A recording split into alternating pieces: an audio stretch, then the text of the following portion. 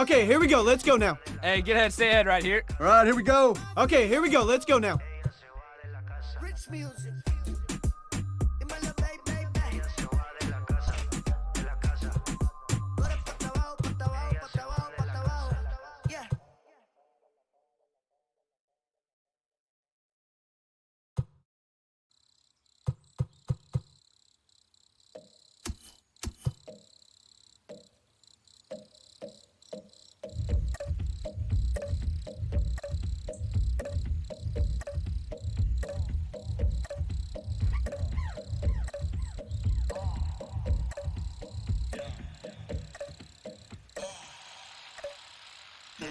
Hip-hop ain't really this for me. Little bell for the homies. Got a little green ball to beam for the foul. He took more shots after phase than Calby. After dark, you go crazy. Police ain't scary. You ain't bred for this. I'm still in the hood. They make bread and dip. I'm not jumping ship. I might you, but you got enough for Vince. Feeling like Snoop with the Source Awards. Feeling like you wasn't born for war. Cause when I come around, you be head to the ground. Crack 'em up. They smell like the man running sound. Lucas mode. When I am, I heard the Lucas toe. Long Beach like Crazy Joe or Mayhem. When we get new wheels from House the Caveman. Little bit of this, little bit of that. Little bit of this, little bit of that. Little bit of this, little bit of that. Might dump or flip where the is at. Might f*** where the women at. Baby, bass in my Similac. Been crazy, come where you living at. Kick down the door, get down and get gone. I ain't come here for the chitter chat. But I'm far removed from that gangster shit. It don't make much sense, rather make me rich. Don't be playing with my money, it'll make me flip. And in the last couple lines, I'ma contradict. And for the last time, I ain't no conscious. I like big, fast whips, anxious. Mansions and white, Mike Jackson. So stop acting like I'm an activist. No, this ain't happen on accident. They giving man to the Africans. It'll never be another one after Vince. So just pay your mission and pay attention. Little bit of this, little bit of that. Little bit of this, little bit of that. Little bit of this, little bit of that. Might dump or flip where the is at. Might f*** where the women at.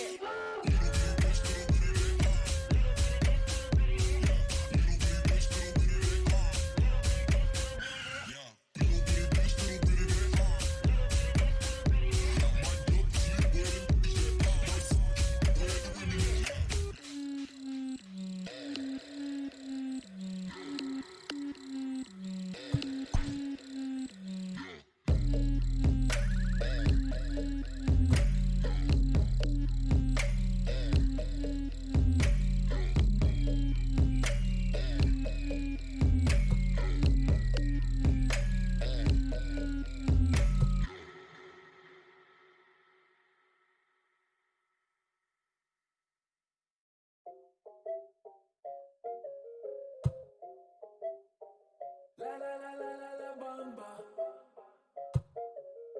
Squad made the beat. La la la la la la bomba. Say that. Yeah. What you gon' do for the bag? Yeah. Spin it like in my last. Yeah. Spin it, make it all bad. La la la la la la bomba. Shout it bad. Yeah. All the cash up for grabs. Yeah. There's no cap.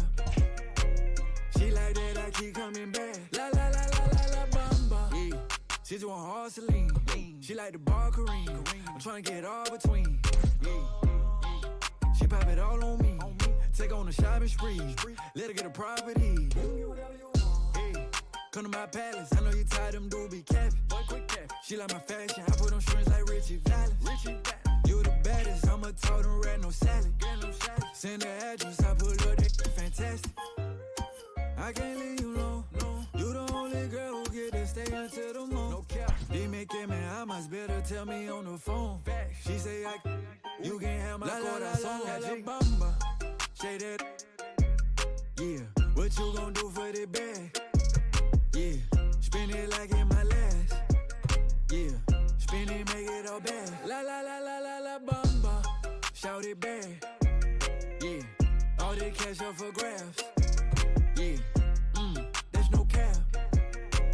She like that, I keep coming back. La la la la la la bomba. Shout it, you the bomb. We go shopping in Milan. Backseat of that phone, bad in LA like LeBron. I got as much much in her little bum. She say, yo te amo, she just wanted Louis Vuitton. Came for me in a fair lane. Keep you know you need to grab a napkin.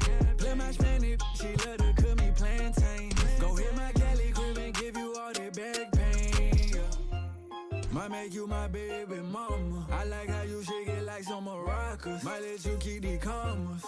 Para bailar la bamba. All that she get it all from her mama. La la la la la la bamba.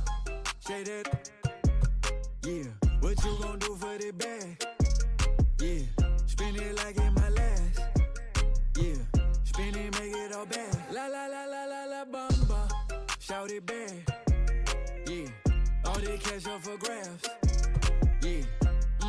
There's no cap. She like that, I keep coming back. La la la la la la bamba. La la la la la la bamba. La la la la la la bamba.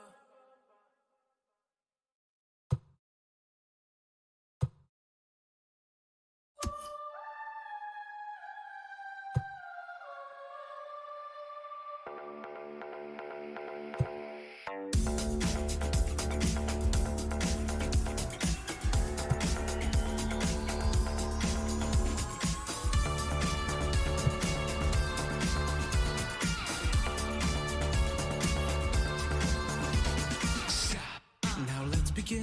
You're in too deep to go back again. Cash is pay to play. You want more hits than lemonade. No, you don't own me. You don't even know me. This vagabond with a two-pop path to the great beyond.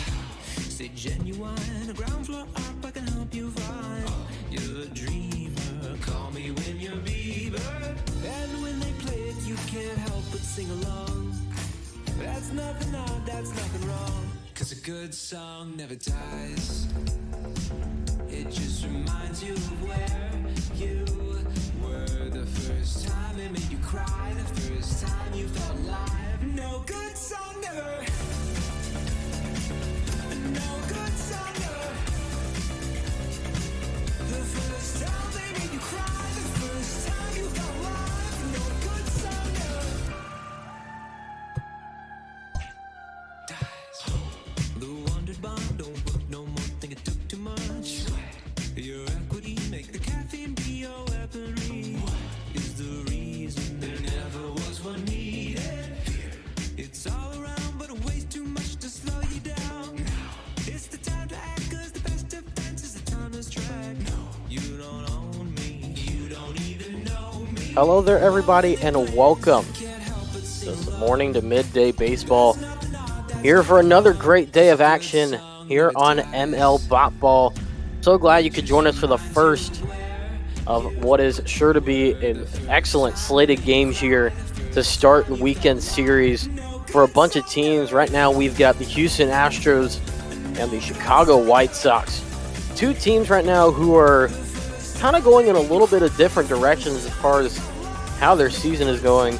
I'm joined by Roman Trier, who is joining us on ML Bot Ball for the first time ever. So first off, Roman, welcome to the ML Bot Ball squad, but also kind of taking a look at today's game. I mean, honestly, it's really for the Astros, just, they've got to find a way to turn their season around. Yeah, definitely.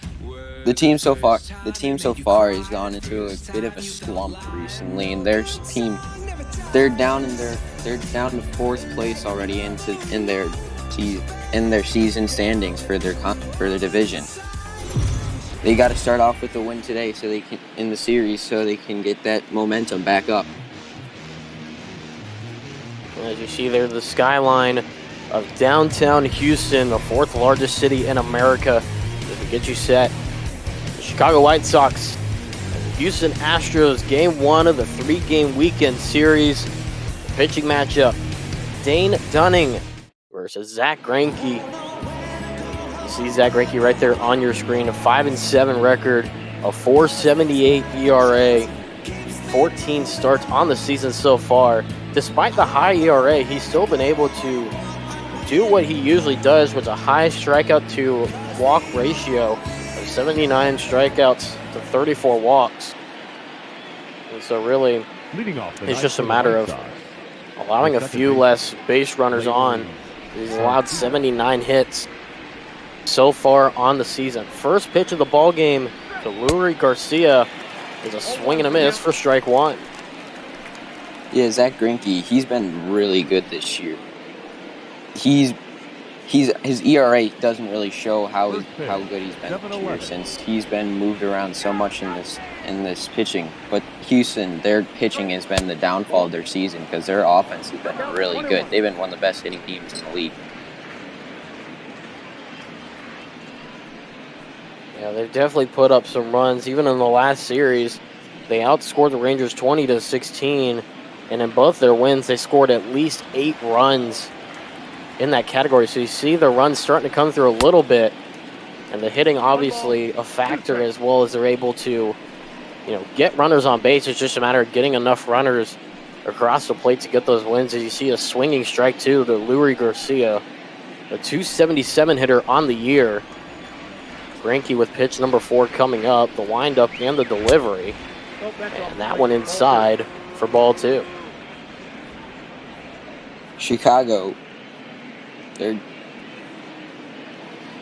dealing with a really good team so far. They've just been clicking really.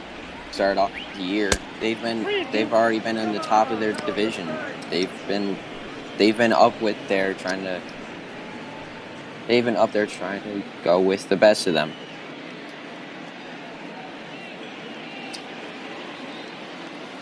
I mean, like you said, they've had a really good start to the year. 44-25, good for 3rd in the American League Central. And that is good right there for a walk. Try to get him to chase to Greinke. Garcia was not going to go after it, though. And so there's a walk to start the ball game for the White Sox. And now Tim Anderson will head to the plate with a runner on first and nobody out here to start the ball game. Tim Anderson's been having a really good year so far. He's got a nice hitting streak going, and also he's got the average and the OPS to show how good he's been doing so far to start off the year. There's the ball into right field. Ranging underneath it and making the catch is Reddick. And there's the first out of the ball game. Runner stays at first and Garcia. Batting third, the third baseman, Yohan Moncada. Next up, Yohan Moncada. Yohan Moncada, .296 hitter on the season with 1 out. A runner on first. Here at the top of the first inning as the first pitch is in there for strike 1.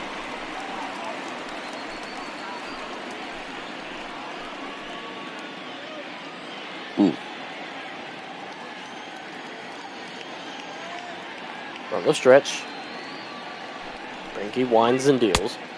That one outside, trying to get him to chase. Make it a 1-1 count. Greinke's being a little bit wild so far to start off the game.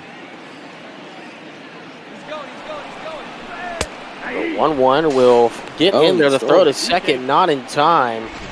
So there's a stolen base for the White Sox, and now a runner in scoring position. That's the speed of Garcia for you. He can seal a bag or two if you need him to.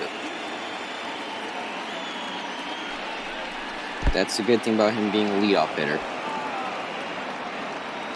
That one in the dirt for ball 2. Doesn't get past Stubbs enough to warrant a shot at third base for Garcia. We'll get to the defensive lineup here in just a little bit, as that one is high for ball 3. And Greinke could already walk a second guy to start off the game.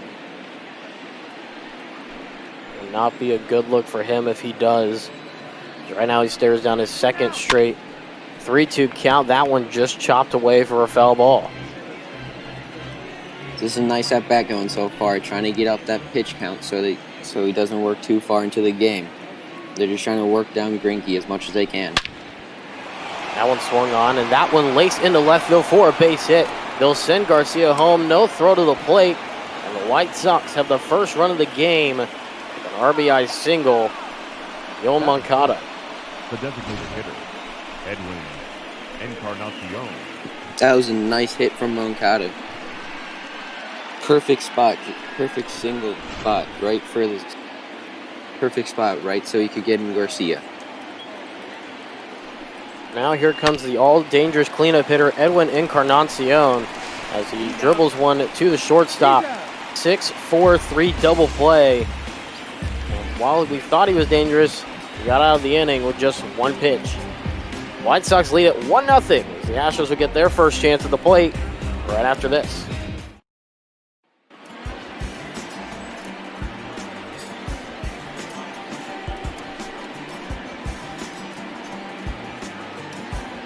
Dane Dunning only making his second appearance now in the major leagues, and what do you have on him, Roman? I mean, it's his second appearance. He hasn't really done much in the major leagues, but so far he really hasn't been used too much by Chicago. Can't really say too much about him, but he looks like he's going to be a solid talent for him so far this year. Comes in with a 4.50 ERA, 3 strikeouts in his first major league start, no walks given up, 4 innings pitched, gave up 2 earned runs, 7 hits. In his first start of his career as Altuve. Watch one go by, 4 strike 1 to begin the bottom of the first inning. And here comes that monster lineup of Houston. They've got everyone on their team pretty much hitting on all cylinders except for their pitchers. That one, a fly ball to center field, just barely ranging to his left as Robert makes the catch. We're out number 1.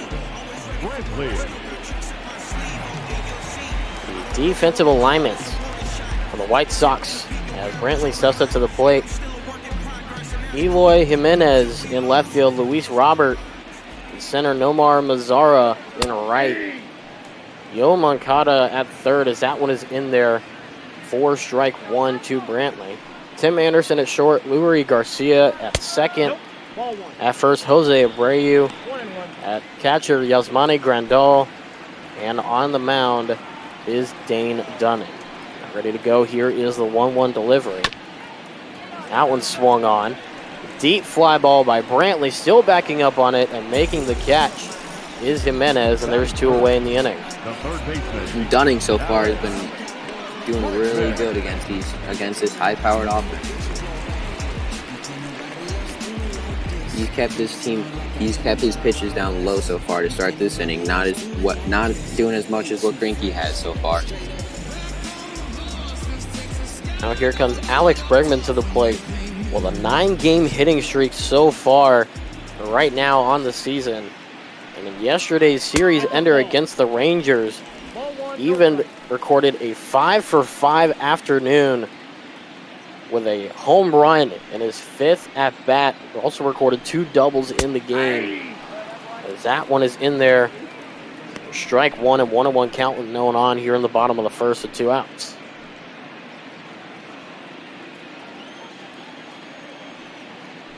Dunning winds and delivers. That one a big swing and a miss. Got him to chase on that one. It's a 1-2 count.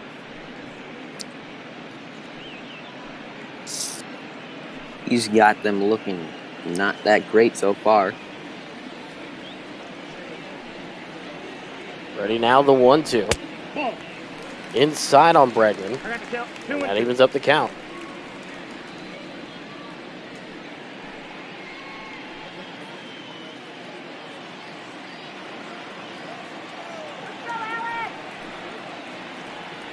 Here we go once again, the pitch. That one swung on. Fly ball to left field, still carrying. And that one is out of here. Home run for Alex Bregman. He continues his impressive streak so far. Now 10 games in a row with the hit. And has tied up the ball game here in the bottom of the first inning. That is a great way to tie up the game. That's a great way to get your team going, show off that momentum. Try and get that spark for your team.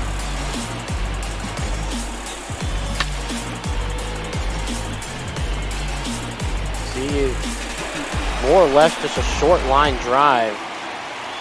Either way, the Astros have now tied it up. Jordan Alvarez heads to the plate. It's the scariest 1-2 punch you can have in the league. Alvarez coming on as a rookie last year. putting up some impressive numbers as he sees that one go by. 4 strike 1. Of course, a 355 average. Got a home run in each of the 3 games against the Texas Rangers in this past series. Alex Bregman, who you just saw get a home run, he had 2 home runs in that series for the Astros as well. So both of these, like you said, a dangerous 1-2 punch. They combined for 5 home runs against the Rangers. Yeah.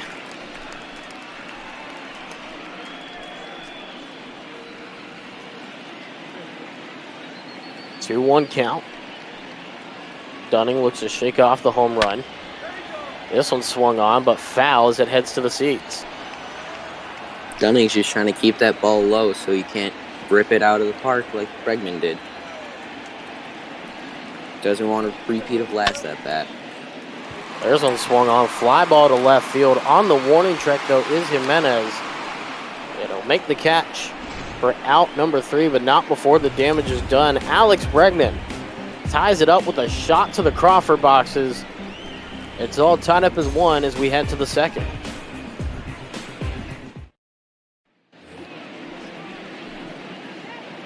Leading off for the White Sox. Jimenez will head to the plate to get things started here in the top of the second inning.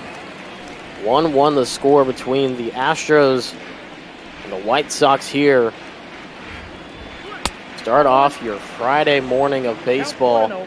You see the shift in effect right now with Altuve playing behind second base, on the left side of the infield. The 1-0 pitch is swung on and fouled. We'll make it a 1-1 count. Greinke's still trying to deal with what he did last inning. Not trying to walk anyone or give up any runs. Swung on and fouled away as well. Looked inside on Jimenez, but he swung anyway, and it's a 1-2 count.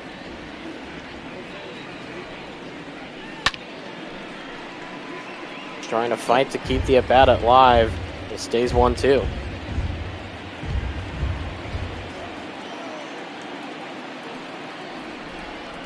Once again, the 1-2 outside. Evens up the count at 2 apiece. Trying to fight with Greinke to keep his numbers up, keep his pitch count up, get him out of the game faster. Outside 4-3.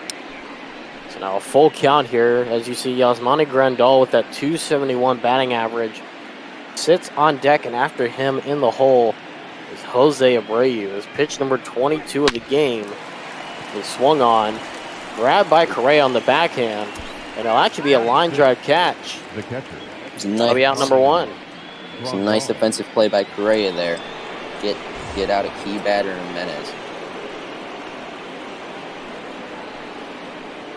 Grandal will head to the plate now. As you see, the last 5 games, he's struggled really for the most part. 4 for 19 for that .211 batting average, which has obviously brought his average down to .271.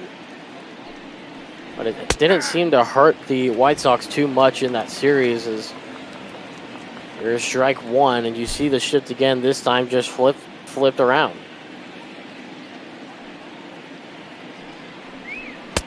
The 0-1 outside. 1-1 the count.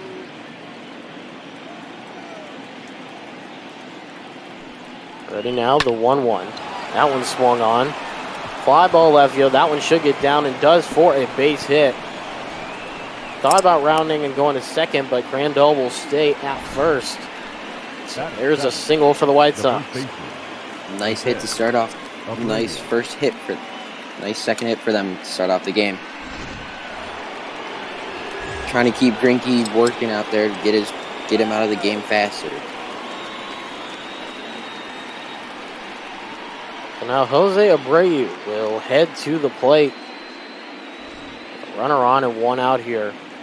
And you saw the low average against right-handed hitters down into the 220s as that one is outside 4-1. Been having a real problem this year against righties. He's had the same home run output, but not the same hit output. Hasn't been getting it done. Low and in the zone, 4 strike 1.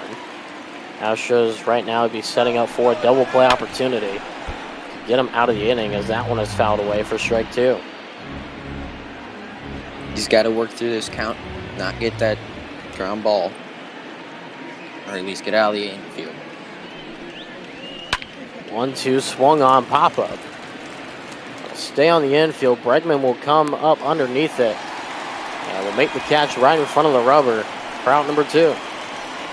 Batting it, the right fielder, number 30. That was a bad one right there. Mazzara. He was in a really good situation to get a nice hit there. Didn't end up happening. Nomar Mazzara, number 8 hitter in the lineup, will step up to the plate with a runner on and 2 outs here in the top of the 2nd inning. He's got an advantage here, doing way better on the road than he is at home.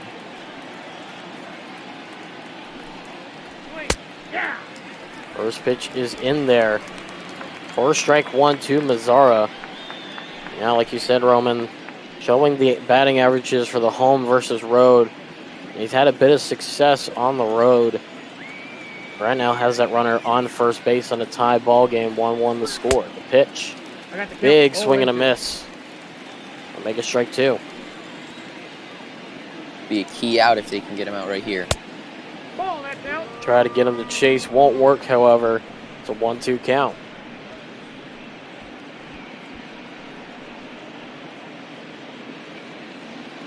I think he's already into 30 pitches just to end the second. That one high for ball 2.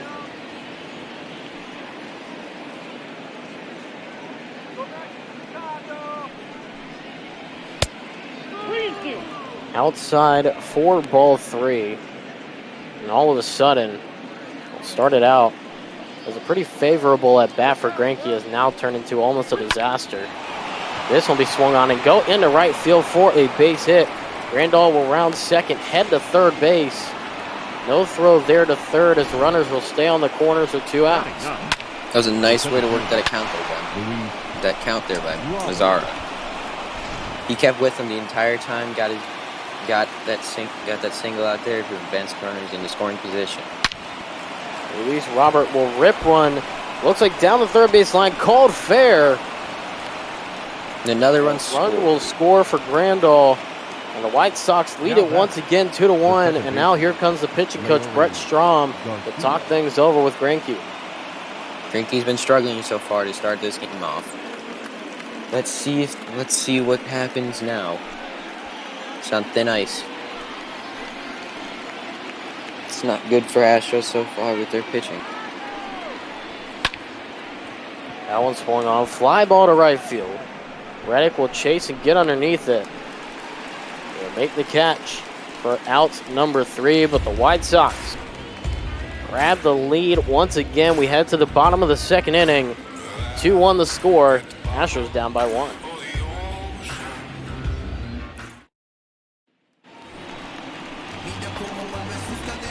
Leading up for the Astros, See Carlos Correa heading to the plate. Get things started here in the bottom of the 2nd inning. Correa followed by Gurriel and then Springer. The 3 due up here for the Houston Astros. In this bottom of the 2nd inning as the first pitch of Dane Dunning will be swung on. A fly ball to center field. Ranging underneath it and making the catch, Luis Robert, out number 1. And Dunning's just been having great momentum going so far, keeping the pitch count low and working to get the Astros out really easily. He's been getting the fast out there, like you've mentioned, has worked it to his advantage. As Gurriel will swing on the first pitch, a miss. Pitch outside for strike 1. That one swung on and hit down the third base line. Ranging backhand, the throw in time by Yo Moncada. What a great throw there as he ranges the opposite direction and throws on unbalanced and jumps in the air. I'll tell you what, that's got to be, probably is going to be one of the best plays of the day. Yeah, probably.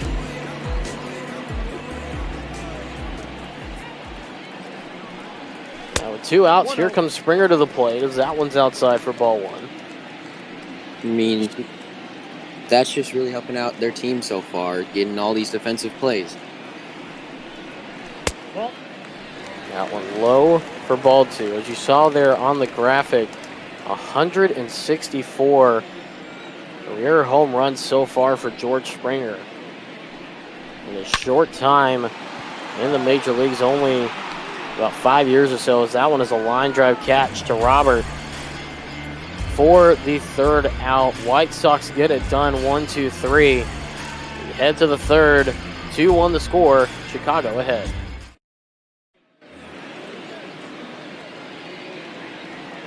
Leading off for the White Sox, the Tim shortstop, Anderson Tim head to the plate, 0 for 1 in the game today.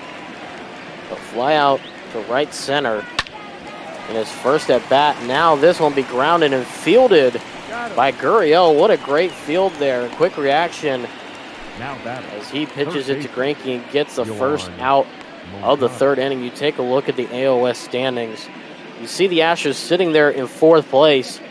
They were able to get the win totals up but not pick up any ground on the 3rd place Texas Rangers in that 3-game series. And I got to tell you what, that's got to be real disheartening for the Houston Astros. Yeah, definitely, especially in the division that they're in. It's really tough considering how all the teams are right with each other. That one is a fly ball that still carries and is gone by Moncada.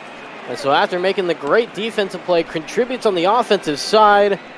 And it just seems to get worse and worse for Greinke, as that is now a 3-1 lead for the White Sox. And that is the opposite of what he wanted. He started off the inning good, and then he just screwed it up there. Now the Astros got to think of if they want to keep him in there for a lot long. They got to think of how long they want to keep him in there, because he's already at a high pitch count and letting up all these runs. Now batting, the designated hitter, Edwin Encarnacion. Nope, that's inside. Now the first pitch to Encarnacion is outside for ball 1. 0 for 1 in the game with a ground out in his first at-bat. He's hoping not to replicate that again. The 1-0 swung on, and that will rip down the first base line fair and go all the way to the wall. Encarnacion will head to second. Have a stand-up double. Hit it right into that small gap that he had in first, right by the first base bag. Jimenez. White Sox and Astros so far are some of the best teams that are hitting. You can see it right now and seeing they're both in the top 2 in doubles leaders for the AL so far.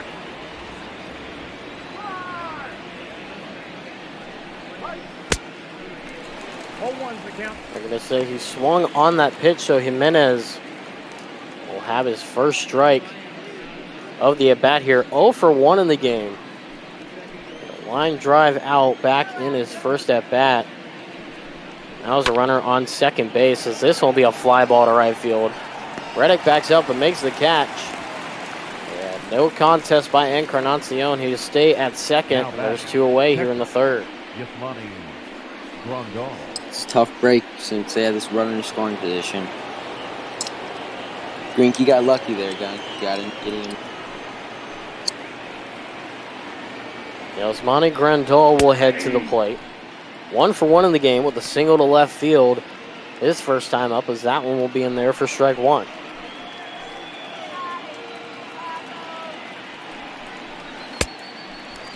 Big swing and a miss. Quickly makes it 0-2. I think he's just trying to get out of this inning, not giving up any more runs than he already has.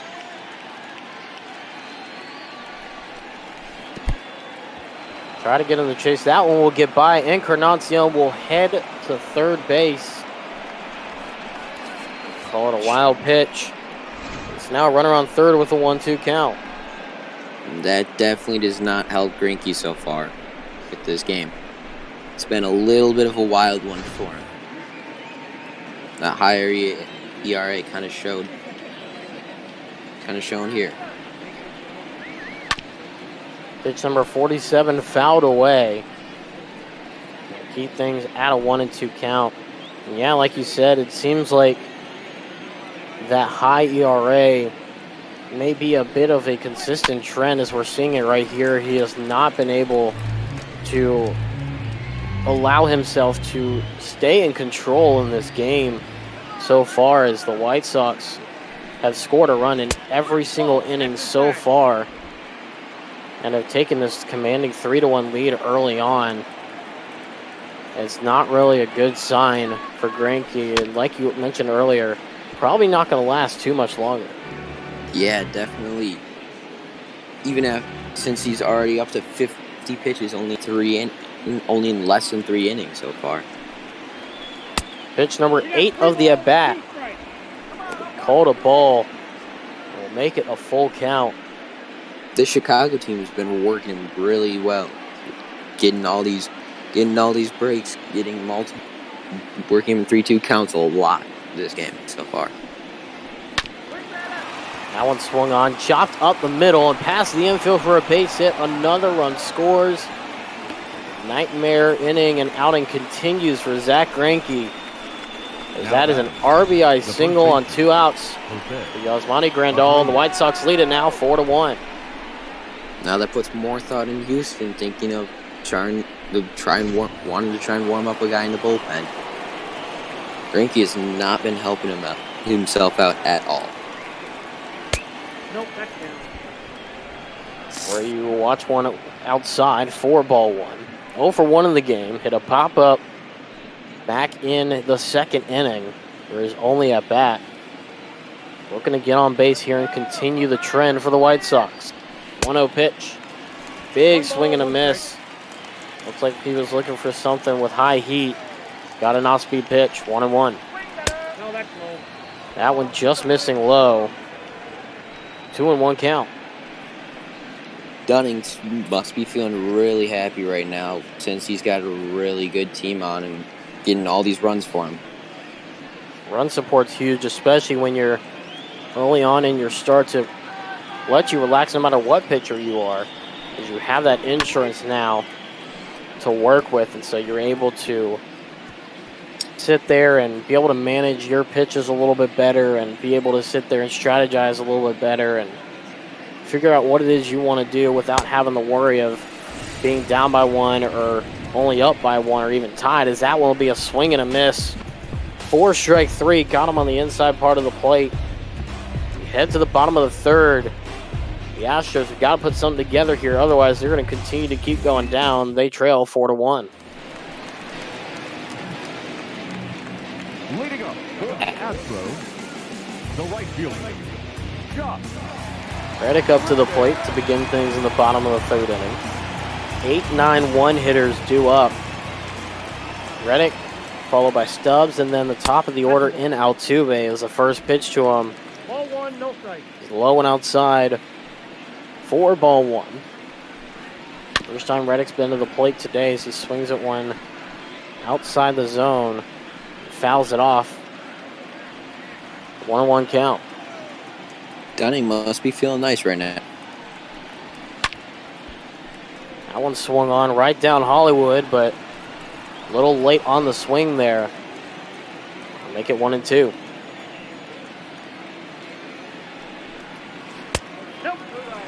That one inside on Reddick. Evens up the count now at 2 apiece. Getting a little wild, but he's still got all that run support, especially against such a good team as the Astros, hitting-wise. 2-2 pitch, swung on, fouled away.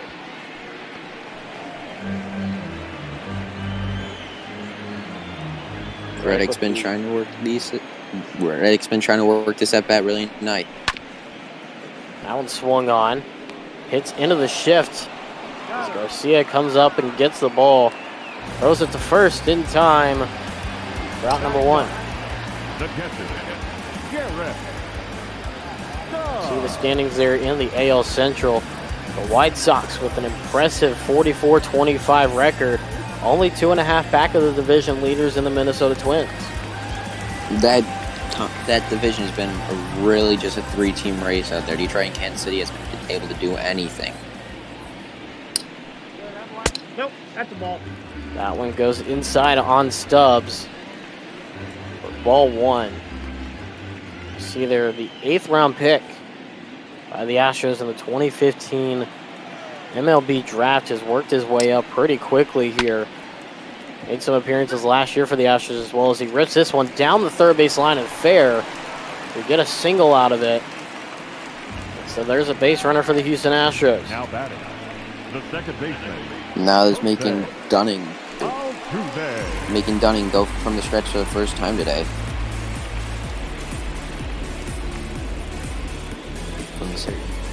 Here comes the top of the order now in Jose Altuve. 0 for 1 in the game. He flew out to center field. His first time up. Start the game. Right now he's got a runner on first and 1 out here in the bottom of the 3rd. White Sox lead it 4-1 as the first pitch runs inside and high for ball 1.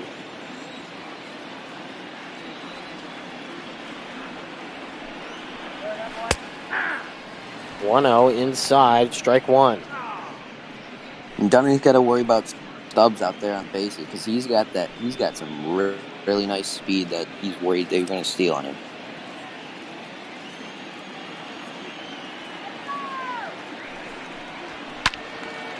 One swung on but fouled on the third base side. Makes it a 1-2 count. It's been a nice job working this count so far. Ball. Down. That one low, outside the zone for ball 2. Houston's trying to take some of Chicago's antics. That one swung on and ripped down the first base line, but caught. That'll be out number 2. A good play there by Abreu as he ran up to make the catch. That's really helping out Dunning right now. He has been working too hard, but to just get embraced wherever he can. That defense has been really stellar so far today. See their orbit trying to pump up the crowd as Michael Brantley heads to the plate. A fly out to left center. His only result so far in this ball game. As that one is in there for strike 1. Throw back to first, not in time. Stubbs will stay at first.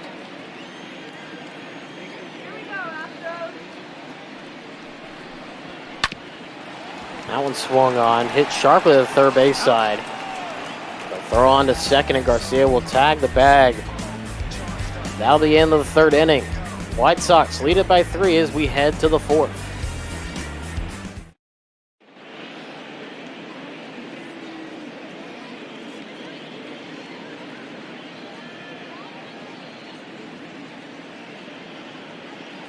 Jordan Smith here alongside me, Roman Trier, and as you see on your screen, Heidi Watney down on the field for our coverage here on ML Bot Ball.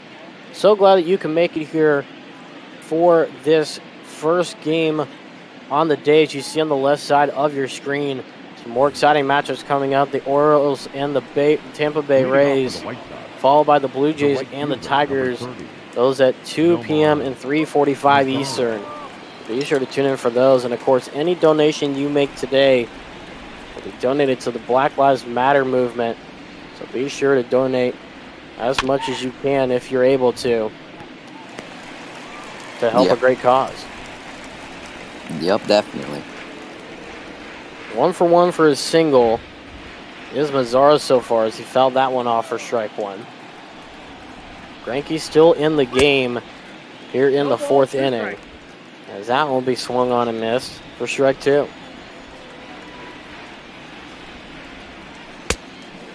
A big swing and a miss. That is a confidence booster if you're Zach Greinke. It's only his 2nd strikeout of the game. The center fielder. That's a really nice way to start off for what happened last half. He's really hoping to get more stuff like that so he can go longer into this game. First pitch to Robert is inside for strike 1. 1 for 1 in the game. A single down the third base line into left field. What happened the last time he was up to the plate? That one just missing the zone for ball 1. Chicago's been doing really good so far hitting. They just got to keep it up so they can get more runs and get that lead even wider. That one in there for a strike. Watched it go by. 1-2 the count now. I got to count 2 and 2. Inside on Robert. It's at a 2-2 count. Looks like more of the same from Grinke so far. Hasn't really been able to get stuff done. 2-2 swung on and fouled away. First base side, keep it at 2-2. Chicago's been working on him so good this game. Outside, a full count now. And you see there, Lurie Garcia on deck for this one, 276 on the season. That one will be outside for ball 4. And what started off as a pretty good at bat quickly turned into a runner on first. Grinke has not been doing good this game. He's given up a lot of hits and walks so far. Not helping his whip or ERA at all today. Garcia heads to the plate. 0 for 1 in the game. He has gotten on base with a walk, though, as they try to pick off and get him at first base. And there's 2 away in the inning. That's more of that confidence booster that he needs right now. He's having a real good bounce back inning from last inning. So now, all of a sudden, the mood changes here in the top of the 4th inning. The first pitch is fouled away for strike 1. Chicago's just got to shake that off and keep this game going.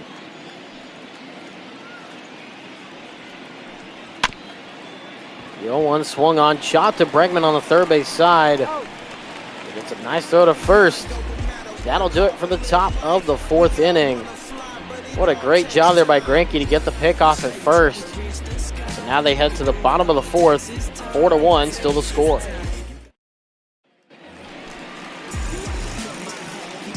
Leading up for the Astros, the third baseman,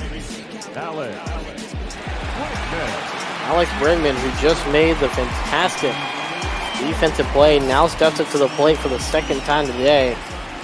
1 for 1 with a shot to the Crawford boxes and left. Last time up to the plate as he fouls one off down the third base side for strike 1. I think he's hoping to try to get that again so he can help his team out with this momentum. He's been the only guy able to do stuff for this team so far. That one fouled away for strike 2. Currently sitting number 1 in the American League in batting average at a .373 batting average. Pretty good mark for this point in the season. Now 68 games into it, as that one is outside for ball 1. He's just been on fire recently.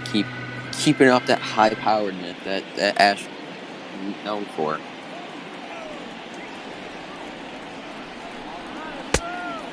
One, 2 is outside.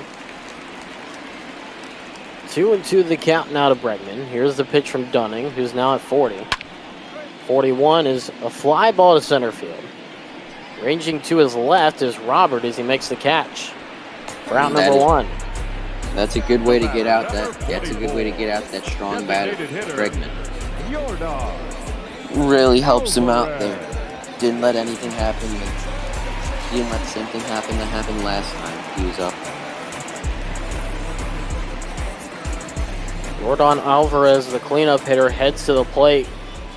Fly out to deep left. Last time up is that one. Just missed outside the zone for ball 1 as you see the shift being implemented there. 3 infielders on the right side. Bounce one, he'll hit to the right side. And a great sliding field by Jose Abreu. He'll pitch it to Dunning for out number 2. And that's more of that stellar defense from Chicago so far this game. They've been having some of the best plays so far, probably some of the best plays of the day, depending on how the rest of it goes.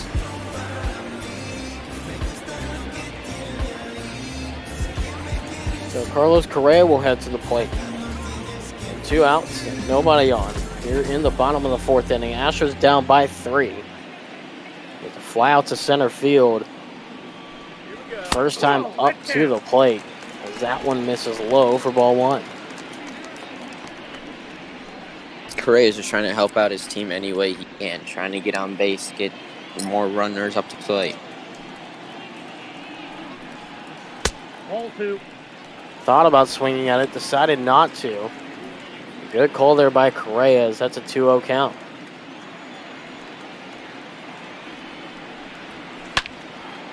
That one swung on, will go into center field. And once again, Robert will make the catch, and that'll do it for the 4th inning. We head to the 5th. White Sox still lead it by 3 with Tim Anderson heading to the plate.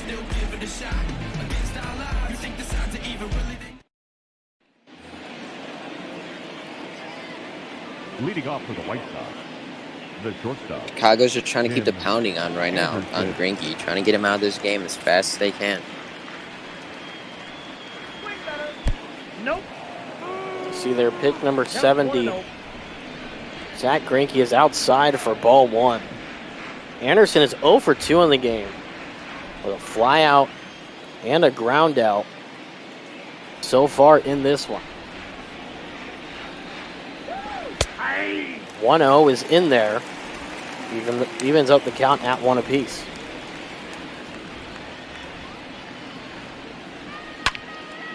That one swung on, hit sharply down the third base side.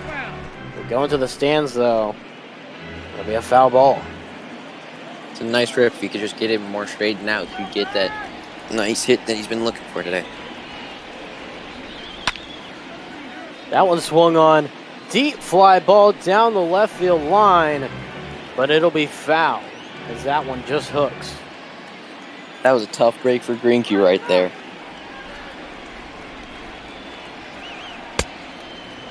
Outside for ball 2. Tim Anderson would definitely love to have that one back. Greinke saying, no thank you, I'll keep only a 3-run deficit.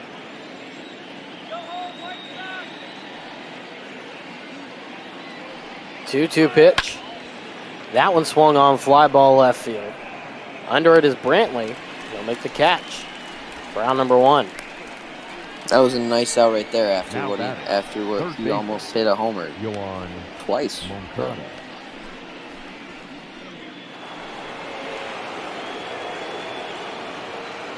Yoan Moncada, the number 3 hitter in the lineup, up to the plate. 2 for 2 in the game with a home run the last time he was up to right field. 0-1. They say he went on that one. Didn't check his swing in enough time. And there is strike 1.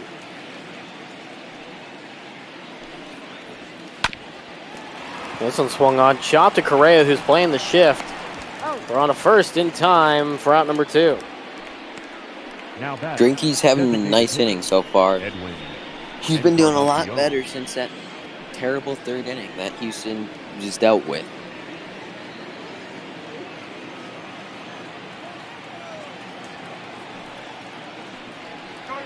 Two outs and nobody on. First swing and a miss. And Edwin Encarnacion makes it 0-1.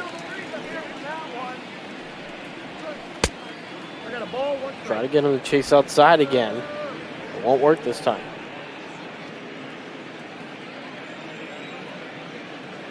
Encarnacion with a double so far in this one. 1 for 2 in the game. That one misses low for ball 2.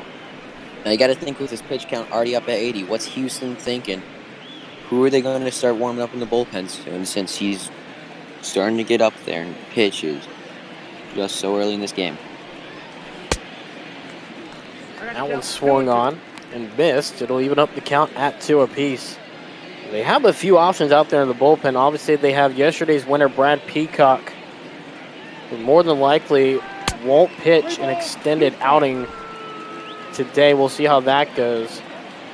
Of course, they have a couple of relievers as well that could go a couple of innings. This one is a grounder. Gurriel throws it to Greinke, and in time for out number 3. So, for the second straight inning, Greinke is able to limit the damage and not allow a run to head to home plate. The Astros head to the bottom of the 5th, still down by 3.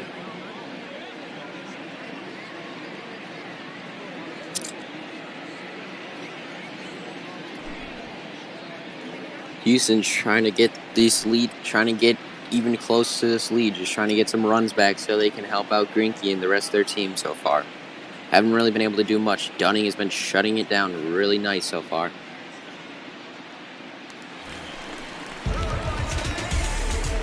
Leading up for the Astros. Now here comes Yuli Gurriel to the plate. Urias.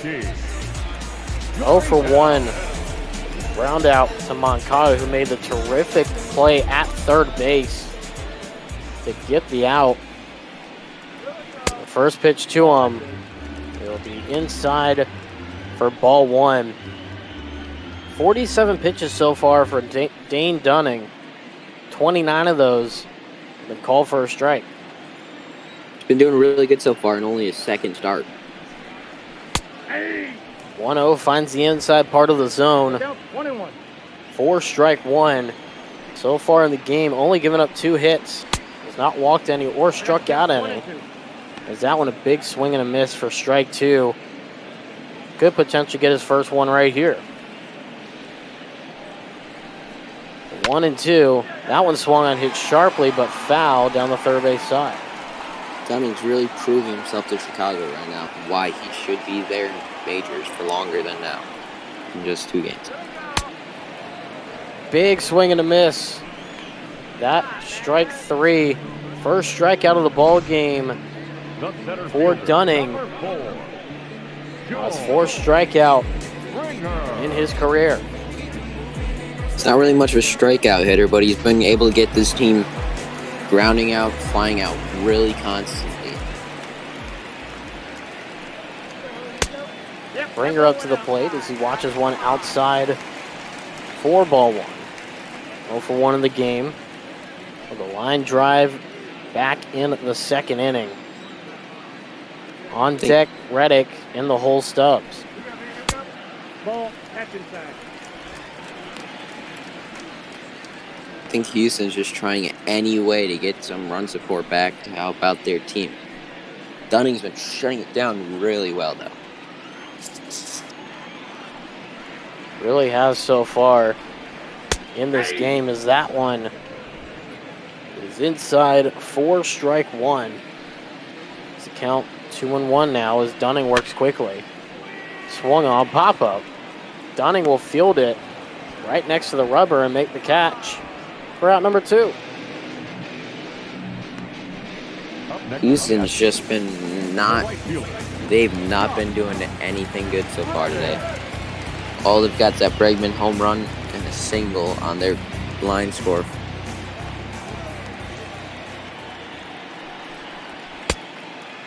Not been a good day so far for the Astros, like you mentioned. As a first pitch to Reddick. Inside for ball 1. 1-0 misses outside. 2-0 count.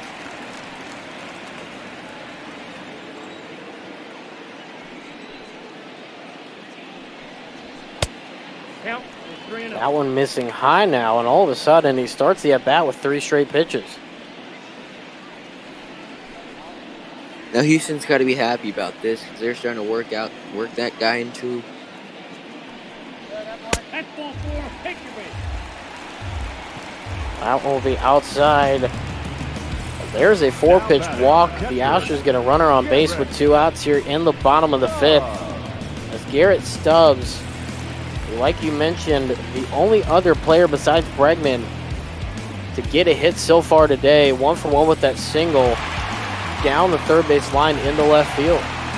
He's got some really nice speed with him too, so he's a scary guy to have on base, especially when he has guys on with him.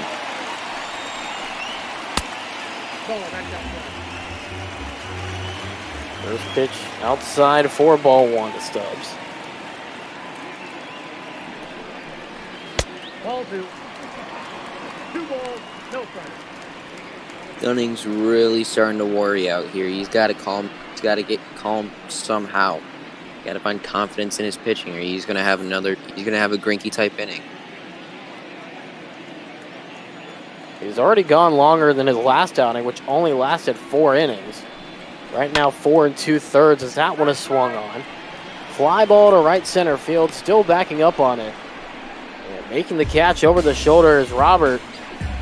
And that will do it for the 5th inning. We head to the 6th. Astros strand another.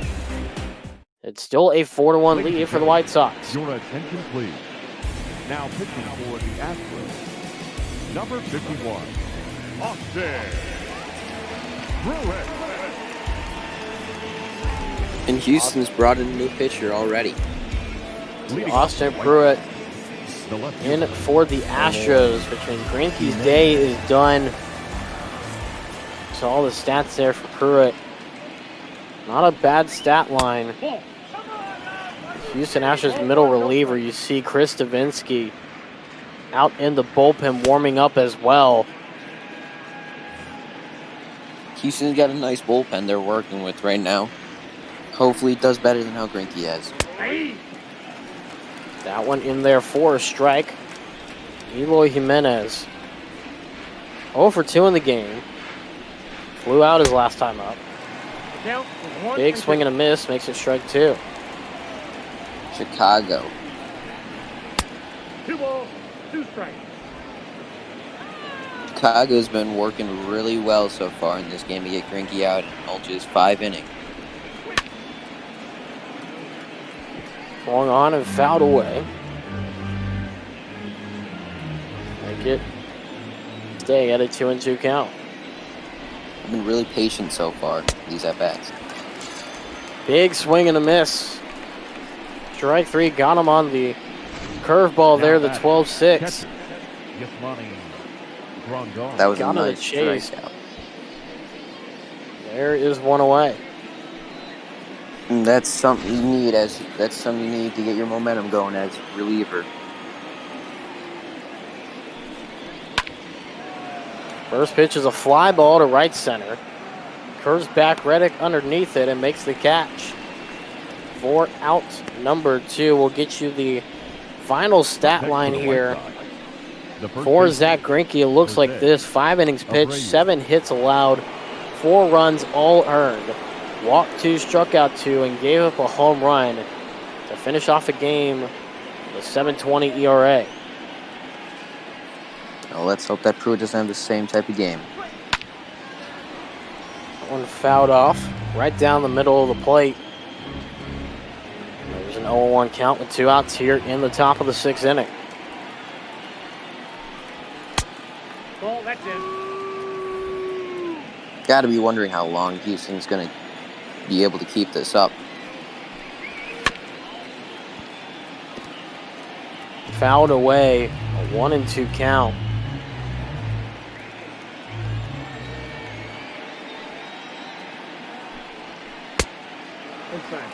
Inside ball. Chicago's been doing really good so far, working all these counts, no matter what the pitcher is.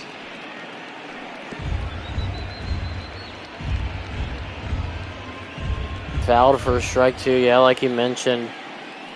They're really working the count, trying to get pitchers to go deep into their pitch counts early on to force the Astros to use more pitchers than they would like. As in yesterday's game, they used 3 relievers. To finish it off, in the game before that, they used 4 relievers. They've used their bullpen quite a lot here in the past couple of days. They're just trying to take advantage. Yeah, and it seems like it's been recent that pretty much all their batters had 3-2 counts. Grounder Stubbs fields it to first in time. That'll do it for the top of the 6th. Nobody on. 1-2-3 inning. Head to the bottom of the 6th inning. 4-1 the score. Now all Houston's trying to do right now is just get Dunny out of the game. The second baseman, Jose Altuve. That's all they really can hope for. Jose Altuve will head to the plate. 0 for 2 in the ball game. Really been trying to find his groove as of late. They batted .300 in the series against the Rangers. But other than that, he's really seemed to struggle in yesterday's game and today's game now as well. I think everyone really has been struggling for Houston today.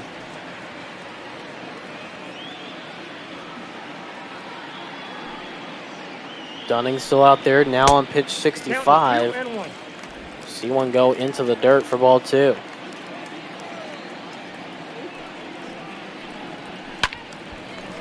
That one swung on and fouled away. A 2-2 count.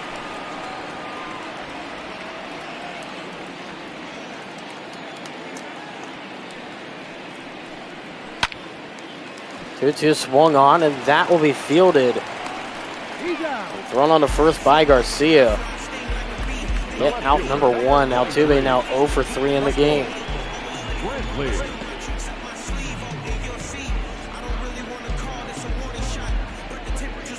And Dunning's just been shutting down this whole Houston line the entire game. Only one really problematic pitch that we really started the game and gave up that home run. Other than that, he's been clearly the better pitcher.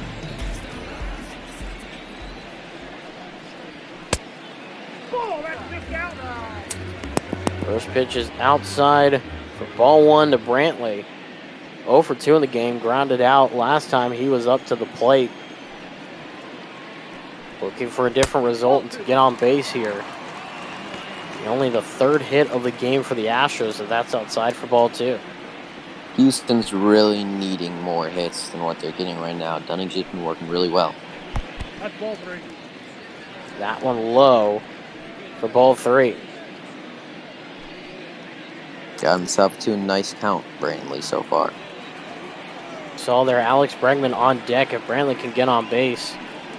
Bregman has a good shot of potentially getting him to at least scoring position as that one goes by for strike 1.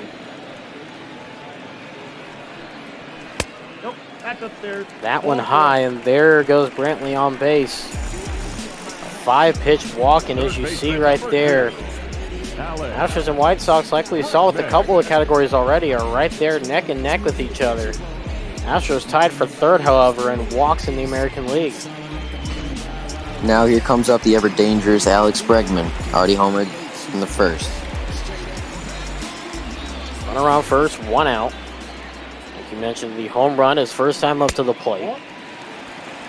That one is low for ball 1. And you see the White Sox bullpen, Jimmy Cordero and Jace Fry, righty and lefty out there in the bullpen for the White Sox.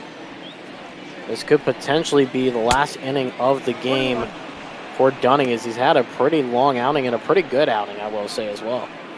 Yeah, he's had a pretty stellar performance, especially in only a 2nd game pitching or starting. And also he's had a really nice team around him to help him out. 2 balls, 1 strike. Low and outside for ball 2. Runner still on first in Brantley. 1 out, bottom of the 6th. White Sox lead by 3. This one swung on and fouled sharply down the 3rd base side. Houston's just got to turn around hitting. They haven't been able to do anything the whole game. 2-2, big swing and a miss. There is out number 2 of the game. The batter, number 44. Tell you what, Designated hitter. even though Dunning may be almost done for the day, he's continued to have that same groove that he had basically when he started the game. Yeah, true. That's a ball. He's showing Chicago that he's a mainstay, that he's going to be a mainstay there. 1-0 to Alvarez, who's 0 for 2 in the game. This one, a deep ball to center field. Still backing up on it, going back. And all of a sudden, it is a 1-run ball game. Alvarez has homered in his 4th straight game. And it's now 4-3. White Sox only lead by 1. Now that is the complete opposite thing that you really wanted. Oh, he's Dunning. Chicago might put a new pitcher right now. I'll tell you what, that center field wall is not deep at all. Before they had Towles Hill, and that was the third deepest center field in all the major leagues. Since they took it out and put the batter's eye there, it's still top 10 deepest outfield center field to home plate in all of the major leagues. That is an absolute moonshot there.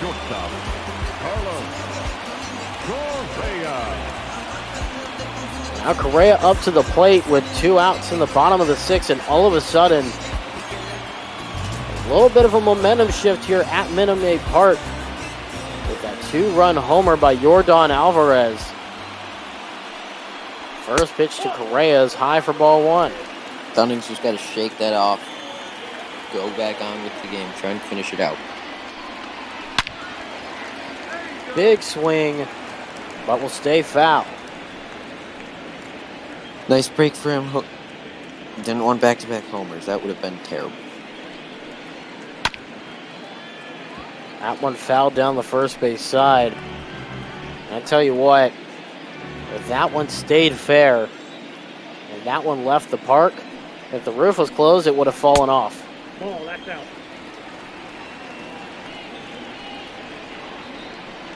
Dunning's gotten a bit lucky so far during the game, but after that at bat, he's just been struggling a little. He's been struggling a little bit. Still been having a really nice game though. Ready now, the 2-2 pitch. Big swing and a miss, and there's a response from Dunning. Gets in a swing and miss to end the inning.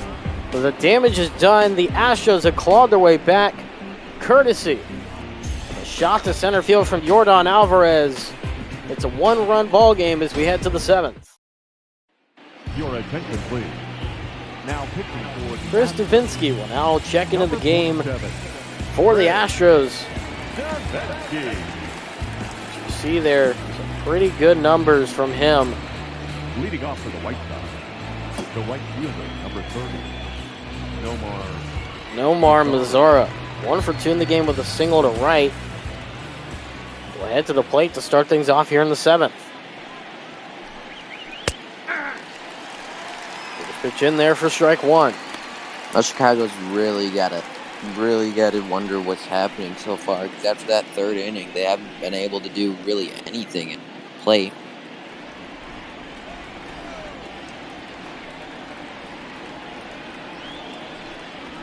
Oh, 1. Inside, ball 1. And this is outside the zone. Evens it up at 1 apiece off the 96-mile-an-hour fastball.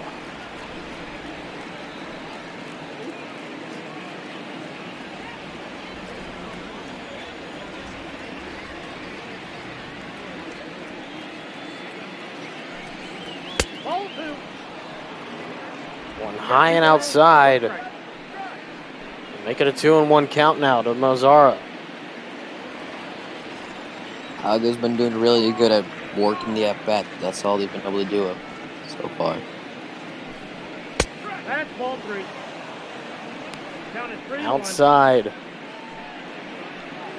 Make it a 3-1 count, not the start you want if you're Chris Davinsky. Definitely not. They're trying to get him out of his groove, out of his momentum. It's working so far. That one in there for strike 2. Now Chicago's just trying to get a guy on base to help out their team, get more runs. Those insurance runs back and forth really did help. 3-2. Swung on it, fouled away.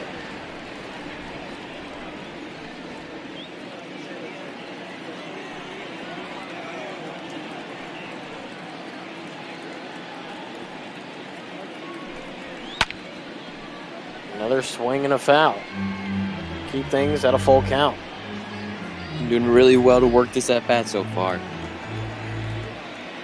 They just got to keep it up to keep these pitchers going for Houston. This one swung on, goes into right field. Backing up on it and not able to make the catch as a leaping Reddick goes off the wall. There is a double. Nomar Mazara. Take a look at the replay here. Just past the outstretched glove of Reddick. There's a runner on second now for the White Sox with no outs. Perfect way to start off the inning for them. They want to start scoring runs fast. Ball. That one outside for ball one. Luis Robert, 1 for 1 in the game, has gotten on base twice, though. He got on base with a walk the last time he was up. 2-0. Second pitch outside now, 2-0 the count with a runner in scoring position. On the stretch, Hugo deals, and that will be foul. This Chicago team has been doing really well so far. They just got to keep it up, keep that lead. The count is 3-1. Low for ball 3.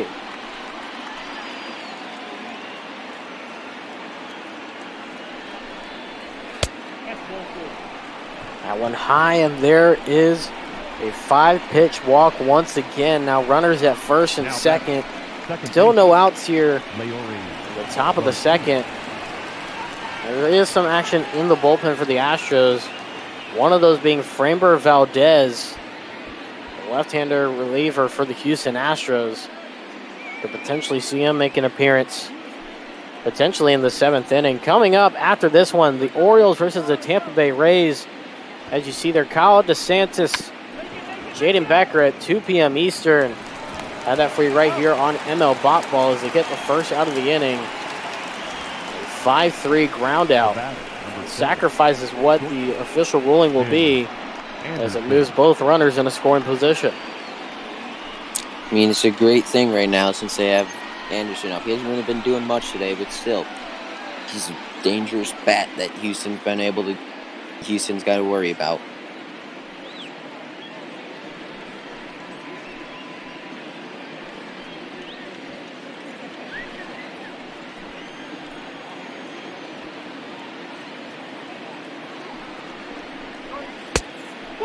First pitch outside for ball 1.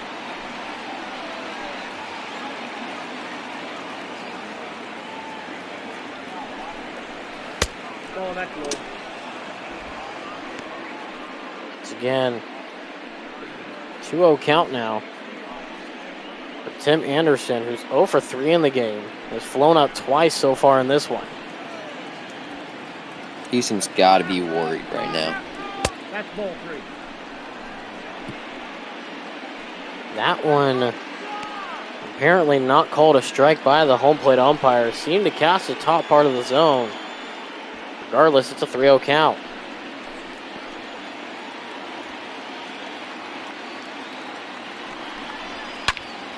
Rio swung on and fouled away, make it a 3-1 count.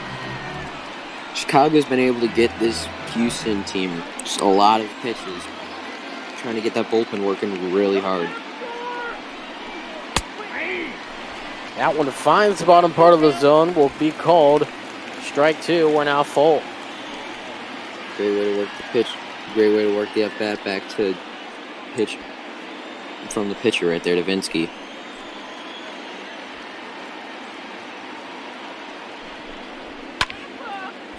This one swung on, will go into right field. Reddick will not get there in time.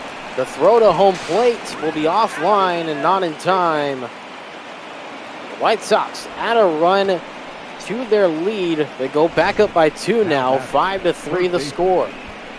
That is what they need. It's the first run they've scored all day since the 3rd inning. They definitely needed some way to spark their momentum, and I think that's definitely started it. RBI single for Tim Anderson. And his first hit on the day. See, they're talking about Moncada's home run to right field. Just next to the bullpen. Houston Astros. What they call the bullpen section. Out there in right field at Minute Maid Park. Off the plate, ball 1. There's that one inside on Moncada for ball 1. Houston made a bad decision taking out Pruitt from last inning because he was doing really well. Vinsky's been struggling. That's ball 2. This is the corner Make it a 2-0 count. Runners on the corners. 1 out, 2-0 count. White Sox back up by 2 now. 5-3 to score in the top of the 7th. Ball 3. And low, ball 3. Nowitzki keeps struggling. He's already given up a run so far and had a bunch of runners in scoring and had a few runners in scoring position already. He has not been doing well to start off this outing. 3-0, big swing and a 3 miss. balls, 1 strike. That'll help his case just a tiny bit here in this at-bat. Makes it 3-1.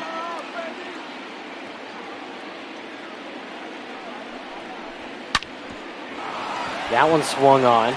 Pass Altuve, that'll score another run.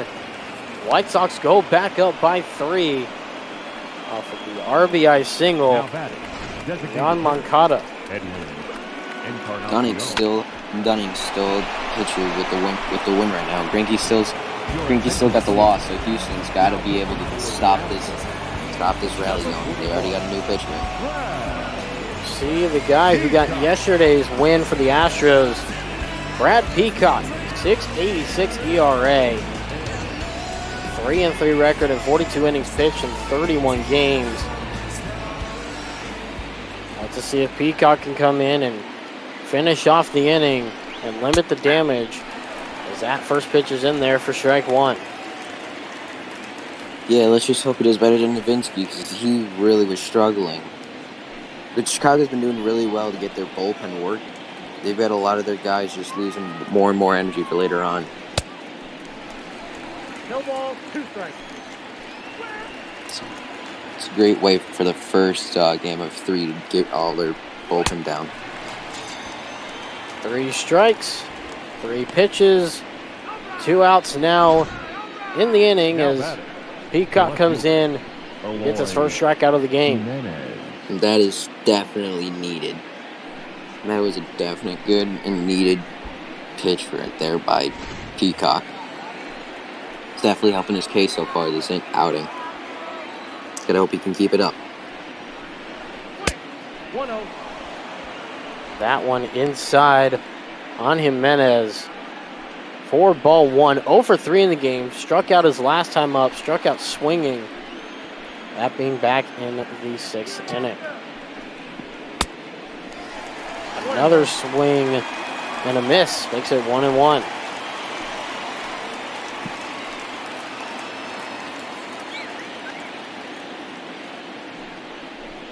One pitch inside on Jimenez.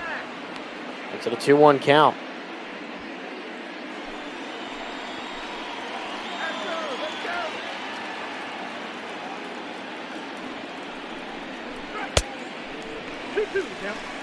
That one a strike as he swings and misses. It's a 2-2 count. This is more than normal. This is more normal from Chicago, working that count.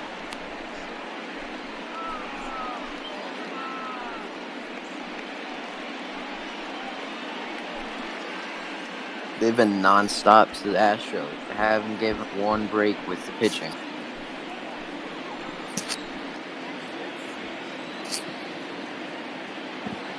Full count pitch. And that will put a man on base and load him up. He just Now misses batting. the zone. The catcher. So all of a sudden, Brad Peacock, as the base is juiced, as Yasmani Grandal heads to the plate with 2 singles in the game. 1 to left and 1 to center. RBI to his name as well. This is definitely not the bat you want to face when you have a base loaded situation. Nope, ball 1. Low for ball 1. You see Anderson at third, Moncada at second, and Jimenez at first at the plate. Grandal, and on deck is Jose Abreu. In there for strike 1. Peacock's really just got to hope that Grandal strikes out or just gets out during this at bat. See if he gets a hit, this game's going to be blown wide open. On the stretch, he deals. In there for strike 2. And Nice Minute Maid Park right now getting on their feet, trying to back up their pitcher and Peacock. They're trying to get him out of a bases loaded situation. Peacock ready, now delivers on the 1-2. Fouled away. Still working the count on Peacock. They're getting everyone up in pitches, no matter who it is and how long they're going to be in for the game. The pitch in there, strike 3 called. Peacock gets him on the outside corner, and that ends the inning on a bases loaded situation. And the crowd energized as they head to the 7th inning stretch. Still down by 3, but an exciting way to end it. Ladies and gentlemen, your attention please. Now pitching for the White Sox. New pitcher Jimmy Cordero. Been doing really good on the year with that low 2.5 ERA, 2.53 ERA. Leading up for the Astros. Hasn't really gotten too many people to hit off him so far. Urias. See what the White Sox are able to do here with Cordero on the mound as he starts from the looks like a 1-0 pitch. He's been doing really well, not letting up hits with his stat lines only showing around a 200 average for righties and lefties against him. We'll get to Dunning's final stat line here after the first out, as that one outside for ball 2. Gurriel 0 for 2 in the game. Struck out swinging his last time up. I'd love to change that here with the new pitcher. There's one, a grounder to the first base side. That'll be the second time he's grounded out today. And 1 out here in the inning. Now Dunning's really gotta hope that Chicago can keep this lead because he's still got the wind going right now, and he's trying to get his first win of the season. It'll also be the first decision of his career and the first win of his major league career. So, like you said, hoping it stays the way it is. As there's a fly ball right center, and the out made on the run by Mazzara. Chicago so far, their defense has been really good, helping out all their pitchers. Dunning's really lucky so far, considering who he had out there to help him. Reddick 0 for 1 in the game. Walked his last time up to the plate. And the first pitch misses the zone for ball 1. Dunning went 6 innings, allowed 3 hits, gave up 3 runs, all earned. Walked 2, struck out 3, and gave up 2 home runs. 1 to Bregman, 1 to Alvarez. Ended the day with a 4.50 ERA. Had the exact same ERA as his last game. Grounder, Reddick. Grounded out, and that will do it for the 7th inning. 1, 2, 3 does come Cordero out of the bullpen. So now we head to the 8th. White Sox still up by 3. Leading off for the White Sox, the first baseman. Houston's just trying not to have the same inning as last one. They just not had much luck so far to their pitching and team so far. Haven't caught many breaks. Peacock back out there for the Stros as that one fouled off high. 4 strike 1. Jordan Smith here alongside me. Roman Trier for this edition. Friday lunchtime baseball here on ML Botball. So glad that you could join us for this matchup. Currently the White Sox lead 6-3 here in this first of 3 games at Minute Maid Park. That one misses outside for ball 1. Just a reminder, coming up after this is the Orioles and the Tampa Bay Rays, 2 p.m. Eastern. Kyle DeSantis, Jaden Becker on the call for you here on ML Botball. As that is a swing and a miss. Strike 3. There's 1 out here in the inning. The right fielder, number 30, Nomar Mazzara. There's your stat lines for your pitchers so far. Dunning had much better day than Greinke, even though he only pitched 1 more inning. He just could not catch a break the entire time. Neither could the rest of the Astros either during this game. Chicago's just had a commanding lead the entire.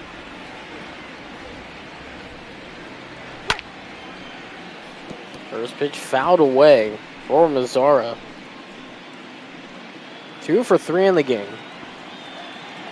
Has singled and doubled so far in this one, as that is a big swing and a miss for strike 2. Got on with the knuckle curve. The 0-2 pitch. 1 ball. 2 Inside. It's 1-2. Peacock's been doing a lot better this inning, not getting those guys screwed up. Swung on, chopped in front of home plate. Stubbs throws the first. In time for the second out of the inning. Peacock's been doing a lot better this inning, or at least since the situation that he had didn't involve already runners in scoring position.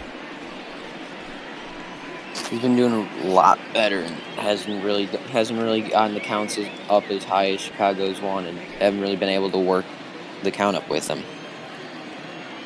Luis Robert now at the plate. Watches the first one go by.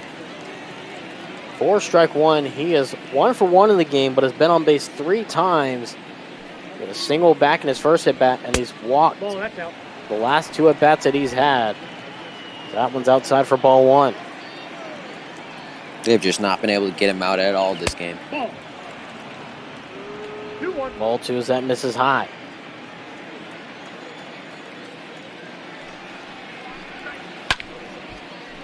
That one fouled away. We'll even up the count at 2 apiece. Peacock with the payoff pitch coming up. Wind up in the delivery. Low, try to get him to chase, won't work. It's a full count.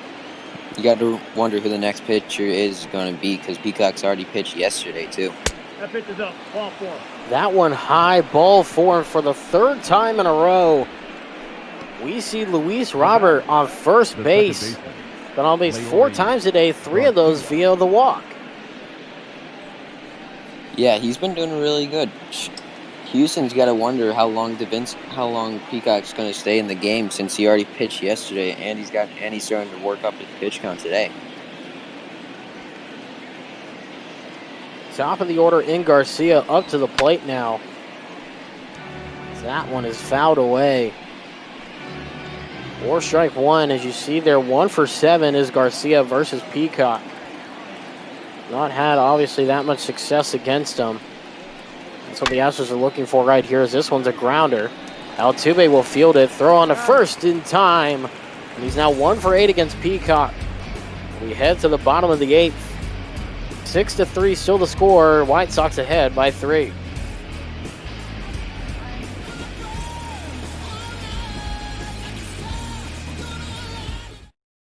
Your attention, please. Now pitching for the White Sox, number 39, Aaron Bummer.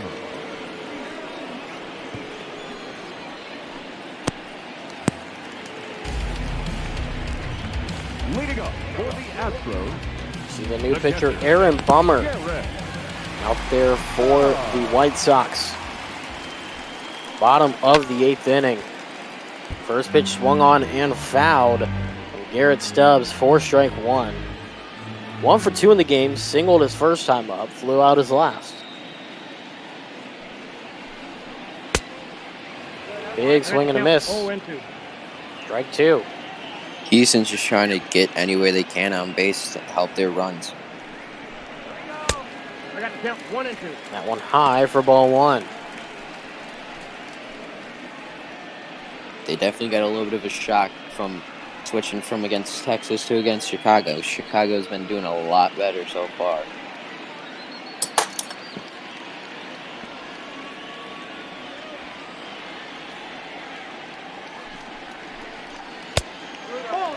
That one outside will even up the count at 2 apiece.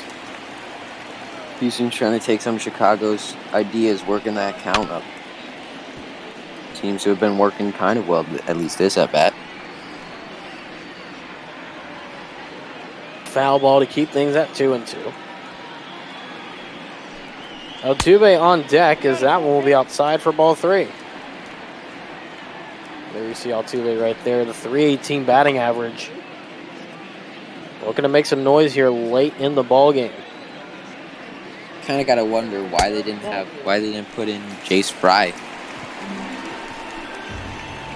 Yeah, you do have to kind of wonder that one. Second baseman, Jose We've seen Altuve. the Astros especially with some interesting choices in their bullpen in the last series against the Rangers. Yep, I got And it. that one hits Altuve. All of a sudden now, no outs here in the bottom of the 8th, and now 2 runners on. And now all of a sudden the tying run is at the plate in Michael Brantley with Alex Bregman and Jordan Alvarez due up after that. Chicago's really regretting their decision right now, putting Bummer over Fry. Count 1-0. That one low and outside for ball 1. 0 for 2 with a walk is Brantley so far in the game. Right now he's a runner in scoring position and Stubbs at second. And he has Altuve at first, who just got hit by the pitch. That one inside for ball 2. Bummer's just trying to get his first out of the center.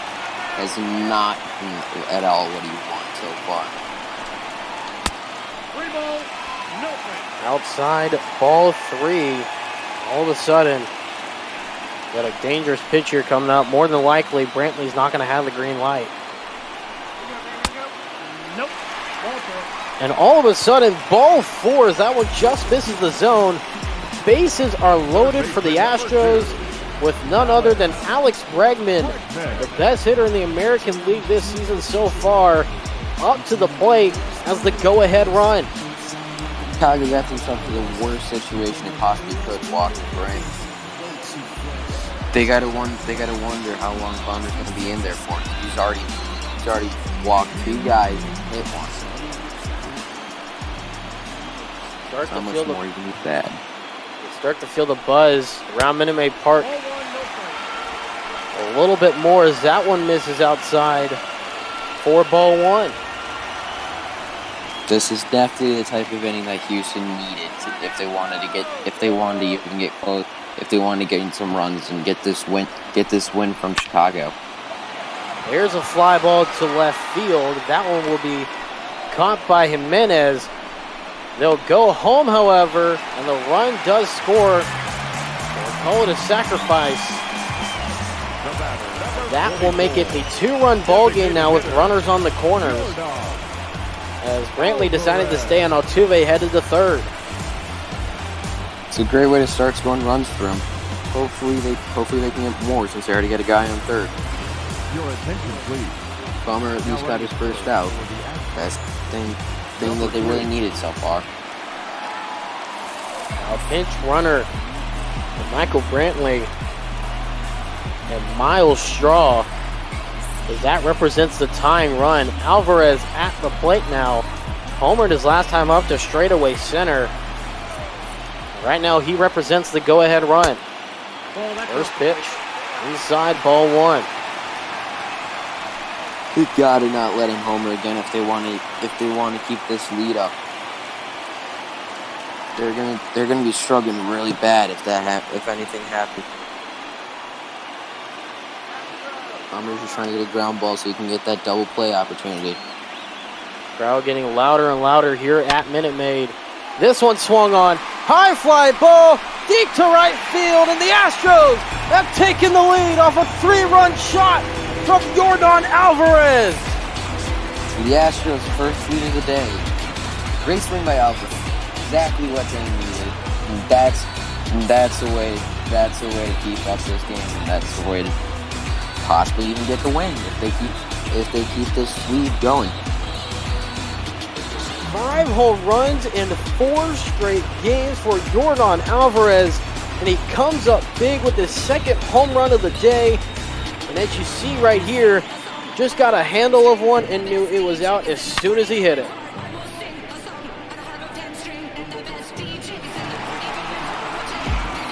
Now Chicago's got to be wondering why they put in Bummer, because he just screwed up that whole game for him.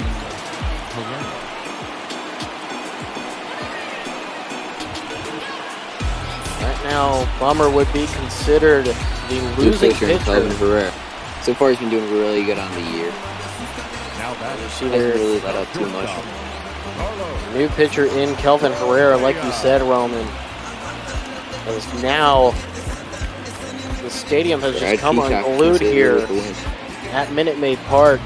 The crowd getting into it now as all of a sudden they have the lead for the first time today. Thanks to that 3-run shot to right field. Jordan Alvarez as Correa watches one go by for strike one.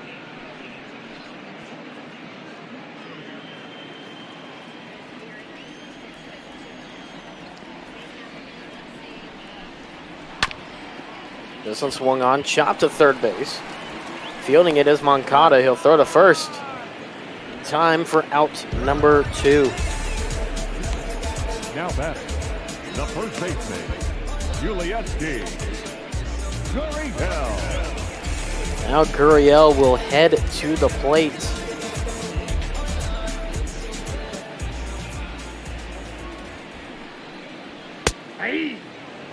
First pitch. In there for strike one, you see the lefty in Fry, and the righty in Marshall in the pen for the Sox. In case they have to come in here, either in this inning or if they're able to get a run, potentially in the bottom of the 9th.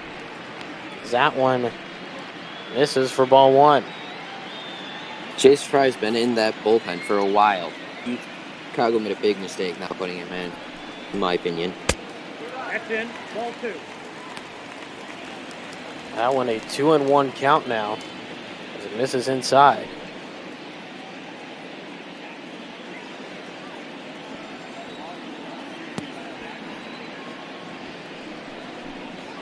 Ball 3. Outside ball 3 as that one missed severely. Tried to get him to chase. Sweeping ball, but not able to get it. Saw on deck is George Springer. Big swing and a miss. Makes the count full now. Chicago's just hoping that Herrera can get out of this inning and stop the bleeding. That one swung on, and the bleeding will continue as Gurriel will send one out of here to now make it a 2-run lead for the Houston Astros. A 362-foot moonshot to the left center wall. And the Astros are piling it on here now with 5 runs here in the 8th inning.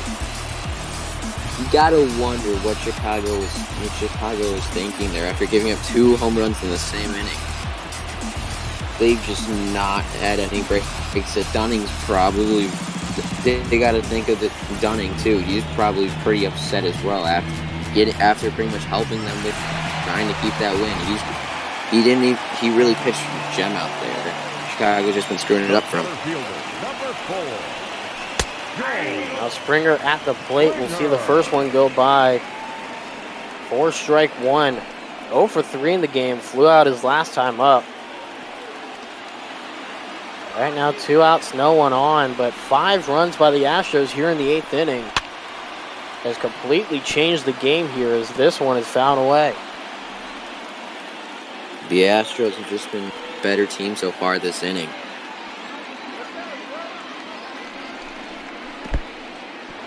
That one a drop third strike, the throw on to first. Gets Springer out, so he will be 0 for 4 on the day.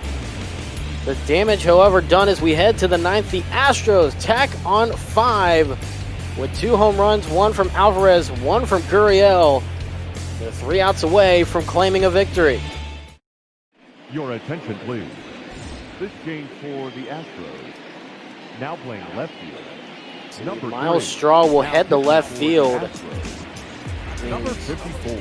But that will be the new defensive lineup here for the Houston Astros. Everybody else stays where they are. Michael Straw came in, or Miles Straw, excuse me, came in as the pinch runner for Michael Brantley back in that 8th inning. This one, a fly ball to left field. Straw getting to it, and this one will go out for the White Sox. And all of a sudden, it's a 1-run ball game courtesy of Tim Anderson, who's now 2 for 5 in the game. Houston put in their best guy they had there, and it was Chicago just wants that win. You got to figure out who wants it more. It's already been 5 homers, I think, this game. See the home run right there, just skating by into the Crawford boxes. See Robert Osuna out there for the Houston Astros as the closer to try to end this ball game for the Astros and get the save. And some of these people in Switch Chat are correct. It's pretty much been like a home run derby out here in Houston. Everyone's been hitting it out. Look out, 1-1. 91-mile-an-hour cutter misses for ball 1. Moncada at the plate. Encarnacion on deck. Jimenez in the hole for the White Sox with no outs and nobody on. In there for strike 2. Chicago's just trying to get any base runner possible to keep this game going.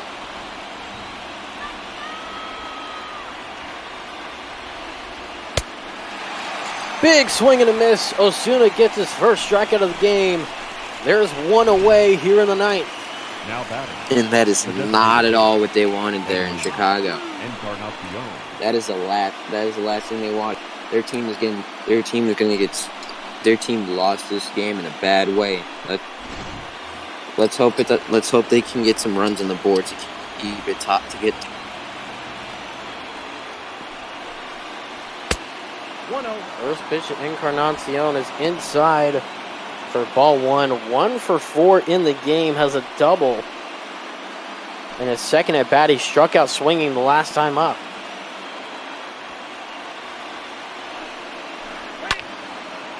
This one swung on and gets past Bregman. And that will be fair, so the tying run on base in Encarnacion with a single. Now batting. Now the go-ahead run to the plate in Jimenez. You got to wonder who they're going to have. You got to wonder if they're going to keep him in there, if they're going to have a pinch runner. Elect to keep him in there, it looks like, as Jimenez heads to the plate. 0 for 3 in the game, still looking for his first hit. As that one misses low for ball 1. Right now, Osuna just trying to collect himself, probably force a ground ball if you're Osuna to try to get the double play to end the ball game. 2 balls, no That strikes. pitch misses inside, ball 2. You also got to wonder why Chicago didn't put in the pinch runner, since Encarnacion is not really known for his speed. That's kind of what they need now to get the guys around the base. One in there. Strike 1, 2-1 as that catches the top inside corner. Yep, that's That one just misses the outside part of the plate. 3-1 the count now. Grandal on deck for the White Sox. We will see Grandal as that one miss outside for ball 4. Chicago. It's not what you want if you're Osuna. Osuna has not been putting out the same type of work that he normally has been able to do. He's normally like one of the best closers in the league, and he's not really showing that. Encarnacion at second, Jimenez at first, ball 1, no and a strikes. pitch low for ball 1 to Grandal, who's 2 for 4 in the game with 2 singles. Right now, all he needs is a single in the gap, and that could potentially bring in Encarnacion to tie up the ball game and force the bottom of the 9th inning.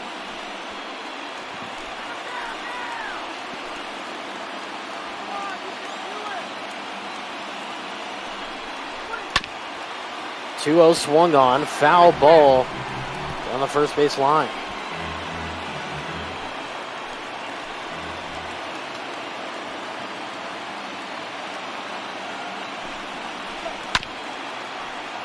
Swung on and chopped foul.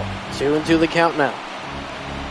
Osuna's just trying to throw everything low so he can get him the ground out. That's what he really needs. If he needs that ground ball to get that double play opportunity, or at least just an out in general. That one missed low for ball 3. A 3-2 count now with 1 out here in the top of the 9th inning. Runners at first and second. Tying run at first. Or the tying run at second, go ahead at first. As that one is fouled away. Now this is the complete opposite of what Ozuna wanted. He's really struggling out there. He definitely does not want to load up those bases. That one swung on. Chopper. 3-6-3 double play. And that will end the ball game. The Houston Astros come back with a huge 5th inning. And they take game 1 of the 3-game series by a final of 8-7. What a way to celebrate Friday night fireworks here at Minute Maid Park. Houston just got lucky there in that 1 inning. There was just that one bad inning that Chicago had. If it wasn't for that, they would have taken the dub really easily. Houston just wanted a bit more. There you see the box score, 8-7 the final. Only 5 hits for the Astros in the game. The player of the game, Yordan Alvarez, with 2 home runs. 2 big home runs. The first home run being the center field shot back in the 6th inning. Then the 3-run homer in the 8th inning to give the Astros the lead. It would end up being the deciding factor in this one. You see some of the highlights here in this one. A pretty good game throughout here. It seemed like the White Sox for most of the game, we'd said it for most of the game, mainly you, Roman, had complete control of this one as far as the pitching goes. And then, of course, you see Bregman getting one of what we thought was going to be the only hits in the game for the Astros until it came later in the ballgame. Yeah, Dunning was really good this game. Once they took him out, once they put in Bummer, he just screwed up the game for them. They really were just controlling the entire game, hitting and pitching wise. They were getting all the nice 3-2 counts against Houston, and then they were just mowing down Houston's batters pretty much the entire game until the 5th inning. And their team just faltered.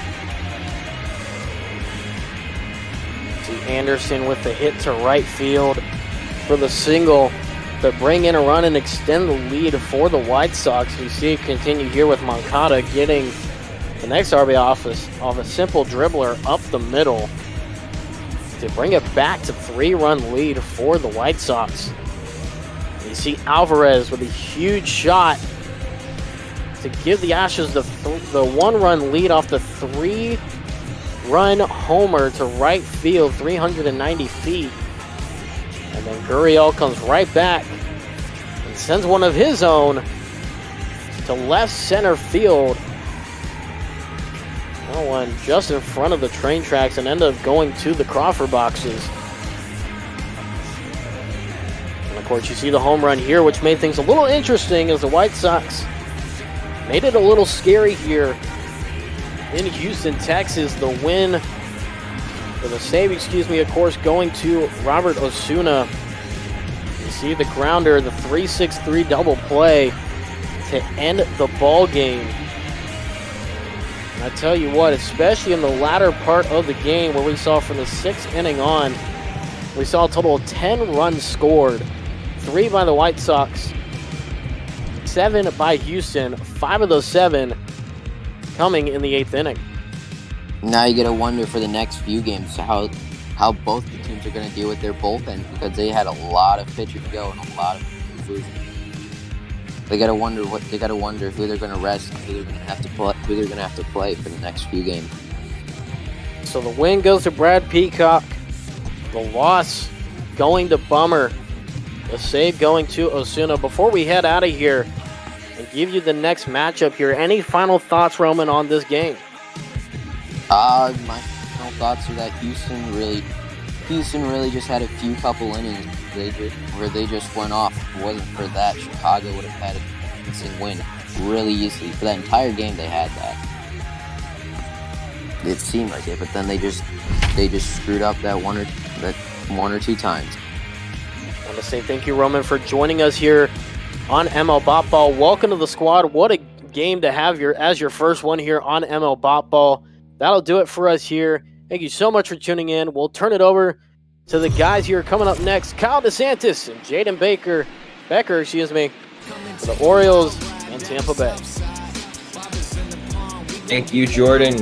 This game here from Tropicana Field is going to be Tampa Bay Rays versus the Baltimore Orioles. The first game in the series. We have Blake Snell facing off against Stewart. Tampa Bay won the final game against the Red Sox yesterday by a score of 6-3. Just mentioning Blake Snell, here he is. Jaden, about him. Blake Snell, he had a great season last year and has been a career Ray. What we've seen from him is that he's been able to produce at a consistent level year in and year out, except this year, which happens to be a really tough year for him, averaging 4.43 on the season, ERA-wise. Is also a great player at MLB The Show, mind you.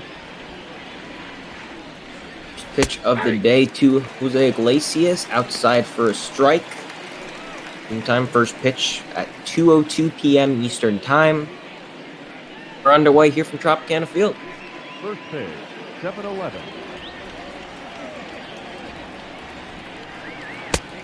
Again, that time low, 1-1 count. It's the starting shortstop, the Baltimore Orioles.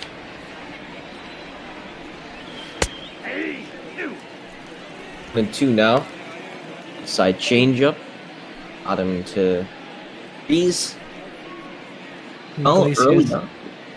Iglesias made contact with the highest percentage of pitches swung at outside the strike zone last season of all National League hitters. Was that one obvious, as you mentioned? Last season, he was in the National League with the Cincinnati Reds, set career highs in games played with 146, hits with 145, home runs, double digits with 11. Lines that one, going to be foul. Also had career highs in runs with 62 and RBIs here.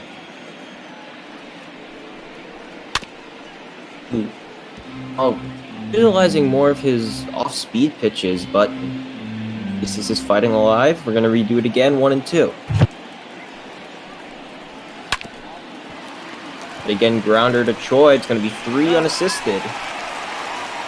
Pushed out at the top of the first inning. Good start by Blake Snell. Didn't throw a lot of pitches, only 7 in that first at bat. This is a good game for him to get back on track, as we talked about before. Having a rough season so far, 4.43 ERA with a whip of 145. And Alberto, first pitch to him, inside curveball. Be up in the count, 1-0. Alberto, not one to strike out that often last year. Lowest percentage of strikeouts in the major leagues at 9.1%. Also led Major League Baseball in at-bats per K. Be lined, it's going to ground out back to the wall. Alberto's going to be running into second. The throw in from fielder Meadows going to be offline, not in time. To be a double for Alberto, his 8th on the season. Yeah, see, Alberto yesterday went 1 and 4 with a run, already off to a hot start.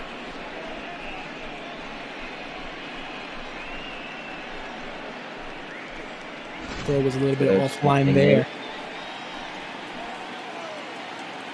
Hitter Anthony Santander. His stats: 213, 6 home runs. Inside fastball, taken for a strike.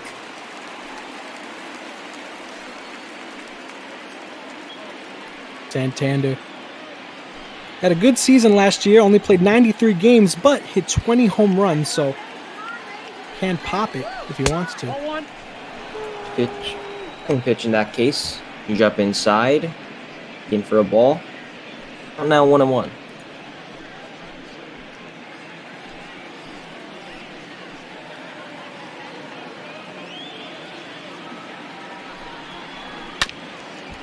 And fouled off.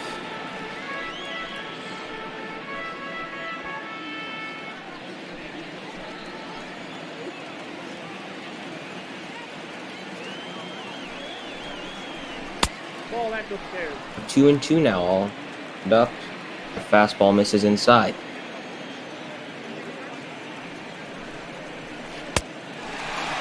The off pitch, curveball swung right over it. Strike 3, Snell's first strikeout on the day. They're still on second, I might add. In a better spot than he was before. Nice strikeout there by Blake Snell, 69th on the season. Renato Nunez, that ball gets away. Have a runner now on third. Go down as a wild pitch. Go now on third. In the scoring card.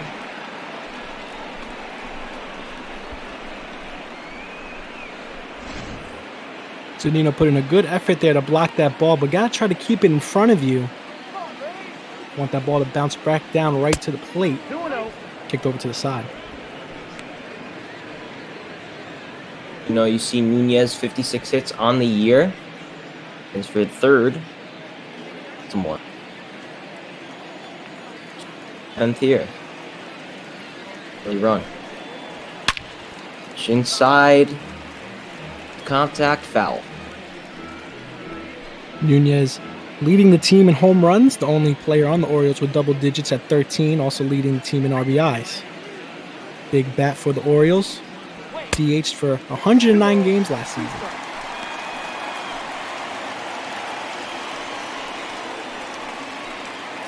Even up at 2-2, you see Snell getting a bit up there in pitch count. Double digits, getting near that 20 mark. On the top of the first, trying to get out of it here, the pitch. This ball, strike 3, his second on the day.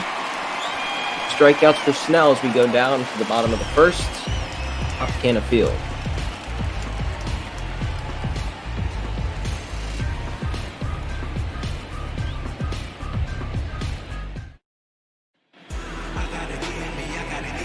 And now seeing the Orioles starter in Cole Stewart. 7 record on the year. It'll be his 14th start. ERA around 4.5. Is out in Austin Meadows. Stewart signed a split contract this offseason, meaning that if he was going to make a major league roster, he would get paid a little bit extra than he would have. Did make a major league roster, obviously, as he's starting here tonight. Only getting paid $800,000 on the season. No hit for Adames. He lines that one to the field. Right in front of Santander. Leadoff single for Tampa Bay. The second baseman, number 8. And Adames must be insulted because I skipped over his notes because he has just been on fire, Kyle. Adames 2-4 yesterday with a 1 RBI, leading the team in batting average with 298 on the season. Second batter for Rays of the second baseman Brandon Lau. It's that inside pitch for a strike. 1 here.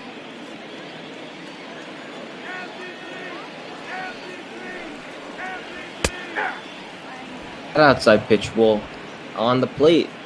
1-2 now for Lau, who went 1 for 4 yesterday with a single. Didn't have too good of an offensive day, but the other offense, the other players helped him. Wild inside pitch. Have Adames staying at first.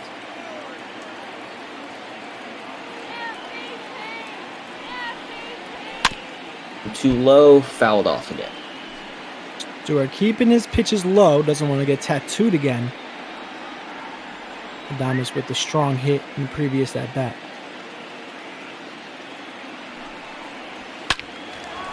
The fastball, another foul ball in this case. Starting out strong, staying alive. He's down 1-2 in the count.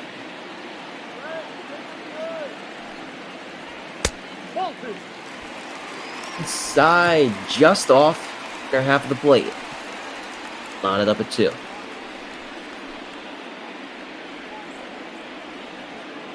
Brandon Lowe using his patience to his advantage. Last year being his rookie season. Very dominant. Gonna get away for Rutschman again. Adames on first. Full count now. You're gonna have big fielder Austin Meadows on deck. Bay. No, that's the ball. Take the base. He will walk. And then Lau. He's now have first and second, no man out, and you're going to have Austin Meadows stepping in. 18 average, double-digit home runs up at 14, and was that to get his RBIs in. 36 so far. Yeah, second on the team in home runs with 14. Last season, he ended his season with career highs offensively, led the team in average home runs, and RBIs. So perfect spot for him here. Count 1-0. Inside 1-0. Meadows didn't have too good of a game yesterday. 0 for 3, struck out twice.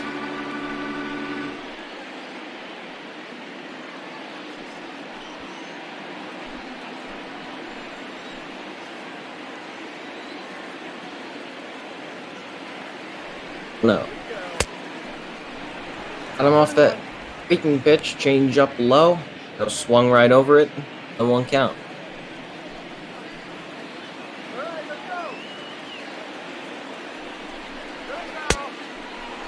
One and two. With the changeup. Same result as the last time. Doing a good job mixing up his stuff. Just mixing up his stuff. Went back to that fastball. Held it off.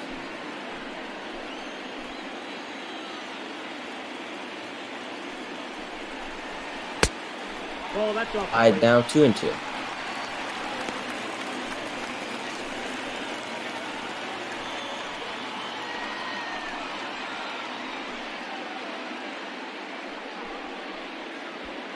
Meadows taking after Lau in his previous at-bats, still staying patient. After that fastball, tried to hook him down the middle, but fouled off. We'll do it again.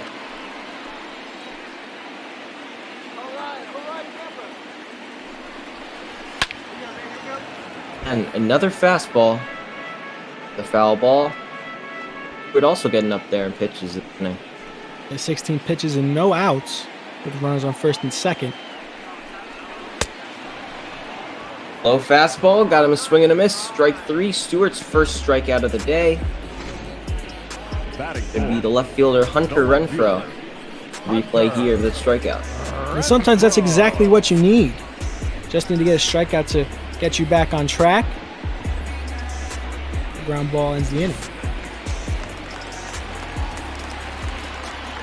Left fielder stepping in. Last year he was tied with Philadelphia outfielder Bryce Harper. He was in the NL with the Padres for most outfield assists this season. With 13.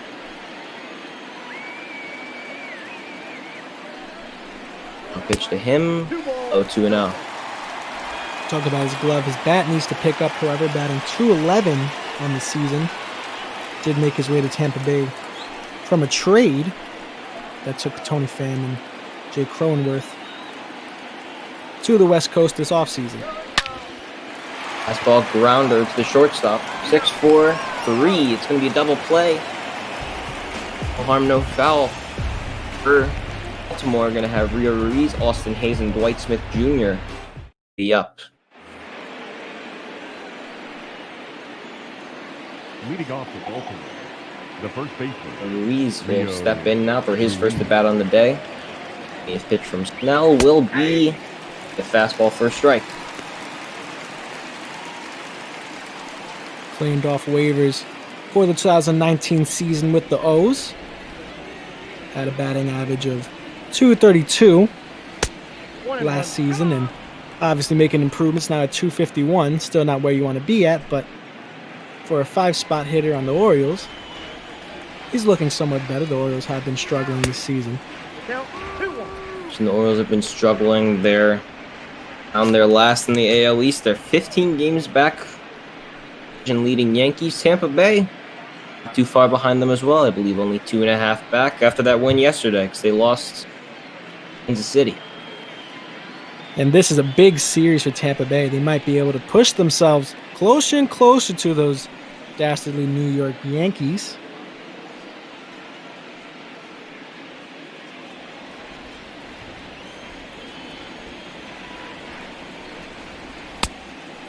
I got to count 2 and To 2. count again for the Yankees, they are Now they're traveling up to Boston, or they're traveling to Boston in this case. Start a series with them. We're going to see later on today, 5:30 p.m. Eastern. It's going to be Jay Happ and Marcus Walden. The pitching matchup, you're going to have P. Mister and Eddie McCarthy on the call. Count pitch. Well, the Ruiz fouled off.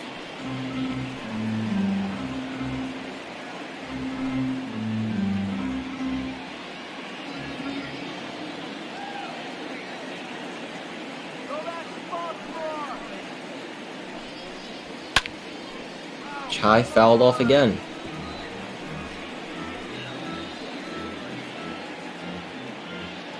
Snell has been a pretty strong pitcher.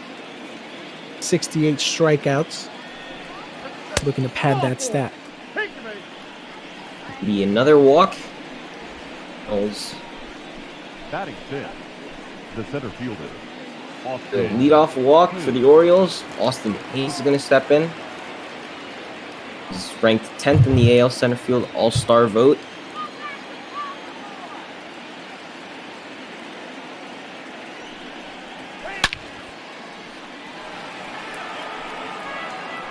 Held that one off. Hayes, a former third-round pick in the 2016 draft. Former Baseball American #1 Orioles prospect 2 years ago, 2018. Take that inside curve, 1-1. Blake Snell still looking for his control. He was quoted earlier in this extended off-season by saying, "I'm not playing until I get mine. That's just the way it is for me." Grounder to Choi. Double play, it will. Batting seventh, The rally for Baltimore. Squandered again. Running on to first, he'll get the out there. And I bring up Blake Snell because he's mentioning that he's not playing until he gets mine, meaning his pay, because of course with his contract he does want to get paid this season if there is going to be a season, and we could find out maybe even this broadcast that there will be an MLB season this year, as rumors are floating around that MLB will be ready to present a 72-game season to the Players Association. Now pitch high to Dwight Smith Jr.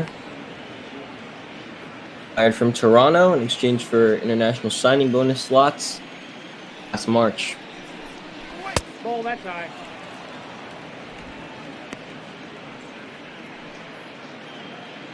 Three 3-0 after 3 straight fastballs missed from Snell. Hey. So that slider got an inside strike. 1 now. Snell has got out that jam in the first inning, but now down 3-1. This is a hitter's count. Smith, not really known for his bat, but can do some damage. Is it back there? Full count now.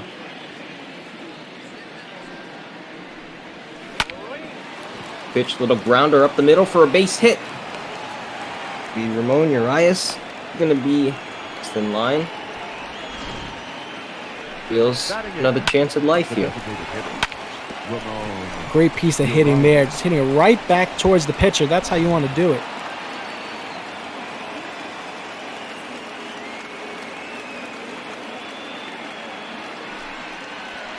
Stepping in, take that fastball. A 1 count now.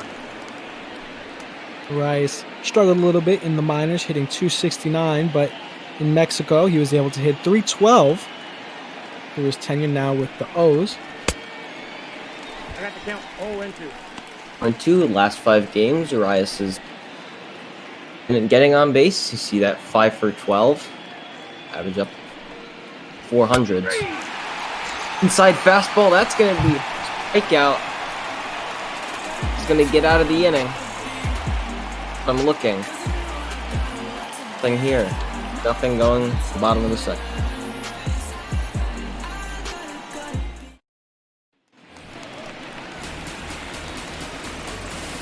Leading off for the Rays.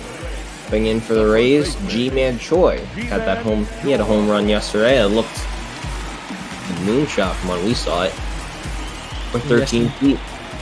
Yes, and yesterday when we saw him, we were singing his praises because he has just been such a dominant force for this Rays team. Helps them out both defensively and offensively, leading the team in OPS, home runs, and RBIs. Went 1 for 4 yesterday, so his average has been hurting a little bit, but 292 is nothing to scoff at either. Slider just missed inside. Stewart not too happy about that call. The 1.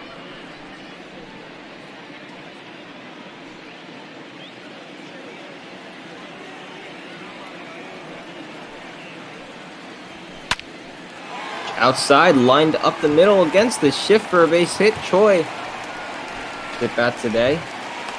Back with the single. Batting 6, the designated hitter.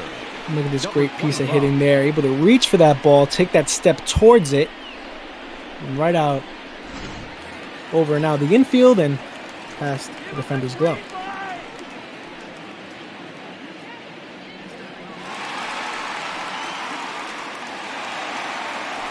Going to be go for his first bat of the day. Go today in the DH hole. Diaz on deck and Kevin Kiermaier in the hole. Side for a strike. Saw him play pretty well yesterday. Had 2 doubles, went 2 for 4. Just to think that he's a 28-year-old rookie trying to find his place in the league. Dugo, a rookie by MLB standards, but back in Japan, I believe he played to years in pro baseball organization leagues. Be a little chopper on to second. Gonna get the out. It's gonna be safe. Be questionable. The third baseman. In there. Well, Choi turned on the afterburners there, only with 17 speed going down to first base. Going down to second base, no hesitation. Nope, outside. Yandy Diaz in, the baseman today. First and second, go out to you in the bottom of the second. Ball. 2-0. Right here we got today's trivia question, the trivia question of the game, and it's from 1988 to 1994, who hit the most home runs during this stretch with a whopping 242, 24 more than their next best. One counting out of Diaz.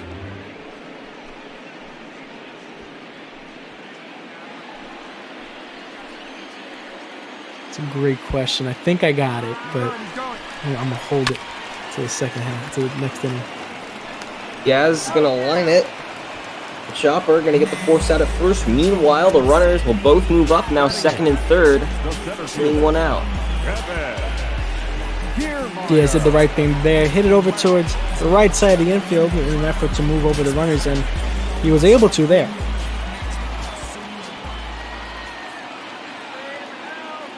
Meyer steps in, stood up to 30 pitches, 31 with that strike.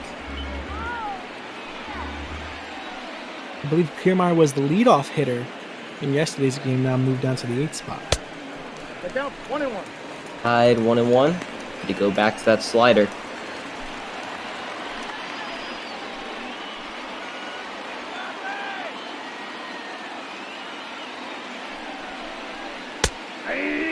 One before, Stewart doing really well with changing his pitches. He's been using that fastball, but then utilizing his slider and changeup.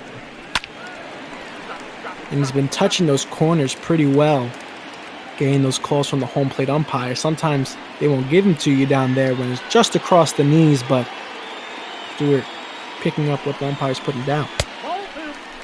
2 inside, now 2-2. That fastball missed off the plate. Kiermaier known more for his glove, but is a pretty speedy guy in the base paths as well. Again, that's going to be line left field. Going to drop it well. The runners didn't really move. It's going to be scored for the Rays. It's on the corners now. Now, the Bay leads 1-0. Great piece of hitting there by Kiermaier. Able just to poke one out towards the left fielder, just out of his reach. And as you mentioned, Ji-Man Choi not running there, but I don't blame him because many other left fielders can get there. better be safe than sorry and go halfway. 0-1. Zunino, again, second day in a row in the 9th hole. Yesterday, he had a home run that, I believe the shorter home runs, distance-wise, that we've seen, it was around the 320s over that right field wall. Just hit that foul pole. Just hit it. Finds himself down early, 0-2 after pulls that pitch off.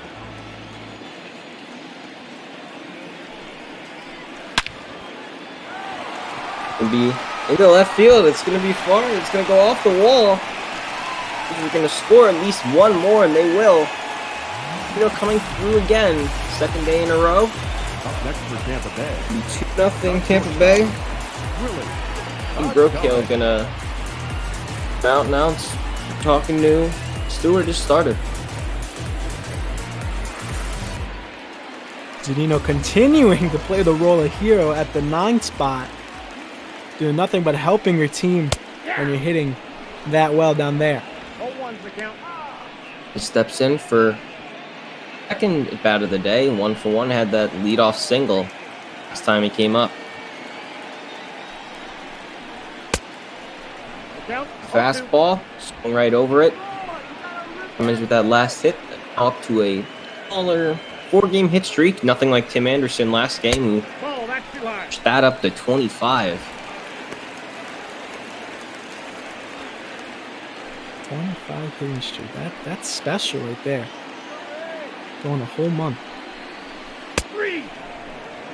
Went for a changeup. It's going to get the call there. Strike 3. Second strikeout on the day.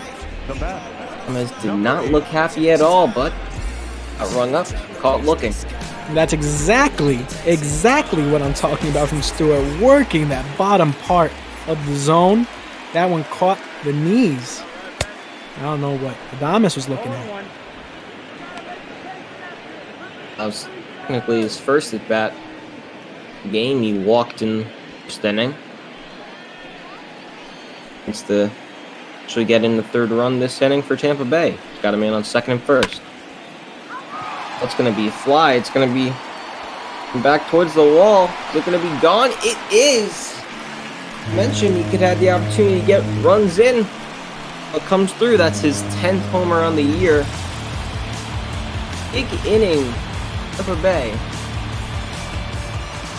And themselves up, I believe, 4-0. 5-0, actually. Oh, 5-0. And Lau letting them know why he was voted third in the AL Rookie of the Year votes last season and just nuked it. Plain and simple, just nuked it. Ripped it and ripped it, take it out to right field, and bye-bye baseball. Went for an inside. Stewart went for an inside fastball and outpulled it, and far enough. 5 runs now scored. The inning for Tampa Bay. Edo steps in for his second at bat. Struck out in the first.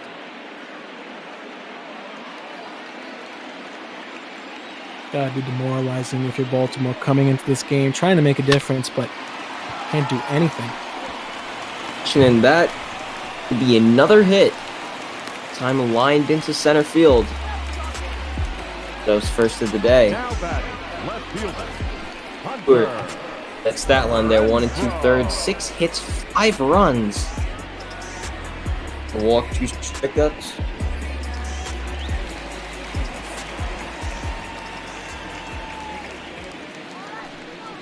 Intro steps in. Fastball for a strike. 1 count. Stewart is a pitch to contact type of guy. Lowest in strikeouts in the starting rotation at 47. And oh boy, the Rays have had a lot of contact. 0-2 to Renfroe, 1 for 3 yesterday with a double. Be Stewart's 50th pitch is to get through the second inning of play.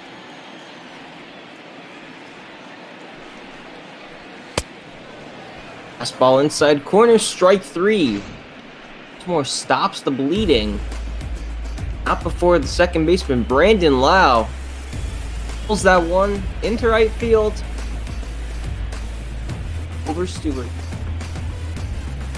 5-0 Tampa Bay. Leading off for the Orioles. For Severino today in the 9-hole, trying to get some sort of offense to get Baltimore back into this game. Facing Blake Snell. Severino became the O's starting catcher last season. The Dominican Republic native swing has started to pick up with 13 home runs in 96 games. About that bat starting to heat up for him. It also just said he's on a 5-game hitting streak. Only 2 home runs this season. So we'll look to continue what he did last year. Tough, though, when you have the first overall pick in the 2019 draft on the bench over there. To curveball. All that Severino could do was watch. That was 4th strikeout. Number 11. Shortstop, Jose Urquidy. And Snell with a great pitch there. Sometimes, as a lefty, you don't really see a lot of movement. You see a lot of power coming from that arm, but great movement there by Snell. Iglesias 0 for 1 on the day. Let's step in. That's a ball. Back to that breaking ball in the outer half this time. Call there 1-1.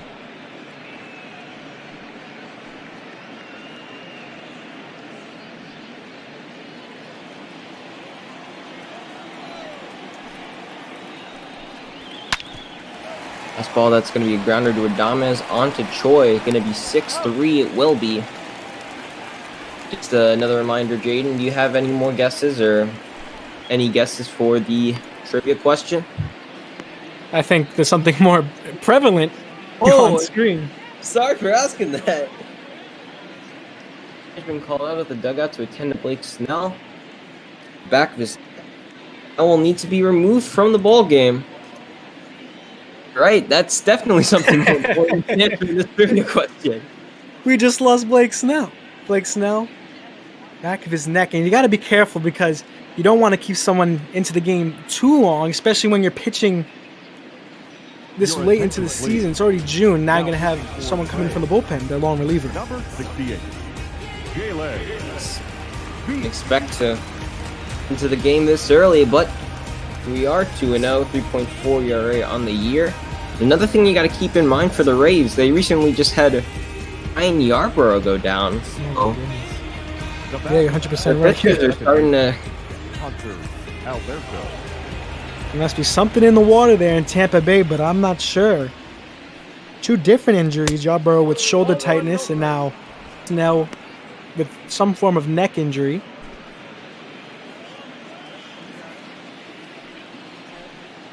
A no count. Pitch to Alberto. Little grounder. Lau onto Choi. And you get out of the inning. Even though Blake Snell was taken out, they still lead 5-0. We go to the bottom of the 3rd here, Tropicana Field.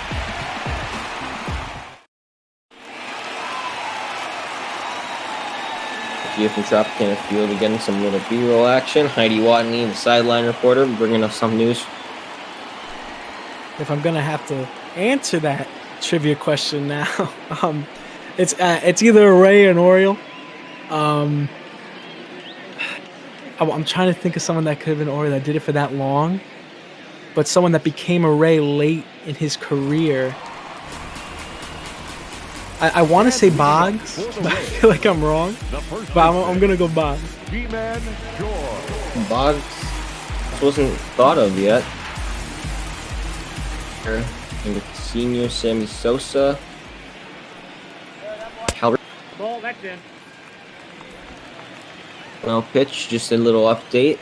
It is not Boggs. Not Boggs. Not Boggs. Definitely not Boggs. I'm trying to think of somebody that floats in that area that can hit for power, but could be Cal. You said it's not Cal? Maybe it's G-Man Choi. Choi now. One count. We're still staying in the game, obviously. If you're Baltimore in this case, I don't mind the decision. More innings out of him. I got 3-1. 3 balls. He almost swung at that outside pitch. 2-1, he held on. Go on deck. That has been a struggle for Troy, reaching out of the zone, trying to get those balls that are just out of his reach, but if he connects, he connects. First base. Another on the outer half of the plate. Pulled up in time. I thought it hit the zone. Stewart doesn't seem too pleased with it. Yeah, we're going to get a look here at that pitch. I think that was right there. Oof, that's a tough call to make, right on the black. Way. Little jog onto first, and Tsutsugo went 0 for 1. For 1 currently. Second chance at the dish. He's going. Slide out into left field.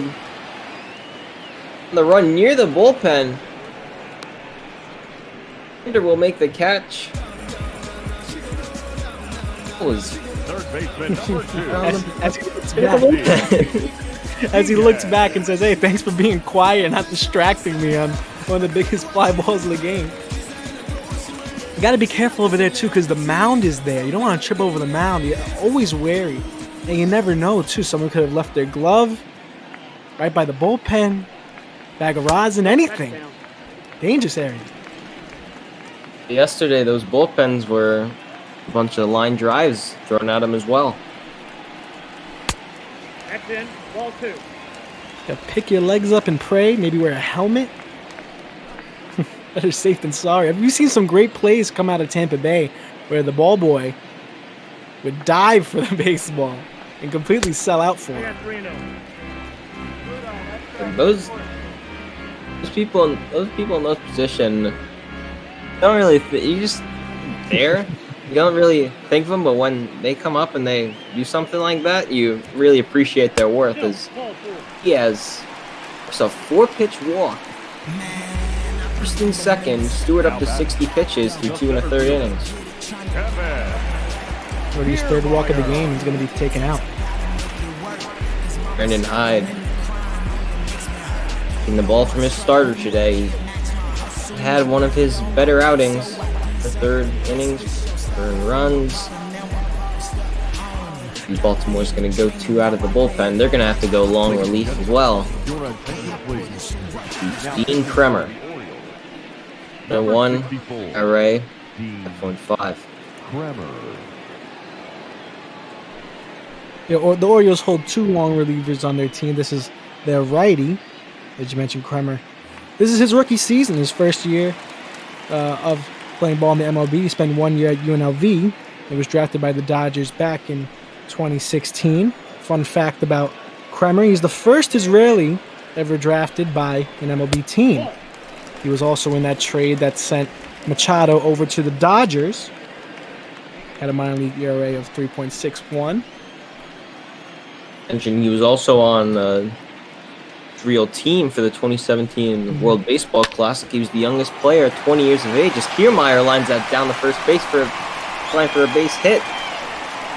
All runners on the run, Kiermaier a double.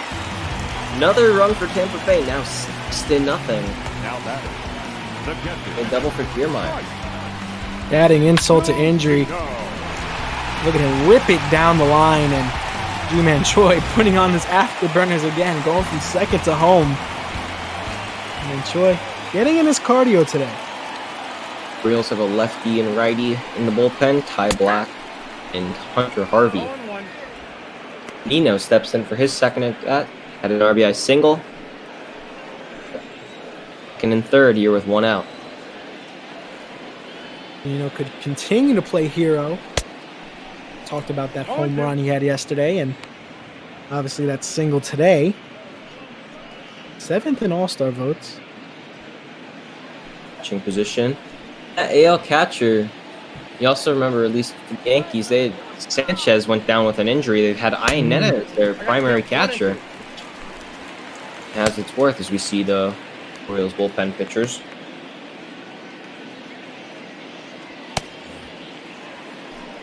One of those guys where he's on and off, but when he's on, he flashes everything. 2 pitches to Nino, low, 2-2.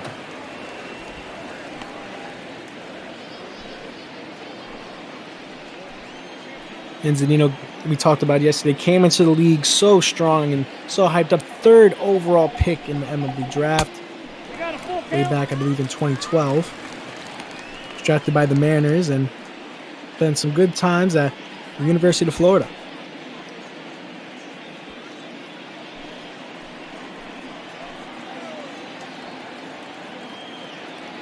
Count here to Zanino. And get him, change up low for strike 3. Strikeout there for Grimmer. The batter, number 1, shortstop, Willie Corbin. You take notes there, Kyle. Bottom of the zone. Across the knees. Calls it there again and again and again. And great strikeout pitch. Sometimes when you're in the bullpen position, that's tough to recognize. Pitch grounder to Iglesias. Who's on the first, gets Adames and Kiermaier. And replay of that dribbler right down the first base line. Has scored a run. Tampa Bay through 3, up 6-0.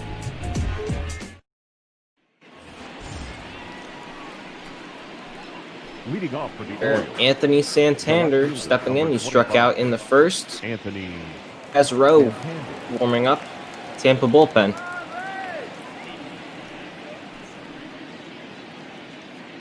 And once again, the Baltimore is going to have to fight back from behind. This time down 6 runs, only in the 4th inning. There's a reason why they rank 30th overall when you look at stats, but continue to struggle. Under Diaz onto Choi, 1 out. now batting, third baseman, Renato Nunez. Renato Nunez, enough hitter today for the O's. For 1, he struck out in the first as well.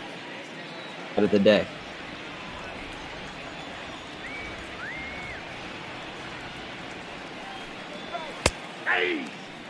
Pitch, fastball taken for a strike. And Beeks pitching well so far. Struggled to stay in the majors throughout his career. Inside again for a strike as you see that Rays bullpen. Chaz Rowe, the righty.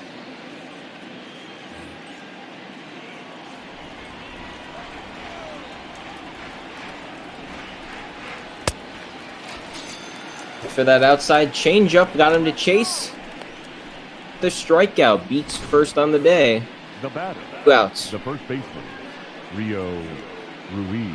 Driving through that front leg for a nice strikeout once again. Towards the bottom of the plate, made him swing there. Good pitch there by Beeks.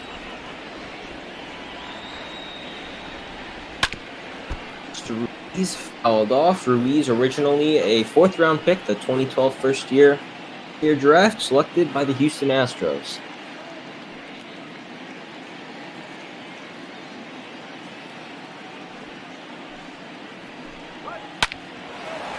To be lined just out of the glove of Diaz to the outfield, and the Orioles do get a man on. Up next for the Orioles, the center fielder. Great piece of hitting there. Sometimes get a little shaken up when you're going against a shift, but I would have punched that one right through. The fielder Hayes 0 for 1 on the day. Rounded out 2 innings ago. It's that fastball for a strike.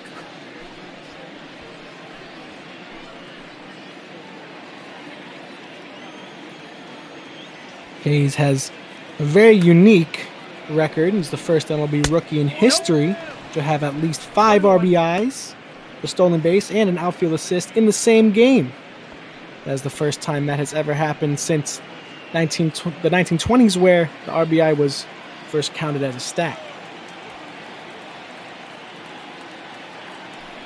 1 pitch. Fastball fouled off behind him.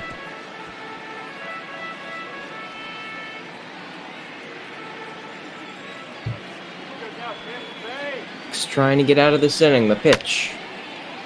Ball fouled off. Blow down the block.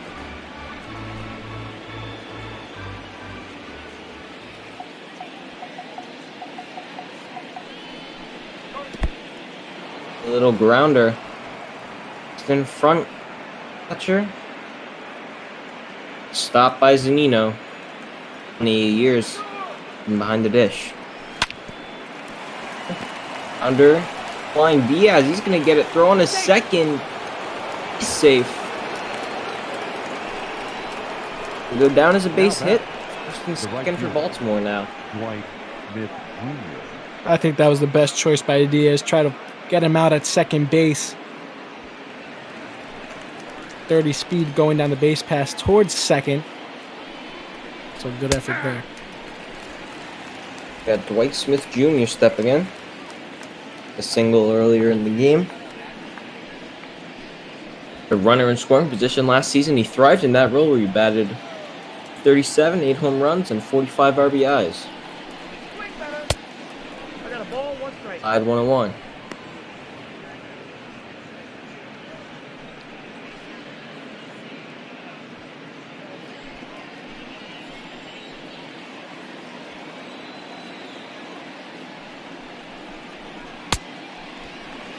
Count is 1 and And 2, and I just realized the answer to that question, the trivia question, was Fred McGriff.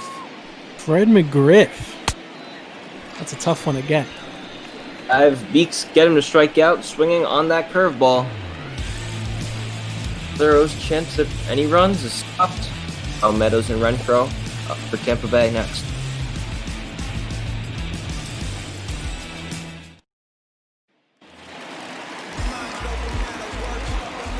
Leading off for the Rays.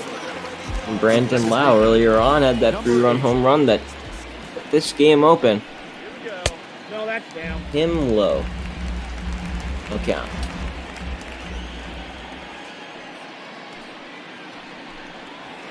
Ball. No, now Kremer's getting his second inning of work. I think Kremer's still trying to find his rhythm out there. Got beat up a little bit in the inning previous. Well, that's good. Do it again. Did. Brendan Lau. Second home run of the day. This time a solo shot. 11th. That was. Everyone ever played backyard baseball. That was a second line drive. I mean, nothing. Tampa Bay.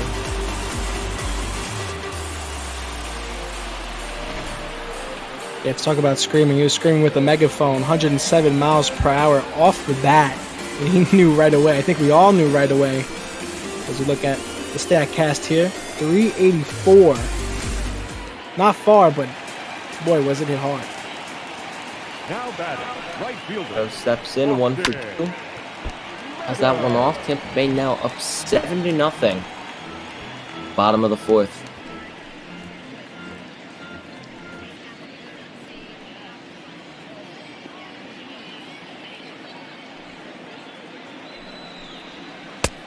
I got 1 ball, 1 strike. And 1. Now. Count.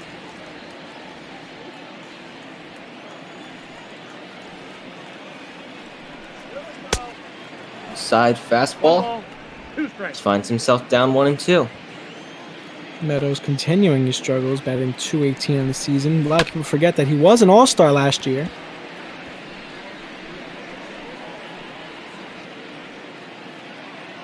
Does hit for power. He likes to drive in runs, though. To him, high 2-2 now.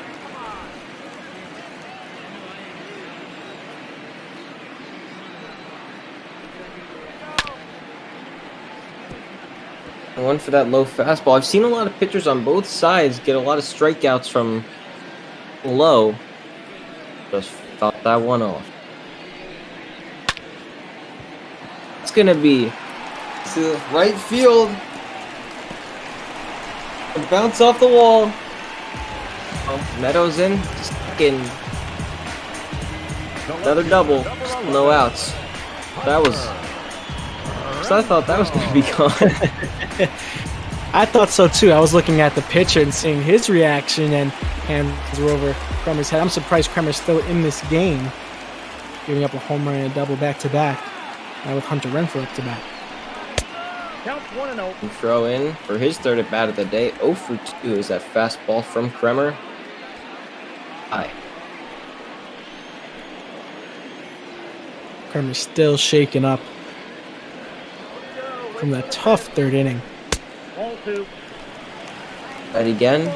No. Renfroe in his last 5 games. A pair of home runs and RBIs. He's only been hot as of late.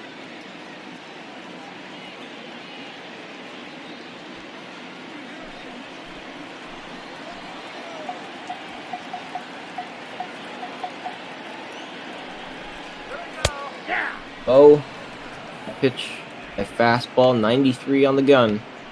1 count. Kremer had, Meadows still on second base. Does have some speed there. Renfroe, if he gets a double like he did last game, 2 strikes. will definitely be able to drive him in.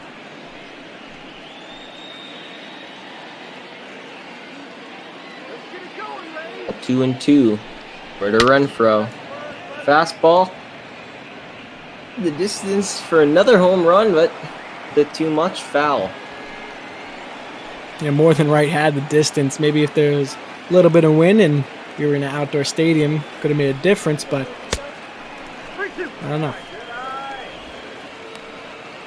There's definitely not anyone here. Definitely not any wind at all in Tampa Bay. Another full count. On second, no outs.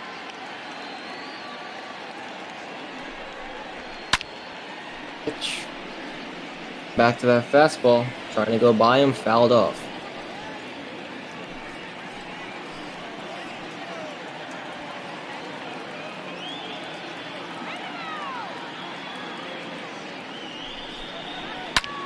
Again.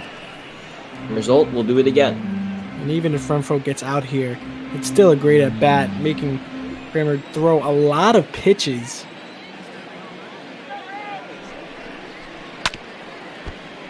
And this time, swinging up, throwing in a slider, fouled off. Deck, we're going to have G-Man Choi and go. You're on after that. 2. A curveball.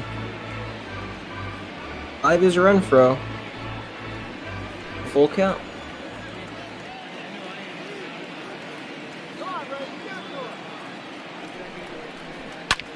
To fastball this time. Using everything he has, mixing it well. Renfroe just staying alive. And hey, this one's a fight. It's a good fight too. It's going to be shot left center field. Back to the wall. At the wall, jumping. Bounce off the top of the wall. I'm going to be on second and third.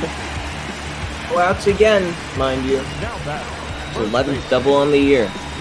And Renfroe did get that double that he got last game. It's just the ball was hung up there for so long that Meadows couldn't run home. They wasn't able to risk it. Ball, that's inside. Right now with a big opportunity, could bring in a few more runs. The inside curveball 1-0. Choi has scored on his past 2 plate appearances. Would love to do it again here. 2 balls, no strikes. 2-0, that high fastball. This pitch will be his 25th of the inning.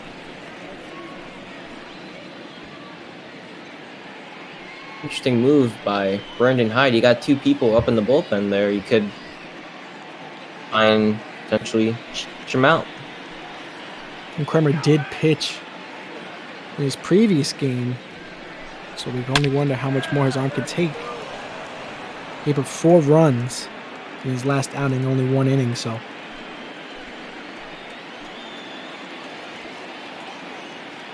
Two and 1. Kremer to Choi. Fastball, it's going to be shot into center field. There it is, Hayes. He's going to tag, he will. Throw in to center.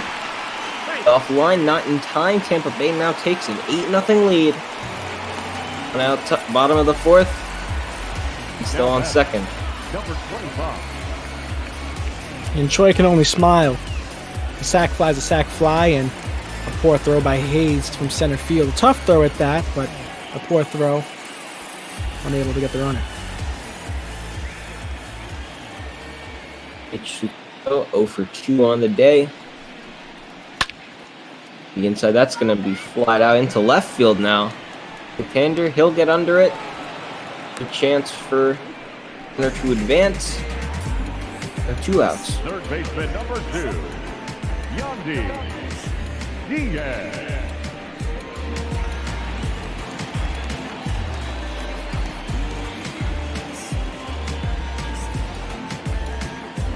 Andy Diaz, I remember yesterday in the cast we mentioned his 2019 wild card game performance. He homered in the first and the third innings. He's the 5th Ray with a multi-home run game in the postseason, and first actually in a winner-take-all game. And that's where it really matters. He struggled during the regular season, not having a lot of plate appearance due to injury, but showed up where it counted. Fastball there, 1-1. And at the Twitch chat, Mo Red Wings says that Jalen Beeks can probably go another 3 innings. And depends on what Kevin Cash wants to do. Jalen Beeks has pitched well all season. 3.40 ERA, 1.26 WHIP. He has 4 holds on the season. He's gonna have to pitch quite a while. He's the only long relief arm in the bullpen unless they would like to run a lot of guys, but as we saw last game, 5 bullpen arms were used in relief of Charlie Morton. Right out this time to shallow right field, which will be made. Moore gets out of the inning. He's now up 8-0. Urias, Severino, Iglesias on deck.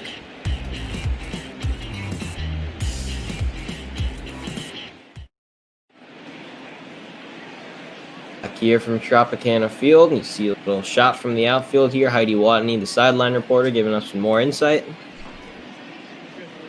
Heidi Watney continuing to work without a working microphone, but one day, I believe it will work. Probably talking about manager Brandon Hyde. The thing with Brandon Hyde, he might be one of the younger managers. He's the 20th manager in the Oriole history. The designated hitter, Ramon. His 18th season as a coach or manager in pro baseball. So second as the manager in the major leagues, second with Baltimore. On that Cubs staff in 2016, he was the first base coach. Madden's squad that won in 7 games against the Indians. And Hyde, you mentioned him being young. The Orioles are going to get young pretty soon as they continue to acquire draft picks over draft picks. Adley Rutschman, last year's first overall, playing on the main roster. So we could see some action with him today. Rutschman, the pitcher of Oregon, is the Orioles. They took him in the first overall pick, 2019. Swing and a miss that time from Urias. Again, back to Rutschman. He is first catcher selected by the Orioles in first round of an ML Major League draft. So they took Matt Wieters, number 5th overall in 07. Wieters, a long-stay Oriole, and also first catcher to be selected number 1 since O'Mauer was selected, the Minnesota Twins in 2001. And that's great company to be in, and Rutschman has won almost every award you could think of back in college. Pitch low. Marino staying on that changeup, 1-2.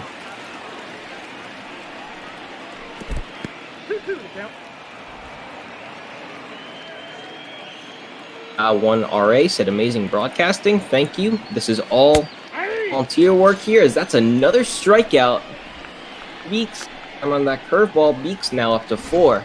The batter, the shortstop, Jose Iglesias. Perfectly located curve.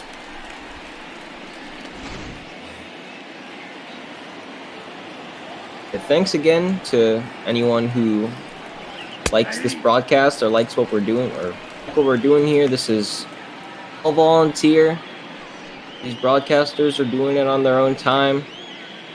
We love baseball. We're all doing this because we love baseball. It's, again, an all-volunteer effort. See the donate bar in the description. The charities we're doing this this week or today is Black Lives Matter. If you want to donate there, just click on that little button in the description.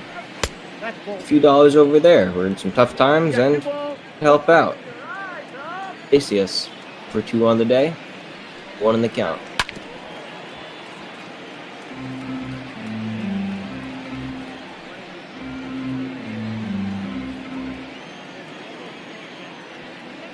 Now, Glacius fastball located on the inside corner. Actually, it was a changeup. Another strike 3. Time you seen that. With the bottom, the Bay up 8-0.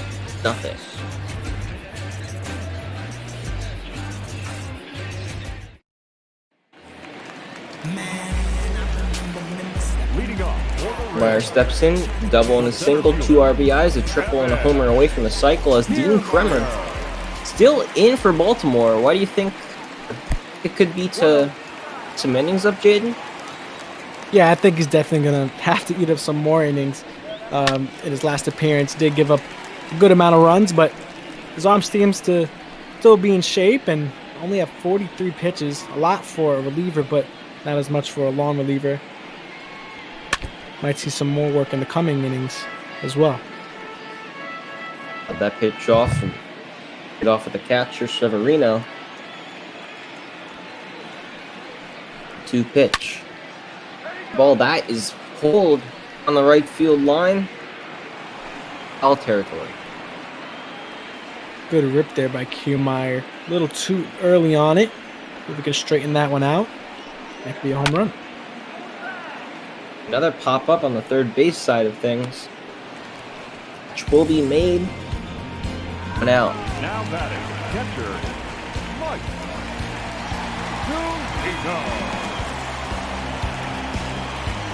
Zunino steps in for his 3rd at bat. You mentioned earlier he was drafted out of the University of Florida. Count 1-0.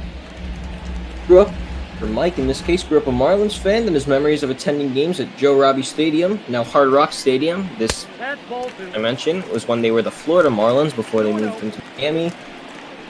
Favorite players were Jeff Conine and Edgar Renteria. And he does like the state of Florida, as you mentioned. Traded to Tampa Bay in 2018 and decided to stay. Signed a 1-year deal this offseason. Nino fouling off some good pitches here. Now 2-2, the former Mariner.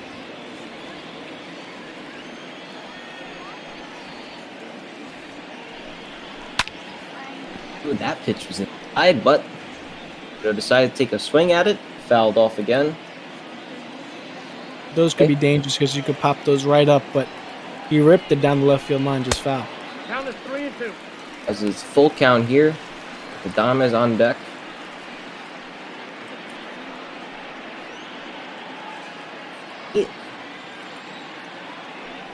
Out of the bullpen, so good choice to keep Kremer in. It's flied out into left field. It's Hander running back, hitting. It's the catch.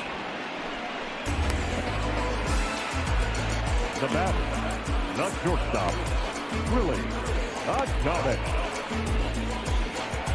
Close shot. Track that one down nicely. Didn't take a misstep there. Those are some of the easier ones when they're not directly to you, but got to make sure to backpedal first before going forward. Ball 1, no strike.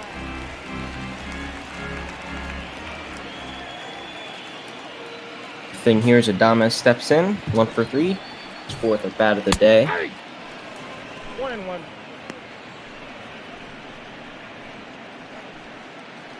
I think one of the main reasons he's been playing so well for the Rays is the amount of reps that he's been getting. Last season played 152 games, and I don't know what else more you could want. Only missing 10 games out of the season for rest purposes, but 152 at the shortstop position at that. Ball 2. Which is low, slow enough for a ball, and is why Baltimore didn't draft at the second draft, as that's a strikeout here. We're going to get more. Back to you, the Orioles draft pick. 3-5, Tampa Bay up.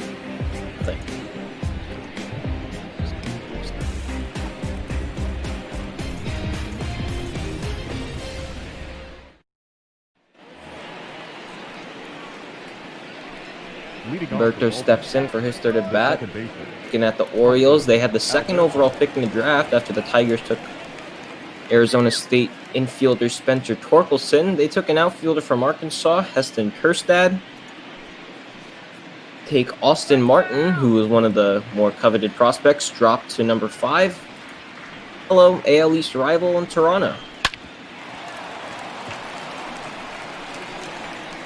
Be a grounder to Choi. Runs back to first. This time another 3 unassisted. The left fielder. Dylan Beeks still out there for Tampa Bay.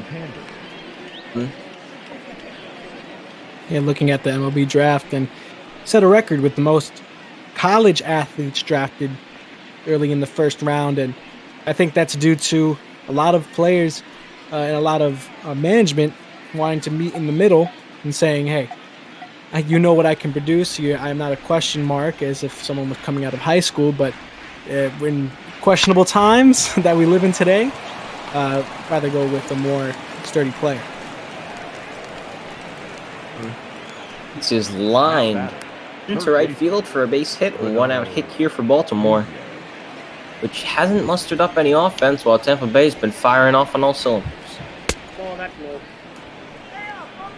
And I was actually looking at the Twitch stream. Junis steps in, struck out twice on the day.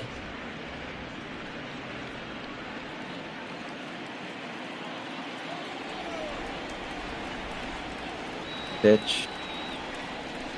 Nunez, a fastball, for strike.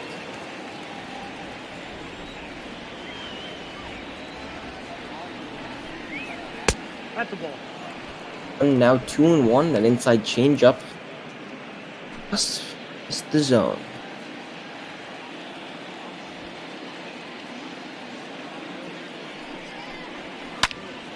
One pitch inside. Driven out to left. And pulled for foul. 2 count.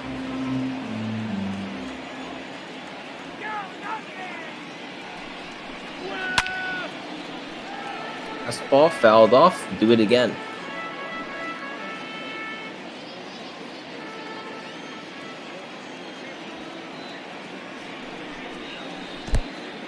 Side fastball blocked there by Zunino. Full through 2. Deck, you're gonna have Rio Ruiz.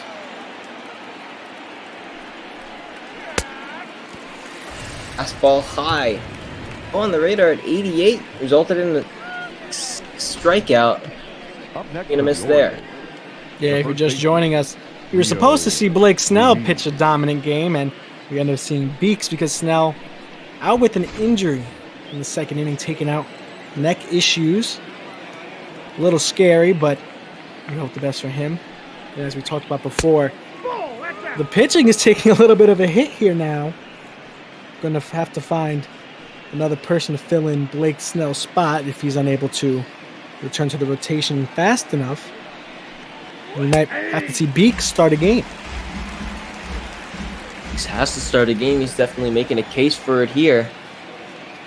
Balances Baltimore offense. Strikeouts inside. The ball got away from him. Ruiz.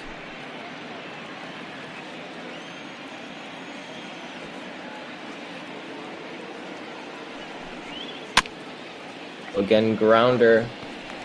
Lau on the throw to Choi. We're going to go down here to the bottom of the 6th from Tropicana Field. Bay up. 4-0.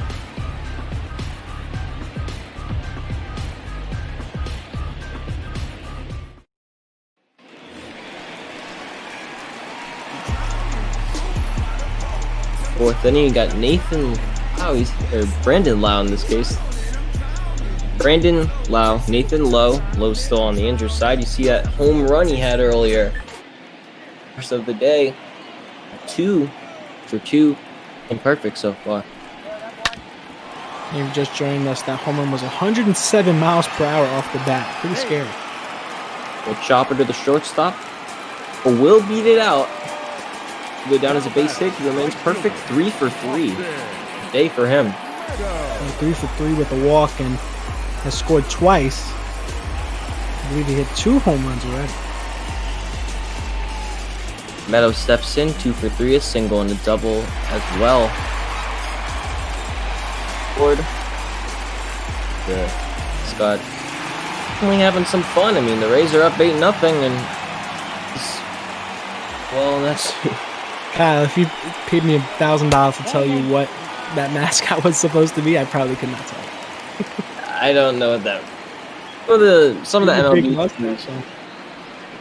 The MLB season, MLB The Show, they have mascots that almost have nothing to do with the team. I always thought the Rays mascot was the Rays and the tank out in center field. Another thing that I could pull up is there's a list of a certain, hold on. At Tropicana Field, they have a certain name that's called when you hit the, hold on, I think it's called the Rays tank home run or something along that line, where Splash. they have a list of all the home runs as Meadows works out a walk that Hunter Renfroe. 8 home runs into the tank. In any event, best mascot in Major League Baseball, I still believe, resides in Flushing, New York. Mr. Met. No question about it. You can argue me. Write in the chat if you want to, if you think I'm wrong, but you're wrong. Outside, that's a ball. Yeah, I just pulled it up here. It's called Touch Tank Home Runs. The last time that home run of this caliber happened was Cole Calhoun from the Angels, August of 2018. The one's head out into right field, be caught, be a tag up to third. Goes on the corners with 1 out, bottom of the 6th to raise another opportunity to strike for even more. Good piece of hitting. Gotta try to keep this next hit if you're G-Man Choi off the ground. Obviously looking to continue his raking streak as his 15 home runs on the season, leading the Rays. 39 RBIs as well. Hit a home run last game, which was a 2-run shot. South Korean native. Only hit 19 last season, and he's coming awfully close to beating that. 2 balls, no strike. 2-0 for Choi here. Be just like last at bat, where he hits the ball far enough where you could have the runner from third, and then you could have another sacrifice. Definitely has the power to get it that deep. So he's going to line that into right field. Going to bounce around there. Runner's going to advance to third. The throw in will not be in time. Runner's on the corner once again. He's now up 9-0. Risky, risky, risky. We all knew that the run was coming in, but I did not see him going to third base by any sense of it. I guess the little bobble pushed him over the edge, and third base coach made that executive decision. Enough day for Dean Kremer, new pitcher, Hunter Harvey. His stats on the board, his 10th game on the year. Hasn't gotten off to good of a start. Go for 3, looking for his first hit. Hunter Harvey mentioned not a good start, and not a good start at all. The highest ERA on the team with 9. Not a good start, not a good start there. Be a dribbler up the middle. Outfield for a base hit. Now Tampa Bay double-digit lead. 2-0. 10 for Baltimore has 2 lefties warming up. Ball, that's outside.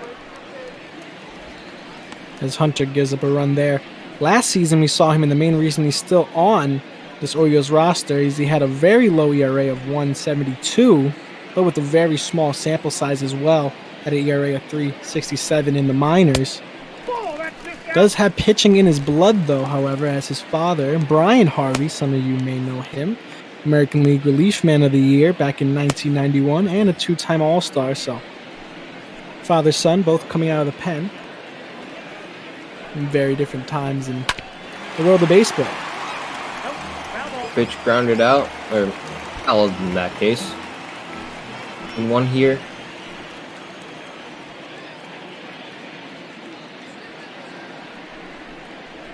That's ball 3.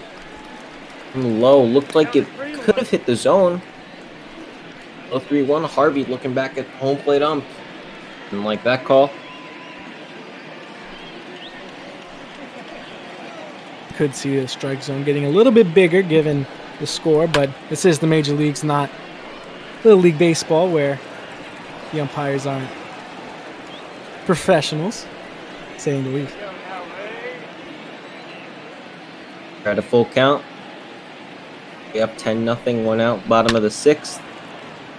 Fastball fouled away. Watch out for the bullpen again. Second time this game. It's a very, very dangerous area. Very dangerous area. That was a changeup on the outer half. The trigger. Right out there. We've seen the Giants move their bullpen. We've seen the Cubs move their bullpen. I think it's time for Tampa Bay. It's just the question is where they're going to put it. Ball, that's out. That's the big question for whenever you have a bullpen out there and you have to change it, because trying to think where they can't do it like other stadiums where 1 ball, 1 strike. it's the outfield area, because they do have stands there, and obviously you can't do it anywhere near center field.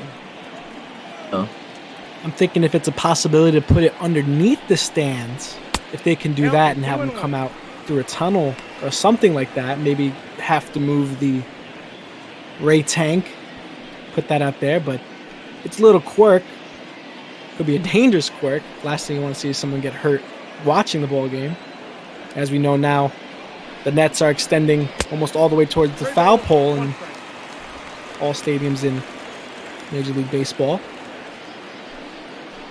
That's another large debated topic.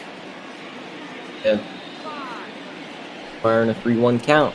3 balls, 2 strikes. Perfect changeup, swung right over it. We're here full. Outs from second, bottom of the 6th. Fastball on the outer corner. It's a strike. Kiermaier didn't like the call either way. It's that. Through 6, Tampa Bay now up 10-0. Tropicana Field.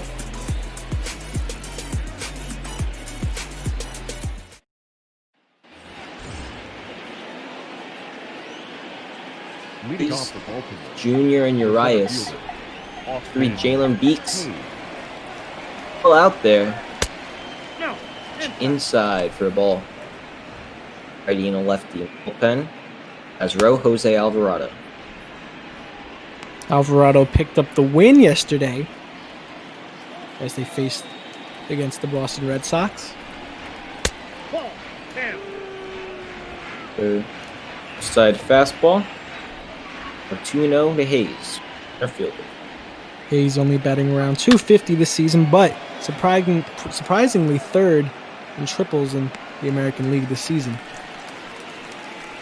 Out to Kiermaier in shallow center. Ran on to make the catch. 1 out. right fielder, Dwight Smith Jr. And I know Beeks only came in late into this game, I believe in the 2nd or 3rd inning, but only 49 pitches. So through 3 or 4 innings of work, that's kept his pitch count relatively low for the amount he has stayed in this game. For one thing with Beeks, he's definitely been efficient with his pitches, been able to get the outs that he's needed, he's been able to get out a few jams. And Kevin Cash and this Tampa Bay team that, if needed be, if he has to make a start, be the guy to call out.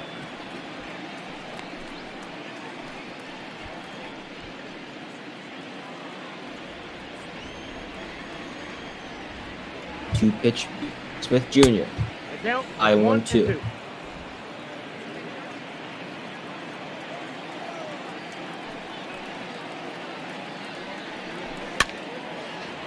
Gonna be fouled off. Diaz gonna run over. He'll make the catch. Got 2 outs. Now batting, designated hitter, Ramon Urias. And this is what happens when you swing late on a ball inside. It's going to go directly up into the air, and exactly as it did, as Beeks pointed up towards it in the stadium that we're in. We're lucky that that one didn't get caught in the catwalk, but either way, it's an out. Urias comes in 0 for 2 with 2 strikeouts. That pitch low. 0-1.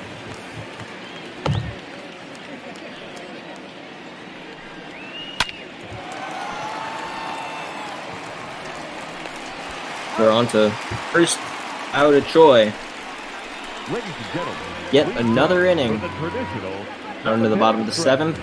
Mountain stretch, folks. Bay up 10-0. Where's Shark? I miss Shark. Gotta get the organist going. You don't want me to sing. That's scary. And leading up for the Rays, the catcher. We will stay on the pitch for the 7th as Nino steps in 1 for 3. RBI single to his name.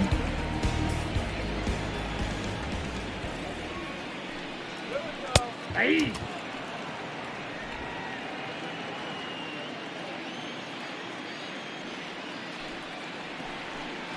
Hey. No ball, 2 strikes. Nino down quickly at 0-2 hole.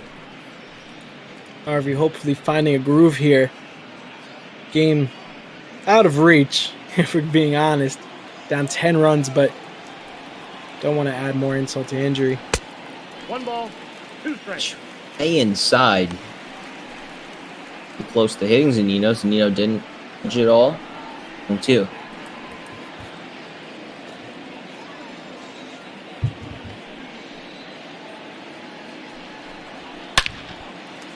Lined into left center.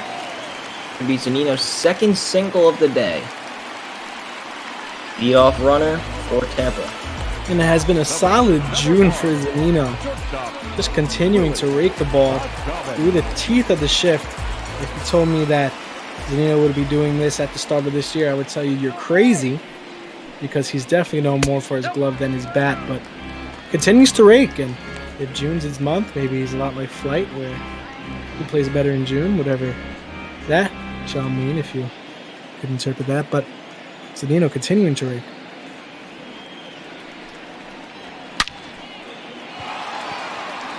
For 4 on the day. Adames. That's going to be a fly ball left center field, running back. Go again off the wall. I thought that was gone. It was not. Will now be on 2nd and 3rd. That's the 2nd time that the hitter off the top. But oh no. Oh no. Following that last play, Zanino's knee is swollen to twice its normal size. Will have to be removed from the game. Kyle, you know, I try to add something to this broadcast. I speak great about these players, and just see Zanino go down. The knee twice his normal size.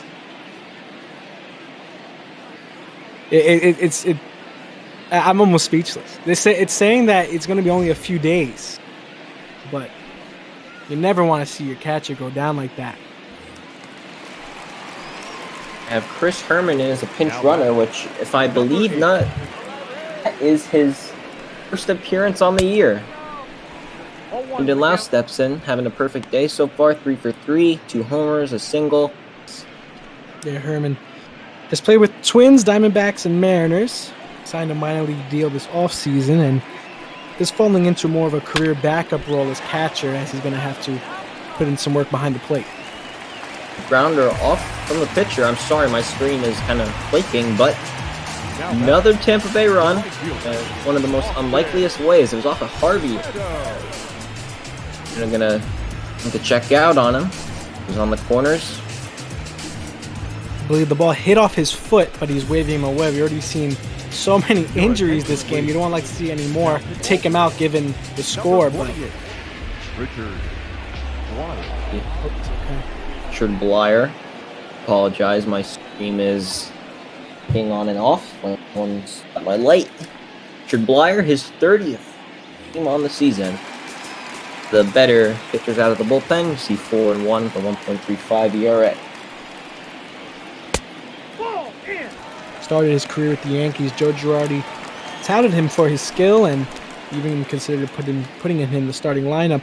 He's a great ground ball pitcher, is what Girardi said. He was traded to the O's back in 2017 and signed a one-year deal to stay this offseason, and has worked out well for him given his ERA. As I mentioned before, he's 30 appearances on the year last season. He made 53 appearances. Was 4th most in the team. A little grounder. Be 5-4-3. Double play it will be. Meanwhile, another run will score. 12-0 Tampa Bay.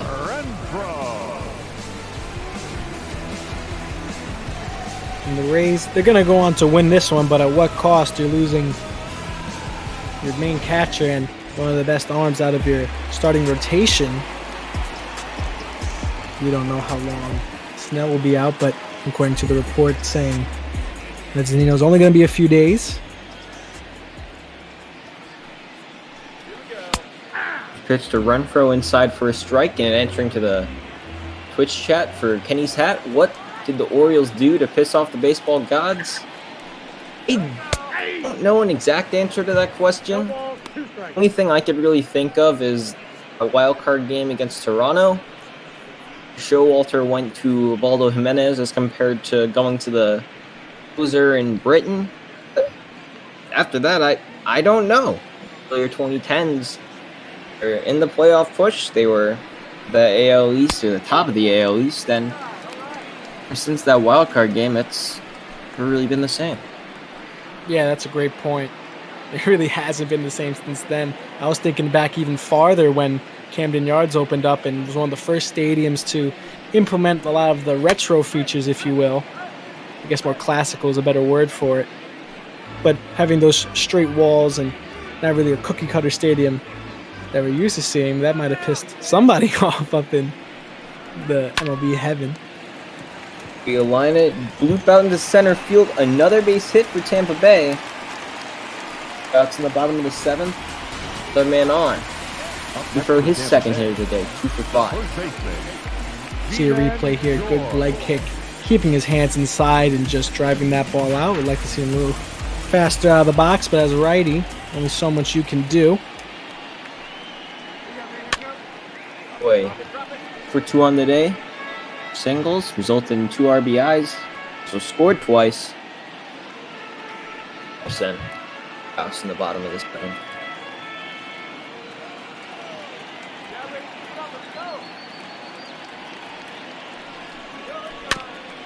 Seven. Out that one off. Down in the count 0-2.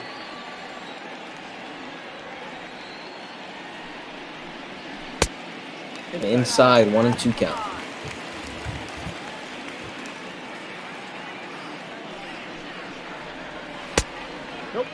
Ball outside 2-2. On deck the game after this. Detroit, you're going to have Adam Giardino and Mark Colley on the call. Hats off to Mark Colley, as he has done nothing but hard work for MLB Botball, setting up the schedules and really being an all-star in a time where a lot of broadcasters need it the most. This is me. I first heard about this opportunity through some of my friends from Broadcasting Camp when they first found out about it, as Choi lines that one in our field on the run. The catch had retired. We're here through 7 for Bay. 12-0.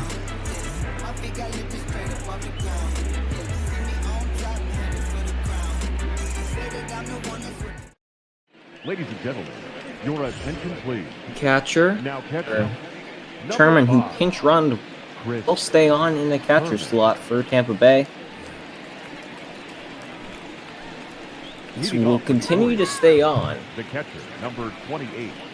Pedro I wouldn't be surprised if we see Beeks go all the way here. Only at 55 pitches for a long reliever, that might be pushing it, but I say they take him out if he touches around 70. But if he continues to dominate and he's getting that high, I don't see why you would want to take him out if you're Kevin Cash. Already have enough injuries as is. It's high fastball. For one thing, Beeks, as the attendance, 9,700 fans, the longest outing he's ever had for his career-wise was 6 2/3 innings back 2019 against the Kansas City Royals. Don't know if he's hit that or not, but be close to it. Kyle, based off what you're saying, with 97,000 fans here in attendance, and it's not like the Rays are out of it. I would like to see that attendance get up as they get closer to the playoffs, as they start making that push. But, you know, it's good to see MLB The Show still staying towards realism, as Tampa Bay has had a tough time drawing attendance. I believe if that fan number, I believe that's with the baseball's back. Social distancing standards are being followed. Seat distance, or however that's going to happen. I don't know what baseball is going to come up with for a solution, but Rays fans have been social distancing since their inception, so I think you can say the same about a couple other teams in the league. on 1 count now, Jose Iglesias. 2 for 3 on the day. Looking for his first hit. The grounder has throw on the first. On the money to Choi. 2 outs here. Up next for the Orioles, the second baseman, Hunter Alberto. Great play there by Diaz, able to spin off his back foot. Sometimes the toughest place to make when you're going towards the outfield and trying to make a throw. Great job able to spin around there and fire it towards first base. Outs here, top of the 8th. Oh, Hunter Alberto stepping in, 1 for 3 on the day. 1-0 in the count. Fastball, right out in the left field. Be Renfroe, the morning track, making the catch. Going down to the bottom of the 8th, we're going to have Sugo, Diaz, Kevin Kiermaier, 6, 7, 8 hole coming up for Tampa Bay. Leading off for the Rays, Sugo, the leading off, designated hitter, sinning, 1 for 4. 25. Go to his name, did have an RBI with it, so scored.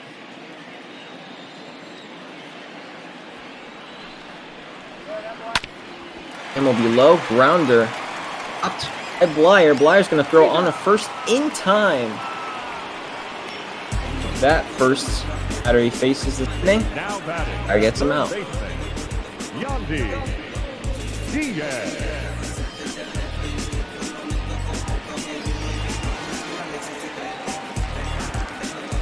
Diaz for 3, struck out in the 3rd. So I'll make that good play last inning, see if he can continue with the bat. To him, looking for a strike. A lot of these batters today are generally taking the first pitch that these pitchers give them. Usually that's a good idea. You're trying to get a rhythm for the pitcher, but sometimes, as you're seeing around the league, I believe the MLB hit leader right now in MLB Bot Ball this season, Jeff McNeil, has been a first pitch swinger since he got up to the league and likes to hit home runs first pitch of the game before you can even sit down with your hot dog and cold beer if you're one of those usual fans in the stadium. He likes doing that when all of a sudden you're waiting online for your hot dog. It's a giant line there. The roar of the crowd. I don't even know what happened. It's a good feeling because you're winning early, but a bad feeling because you missed it. And the TV screens, yeah, they're nice, but it's not. You bought a ticket to the game to see those moments, not to stand in the line at Shake Shack. Be 2 outs now.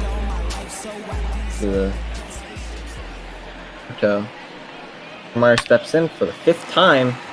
Lines that for Iglesias. For 5, overrun a bit. Gilmar going to try to go for second, stretch it, go in. He's going to be thrown out.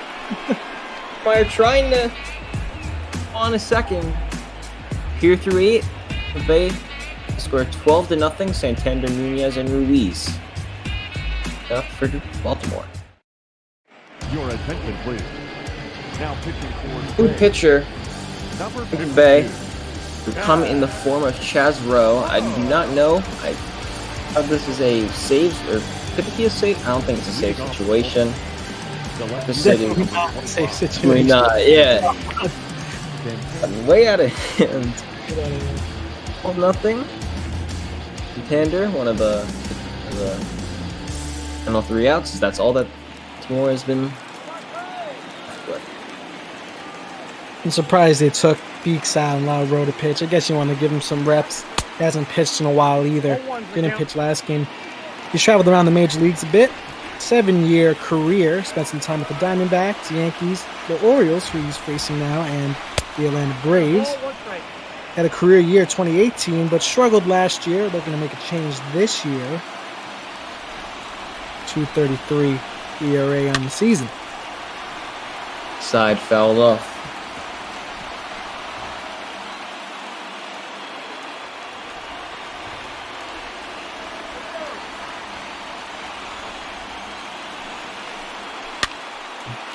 Him under against the shift. Diaz. The throw on the first. Not in time. Go down as a base hit. The third baseman, Renato Nunez. Off. I believe the Kiermaier outlasted him. He's going to be considered a base hit. Give him a single there, but was caught trying to go to second base. Why he was going to second base, I definitely could not tell you. Given the ball was still, it was easy ground ball in the outfield, but in any event.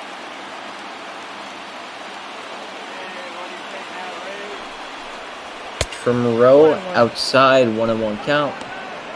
Rays bullpen still have people up in work just in case of Rowe falters. Righty and a lefty, Castillo and Jose Alvarado, who won the game yesterday at series finale. It's the Red Sox. From pitch outside, and the chase 1-2. Yeah, the Rays looking forward. Going to have 2 more games against Baltimore. After that, they're going to head over north of the border to Canada and play Blue Jays. And then they'll head to Camden Yards in Baltimore and face off against the Orioles again in 3-game sets. So, as we talked about before, this could be their big push. His first strikeout on the day against Nunez went for a high fastball, but as you mentioned, yeah, there's a time that Tampa Bay could finally dethrone the Yankees, top the division. This is it. They've been on their heels for a while now. Remember the Yankees lost their series finale against Kansas City yesterday. Yankees come Boston. That was a good matchup there, regardless of in the standings, and for now, see a change in standings for sure. Other fun news around the league. I believe you're heading over to London.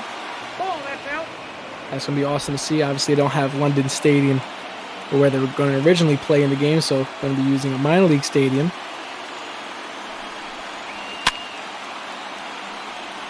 Held off. He's in the count 2-1.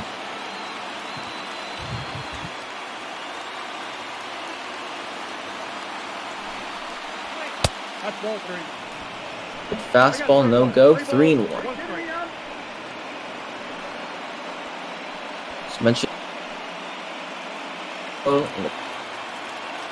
Cardinals in London Saturday night, 7:15. You're gonna have Mike Gay and Tardis on the call for that.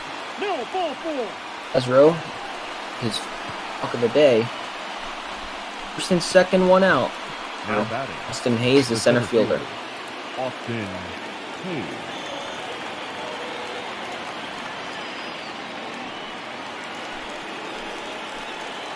He's 1 for 3.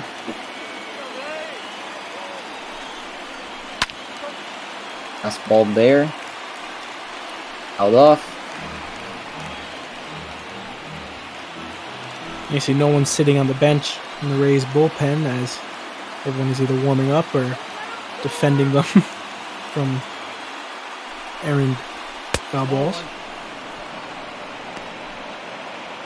1-1.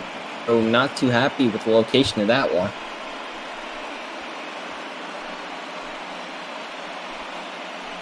Rowe shouldn't get too stressed here given the score.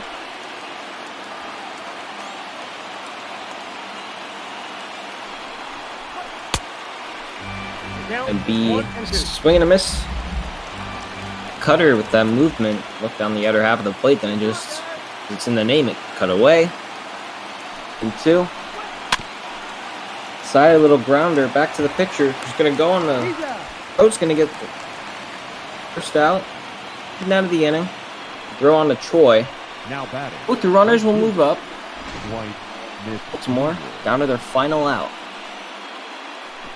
Great job by Rowe there to hop off the mound and make that play. That one chopper right in front of home plate. Sometimes you find it hilarious. Like these pitchers are great pitchers, and you can think they can throw the ball to anywhere. But fielding wise, sometimes it's like watching a little leaguer try to make a throw to first base. They're just so used to throwing in that form as a pitcher that making normal throws actually becomes a lot more difficult.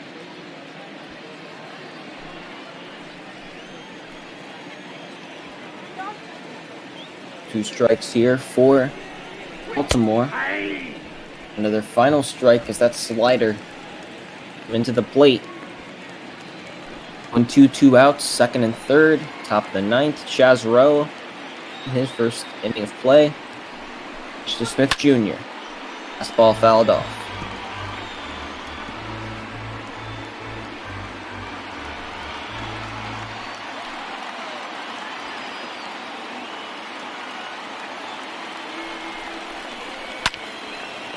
Grounder to Troy. Troy onto Rowe. Rowe gonna run on. He will get the final out of the day. In Tampa Bay. Monstrous offensive outpush.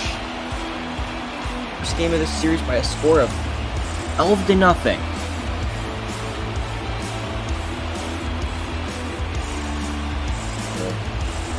The outfielders celebrating. We have some breaking news.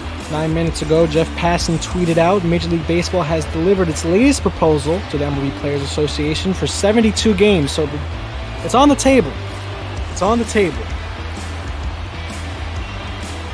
On the table, like you mentioned, headline score, Jalen Beeks is going to get the win here. Loss will go to Stewart.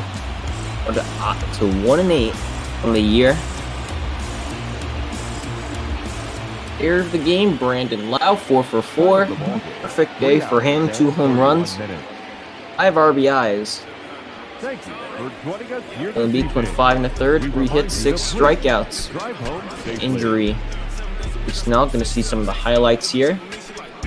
Kiermaier, Cooper out left field, RBI single, one of the second.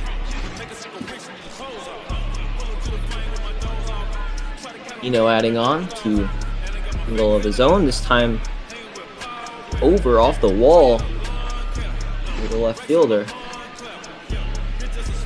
And the first home run, Brandon Lau, 3-run home run at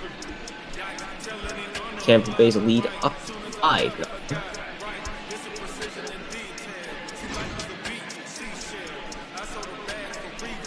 Same inning, the third. Meyer double down the first base line. 6-0 in this case. And you got Lau again. This time a no doubt shot. That was a line drive. 85 feet. It was a solo shot.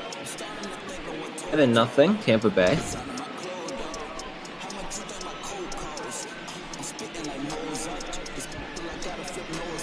With that RBI single in the 6th, deflected off of Junior. So then another run scoring. Go in the 6th as well. Go up the middle.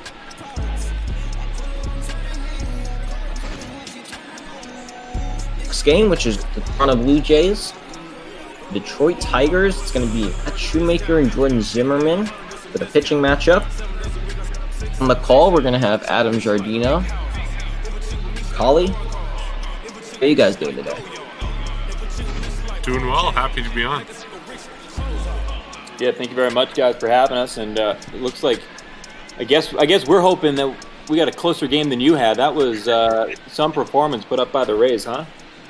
Yeah, what a heck of a performance by the Rays. And to throw you guys into conversation before we head out of here, we're getting the breaking news that the MLB gives an offer to the MLBPA for the season to happen. 72 games, but only a 70% prorated salary.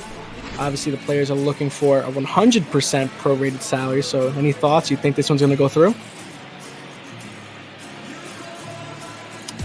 I don't think the Players Association is going to budge at all on this. I think it's prorated salaries or nothing, and that's what they're going to go with here. But looks like we're moving on now that the highlights have finished to the Blue Jays game as we take a look at the box score. And Blue Jays game, of course, scheduled to start right now. Blue Jays at Detroit, and they're facing off at Comerica Park in Detroit, so it should be a good one. But thank you very much for the call before us from Kyle and Jaden. It was a great call, guys.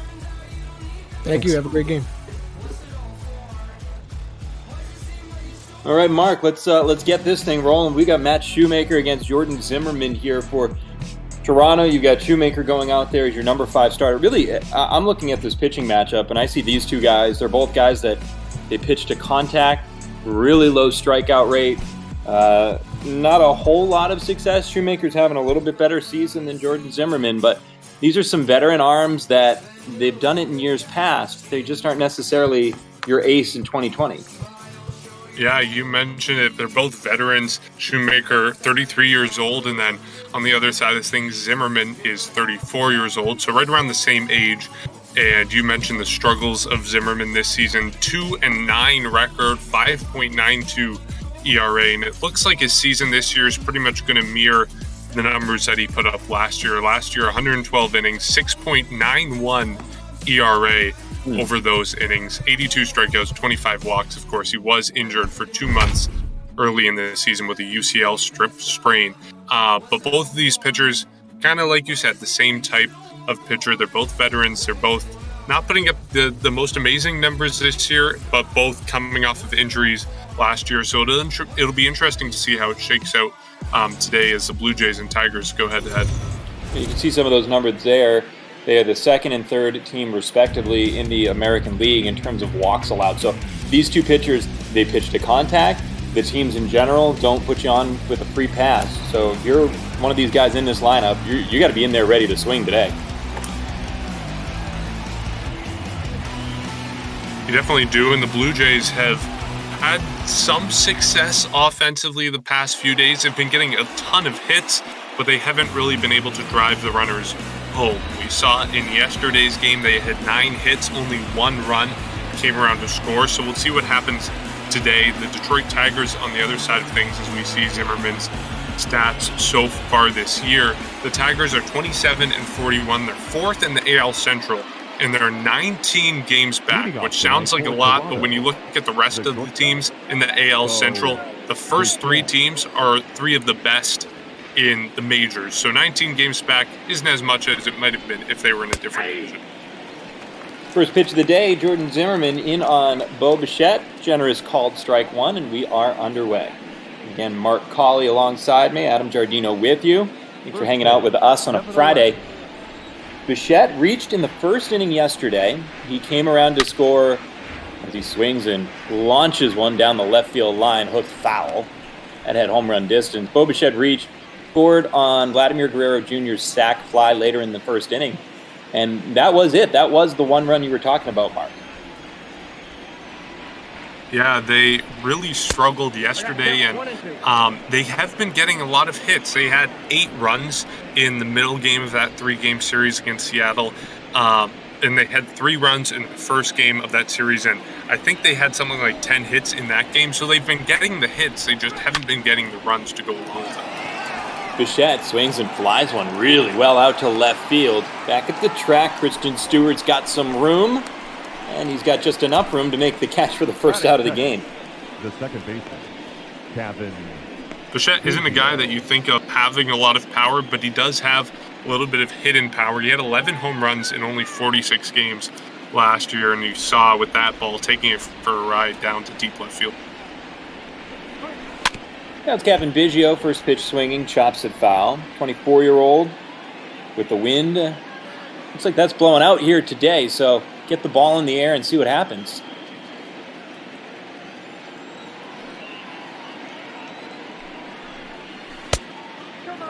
Breaking ball misses way inside from Zimmerman. Jordan Zimmerman, that 2-9 record, a 5.9 ERA. The number's not great for the right-hander. Breaking ball low.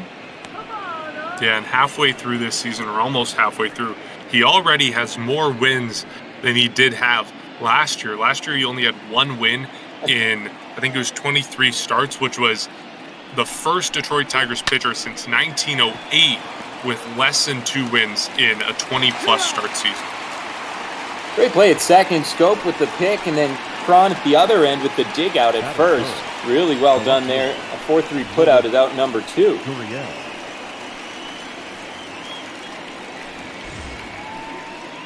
You know, I think there are a lot of records that you would aspire to break that have been around for 110 years, but that's probably not one of them.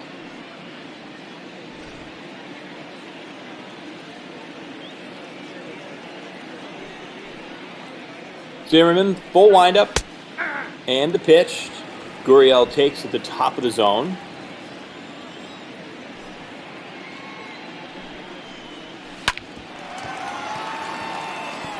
Swinging a tapper off the end of the bat to second base. Scopes got it. The throw dug out at first, and that's a 1-2-3 inning turned in by Jordan Zimmerman. Good start for him. Matt Shoemaker will try to match it when we return in the bottom of the first.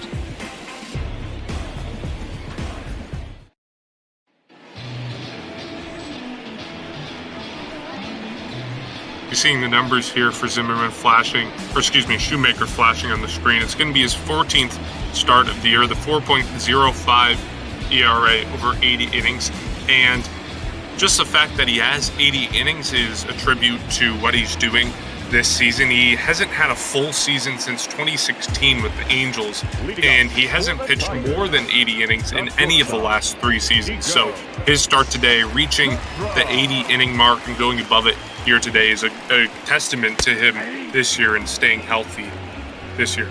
Yeah, and he's just a guy that, when you think back to that name flashing up when it came across the radar for the first time, he was in his mid to late 20s. He wasn't a high-ceiling prospect, but he turned in an incredible season for the Angels. That was back in 2014 where he first came on the radar. And, you know, again, a guy that doesn't strike out a whole bunch. Even that year, it was less than a strikeout an inning, but he had it going in 2014, and he hasn't been able to totally reclaim that Midas touch since.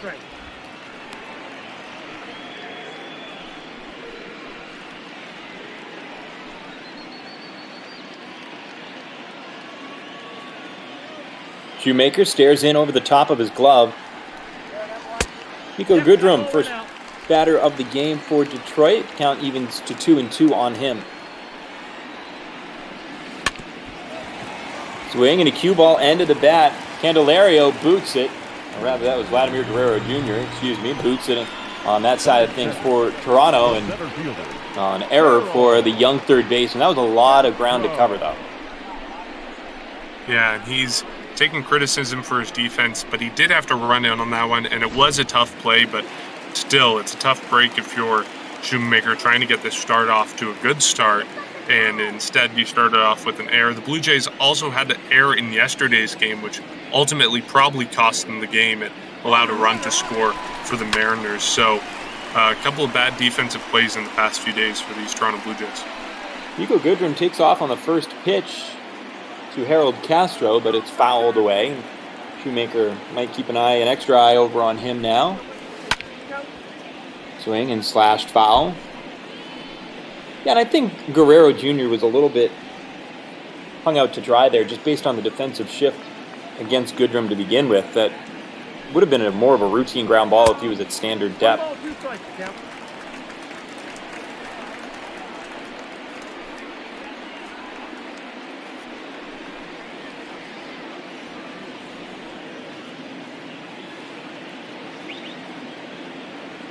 A ball, 2 strikes.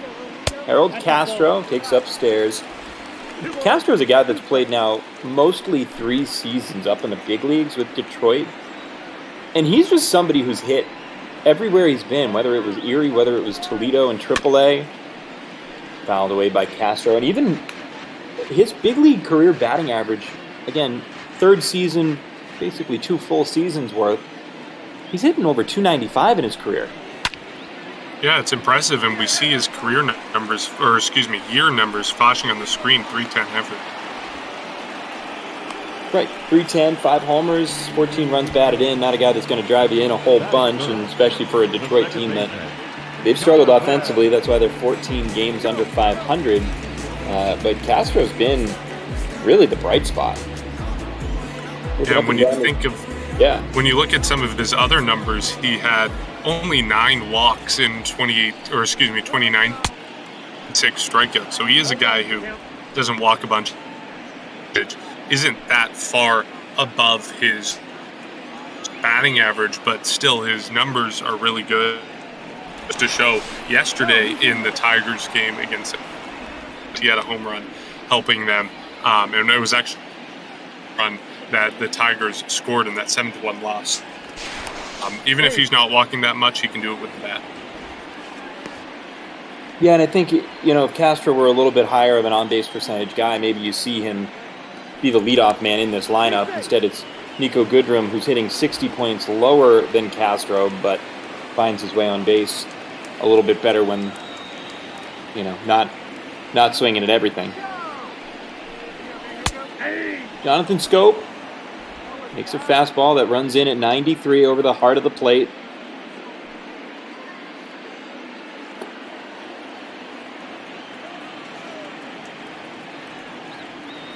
Quick peek at first base. Breaking ball misses away.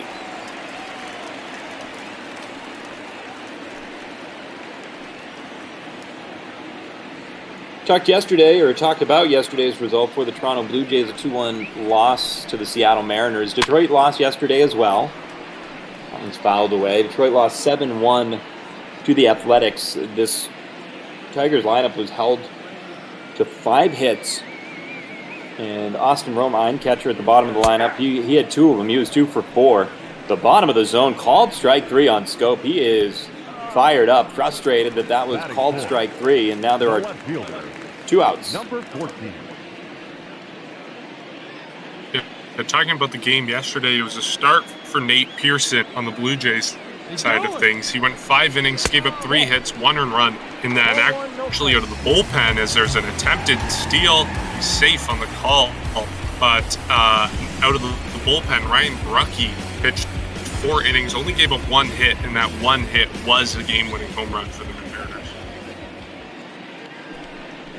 Yeah, 4 innings out of the bullpen, that'll get the job done most times. Here's a swinging bunt down the third base line, glove, thrown, got him. Well done by Shoemaker coming off the mound as Christian Stewart couldn't quite leg that one out. We go to the second, we're scoreless. Vladimir Guerrero Jr. had a miscue defensively in the last inning. Now he comes up leading off the second inning here. It's 4-5-6 due up for Toronto.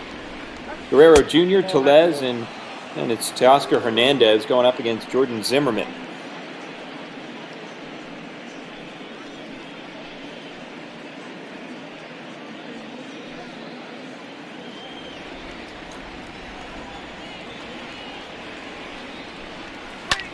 The pitch home, it's a swing and a hooked line drive left field. This one carries well. It hops over the head of Christian Stewart in left. Guerrero Jr. lumbers around first. He's there at second. And a leadoff double's begun the second inning. Yeah, you could see Christian Stewart out there in left doing everything he could to keep the ball in front of him, but ultimately just out of his reach, bounces all the way to the wall, and you could tell he was either trying to catch it off the fly or hold Guerrero to a single, but he gets past Guerrero and makes his way to single. And that's something that Guerrero needs to do a little bit. Those numbers they're not quite there yet for the 21-year-old who has a world of talent in his pedigree, and then when you see him play, you recognize it as well. But the numbers, just a 260 average, and home runs really aren't there to speak of so far.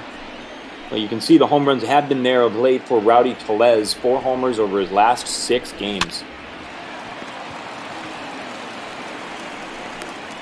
He swings and sends one over to third base. Nice backhanded pick, a leaping throw by Candelario, and they've got Rowdy Tellez down at first. That was a great play over there at third, a leaping play. The ball was taking away from first base, and he turned, leaped, threw it over to first. It was right on line. They got Rowdy Tellez in time. Tellez, not a fast base runner, which certainly helped them on that play, but still, what a great play by Candelario.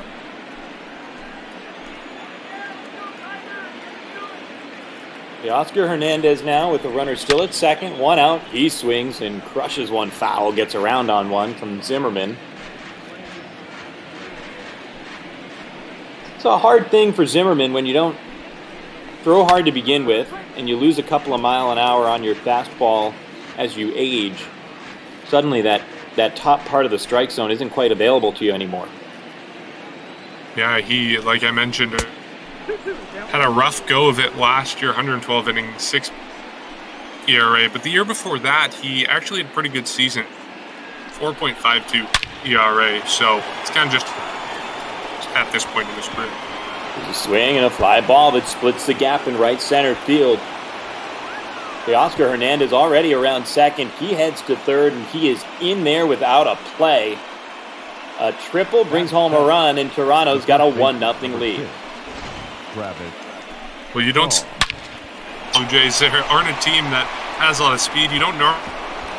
I think in 2018 there was 4 triples from this team, but Teoscar Hernandez was on this team just legging it out and driving Vladimir Guerrero in, and now the Blue Jays are up 1-0. The job's not done yet for Toronto with this 1-0 lead. Travis Shaw, an opportunity here with a runner at third and less than 2 outs, putting something in play and bringing another run home. Pretty good speed for Hernandez down at third base in terms of what a fly ball could do to try to bring him home. Well, you might need him to catch his breath for a second down at third base. The bottom of the zone for a strike.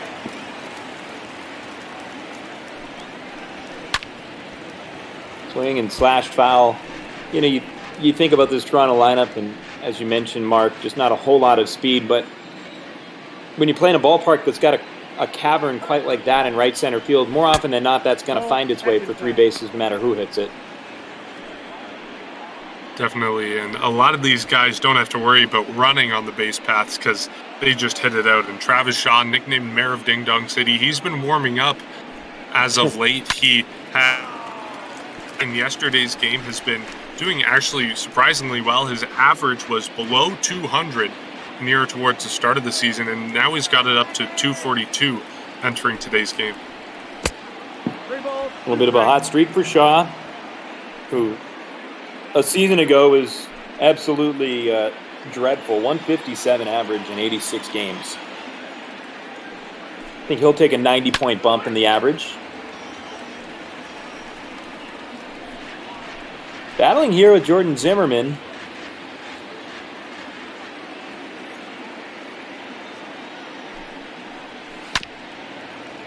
Breaking ball, and he just stays back enough to get a piece on it. He was fooled. He thought it was a fastball coming at him. Pitch number 9 between these two. Swing and a line drive, right field.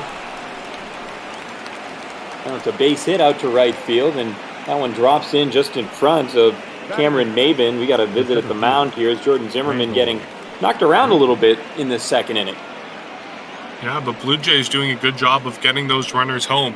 As I talked about before, they didn't do it in the series against Seattle, but their luck may be changing here just across the border in Detroit, getting already 2 runs in, but we'll see if they can sustain it over the course of the game. You mentioned earlier, the only run the Blue Jays scored was in the first inning yesterday, so we'll see what happens today if they can keep it going after this small rally here in the second. Does have to feel good, though, for Toronto to go 8 innings yesterday, get such a good performance out of your pitcher, but you don't score for the final 8, and you're left looking at yourself going to sleep last night thinking, boy, if we had just gotten one more swing, we would have won this one. Instead, not only do you lose, you got to travel down to Detroit and get yourself ready for a road game.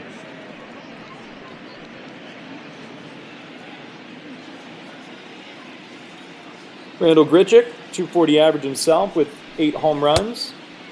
Swing and a miss through a curveball.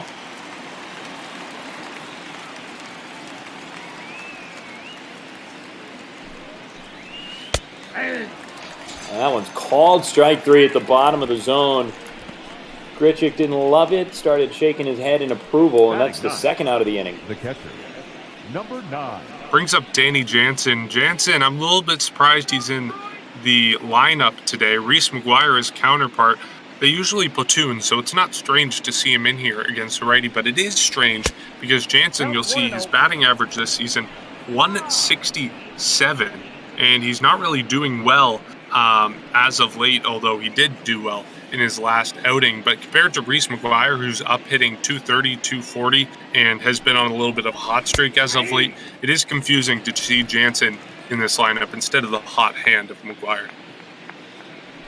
I think Digital Matt Shoemaker requested his personal digital catcher, Danny Jansen. That must be it. The ball and 2 strikes here on Jansen. Swing and a miss. Strike 3, back-to-back punch-outs by Zimmerman. Ends the top of the second, but Toronto scores twice. A double by Vladdy, a triple by Teoscar Hernandez, a single by Travis Shaw. Makes it 2-0 Blue Jays.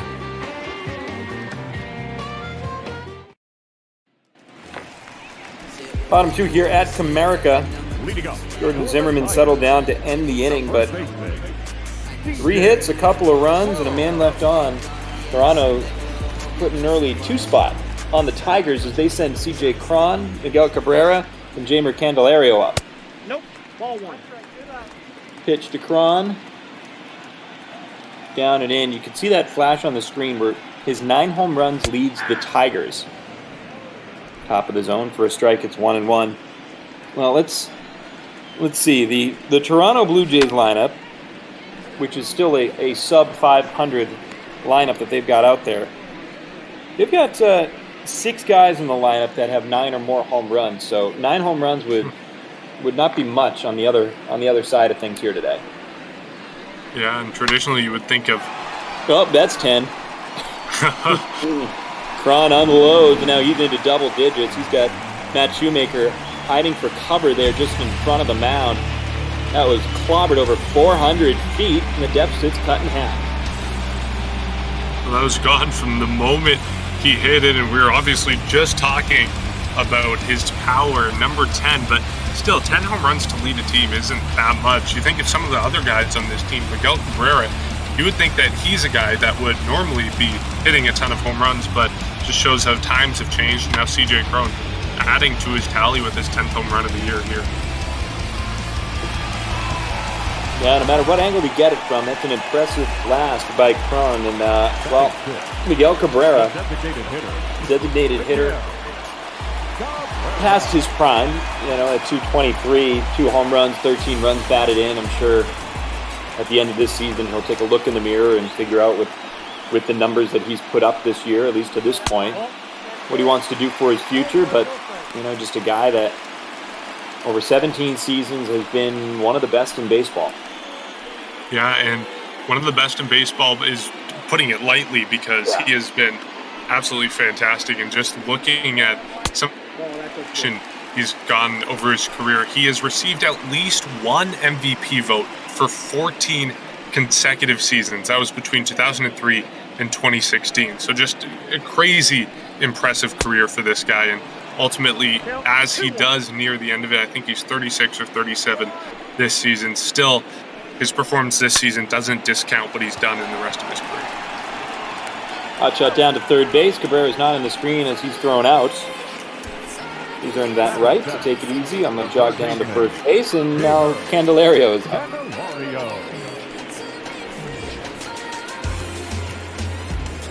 Look at the stats. Against righties, much lower than against lefties. 190 average against righties, 286 against lefties. So facing the righty Shoemaker today, he might struggle a little bit, and he didn't play yesterday, but we'll see what he does in today's game.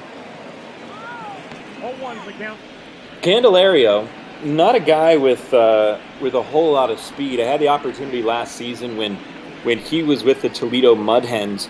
He very nearly hit an inside the park home run at Fifth Third Field in Toledo against the Scranton Wilkes-Barre Rail Riders in a game that I was doing. And boy, it was a leadoff triple. He ran he was running hard out of the box. I can't believe it hit off the wall.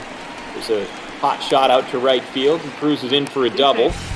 2 bases shy of an inside the park home run there. It couldn't believe the way the ball kicked off the high wall in Toledo. There are all sorts of creative angles that are being created out there at fifth, third field.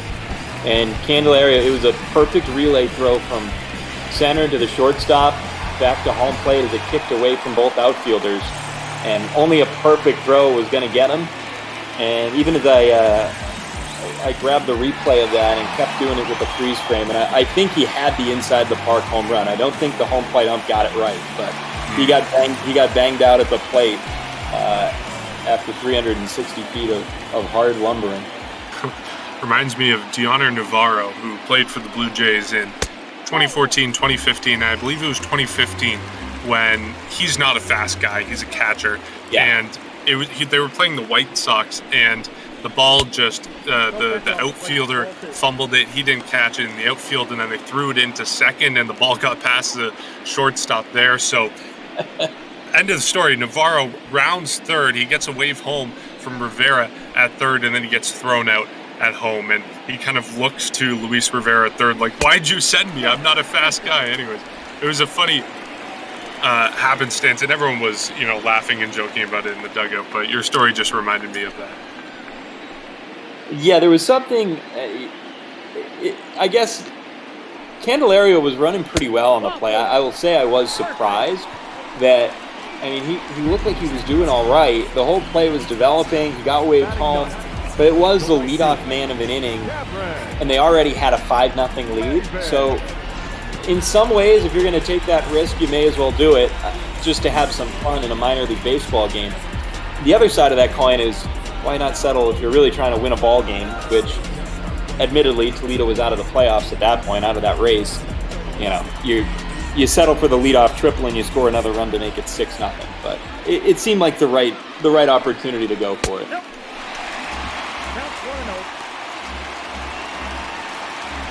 Toledo absolutely hung on to win that game. Boy, I'm actually I got that book right here, that game. Let's see. In Wills Ferry and Toledo. But that happened in May. I'm going to flip back through my book here.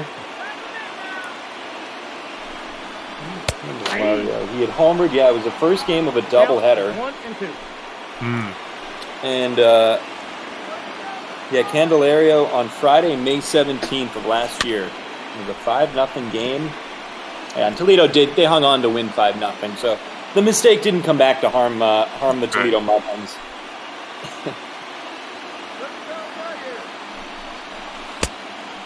And Harold Castro, starting center fielder in this game here today, played in that game. 1 for 3 with a walk, a run scored, and RBI. Tigers with the tying run in scoring position. Go ahead run at first with 1 out here in the bottom of the second inning.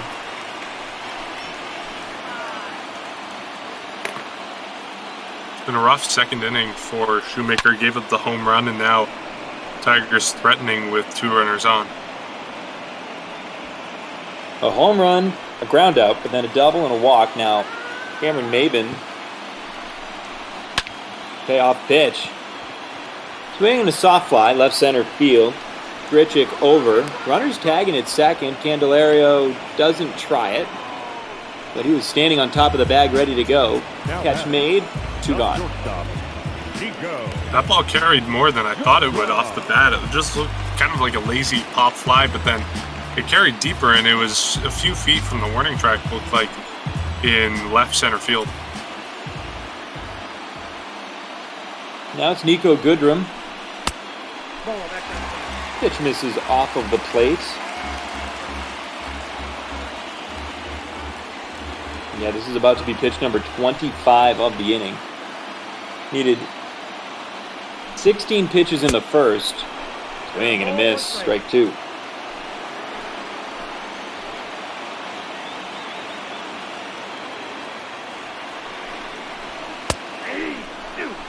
Incorrected. Now that is strike 2 on Goodrum. Reached on an error, stole second. Base hit could tie it here with Candelario at second base.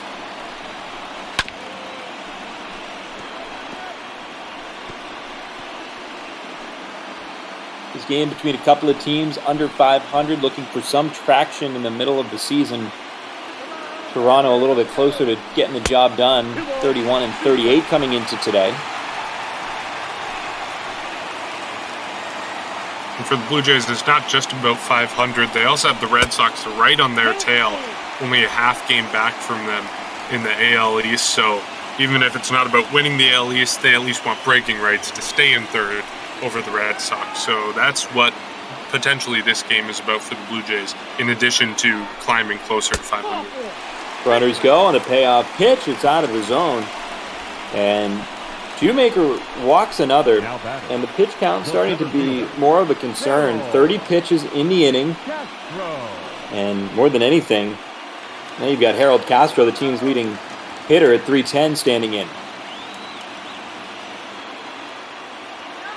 Yeah, Castro had a home run in yesterday's game. Of course, as I said earlier, the only run for the Tigers in that game. So you know he has power. He has the ability to hit for average, and not the guy you want to be facing with the bases loaded and, you know, the tying run just 90 feet away. And a base hit now could give the Tigers the lead after Toronto entered the inning up 2-zip. Blue Jays with an RBI triple from Teoscar Hernandez in the top half of the inning. Travis Shaw followed with a single to drive him home. But an 0-2 pitch here. Swing and a soft fly left field. And an easy catch made by Kristen Stewart, or rather by Lourdes Gurriel, as the inning comes to a close. This is how it began. A blast for the Tigers. Made it 2-1, and that's where we stand. The bases left loaded here in the bottom of the second. Go to the third inning for the play-by-play. Toronto's on top 2-1. Here's Mark Colley. And Bo Bichette, the top of the Blue Jays lineup, will be leading things off in this inning. 0 for 1 today. Swings at the first pitch, sends it into right field. Right fielder Maben camps under it, makes the catch, 1 down. The batter number 8, second base. And as we head into this third inning, I'd like to remind everyone that we are doing all of this for charity. This week's charity is Black Lives Matter, so you can donate below in the link below and contribute to them. And personally, I'll be matching any donations received in this game to Adam, your initiative that you've just started. And correct me if I'm wrong, but it's the Black Play-by-Play Broadcaster Grant, which is now kind of morphing in also to a scholarship. Tell me a little bit about that. Yeah, this has been, it's really cool. As I mentioned earlier in the broadcast, I'm the Scranton Wilkes-Barre Rail Riders, Yankees AAA broadcaster. And so I've been in the minors for 8 full seasons, 10 seasons total, and I have a pretty good network of broadcasters that I've made friends with over the decade.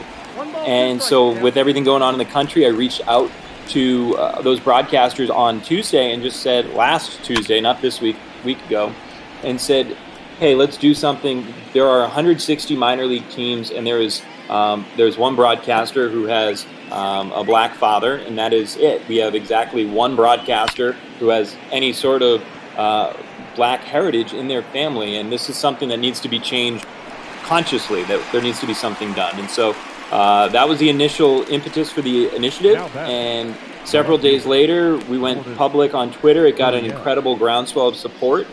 And I think yesterday I announced that over $15,000 had been raised, and with another push yesterday, we're over $18,000 that have been raised for grants and scholarships for aspiring black play-by-play broadcasters. That's incredible. And again, everyone donate to Black Lives Matter, but every dollar donated during this game, I'll be matching with a donation to that. So it's a great initiative, and it's awesome to see the support it's gotten, because your original goal was $3,000, right? But now it's, multiplied by 8, really, or 6 rather. But 6 times what we expected to get. So anyone that wants more information, my username here, Adam Giardino, that's my Twitter handle, and you can find all the tweets that I've been making over the last week. Well, Zimmerman gets the strikeout of Lourdes Gurriel Jr. It ends the inning. Blue Jays going down in order. It'll bring up the Detroit Tigers here in the bottom of the third. Jonathan Scope is leading things off in this inning. And Castro had that opportunity, the fly out to left field with the bases loaded. Detroit there might come a time later on in this game where they look back and wish they had one more good swing, and that could be the swing there that Castro wasn't able to deliver. Of course, the Tigers getting their first run on the board in the last inning, and then a double, a walk, another walk, but unable to score anything with the bases loaded. Jonathan Scope struck out in the first inning. He'll be taking hacks up here at the plate. Hey. 0-1. Shoemaker already above 50 pitches as we head into the third, and he throws his first pitches of this inning. Yeah, 33 pitches total in the second. 1 ball, 2 strikes. Part of it is a product of going deep into counts. He walked a few batters, had a full count on a few batters. So when you're throwing that many pitches to the batters, you're going to drive the pitch count up, as we see again a 1-2 count. But this time he gets a swinging strikeout. Jonathan Scope, the former Baltimore Oriole. Number 14. It's the first out of the inning. Both strikeouts today for Shoemaker have been to that guy, Scope. 0 for 2 with a couple of punch-outs.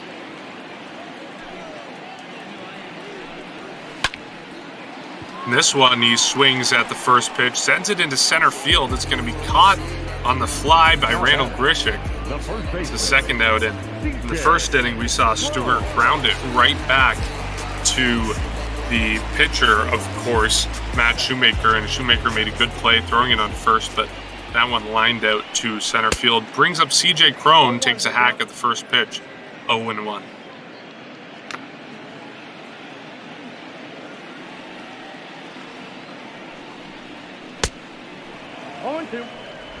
Crone did the damage in the second inning, scored the Tigers 1 run today with a home run to deep left field, and this one's grounded to Bichette. Bichette will scoop it up onto first.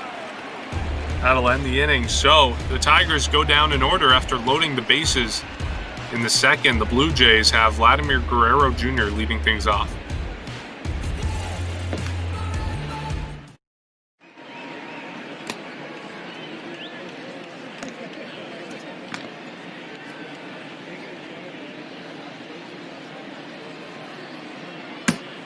Guerrero had the double yesterday, double already today. He's been heating up lately, and I've been saying this a lot, but a lot of the guys on this team, as we see Travis Shaw on the screen here, also heating up, and that's partly why the Blue Jays have kind of leveled off. They were in kind of a tailspin in the early part of May, but they've leveled off now, and now I guess are trying to approach 500 again. Guerrero has been part of that success as he steps into the batter's box here.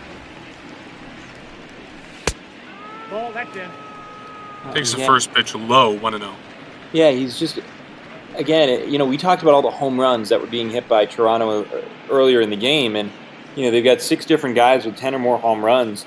Vladimir Guerrero Jr., in this lineup today of 9 guys, he has the 8th most home runs out of the 9 guys, and that just can't happen.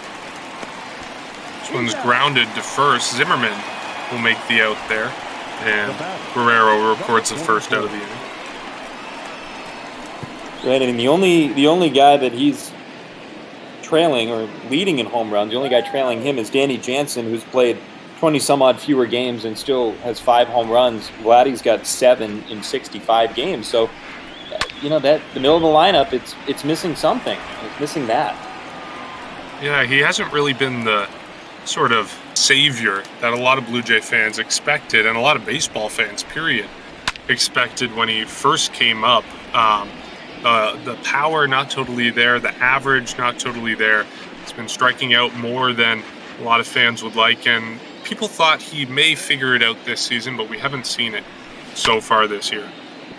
Rowdy Tellez grounds it to first.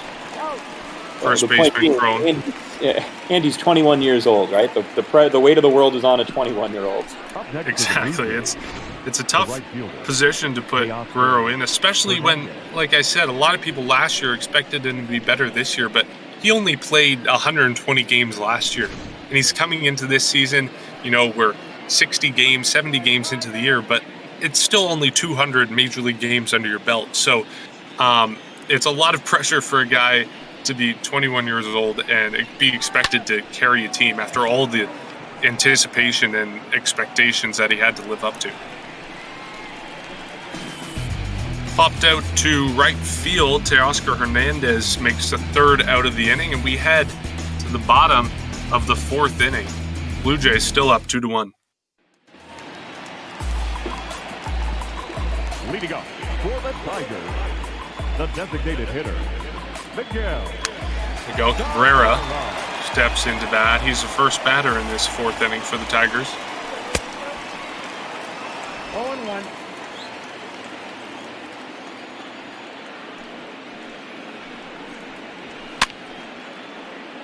Swings at this second pitch, sends it into very shallow right field. Kevin Biggio right on the outfield grass makes the catch for the first out of the inning.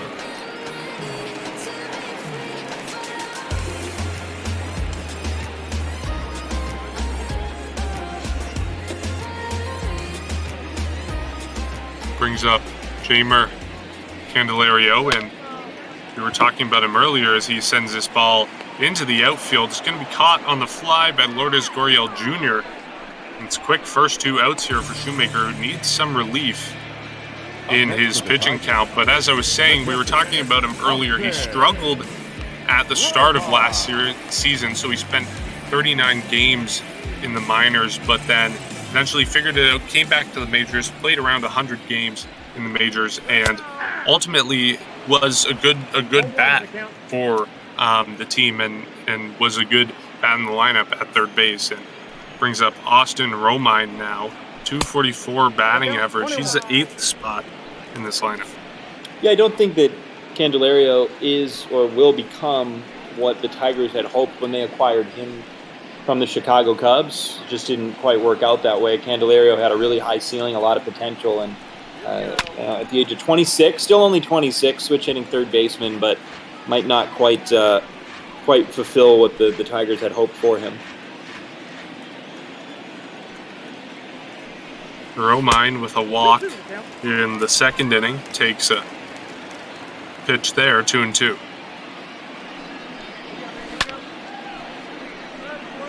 A deep foul ball. Wanted all of that one, and he got all of it, but just a little bit too much, sending it foul.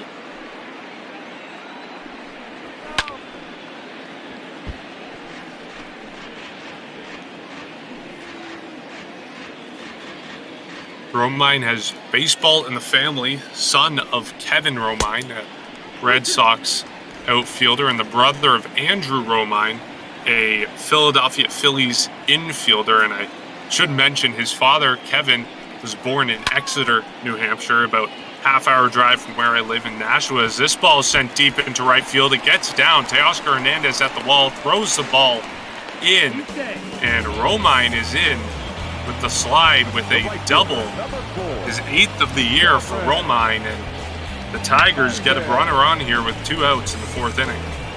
Well, it snapped a streak of about 6 in a row that had been set down rather quickly by Shoemaker. So 2 outs, but all of a sudden that one hit, and now it's Cameron Maybin a chance to roll on through the infield here.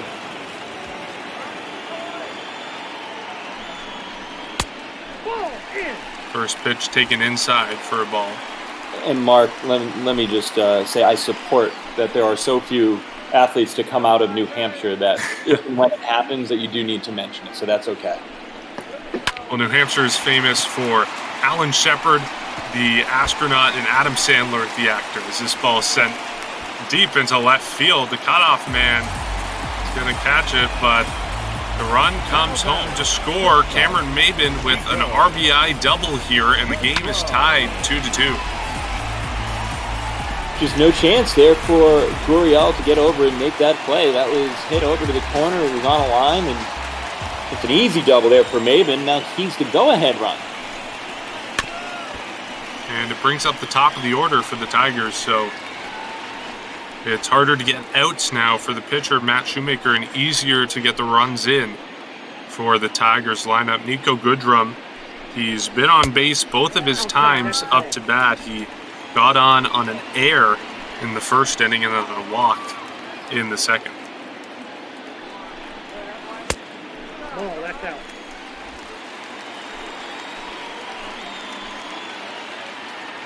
Not a guy that you want to put on in this situation, and not just because it would be the go-ahead run likely coming in from second, but also the fact that he has speed. He stole a base in the first inning, and you don't want that kind of mental pressure on you as a pitcher. The 2-2 pitch from Shoemaker is swung on, sent into right field. The ball gets past the infielders, and the runners, Austin Romine is going to hold, or excuse me, Cameron Maben is going to hold at third as the Tigers keep this inning going, and they pass the baton to Harold Castro.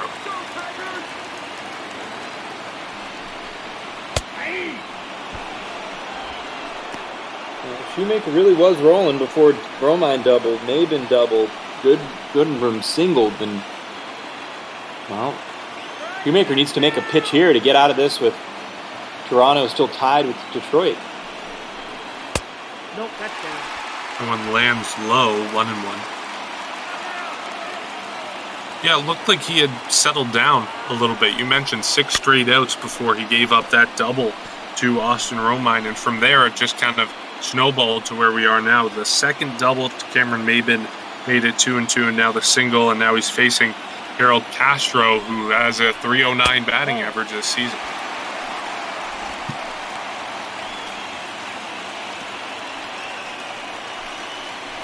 Another long inning for Shoemaker, 22 pitches. Yeah, the third inning was only 8 pitches. That's what he needed, but like you said, not good. This one swung on, popped up into shallow left field. Lourdes Gurriel Jr. makes the catch, and it'll end the inning, but not before Cameron Maben drives in the tying run for the Detroit Tigers. Things are tied up here. Adam, back on the mic when we come back.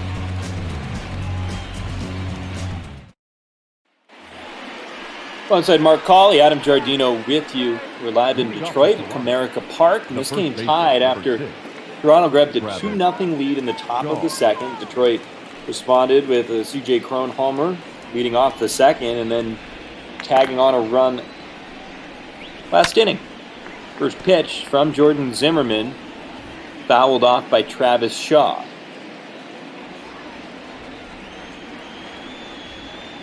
Four innings, 52 pitches so far from Zimmerman. No ball, 2 strikes. And he's up 0-2 here on Shaw. Nope, that's the ball. Travis Shaw started his 1 and 2. career with the Boston Red Sox.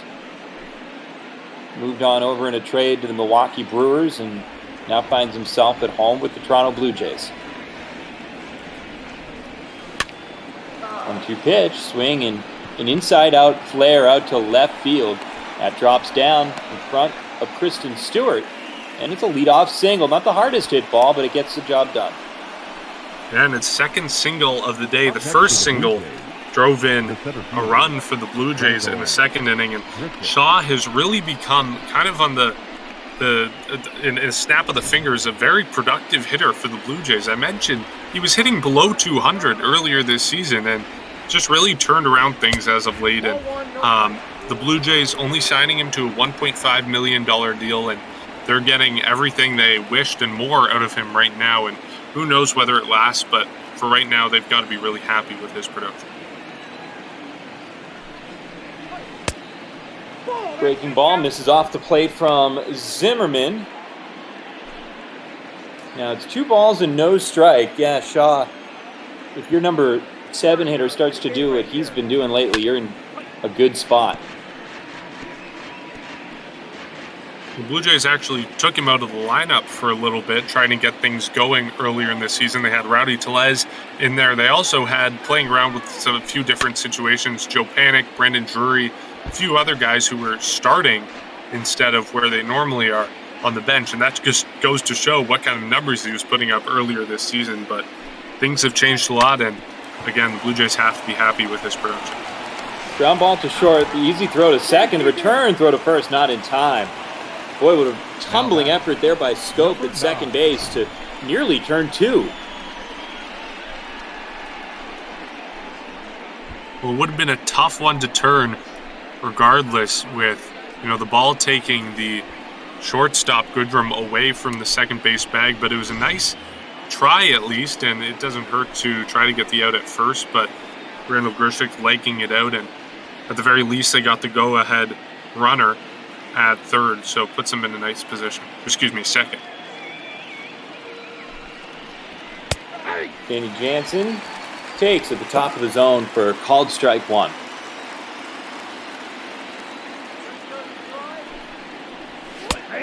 Jansen, a top-hitting, catching prospect, and, well, maybe quite hasn't lived up to it, but there have been flashes, certainly in the minors and up the chain for Jansen. He swings and lifts one in the air to left field. Stewart jogs over, makes the catch. Out number 2 is Grichuk returns to first base. The batter, number 11, shortstop, Bo Bichette. Brings up top of the order. Here's Bo Bichette.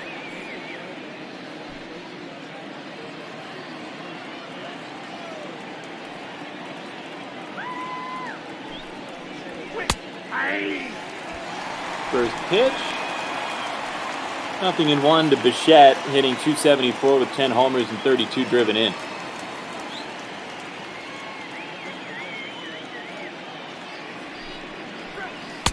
Breaking ball away, 1-1. Zimmerman doing a much better job than Shoemaker in managing his pitch count. It's pretty low, 66 right now, and of course, you'd like it to be lower, but entering the 5th inning, that's a good number for him to be at, and puts the Tigers in a nice position with their bullpen in keeping it rested in the first game of the series. Down and in, and Zimmerman misses to Bichette.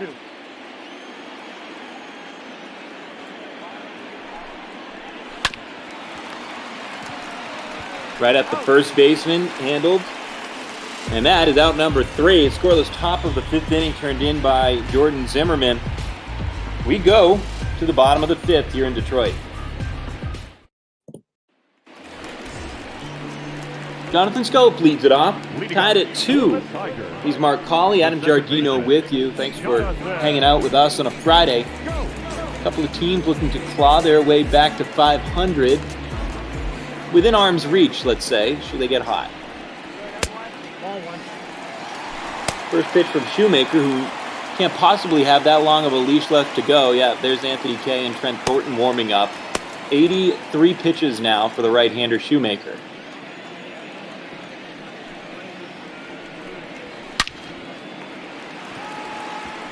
Swing, sent out to right field. This one's down, and it gets all the way to the wall. Extra bases and a double. Leads off this 5th inning for Jonathan Scope. Now batting, number 14. We saw Teoscar Hernandez on that one. Looked like he tried to dive for it. Took a little bit of a tumble there as he tried to cut it off before it got past him. And the Blue Jays like what they get from him with his bat, but they don't get the same sort of production from him in the outfield. His defense is not why he is on the team. Let's just put it that way. No, it's not.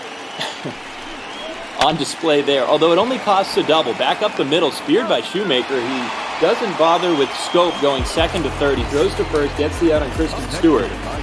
And now the go-ahead run, 90 feet away.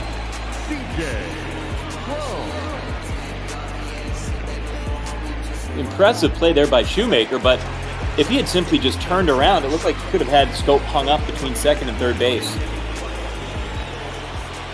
And obviously it put the Blue Jays in a different situation. Instead of having the go-ahead run 90 feet away, you would have the go-ahead run 270 feet away, or a home run away by the hitter. But it makes it a lot tougher, especially with one out in this inning. It's just a sac fly or even a ground ball away from putting the Tigers up in this game.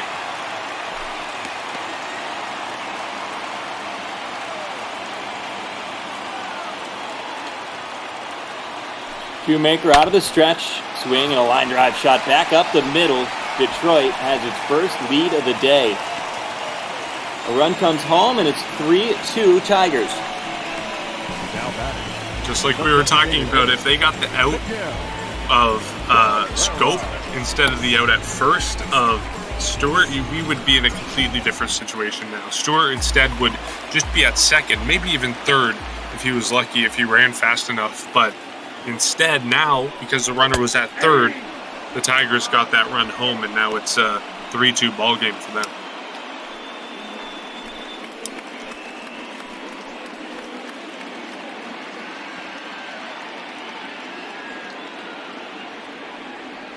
Miguel Cabrera.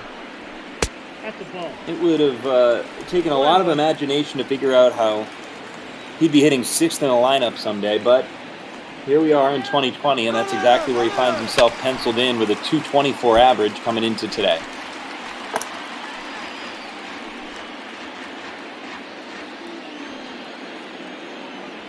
He's down 1-2. Shoemaker up over 90 pitches. Swinging a chopper right back to the mound. He goes to second, one, on to first, in time. Cabrera's got 0 speed, according to that numerical ranking, and that showed there. A 1-6-3 double play. We go to the 6th. Well, we were criticizing the defense of the pitcher, of course, Matt Shoemaker, but in that situation it paid off. He was smart to go to second first. He knew that the runner heading to first, Miguel Cabrera, didn't totally have the speed in him to make the run, as we see two pitchers warming in the Detroit Tigers bullpen. Buck Farmer, Gregory Sato warming, as Zimmerman is at 70 pitches now in this game. And as we hit the 6th, here's the baton. Mark Colley, you got this one the rest of the way. Kevin Biggio is taking swings for the Blue Jays, trying to get to Zimmerman, get to that Tigers bullpen, see if they can be more productive against the pitchers there, as swings and fouls that one off 1-2.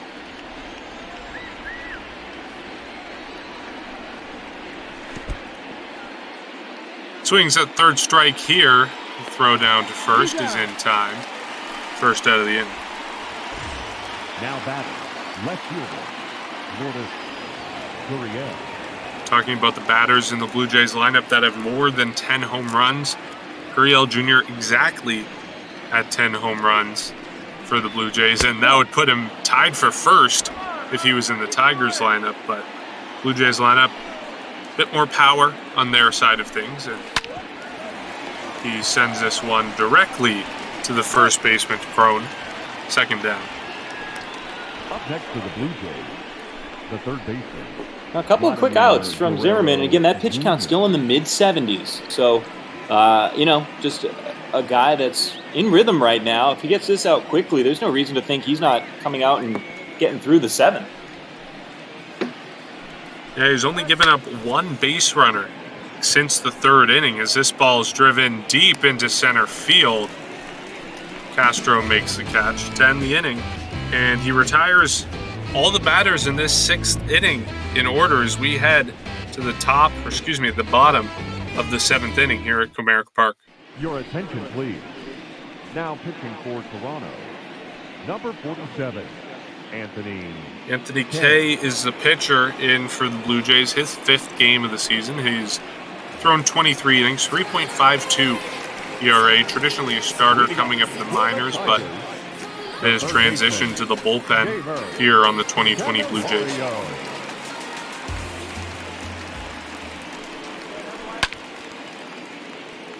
Sends the first pitch foul, 0-1.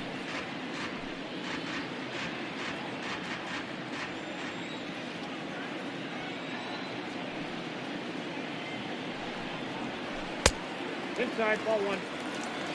Blue Jays bullpen, it's relatively well rested. They only used one reliever yesterday in the form of Ryan Brucky. He threw 4 innings out of the bullpen, and Anthony Kay is a similar type pitcher. Of course, he's a righty, but at the same time, Kay came up through the system as a starter like Brucky did, and just transitioning to the bullpen this year, and has the ability to give you some length and some distance out of the bullpen, as this ball is popped up into shallow right center field. Randall Grishik makes the catch. for the first out of the inning. Now batting, catcher, Austin Roma.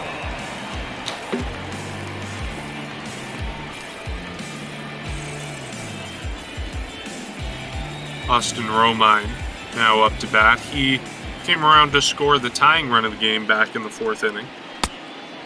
0-1. You know, it's funny, Romine, you talked about father Kevin and Austin, and the brother Andrew, who's currently in the Philadelphia Phillies minor league system, playing predominantly with Lehigh Valley a season ago. But Andrew Romine, the younger Romine, he was the guy that played with the Detroit Tigers. So Austin's the second Romine to don a Tigers uniform in the bigs.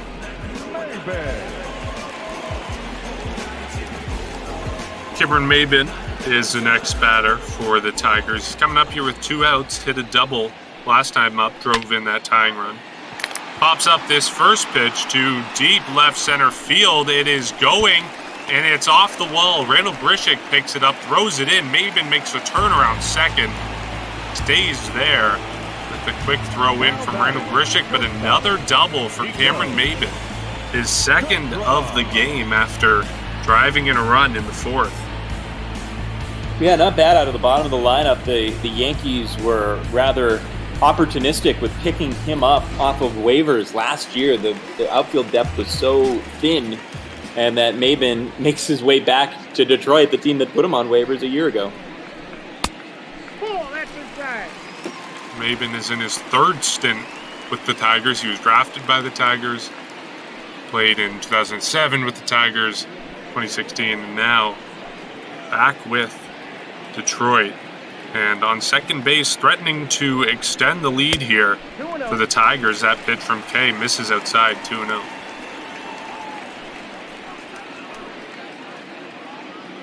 You know, there are very few pitcher-catcher batteries in which both guys wear glasses. But we're looking at one right now with Danny Jansen and Anthony Kay. Jansen didn't used to wear glasses, but part of his offensive outburst in the minors was because he started wearing glasses, and he said he could see the ball so much better. He didn't realize how bad his eyesight was until he was told, hey, you need glasses, and it's paid off for him. Now he's in the majors, and they get the 3rd out of the inning there, so the Tigers retired with a double, but nothing more as we head to the 7th. And it's funny, the difference in reaction to that as a future big leaguer versus myself in middle school. When I first got glasses and thought, oh my God, I don't want to see this. This baseball's coming right at me. It used to be this fuzzy looking thing that wasn't so scary, and then you could see the seams coming right at your head. Inside, 0-1. Rowdy Tellez leading things off for the Blue Jays. That's why he's in the big leagues. You were talking about his offense coming up as this ball is sent deep into left field. Left fielder Stewart, just on the warning track, makes the catch. And you could see the difference in his numbers as soon as he got the glasses. And I believe it was 2017 that he had the glasses, new prescription, and really changed a lot for him and kind of led to that offensive outburst that we saw as Teoscar Hernandez steps in.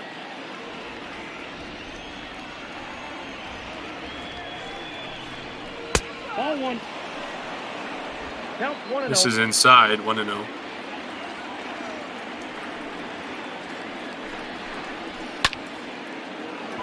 Swings at this one, pops it up again.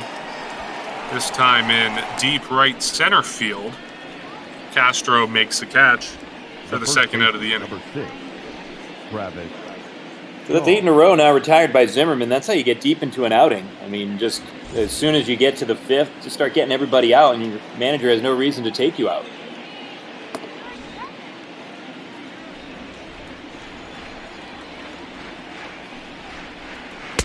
Not just 8 in a row, but 0-1, no strike. 14 of the last 15 batters, I believe, retired. Oh, that's upstairs. That's right. So certainly in a groove right now, and the low pitch count helping him pitch deep into the game now against the Blue Jays. Hey. Strike taken there, 2-1.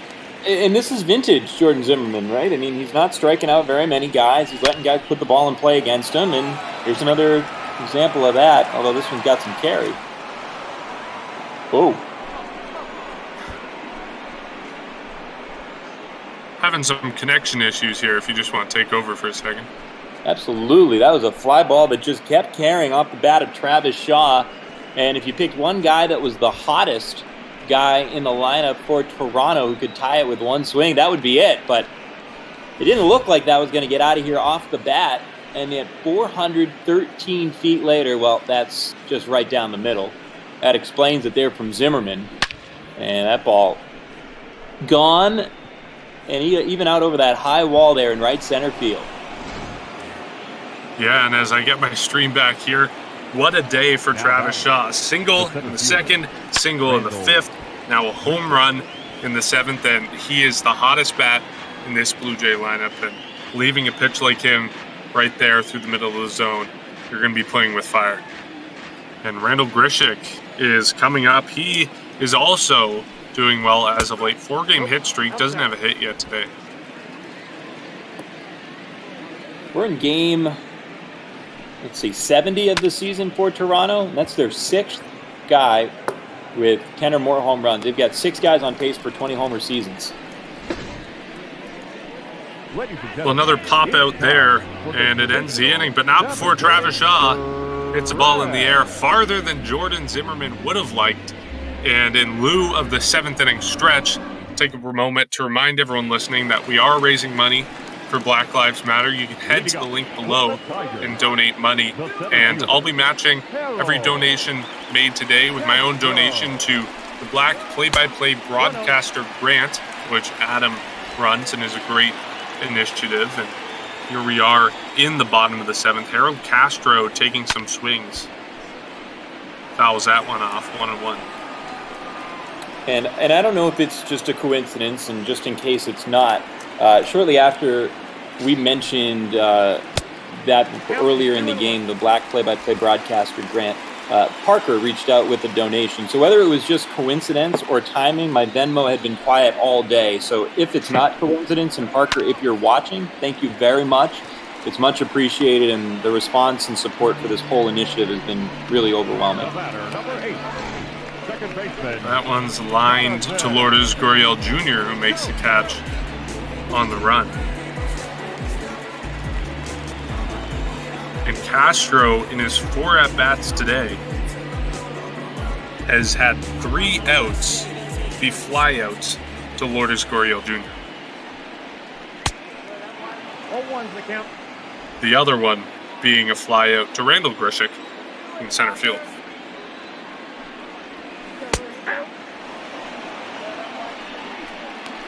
Okay, pitching here against Scope, who's 1 for 3 today.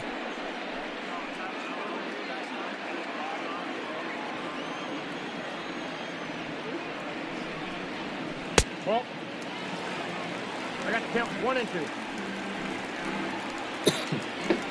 Tie game here in the 7th inning. The Blue Jays going back and forth with the Detroit Tigers, both looking to gain some momentum here, much needed as we near the middle of June and look towards the All-Star break. Votes are being tallied, and we'll have, or at least we plan to have, the All-Star game and the Home Run Derby here on ML Bop Ball. And it's a question of whether the Blue Jays will send Vladimir Guerrero Jr. to the Home Run Derby. He had his performance there last year, hit 92 home runs, an all-time record for a single-year performance at the Home Run Derby. And I have to imagine he'll be wanting to repeat his feat again this year. Yeah, you would think so, right? I mean, it was just the Home Run Derby's become such a fun display. So many young guys, whether it was the Aaron Judge display from a few years back or Vladimir Guerrero Jr., it's just such a fun way to show off all of this young talent in baseball. And, of course, another young guy, Pete Alonso, took home the championship last year, and I'm still a little bit upset about that one because Vladimir Guerrero Jr. didn't take it, but just great performances by these young guys, and it's really the future of baseball that we're seeing, and not just these events, but other events like the All-Star Game and some normal games like what we're seeing here today with the Blue Jays with their very young, very well-touted infield. But it's the oldest of the bunch. It's the 29-year-old Travis Shaw, who's 3 for 3 with the first run batted in and then the game-tying home run just a moment ago. I got the count. Swing and a miss by Stewart, 0-2.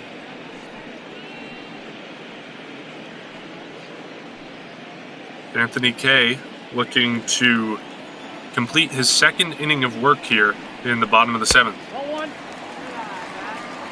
1 ball, 2 strikes.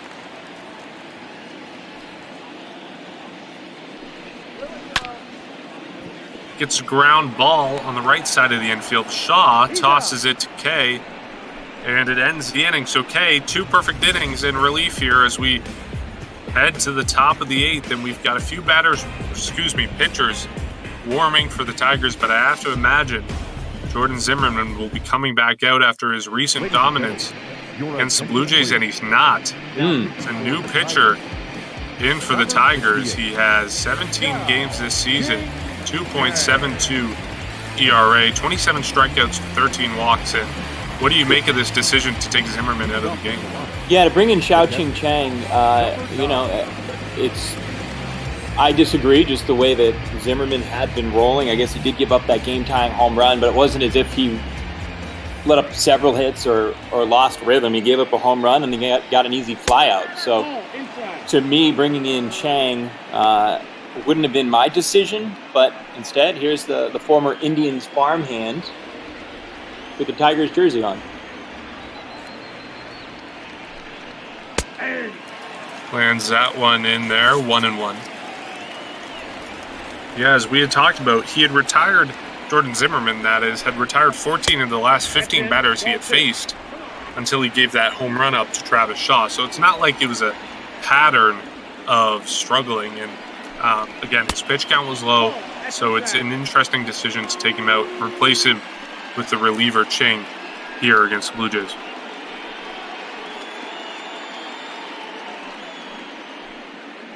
Facing the bottom of the Blue Jays order, Danny Jansen, 0 for 2 today.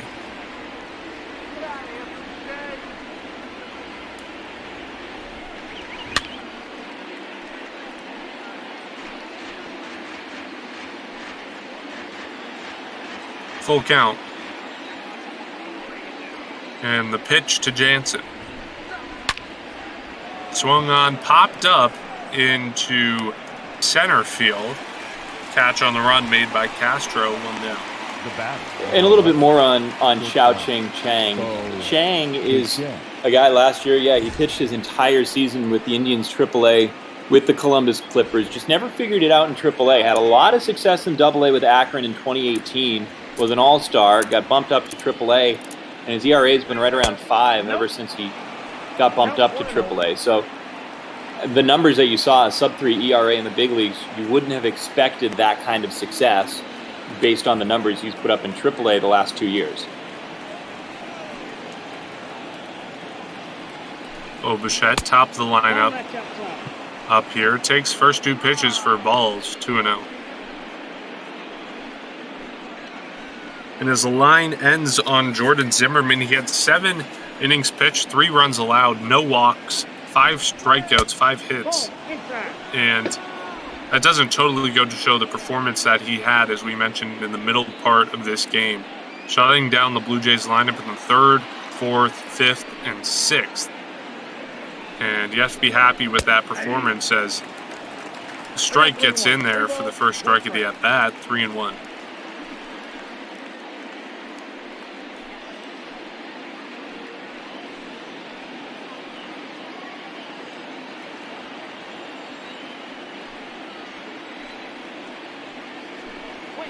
Ball 4, that pitch is low.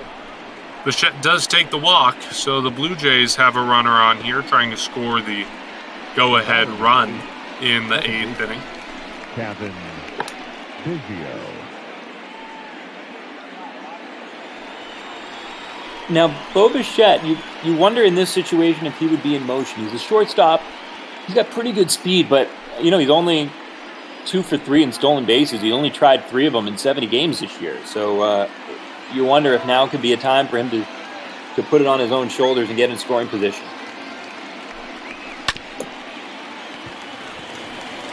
And this one is grounded on the infield. It's going to be a tailor-made double play. They get the out of maybe the fastest 2 runners on this team. And the Blue Jays leave their runs and their outs on the base pass as we go to the bottom of the 8th inning. Both teams looking for runs to score here and prevent extra innings as the game is tied. And CJ Crone coming up here. He scored run for the Detroit Tigers earlier in this game with a home run. No, that's down.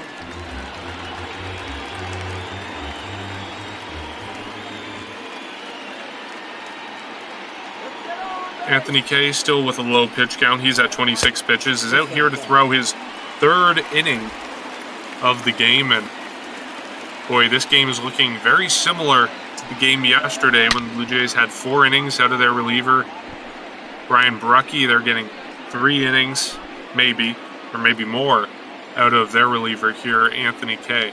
And it didn't end well in the 8th inning. Bruckey ended up getting into the 9th and through the 9th, but it was the 8th inning that was that go-ahead opportunity and go-ahead game-winning run ultimately for Seattle.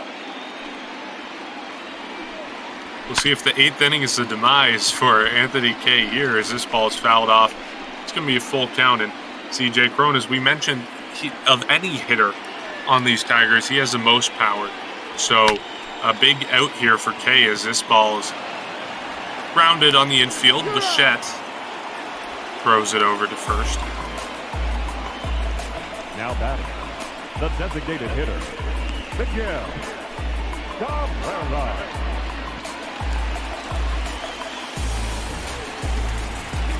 Brings up Miguel Cabrera. Hasn't been on base yet at .220 batting average this season, dropping a little bit lower.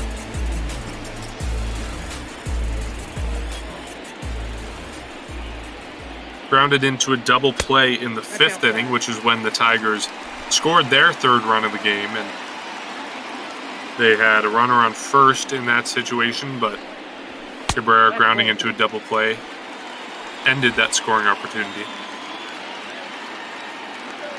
When Miguel Cabrera goes into the Hall of Fame, is he a Tiger? He's got to be, right? Yeah.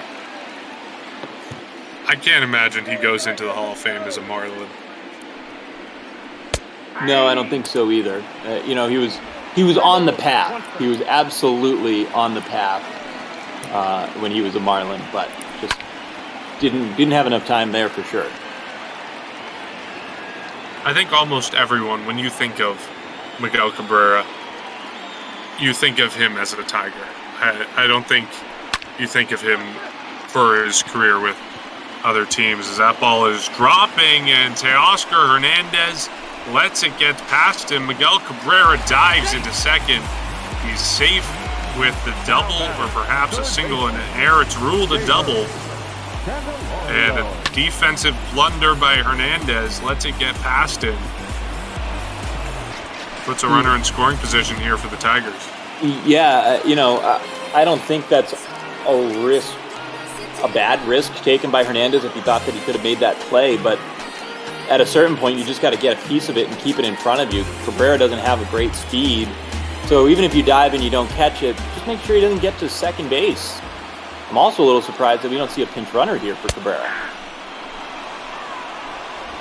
Of course, Cabrera not with a lot of speed, and he's a go-ahead run for the Tigers here, so they want to get him home on anything, and the Tigers end up hitting a single. They want to make sure they can capitalize on that hit, but keeping him in the game here in the 8th inning is Kay works to get out of this jam.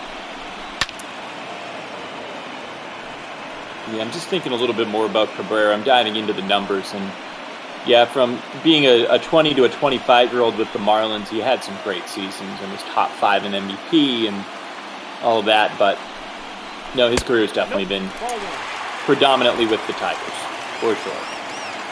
Yeah, and it was back-to-back MVP seasons and Triple Crown in, was it 2013? The Triple Crown came in 2012. I'm sorry. The next season was arguably some better numbers than the year before in which he won the Triple Crown. But yeah, back-to-back MVP years. Yeah, so I got to think about this guy. I definitely think he's going in with a Tiger cap, but he's on second here trying to get the go-ahead run and potentially the winning run in for the Tigers. It's a 2-2 count to Jamer Candelario. And the pitch from K. Swung on, grounded on the infield. Bichette will field it, throw it to first. They get out there. The runner, Cabrera, advances to third. But now with 2 outs, it's hard to get him home. What a big play by Bichette with that clock going in his head. He knew what he had to do, and that was not an easy play. If he doesn't make that play, which would have been no fault to his own, it would have been runners at the corners with 1 out. And when you only have 1 out, it opens possibility for really anything. Ground ball, sac fly, anything to get that runner home. And good play by him to get the out and puts the Blue Jays in an advantageous situation here. 3-3. The game's tied, bottom of the 8th. Just need 1 out to get away and get out of this jam with a runner 90 feet away.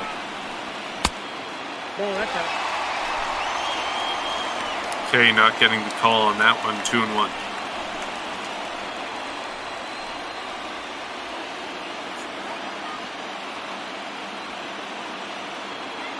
Austin Romine has had a productive day. He had a double and a walk earlier.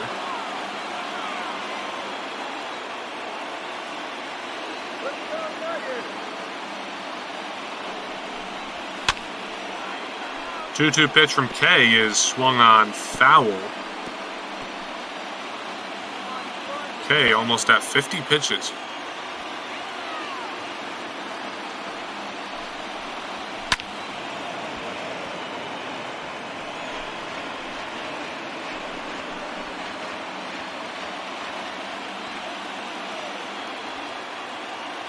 Romine with a .244 batting average entering today, looking to add to his stats here, bring in the go-ahead run for the Tigers in the 8th inning, perhaps their last chance to score.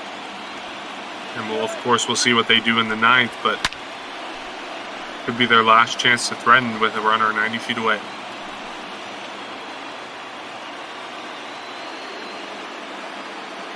Romine staying alive in this at-bat.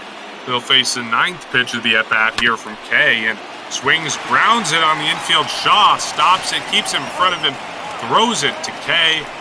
It's recorded as an out, and Anthony K escapes this inning. The Tigers leaving a runner 90 feet away. We head to the 9th inning. The game is tied at 3 apiece.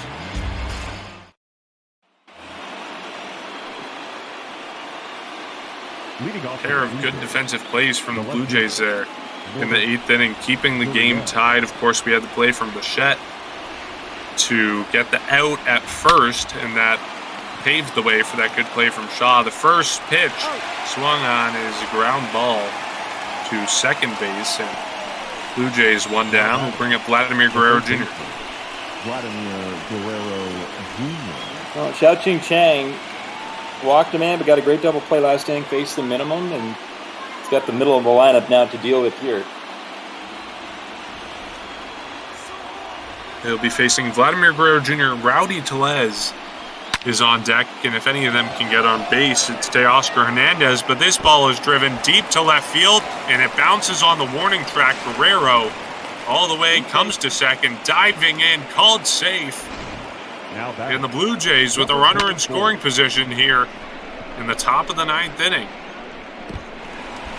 Yeah, that was hit well. That's exactly what you want to see from your middle of the lineup anchor, cleanup guy, Vladimir Guerrero Jr. And in a cloud of dust, he's that tying run at second.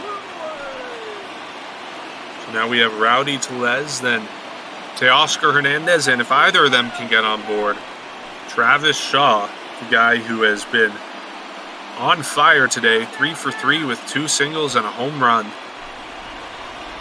Blue Jays obviously want to pass the baton to him, but Rowdy Tellez working on making sure they don't squander this chance with a runner on second base.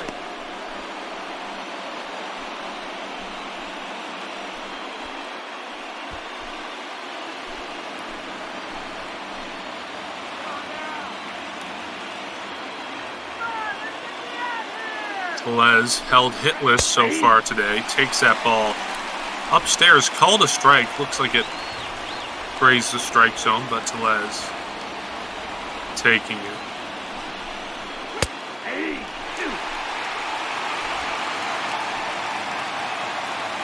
Coming up after this game, we have the division rivals and timeless rivals of the Yankees and the Red Sox starting at 5:30, or at least that's the scheduled start time. Former Blue Jay J.A. Happ making the start for the Yankees in that one, as Tellez takes a big cut at that one. 1-2.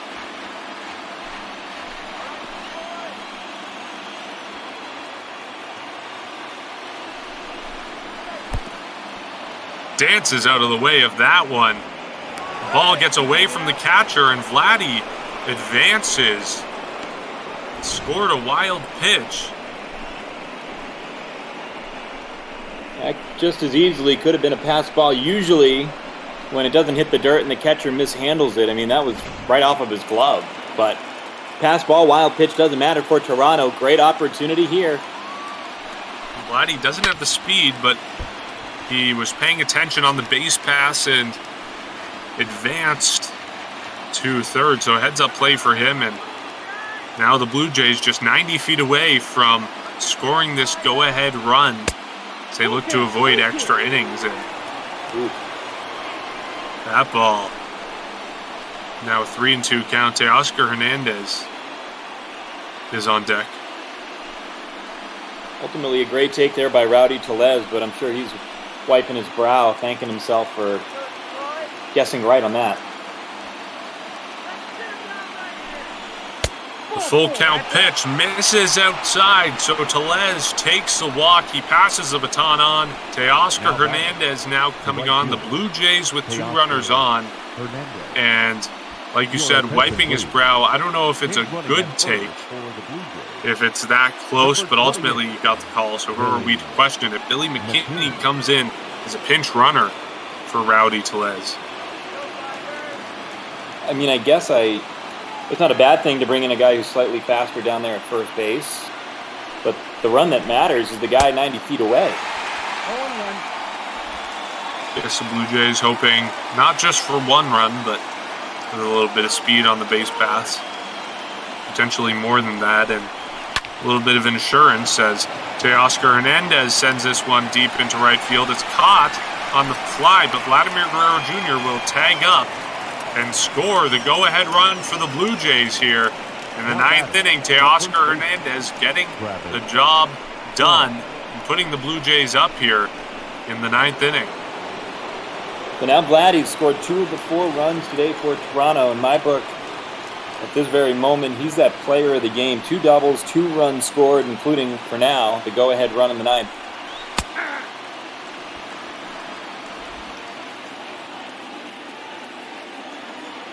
Travis Shaw, I'd say also a candidate for player of the game, not just because of team contributions, but his own performance at the plate. 2 singles and a home run, and he did drive in a run in the 2nd inning as well as in the 7th with his home run. No, you're right. He'd been the offense prior to this inning. He'd been the guy that had helped Toronto do their thing.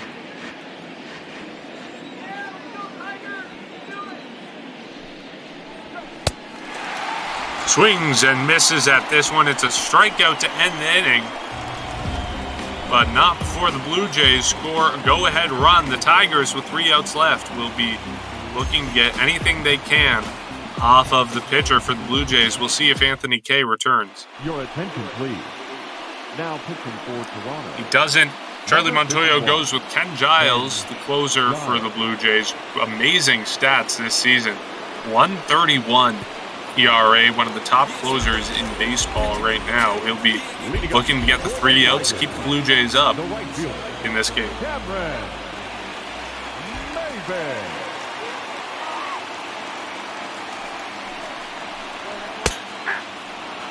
First pitch grazes the top of the strike zone, 0-1.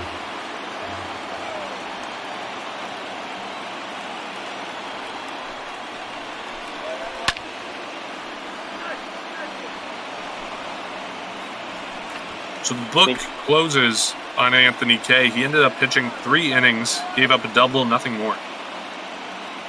And is in line for the victory now.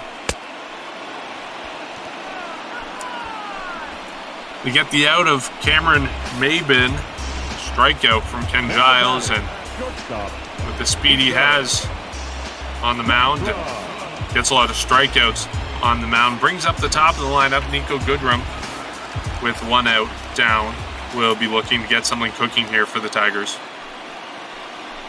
Giles is doing a lot with sliders in that at bat against Cameron Maben. Starts Goodrum with a fastball there, though. Goodrum a single in the 4th, a walk in the 2nd, and got on board with an error in the 1st.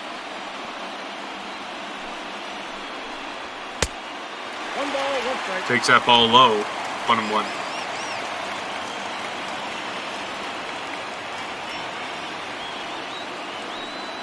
Blue Jays looking to close out this victory and climb to 32-38 on this year. Tigers looking to prevent that and climb themselves to 28-41 and prevent them from dropping to 42 losses, as Nico Goodrum has a 2-2 count now.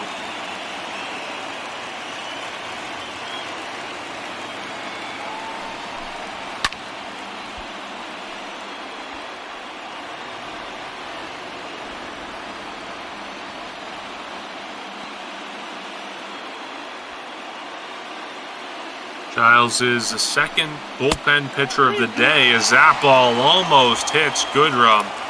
Goodrum just turning away from that one that was inside, almost grazed his thigh.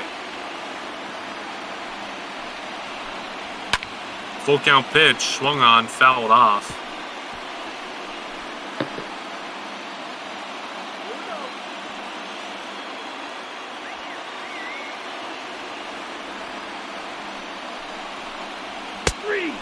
Oh.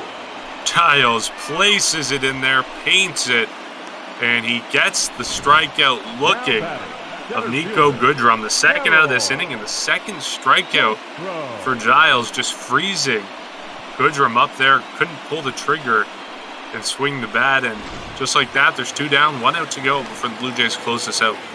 Yeah, that was some pitch. That was a gutsy pitch there by Ken Giles, because that pitch, it caught almost all the strike zone, but he just was banking on the fact that Goodrum was looking for a fastball there. Harold Castro now pops up the first pitch into the outfield. Randall Grishik lays down, doesn't make the catch. It's a single, and all sorts of weird defensive alignments happening in the outfield and decisions by the outfielders. Teoscar Hernandez, Randall Grishik, but Castro extending his hit streak to 6 consecutive games, gets on board, gives the Tigers a breath of life here in the 9th inning. Yeah, and the way that swing, I don't think if you were Grishik or if you were Hernandez, you would have been fooled by that swing. It was a soft fly ball. You would have taken your first step in. It was in the air. They just never got there. Perfect placement to drop in there for a blooper. No doubt. So now Giles will try to do it again, and Jonathan Scope, who has a double today, nothing more, 3 strikeouts, will be trying to get that run in, tie this one up.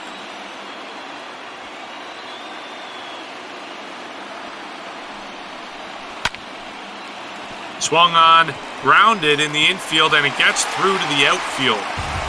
Lourdes Gurriel Jr. throwing it back in, and Scope connecting with that one, just squeezing it through Vladimir Guerrero Jr. and Bo Bichette on the left side of that infield. And just like that, there's 2 on for the Tigers now with Christian Stewart coming up. Yeah, just one hard bounce as it was already past Vladdy down at the hot corner, and Bo, because of how well it was hit by Scope, couldn't get there. So this is turning interesting. Sure is. There's 2 outs, but the runner, the tying run for the Tigers, 180 feet away, and just one hit away as Kristen Stewart tries to get something going here. He hasn't been on base today. That didn't prove to be much problem for Harold Castro, who had a single to start this little rally off.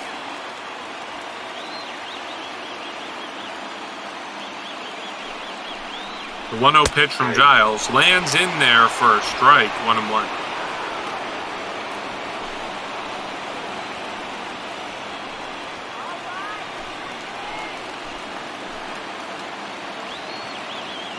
Castro takes the lead off second. Scope with the lead off first.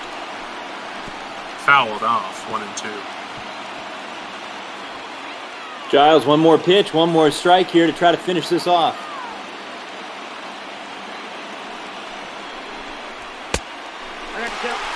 Missing upstairs, 2-2. So Giles, we see, has gotten 2 out in this inning and 19 pitches. Trying to secure this last out, keep the Blue Jays on top in this game in the bottom of the ninth. Couple of elevated fastballs and couldn't get a chase either time. Runners will be off.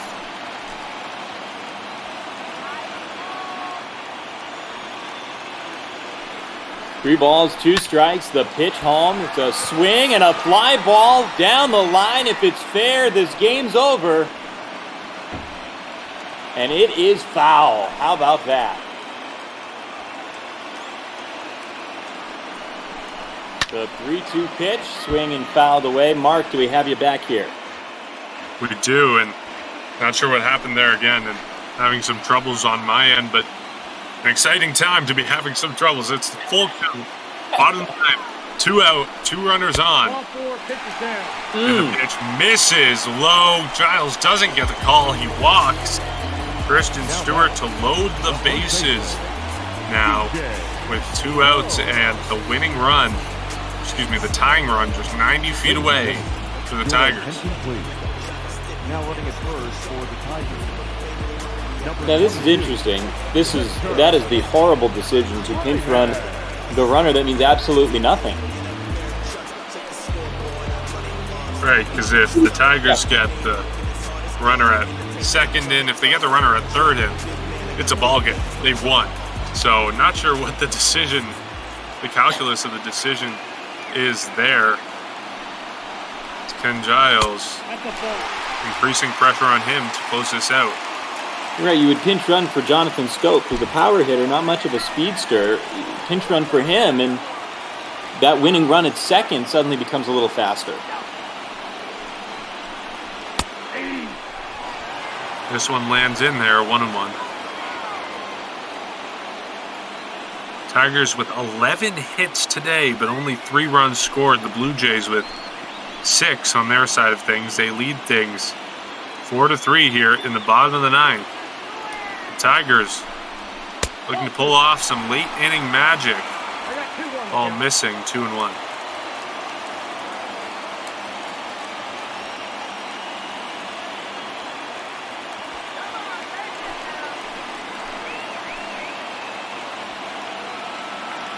Giles readies, and the pitch. Swung on, popped up into right field. Teoscar Hernandez is under it. He makes the catch, and the ball game is over. The Blue Jays, despite some late inning theatrics and things to get your nerves up, they pull out with the win. A 4-3 victory over the Detroit Tigers, who had 11 hits but just couldn't get the runs in to score. Anthony Kay, the pitcher, as we see there, pitched 3 innings in relief, and then Ken Giles came in, faced a little bit of trouble, but closed it out. And the Detroit Tigers fall to 27-42 on the season, while the Blue Jays go up to 32-38. Yeah, great comeback win for Toronto. You see the run in the 7th, run in the 9th, and that's the difference. And just a little bit of an exhale. Yeah, that's not a thrilled Ken Giles, but that's enough from Kenny Giles. And that's your guy, Mark Colley. You were correct. Travis Shaw, not Vladimir Guerrero Jr. for the player of the game today. Yeah, well, Shaw had that home run in the 7th inning to tie the game up. And then course, the Blue Jays in the top of the ninth, they got another run from Teoscar Hernandez hitting a sac fly in that one, but Travis Shaw also earlier in the game scored the second run for the Blue Jays with a single. So great night for him, a home run, 2 singles, 2 RBIs. And as we look at the win and loss columns, Anthony Kay takes a win. He had 3 innings in relief, as the other reliever for the Tigers, Chang, takes the loss. As we look at the first run of the game, a triple from Teoscar Hernandez in the second. Yeah, Vladimir Guerrero Jr. was already at second at that point. He eased home, and just a great spot of the ballpark to land that one. A stand-up triple, no play at third. And the next run came on the next at-bat, which we won't see in these highlights, but we see the first run of the game for the Tigers made it 2-1. They had a home run from CJ Crone, and it was gone off the bat, pretty deep there into left field, 402 feet. And then the Tigers later in the 4th inning got a double from Cameron Mabin. It tied the game at 2-2. Into the corner, Mabin was able to help plate Austin Romine, who had doubled just before him. And then this is where we see in the 5th inning a single into center field, which put the Tigers up. And then the Blue Jays with Travis Shaw, the player of the game, with a home run to center field to tie it up. And Travis Shaw has just been a powerhouse for the last few weeks at the bottom part of this Blue Jay lineup. And he had a hit yesterday, a hit in today's game, and his batting average is just increasing by the day as we take a look at the double play in the 8th inning that helped the Tigers escape from that jam. Great job by Xiao-Ching Chang to get over and cover the bag at 3-6-1. This one in the 8th, a ground out to first base. And then in the 9th, the winning run for the Blue Jays, a sac fly into right field. Vladimir Guerrero Jr. coming home, and might not talk about it that much, but the heads-up play by Guerrero Jr. to advance to third on the wild pitch after his double made all the difference. Because if he wasn't at third, the Blue Jays don't get that run, and we're still calling a game right now. Absolutely, that was a great read and a real miscue. It went as a pass ball or a wild pitch, but it could have easily gone as a pass ball against Romine. This is in the 9th. Fly out to right field. Teoscar Hernandez made that catch to end the game after the Tigers had loaded the bases, but they didn't get anything home to score. And right now, as we set things up for the next game, we have the Yankees and the Red Sox coming up. J.A. Happ, the former Blue Jay, pitching against Marcus Walden of the Red Sox. And P. Mister and Eddie McCarthy are on the call for that one. They aren't quite in the booth yet, but again, I'll take one last moment to plug what we're raising money for, which is Black Lives Matter. You can donate at the link below, and I'll be matching any donations from this game to Adam's initiative to fund black play-by-play voices in the play-by-play booth. So with that, we're joined by Eddie McCarthy and P. Mister. How are you guys? I'm doing pretty good, getting ready for Rebels versus Empire, whatever you want to call it. Sox Yankees coming up for a weekend series. Should be an absolute madhouse down in New York. It should be a classic game. Well, very much enjoyed calling this game with Adam.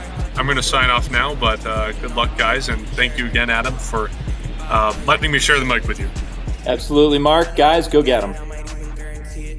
All right, thank you guys coming in, and I'm apparently already messing up my own start here as this game's going to be in Boston this afternoon, so I am about 300 miles south of where I'm supposed to be. Eddie, how you doing, buddy? Doing good. Yankees, Red Sox, always a classic, so looking forward to another great game between these two storied franchises. Yes, and storied is the understatement. Basically, these two are at each other's throats throughout basically baseball history here, as essentially they played in the same division since day one, so they're always fighting each other for, in the old days, the one playoff spot you usually got out of the AL East. Yeah, and unfortunately, not so much the case this year as we got the Yankees, who are one of the better teams in the AL right now, 41-28. That's, I believe, the third best record in the AL because you have to account for that the AL Central, which is just loaded with teams who are absolutely playing unconscious right now. But the Yankees doing pretty nicely in the AL East, while the Red Sox have been struggling to find themselves this year. 31-39, 10.5 back. And pitching's been a real issue, and the club really just not gelling together. But this series with their rivals, the Yankees, always so important, and it could be a great momentum booster for the Sox if they could take this series.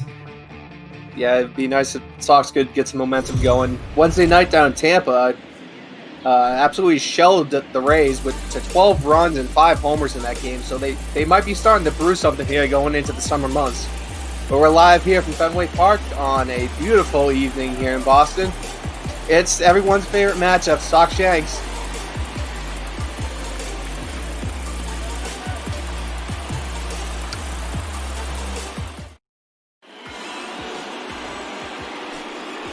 Marcus Walden on the mound to start, 1.7 on the year. ERA is not bad at 2.26, so definitely getting some tough losses.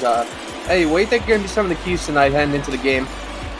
Well, for Marcus Walden, just keep doing what you're doing. He's had a pretty nice year. Been a guy who's kind of bounced up and down between big league clubs and the minor league affiliates throughout his whole career, but this year seeming to really find his stride. But the key for him is going to be run support, and that's what his offense is going to have to provide. If you have a 2.26 ERA, but you're only 1-7, there's something seriously wrong there with the run support that your team is giving you.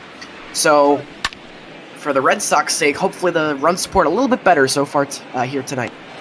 Yeah, definitely. It's DJ May who goes first pitch swinging and pops it out to Kevin Pillar left for the first out. So 1 pitch, 1 out, good start. And yeah, Marcus Walden's kind of in a similar spot for Sale was last year. He had several good starts, but just absolutely no run support for him, and handed several tough luck losses as Gabriel Torres is going to step in. First pitch inside for a ball here. Yeah, so tough for a pitcher as I'm looking down my stat sheet here. Not a single guy on the Red Sox. They have 14 hitters in the lineup today. Actually, check that, 13. And not a single guy is hitting over the 300 mark. So, certainly part of the reason as to why Walden has been sort of victimized by his own team this year. Yeah, definitely, and I think the team average on Wednesday night at least was 233 for the whole team, so definitely hits are being a bit finicky up in Boston, but hopefully tonight they're going to break it as Gabriel Torres runs a 3-0 count here. And Walden walks him on 4 pitches here, so after the epitome of efficiency of 1 pitch out, walks Torres on 4 straight pitches. Yeah, good job by Glaber. Didn't really have to do much of anything right there, but as a hitter, when it's a big series, sometimes it helps, even if you don't have to swing the bat, just to sort of stand in there and see the pitches, get a look at that release point, and certainly a feeling of accomplishment for Torres right there, as he's a 1-out base runner with the big bats coming up behind him. And starting off with probably the biggest guy in the majors right now, Aaron Judge hitting 309. That stick is liable at any time to put one way out of the park here. Yeah, you can't find enough good things to say about Aaron Judge, and I'd say the major thing that I'd like to highlight with Judge this year is that he has cut down on his strikeouts. He's at 92 strikeouts, which is not great, but Judge this time last year would have been over 130, and he's finally hitting for average, hitting 309 on the year. His first couple of years in the big leagues, he was in the high 200s. This year, finally over that 300 mark, which is a great sign for him. Yeah, definitely a great sign as Marco Wall makes him look silly on that slider there. 1-2 the count coming in. Ball runs low, 2-2 now. Umpires for tonight, Patrick Johnson calling balls and strike behind home plate. Been pretty consistent in the early going here. Let's see if that keeps up for the rest of the game. Because that's all players ever want, is a consistent strike zone. as Walden gets Judge chasing one high, which is hard to do. Strike 3, so Walden first strikeout on Aaron Judge. The designated hitter. Yeah, it's a good job by Walden right there. If there is still one hole in Judge's swing in general, it's that you can get him to chase bad pitches. We mentioned that average a little bit higher this year, but still 92 and now 93 strikeouts. So Judge can be pitched to, he just can't make a mistake, and Walden did a nice job pitching to him right there. Yeah, definitely. As we go from one bat to another in Giancarlo Stanton, the highlight reel down in Miami hasn't been so prolific up here in New York, but there's no time to change that around. Yeah, but again, another guy, just like Aaron Judge last year, Stanton wallowing around 240. This year, average at 297, been much more productive for the Yanks. Yeah, as Walden seems to be having serious command issues. A 3-0 count here to Stanton.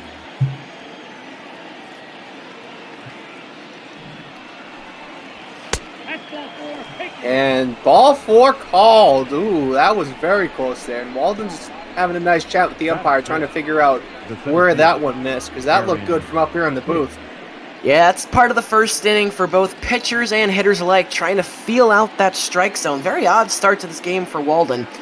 1 pitch went out to LeMahieu, then a 4-pitch walk to Torres. He pitched well to Judge, and then another 4-pitch walk to Stanton right there. Yeah, so up and down. Yeah, definitely hit or miss to start as Aaron Hicks is stepping in, 262 on the year.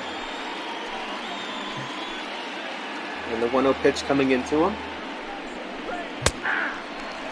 is a strike down the middle on the cutter, 1-1. Yeah, before that cutter that Walden was just able to locate 5 balls in a row. So Hicks probably taking all the way right there. Yeah, definitely. I won't be surprised if that's one of the general notes coming from the manager to all the hitters today, is that's a slider that runs inside, 2-1. Yeah, you could see Walden, after every pitch, kind of stalking around the mound a little bit. That tells you having a difficult time maybe gripping that ball and finding his command. Yeah, definitely maybe having a little bit of difficulty as he's able to place the cutter low and inside for a strike. 2-2 count.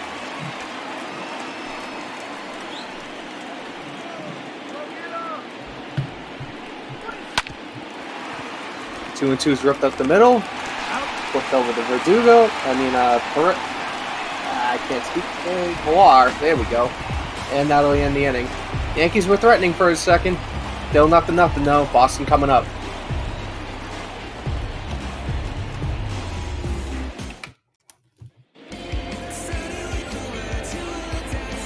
J.A. Happ on the mound for the Yankees. 4-5 record on the year. 5.02 ERA. So if you can get to him, he's definitely liable to give up quite a few runs here. Yeah, Jay Happ, one of the guys on this Yankees pitching staff. You got Garrett Cole, Masahiro Tanaka. Both of them have been doing quite well on the year, but Jay Happ just not really sharing in that success. And it's been a struggle for him all year with that ERA over 5 like you mentioned. And we'll see if he can find himself today. Well, he leads off Jose Peraza with the ball here high, so 1-0 the count. Again, Yankees 41-28. Only good for fourth best because that AL Central is absolutely deadly. As Peraza fouls one down the first baseline. Yeah, that AL Central, you got the Twins, the Indians, and the White Sox all playing roughly 20 games over 500, give or take a few. And those 3 are going to be in a dogfight the rest of the way. And unless something changes, it's looking like both wild cards probably coming out of that division, although the Rays may have something to say about that. They're the next logical closest choice. Yeah, definitely. Especially if the Rays can get their stuff together and maybe get a little bit of a run going as count runs full here on Peraza. Yeah, the Yankees by no means have distanced themselves from the Rays either. Yankees at 41-28, only 2.5 up. So this is certainly a big series for the Yankees. Not only for the Yankees and the Sox for different reasons. As that one is lifted down the line, it's going to be a fair ball. And Peraza's going to get a single there on a little slap single down the first baseline, just sneaking inside there. The left fielder, Well, nicely done by Peraza right here. It's a fastball up and away on the outer half. He does what he can with it. He goes down the right field line, not trying to pull it or else he would have rolled over. And it's a good start here for Boston. Yeah, as Kevin Pillar's going to step in, 255 on the year, 5 homers. And first pitch swing, grounds to shortstop, flips to second for 1. Wipes out the second baseman. First is in time for the second out, but... The designated hitter. DJ LeMahieu there getting absolutely wiped out at second on the slide through there. Hopefully he's okay, as JD Martinez is going to step in. Nicely turned by LeMahieu, who's a pro, one of the best in the business at turning that double play, and he showcased it right there. Beautifully done by the Yankees. Nice backhand snare by Torres. The accurate throw to LeMahieu, and Pilar, who runs pretty well, not an easy man to double up, has made easy work of right there. Yeah, definitely nice way to convert there from the Yankees, as JD Martinez is received a 2-0 count.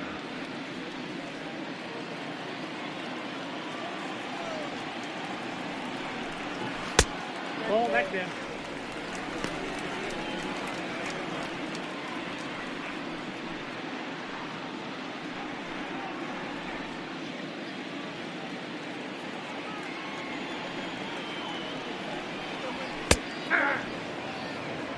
The count is 3-1. Looks like that finally caught the bottom of the zone for a strike. Not sure where P. Meister is right now. I'm sorry, I'm just writing down some notes for the game so far. I apologize for that, folks. All good? Yeah, I got to... Fortunately, the tee was being a pain, so I only got here about 5 minutes before. As he lifts one out to center, Aaron Hicks under it, and that's the inning here. So, Sox get a hit, but can't do anything with it. We're through 1 here in Boston. Still nothing.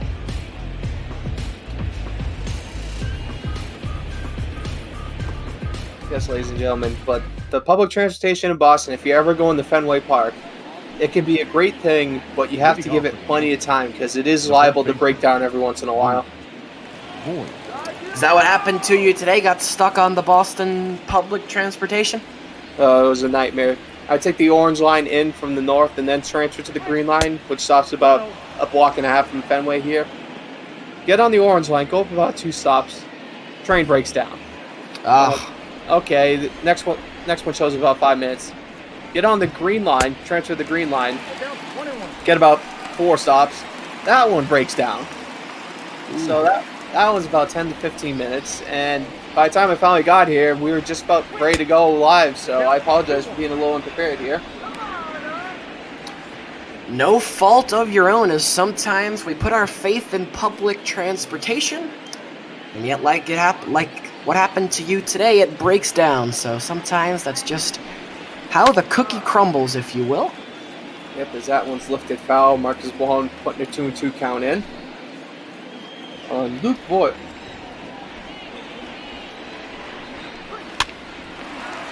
Ooh. As Voigt puts a little golf swing into that one. Maybe trying to hit it with a 9-iron there, but just a quick little dribble it back and football the first for 1 out here. The left fielder, number 11. Well, nicely done right there by Marcus Walden. A weird play all around as Voigt really got jammed there on the inside. Surprised he didn't break his bat, but Walden, good awareness and a nice job fielding his position. Yeah, definitely. As Aaron Hicks lines one down the third base line, that's just going to scoop fair in there for a single. Or, excuse me, Brett Gardner. The third baseman. Again, good hitting here from Gardner. Does a nice job going the other way with that pitch. And Rafael Devers, one of the better guys to play third in the game, just not able to get there as that one kind of rode that foul line and a 1-out base runner for the Yankees. Gio Urshela stepping in. Hitting 239 on the year, so definitely has room to improve, but with the runner on first, anything can happen here. As Wallen throws one for a ball. Yeah, Gio Urshela is probably the guy that Yankee fans pegged to be sitting on the bench this year, while Miguel Andujar would be taking most of the reps at third. But the problem is Andujar has really been cold as ice pretty much the entire season. Only 222 on the year is Andujar, and that's forced Aaron Boone to throw Gio Urshela out there, who's got a very competent glove, but the bat has been a struggle. Yep.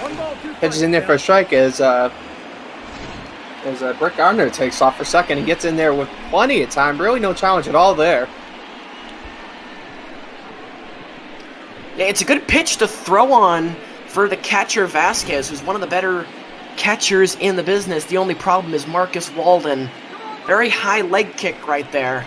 As you can see, kind of a delayed delivery, which makes it a lot easier to run on. And he throws a slider in there for strike 3 on a show. A second one for the day so far. And that slider has seemed to be his knockout pitch so far. Really getting batters fooled up there with it. Well, the slider is his primary pitch. He throws it around usually somewhere between 85, 87 miles an hour. And when it's working, very difficult to hit. If the slider's working, then he can complement it with the fastball, which he can get up to around 95, 96, and he can keep these hitters off balance. So the slider really the key to Walden's success, and it looks like it's on target thus far. Yeah, definitely on target as well, and gets a strike to Chris Iannetta here, the catcher. Ball, that's off the plate. His second pitch runs just inside for a ball. That was very close to being called a strike there. You got 2 balls, 1 strike. 1-1 runs outside with the cutter, 2-1. Yeah, here's one of the unanticipated hitters in the Yankee lineup, but with Gary Sanchez and his torn groin, no real timetable onto how long he'll be out. The IL estimates 1 to 2 months. That's such a volatile injury, you never know. And so Chris Iannetta has to come in and catch for the Yanks. Yes, as Marcus Walden once again puts down another Yankee with that slider. We're through 1.5 here. Yankees get a hit, but still nothing on the board here in Boston.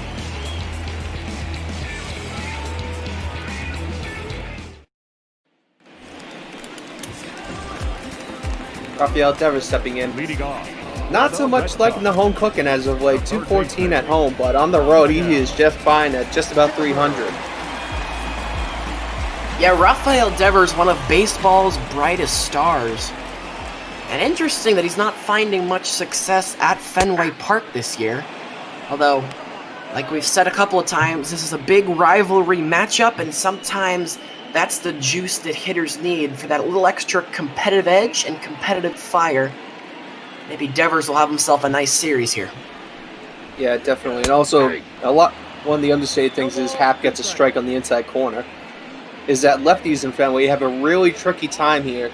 Because if you don't rope it right down the line, the pesky pole, that wall jumps out to 380 real fast. So it's a giant hole down in right field that lefties really have to try to power it over. Unlike righties who have the monster there, 315 to bail them out.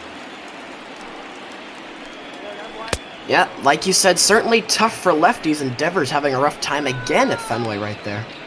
Yeah, definitely. Happ making him look silly there on that swing, and that's his first strikeout of the afternoon so far. Well, a good pitch there from Jay Happ. It's on the outside corner of the plate. Devers, pretty well-known pull hitter. Not much he can do with that, and it's a good plan of attack right there from Happ, who has been in control so far. Only 1 hit allowed, and he's pretty good. Yeah, Happ's looking a lot better than Walden so far, despite the similar numbers, but Michael Chavis has a chance to break that here, 2.43 on the year. 1 ball, 1 strike. As that ball runs way inside, nearly plunking him on the back thigh there, 1-1 the count.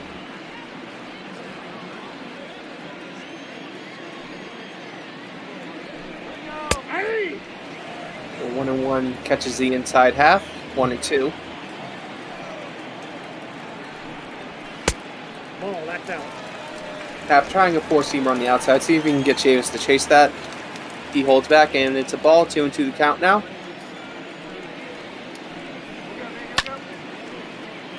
Chavis takes a crack at that one, but fouls it off right behind his dugout there.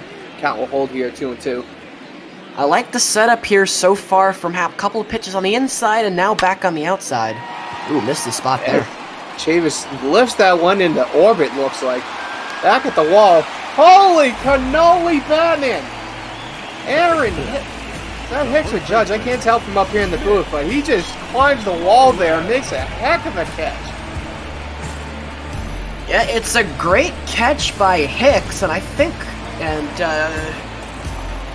we shouldn't lose sight of that, but I'm wondering, what is Brett Gardner doing? That's a fly ball into left center field. Why is Aaron Hicks running all the way over to that? Just looking at the camera field, we get a little slapper here over to Torres, flips over to first, and that's the third out here. So, a little bit of fireworks on the defensive side for the Yankees. Nonetheless, still no runs. But yeah, just looking at the tape, looks like the center fielder maybe is a couple inches taller. So maybe he gave way there to try to have him get the extra inches. Yeah, I don't know. It's a long run for Aaron Hicks. Gardner in a much better position to make that catch. But look, the out was still recorded, so I suppose we should let bygones be bygones and just continue. Yeah, definitely. It's DJ May who's going to get his second crack here against Walden. Walden again, slider being deadly. 0-1. Cutter is swung on and fouled down the first baseline. 0-2 the count now.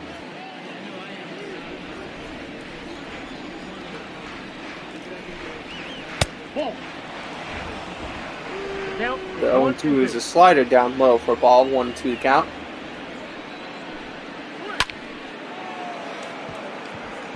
LeMay lifts that one out in the center. Jackie Bradley Jr. ranging over.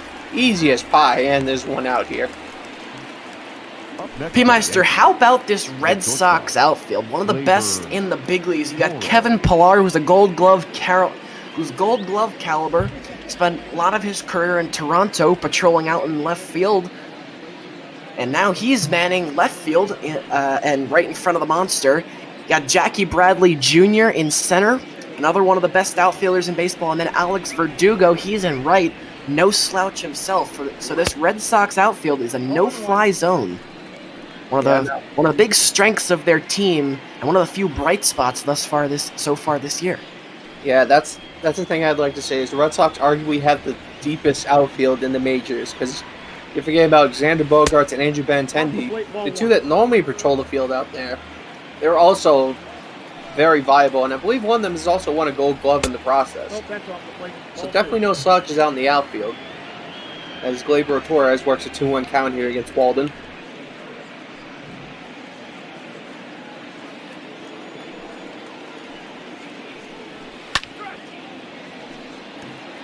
Torres fouls that one off down the first baseline, and count will run to 2-2 here.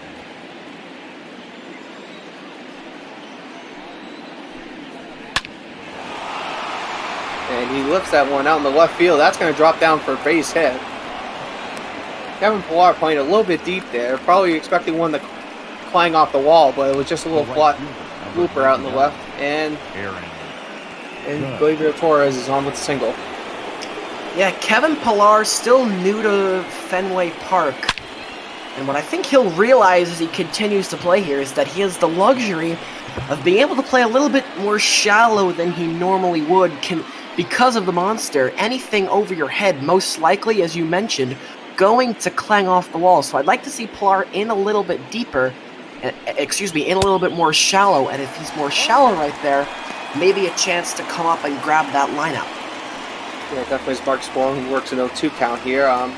Yeah, if you look at a lot of the great Red Sox left fielders that play, they play about 40% out into the infield rather than you usually see in most parks, about 60-70% towards the wall. As that one gets away from him, runner's going to hold it first, though, so no damage done there, but definitely a worrying sign here for Mark Walden. And a worrying sign for Gleyber Torres. Not sure exactly what Gleyber's doing right there.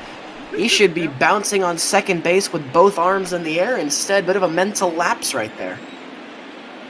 Yeah, definitely a little bit of a questionable one on both sides, but Walden gets him strike 3 on the outside corner with the cutter. And Judge is having a nice chat with the umpire, trying to figure out where was that a strike. The designated hitter. Well, again, trying to feel out the umpires so far tonight, and that's a couple of times now. To the right-handed batters, we've seen that low outside corner pitch called, and that's something the hitters are going to have to adjust to, because it seems to me thus far as there's another one on the corner right there. That is where the strike zone is expanding tonight. Yep, definitely. And Giancarlo Stanton, another one that power bats, takes a first pitch strike here. Walked in the first inning, so 0-for-0 on the line tonight. So he puts a little dribble into this. Oh! Hey. Wow, look at that. Mitch Moreland with the backhanded glove flip. Everybody's just showing off today here in Boston. Still no score, though.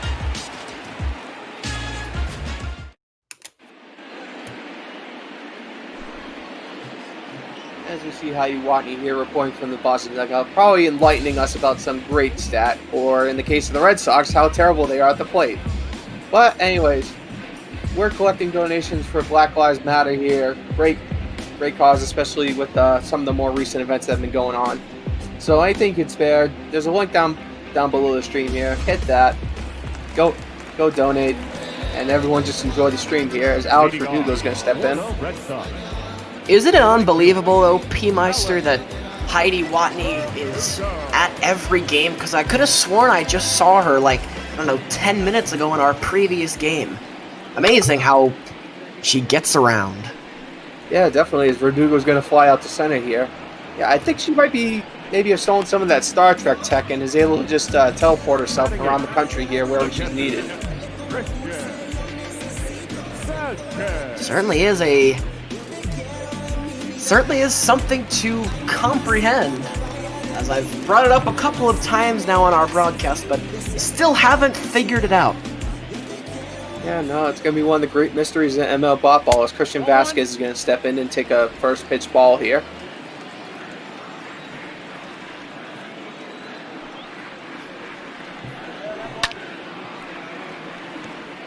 And he takes a crack at this one, but puts it foul down the first baseline. 1-1 the count.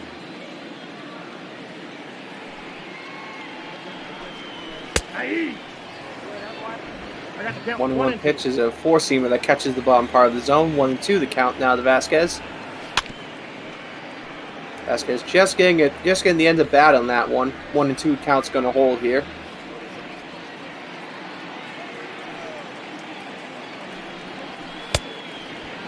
And strike three, J.A. Hack gets him with the two-seamer up high, and there are 2 outs here in the third. Well, the struggles just continue for not only Christian Vasquez, but this entire bottom of the Red Sox order.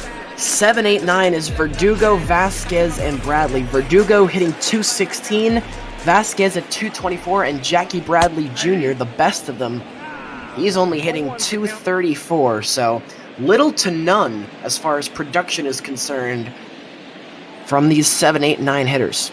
And here's a little bit of a stat for everyone. Jackie Bradley Jr. actually has a better batting average now than he did last year, in case anybody needs a stat check.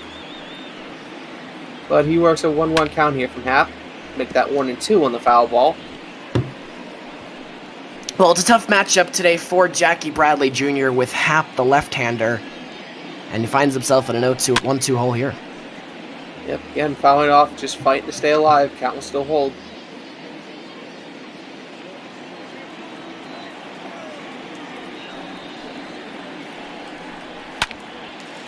As Jackie Bradley Jr. muscles that one out in the center. That's going to get down for a single. And holy cannoli, Batman, someone call me Sally. That one was a heck of a hit to fight that one off. Yeah, good job by Jackie Bradley Jr. as we were kind of harping on the bottom of this Red Sox order, but good on Bradley. He makes us eat our words. It's a good piece of hitter, as you mentioned, kind of muscling that one into center. Now the top of the order up with 2 outs, so maybe some damage can be done. Yep, definitely. As Jose Praz is going to step in 1-for-1 on the afternoon already. Sees goes first pitch swinging. That's going to get down left field for a hit. And just like that, the Red Sox have a runner on first and second. Well, first pitch swinging, just like you said. Hap trying to get ahead with the fastball on the inside. Peraza wisely jumping all over it.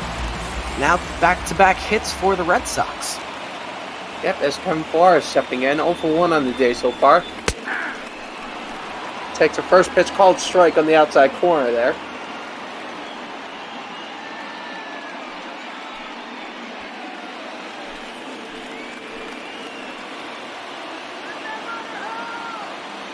The 0-1 pitch to Pillar is a ball that misses just outside. 1-1 the count now. First time the Yankees have had a runner in scoring position today. I take that back. Torres reached second base back in the first. As he lifts that one out to left field. Looks like Brett Gardner's ranging over, and that's the third out here. So the Sox string a couple together, but not able to score here. Still no score after 3.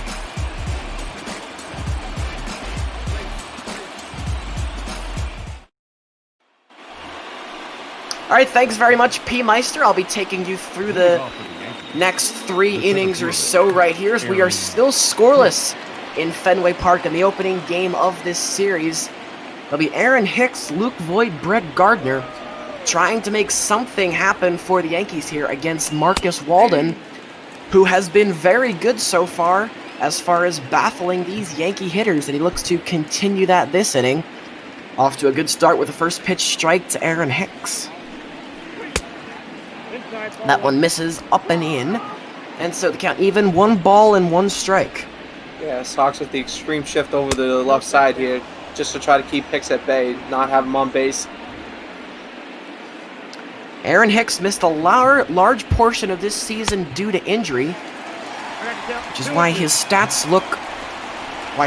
numbers are so much less than his fellow teammates, as he's even 2-2 here, and that one's flied into center, easy for Bradley, and that is the first out of the inning. But yeah, Aaron Hicks spent a lot of time on the injured list, only came back about 2 or 3 weeks ago.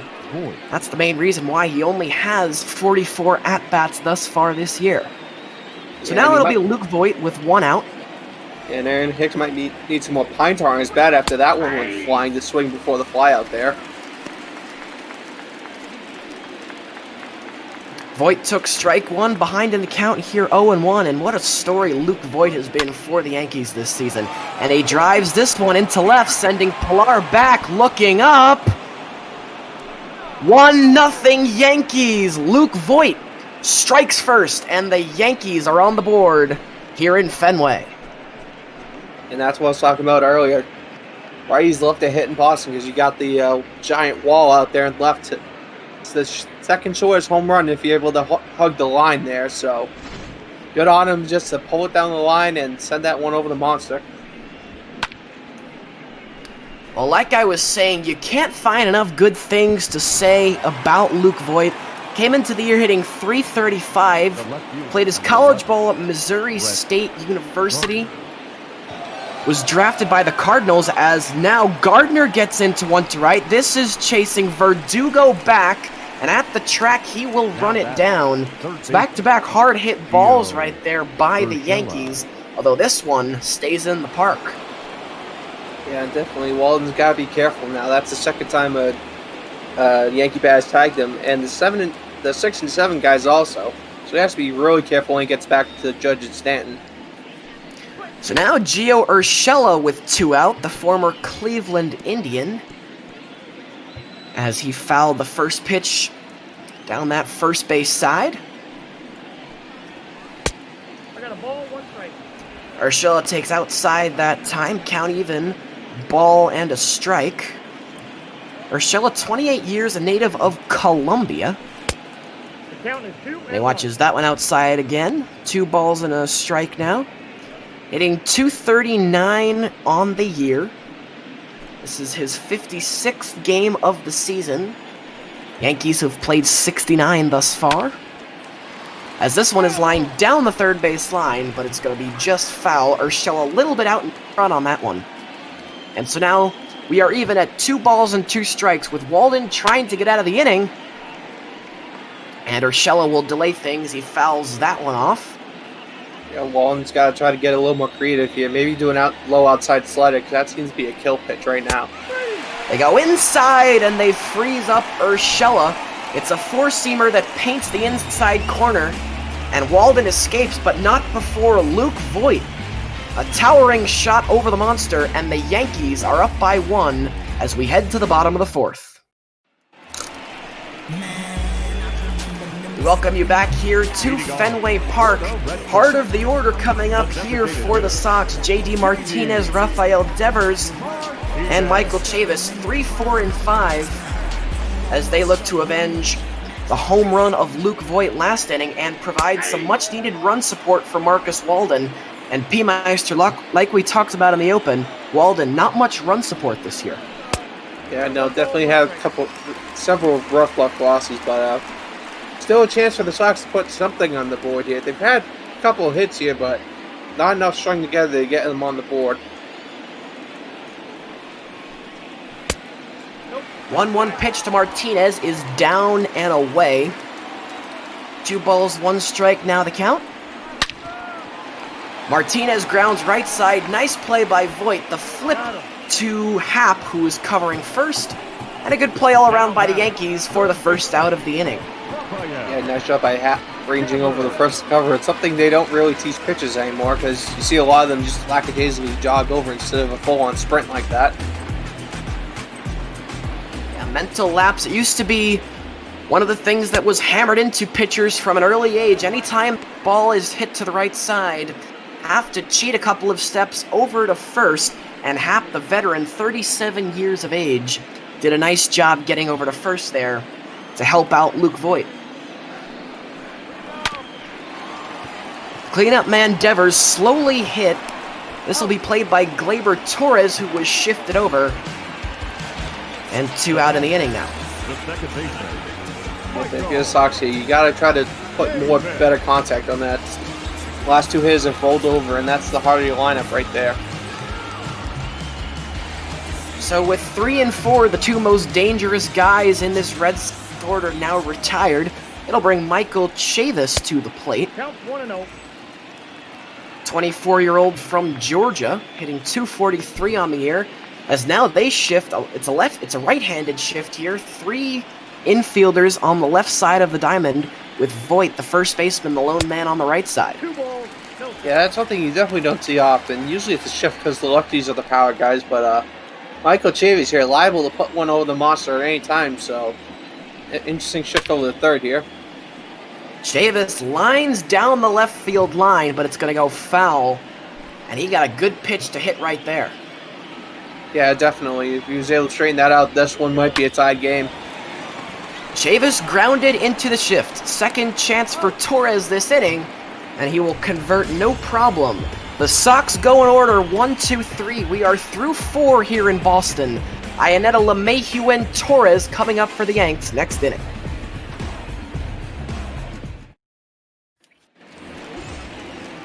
We welcome you back now to Fenway Park as we get set to commence the top of the 5th. Already a little bit of action in that Red Sox bullpen. I saw Trevor Hildenberger start to get loose as Marcus Walden, that pitch count at 64, pitched pretty well thus far. But once again, P-Meister, his team and his offense not really putting together that run support behind him. Yeah, definitely not. And Sox with double barrel action here, looking to keep all options open. As Walden may get this inning and 1 more because his pitch count's starting to run a little bit high. The other right-hander now getting loose for the Sox, Heath Hembree. So Hembree and Hildenberg both warming up in that bullpen. But Ron Renicky hoping that Walden can get through this one, as this is flared into left, and it's going to get down inside the foul line for a long single. And Iannetta, the catcher, has his first hit of the night, and the Yankees have the leadoff man aboard. Yeah, just a little flare down the third baseline, sneaking it in just fair there by about 2 or 3 feet. But good piece of hitting there as he works his way back to the top of the order here. Most guys in this Yankee lineup would be on second after that, but Iannetta, the catcher, does not run well, so he will settle with a single, as now the dangerous part of the lineup comes up to bat behind him. LeMahieu, though, tapped to short, only play is to first. High throw, but Moreland able to grab it. And so the Red Sox get an out, but not the lead runner. Yeah, if you're going to ground out, that's the way to do it. Just a slow roller in the infield. Force them to make a decision to gamble it for second or get the guy first easy. So now Gleyber Torres, who singled in the third and walked back in the first. Another guy in this Yankee lineup. You just can't find enough good things to say about him. An all-star in the last 2 years, 2018 and 2019. He came over from the Cubs, the team who originally signed him, as part of a trade for Aroldis Chapman back on July 25th, 2016. Chapman would, of course, become the closer for that Cubs team that won the series. This is grounded right side. It'll get Iannetta over to third, but it's a 4-3 ground out on your scorecard. And so now Walden, who allowed a leadoff base hit, is 1 out away from getting out of this inning unscathed. Yeah, definitely. But I'm pretty sure, Eddie, if you walk around and look around here, you'll find plenty of people who will say bad things about these Yankees, especially their manager, Aaron Boone, for his prior acts towards the Red Sox. Yes, I'm sure there are plenty of bad things that Sox fans could come up with. But as far as from a talent and skills perspective, as Gleyber Torres, along with quite a few of these other Yankees players, so much talent up and down this order, they are going to be good for a long time. And now Aaron Judge, he's in a good count to hit 2-0, and Judge laces this one down to the left field line. That is going to be fair and into the corner. It will bring in Iannetta. Aaron Judge will slide headfirst into second. Second straight inning that the Yankees have pushed a run across. 2-0 Bombers here in the 5th. And again, roping it down that third base line into the groundskeeper's den out there and out in the left corner, and just not much you can do there. Just try to hold them as short as possible. So now Marcus Walden will have to face Giancarlo Stanton as he tries to keep this within 2. Brush Stanton back on that first pitch right there. Giancarlo, a second-round draft pick back in 2007 when the Marlins were still called the Florida Marlins when they played in the Dolphins' old stadium. Again, there's that low outside strike called right there, and so the count even now. Ball and a strike. Stanton this season, 308 with runners in scoring position as he looks to bring in Judge here. Although now with that foul ball, he'll be behind in the count 1-2. Marcus Walden looking to limit the damage right here. Yeah, looking for a slider somewhere down low. Stanton chases after the cutter and fouls it away, so the count's still 1-2. Giancarlo in spoil mode here with 2 strikes. Aaron Judge at second, the count 1-2. And Stanton will lay off that one. That time he did go to the slider, but way outside. And so now 2 balls and 2 strikes. The 2-2 is swung on and missed. And so the Yankees strand 1, but not before Aaron Judge. An RBI double down the left field. And the Yankees increase their lead over their rivals to 2 as we head to the bottom of the 5th here in Fenway. We welcome you back here to Fenway Park as Heidi Watney reminds us to please donate to Black Lives Matter. Again, all of us here at Major League Ball doing this game for free, just like P. Meister and myself. And we would really appreciate it if you would give what you can spare to Black Lives Matter, a very good cause.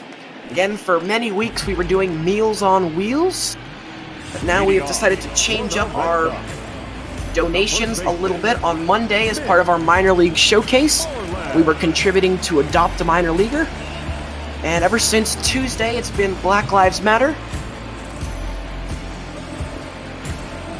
As now, for the Sox, it'll be Moreland, followed by Verdugo and Vasquez, 6, 7, 8, as they look to put something together here in the 5th. Well, Moreland is a career 1 for 13 against J. Happ, so not exactly enjoyed a lot of success, although he does find himself ahead here 1-0. Yeah, definitely, and that's kind of the general theme, is that Red Sox hitters typically aren't that good against the Yankees pitchers. It's the fact that they're able to string several hits together to get runs. They don't really rely on the long ball in these types of games. J. Happ giving up 11 home runs on the year. Swing at the high fastball.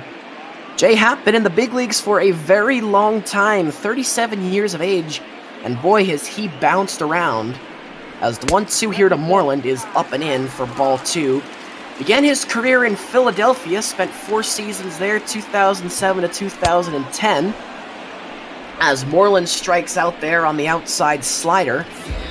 for the first out of the inning. From after Philadelphia, it was 2010 to 2012 in Houston, then Toronto for 3 years, Seattle and Pittsburgh in 2015, back to Toronto for 2016 to 2018, and he was acquired right around the deadline by the Yanks in July of 2018, and here he has remained ever since. Yeah, a little bit of a journeyman there, playing for several teams throughout his career, but sometimes that's how you make your money, is being able to come in for a couple years when a team's trying to make a playoff run and be able to eat some innings for the stars of the bullpen. He has been serviceable his entire career, and for the most part, he's carried that over to the Yankees, although this year, like we talked about in the Open, not pitching so great thus far, 5.02 ERA, but he's done a nice job with these Red Sox today, as he misses up and away right there to Verdugo. The 2-2 on the way now, and Verdugo lines into left, coming on, and making a diving catch is Gardner. Brett Gardner, the veteran of this Yankee team, the heart and soul man, makes a brilliant play right there, 2 out. And that's the second time this game that the Red Sox have been absolutely robbed on left of a hit there. Just a great diving catch there to make the out, but the Sox really have not had a lucky break so far as in the outfield over there in left. This Yankee team, very young clubhouse, and Brett Gardner at 36 years of age from South Carolina is really the man who is responsible for providing that veteran leadership. Of course, Gardner's years are numbered, as now Vasquez gets into one to left, and the Yankee lead has been cut in half. Christian Vasquez, a long home run over Monster. First run of the day for Boston, and the score now 2-1. Yeah, puts an absolute charge into that one. Might have landed on Lansdowne Street and maybe caught one of the ad boards behind the Monster there, but still, nonetheless, it's a nice power shot over the wall, and the Sox cut the Yankees' lead in half. It is the 8th home run of the year for Christian Vasquez, who has been colder than a block of ice for a good couple of weeks now. Came into the day hitting .224. One of the better defensive catchers in Major League Baseball, but the offense has been the issue. And perhaps he's starting to break out of what has been a long slump, as that was a good shot right there. A 2-out home run from Vasquez makes things 2-1, so now Jackie Bradley Jr. will be the batter, and he's already ahead 2-0, so the first time Jay Happ facing some adversity today. Yeah, Happ fields a strike to Bradley. Yeah, Happ seems to be struggling a little bit again with that last one. You have to see how he responds here to Jackie Bradley Jr., whether he's going to strike him out or whether it's going to be another hit, and that'll really start to rock Happ's boat. That's inside, and so Happ, who gave up a home run just moments ago to Vasquez, now run a 3-ball, 1-strike count to Jackie Bradley Jr., with the leadoff hitter Jose Peraza waiting on deck. Bradley grounds right side into the shift. LeMahieu, 10 feet into the outfield, will throw out the speedy Bradley by a step, but the Red Sox get one back. Christian Vasquez off the sweet spot and over the Monster. We are through 5 here in Boston. The Yanks now lead by 1. Your attention, please. Now pitching for the Red Sox. We welcome you back here to Fenway Park to begin the top of the 6th, and that is going to do it for Marcus Walden. He'll be shown the door after 5 innings. Trevor Hildenberger, he's going to come on. So, P-Meister, what do you think? Maybe a quick hook there from Ron Renicky? Maybe a little bit quick, but you could start to see the signs that Walden was starting to fade there towards the back half of the last inning there. So it's probably the right call in the hook, but maybe could have given him a batter or two here to see if he could continue it. Hicks flies this one into left. Going back is Pilar, and he will bobble it and will not be able to make the play. And so Aaron Hicks will pull into second.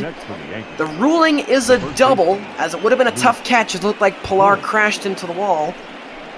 But the first pitch of Hildenberger's day does not go the way he wished. Yankees already a man in scoring position. Yeah, maybe wants to go back to some film study after the game. Watch how the Yankees made the catch against the wall there. He just kind of seemed lost out there on that one and just kind of crashed headfirst into the wall. That's up the middle. A great stop by Peraza, and he probably saved a run, but no play on Voit. It's an infield single. And so Hildenberger has thrown 2 pitches and already allowed 2 hits. Runners at the corners for the Yanks, and no outs here in the 6th. So that'll bring up now Brett Gardner, who made a great diving catch last inning, and looking to do some damage here. Yeah, Gardner with the chance of the run on the corners here to really try to blow this game open a little bit and extend the Yankees' lead here. Gardner into left. This will chase Pilar back. He will make the catch. Tagging and scoring at third is Hicks. It's a sac fly for Brett Gardner, and the Yankees quickly regain their 2-run lead. That's just how it is sometimes with these Yankees. 1 through 9 bats are so effective sometimes. Even if you put 1 on the board, they're liable to put 6 right back on you. Gio Urshela will now step up to the plate. So a rocky start for Trevor Hildenberger. He gives up 2 hits on his first 2 pitches, and now already given up 1 run. So Marcus Walden goes 5 innings, gives up 2 runs, both of them earned. Unless something changes, he is in line for the loss. And it's another good start from Walden. Again, his team just not providing the run support as Urshela caught looking for strike 3. Yeah, again, beautiful 4-seamer catching the upper part of the zone there for strike 3.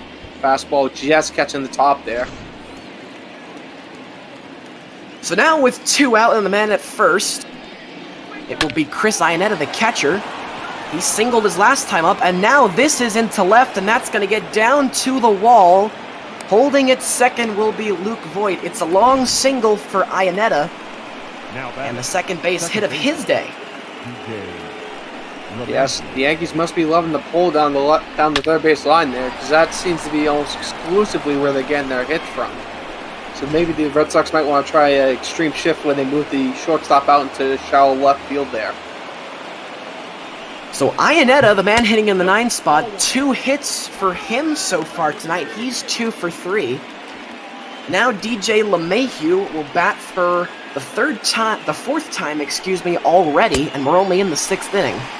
As he chases after that one on the inside portion, and Hildenberger evens things up at 1 ball and 1 strike.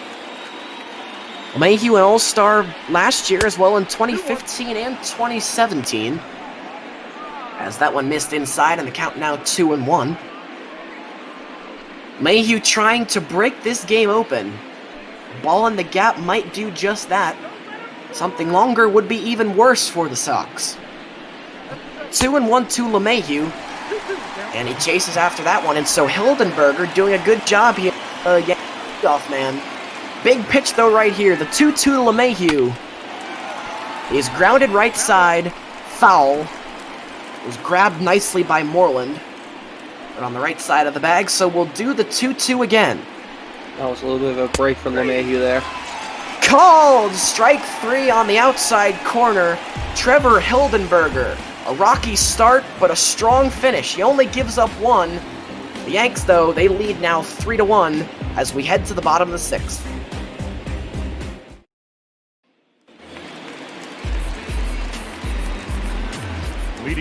Well, the Yanks stranded 2 in the top of the 6th, and that'll send us now into the bottom as Jose Peraza will for the Sox. 1, 2, 3 for Boston this inning. Peraza, Pilar, and then Martinez will bat.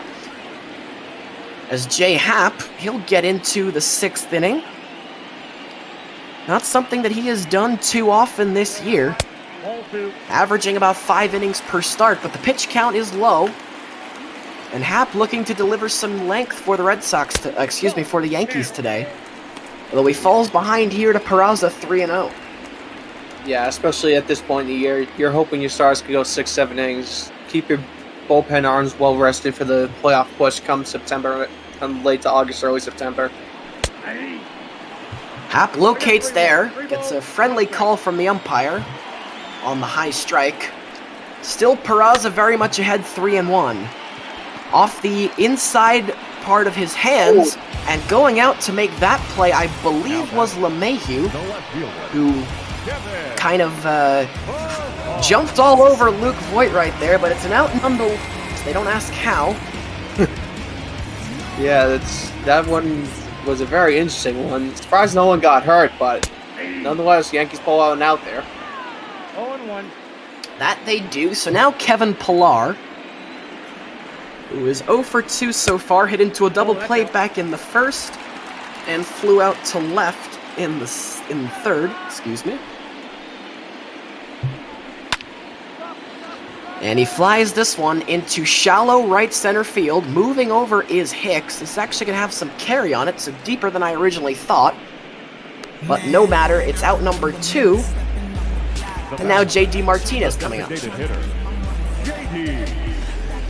Sox just trying to get something going here at the bottom of the 6th. You really don't have much time left to put runs on the board, so trying to give their man a win today, but anything can happen at this point.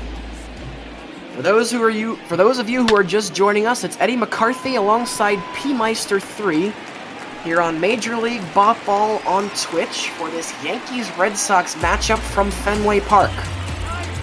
That was a 2-out base hit from J.D. Martinez. Yeah, and Brett Gardner might be want to check on his 2 favorite friends there, as that one took an interesting hop up and in on himself, and looks like he's going to walk it off and be okay. Tough hop out there in left, as you mentioned. And so now Rafael Devers will be the tying run, as the Red Sox, this crowd just trying to get something going, have had very little to aside from a Christian Vasquez home run back in the 5th. Now Devers would love to get them on their feet. J-Happ's been good. This will be pitch number 76. Unlikely Boone rides him into the 7th, but with that pitch count low, you never know. It would be a weird decision for Boone to let him go that late with this high pitch count, especially when you got some of the arms you have in the Yankees bullpen. Happ ahead 0-2 to Devers. Rafael trying to string something together for Boston. 0-2. Misses outside. Happ pounding that outside corner with the fastball. What will he decide to do here? It's just setting up right down the middle. It's a fastball again, but this time up in the zone, and so now Devers evens things up. 2 balls and 2 strikes to count. Devers hit hard down the right field line. And that is going to be a fair ball. Going over to get it is Judge. Sliding into second, head first and safely. Rafael Devers, the 2-out double. And it is 2 runners in scoring position here now for Michael Chavis. Yeah, it's a good job of laying some wood on that one and roping it down the first baseline. And the Red Sox have to do something with this, as this is probably going to be their last great chance of the game here. Aaron Boone will leave J-Happ in. Tyler Lyons getting loose in the bullpen for the Yanks. But Michael Chavis will belong to J-Happ, who deals a first pitch strike right there. Chavis the fly out to center back in the 2nd. And a ground out to short in the 4th. And now, the biggest spot in the game here in the 6th.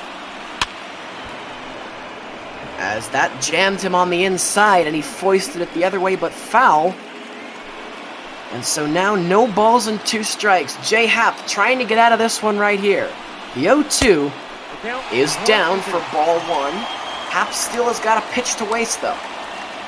Yeah, still got a pitch to waste, but Chavis is probably looking at anything close to try to make some type of contact here. Put it in play and at least try to get 1 run in, maybe 2, depending on how second base guy reacts to it. 1-2 misses upstairs. Back-to-back fastballs from Happ, but none of them do the trick. So now the count is 2-2 here to Chavis. He gets a piece of that to fight it off. Again, it is Martinez at 3rd, who started this inning with a single, and Devers at second, who doubled just a moment ago. The 2-2 count here to Michael Chavis. He gets a piece of that one, and it's hard hit, but foul down the first base line. And so Chavis doing a good job fighting off some good pitches. Happ and Chavis duel again. The 2-2 is grounded left side and foul one more time. Insert Duel of the Fates music from Star Wars here, as these two are throwing heavyweight punches against each other. Pitch number 87 on the way here from J. Happ. 2-2 to Chavis. Chavis will foul off once again. I've not been keeping a running tally, but I believe this is going to be pitch number 7 or 8 of this at-bat. That would definitely be in the ballpark there. And again, Chavis fights off. So Happ has pretty much gone everywhere in the zone, used all the pitches in his repertoire. Now what will he do? Again, the 2-2. Grounded left side. That one is going to be stopped. 1 run will score. And it's an infield single for Michael Chavis after a great at-bat, but an equally good play there by Gleyber Torres, as he probably saved the run. Yeah, definitely saved the run from it. We was thinking about going forward, so just hold him there at third, but that's about as perfect a grounder as you want there. So it'll be runners on the corners now for the Sox, as Mitch Moreland will come to the plate, who's playing first base today.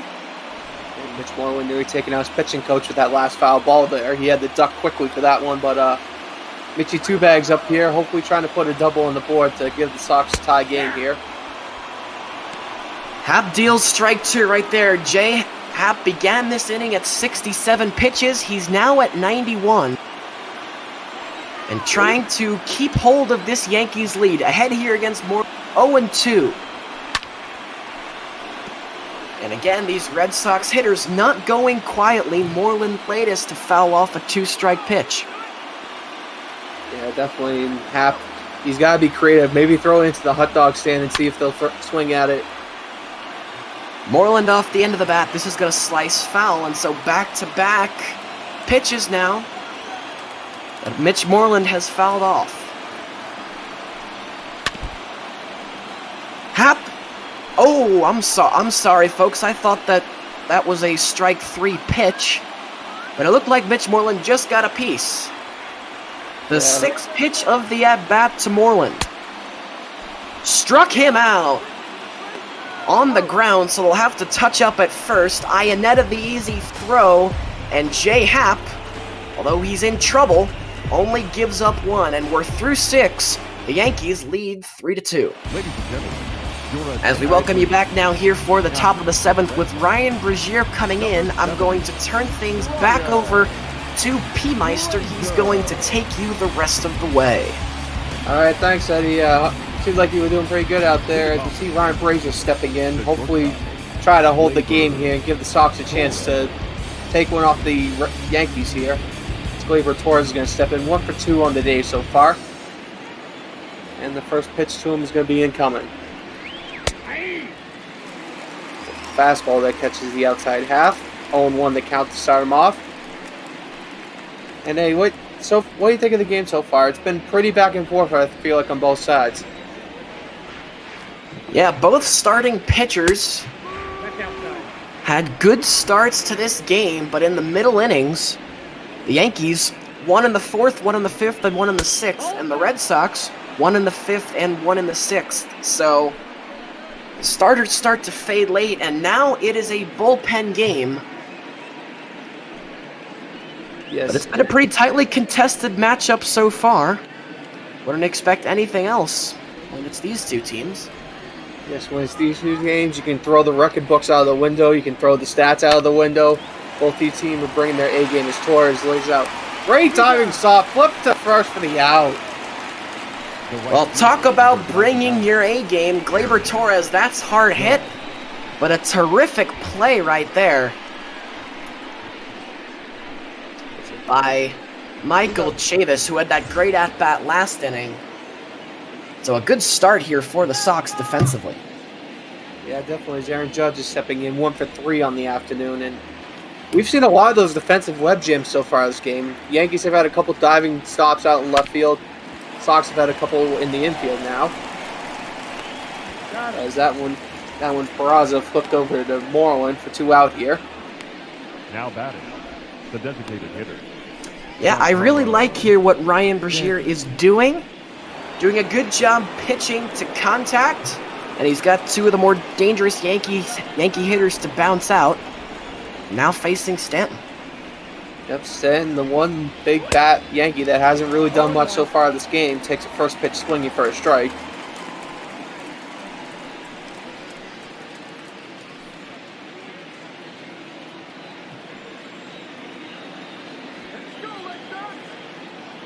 And the 0-1 pitch to Stanton. He's golfed back up the middle. Peraza having a little trouble with it, and Giancarlo Stanton's got his hit here. Had to go a long way for it, but had a chance to make a play, but just dropped it more or less. Your attention, please. And we're going to see a quick hook here on Brazier. Heath Hembrey's going to step into the game now. 44th appearance on the year, though, so it seems like he's the one that they trust to go deep in this game. Yeah, interesting move here by Ron Renicky. Because I thought that Brazier had been pitching pretty well. Did a good job jamming Stanton on that last pitch. Bit of an awkward swing and an awkward hit, but Heath Hembrey, who, like you mentioned, has been the top dog coming out of this Red Sox bullpen. They might want some length from him right here. Yeah, might want some length and might want a bit more stability for 2 innings as the curveball runs outside for a ball. 1-1 the count here to Hicks. Game sitting on knife edge here. Both teams can't really make a big mistake here. As Hembrey gets Hicks swinging at a fastball down the middle. 1-2 the count now. Yeah, Marcus Walden got that fastball around 94, 95. Now, bullpen guys coming in, they can crank it up to 97, 98. So tough for these Yankees hitters to adjust. And Hicks was way behind on that last one. As Hicks gets the bat on it and dribbles up the middle there for a base hit. JBJ whips it over to Peraza there at short. But runs will hold at first and second there. Nicely done by Aaron Hicks. I like the 2-strike approach. Not trying to do too much with it, just getting the good part of the bat on it, which he does right there. And it's a next man up mentality, and for that, and for the Yankees, Luke Voigt is a pretty good next man up to have. Yeah, pretty good next man up. 2 for 3 on the night with a homer over the monster here. One of the 3 runs the Yankees have, and here's the first pitch, and that's going to run outside for a ball. Again, Stanton on second, Aaron Hicks on first. Stanton, one of the more speedier guys on the Yankees lineup. So any ball into the outfield, he's liable to make a break for home.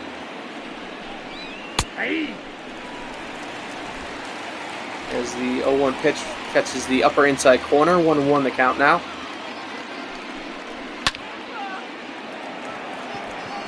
Luke Voigt lifts that one out to right. Verdugo making the range over, and that's it. Well, it's stretch time, people. 3-2 Yankees. Unfortunately, Shark Shaver could not be with us this afternoon, so we have no music. I apologize for that. As we're going to see the Yankees make a bullpen change here, as Tyler Loynes is going to step in. Yeah, Tyler Lyons is the lone left-hander out of this Yankee bullpen right now. Excuse me, I take that back. Zach Britton also in there as well. But the Yankees usually a pretty well-balanced bullpen with 3 left-handers, but Aroldis Chapman on the DL right now. So Lyons and Britton forced to shoulder the load for the left-handers. As Verdugo goes first pitch swinging. Easy catch by Judge out and right, and there's one out here.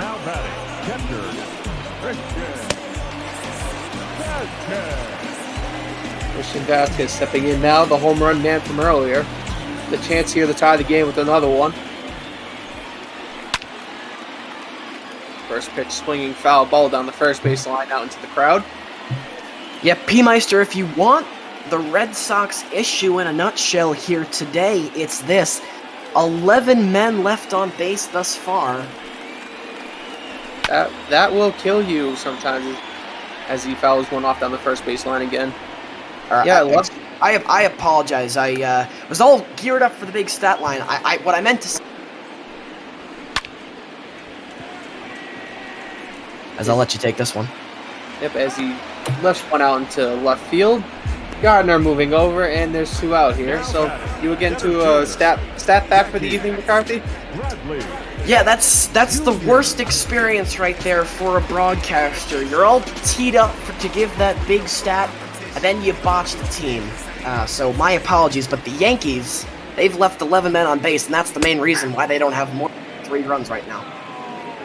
Yeah, definitely. Yankees, both teams really have had their shot so far in the game, but none of them really able to convert on many of their chances. Red Sox had runs on second and third, but only able to score 1. I believe the Yankees also had a similar situation, but left them both out there. So just both teams going to rue the chances if they win or lose this game. As Jackie Bradley Jr. fouled one off down to third base, 1-2 to count.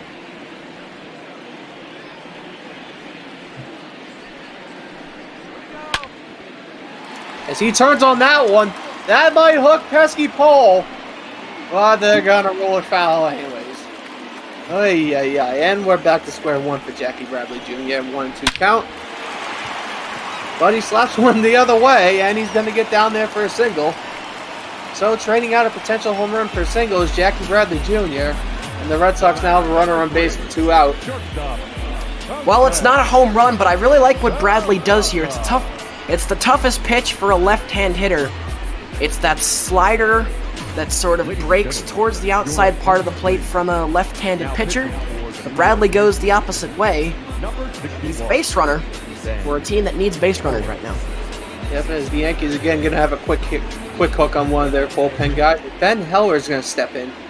Only 4th or 5th appearance on the year so far. So a very new arm to the bullpen there. As Jose Peraza stepping in 2 for 3 on the afternoon.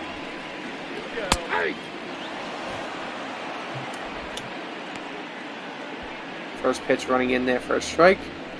Jackie Bradley Jr., one of the faster guys in the Red Sox, sitting on first there. Hoping maybe you can try to score around here on a long fly ball into a corner.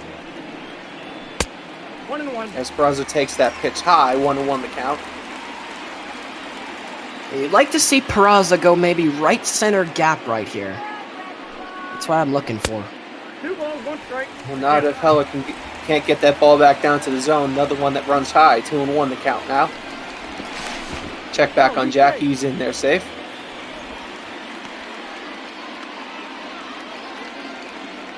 And we'll set and deal again. 2-1 count to Peraza. Is that one slapped? Oh, what a play. Great stop there by third baseman, and he just bails out his pitcher epically. Red Sox were threatening there, but nothing doing. We're through 7, 3-2 Yankees. As the Sox are going to bring in Matt Barnes now, 32nd appearance on the year to try to get them through the inning here. Barnes hitting below 200 against him, so he's definitely kept the hits to a minimum so far. Leading off for the Yankees, the left fielder. Yeah, how many times, though, P-Meister, have we seen today the Sox? They've hit so many balls hard, but there always seems to be a gray jersey in the right spot. And Jose Peraza, just the latest victim of that right there. Yeah, definitely, as Barnes throws one for a ball in the outside corner. Yeah, Yankees, whether it's the gray shirt being right there or they magically appear out of nowhere with a great play, defense is going to be the key of the game here, as the Yankees have had several great stops to potential Red Sox hit. As Brett Gardner is going to roll over to Moreland there for the first out of the inning. The third baseman, Gio. It's been a clean game on both sides. Neither team has made good defensive plays. Mainly from the Yankees have the real highlight reel plays come, but the Red Sox, you can't fault them. They've made every play they needed to. It's just the Yankees a little bit better at getting that clutch hit. Although the Yankees, they've left plenty of men on base, as I mentioned last inning. Yeah, definitely. And this is what can be so frustrating as a Red Sox, as I'm pretty sure a lot of the Red Sox fans here are today. You see the Yankees just make play after play after play. You just have to wonder at some point, what do we need to do to actually put a couple runs in the board and not have them pull some type of magic out of their hat to get a run here? Gio Urshela is 0 for 3. Breaks his bat. Back at Barnes. Barnes flips over to Moreland, and there's 2 out here, but Barnes had to keep his head up there. Yeah, nicely done by Matt Barnes. You always get nervous when you see a relief pitcher have to make a throw to first, because while starting pitchers may not be great at it, relief pitchers tend to be even worse. But Barnes did a good job right there, fielded his position, and he's got the first 2 men out. Yep. And Chris Iannetta, the magical surprise in the bottom half of the lineup here, 2 for 3 as Barnes bends one down low for a ball. Yeah, give Iannetta some credit where credit is due. He's not Gary Sanchez. He's not going to hit like Gary Sanchez. But he's given the Yankees competent defense back there. He's a veteran presence. And as we've seen today, the odd poke into the outfield from time to time. 2 for 3 thus far tonight. Yep, as Matt Barnes just misses on the inside part there for a ball. 2-0 count to Iannetta.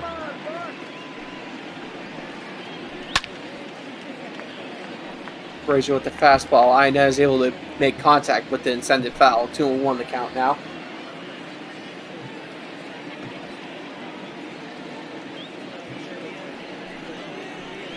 Two-one pitch. Iannetta takes a crack at a splitter down the dirt. 2-2 the count now. Now I'm interested to see what Matt Barnes decides to do. Maybe go back to the splitter. If he can put it in that same spot, very difficult pitch to lay off. Yeah, definitely a difficult one. Catcher's going to set up right in the middle there as that one breaks low and outside. Count runs full. And coming up next here, we have Cleveland Indians taking on the Texas Rangers, featuring Mike Koski and Eddie Calgary as Barnes throws another strike on the curveball. And we're through 7.5 here. Still a 1-run game. Sox coming up to bat.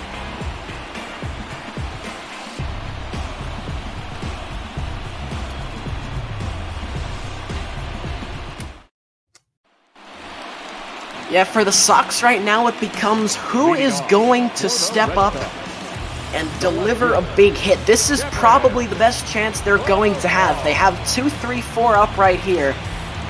And this is where you need your big bats to come through big time for you, which so far just has not been able to happen. Yeah, definitely. Ben Heller going to stick in here for the Yankees, but they have a lefty and a righty in the bullpen in case stuff goes south.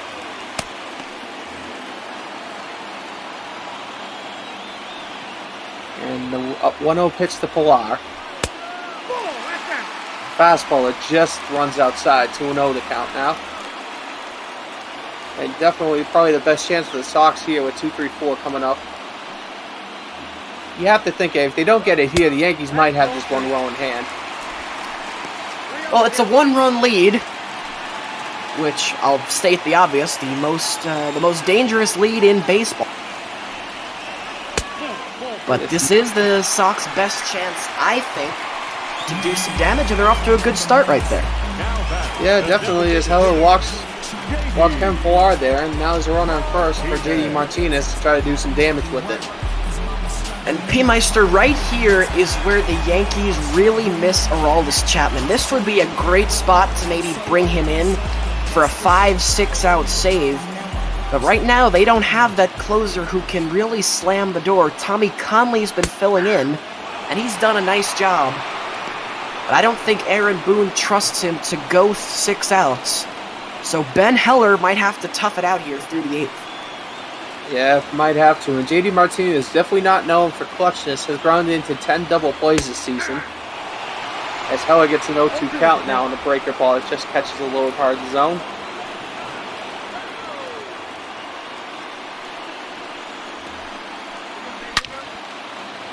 He rips that one. Umpire's going to say that's foul, and not much foul territory down there, so I'm surprised he called it that. Count will hold it 0-2 for Martinez.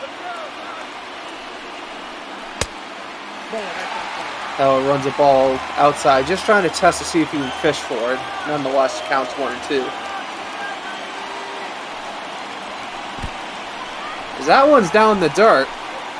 Oh, Pilar's got to be on second right there. Read that in the dirt. Ionetta not going to be able to throw him out. Pilar's got good speed. That's a missed opportunity right there. It's Heller gets a strikeout on the slider, but yeah, you were saying that one's definitely in the dirt. Not sure if he can get to second there, as that one stayed fairly close to the catcher there. But nonetheless, we're one out here, and the man's still on first. I'd like to see Pilar try and take second here. 6 attempts on the air. He's only been caught once. Get into scoring position here for a guy like Devers. Yep, definitely, as Heller's going to throw a two-seamer, catching the inside corner for a strike here. 0-1 the count now. Stock's starting to run out of chances here. Heller's going to get another two-seamer on the outside corner this time, 0-2.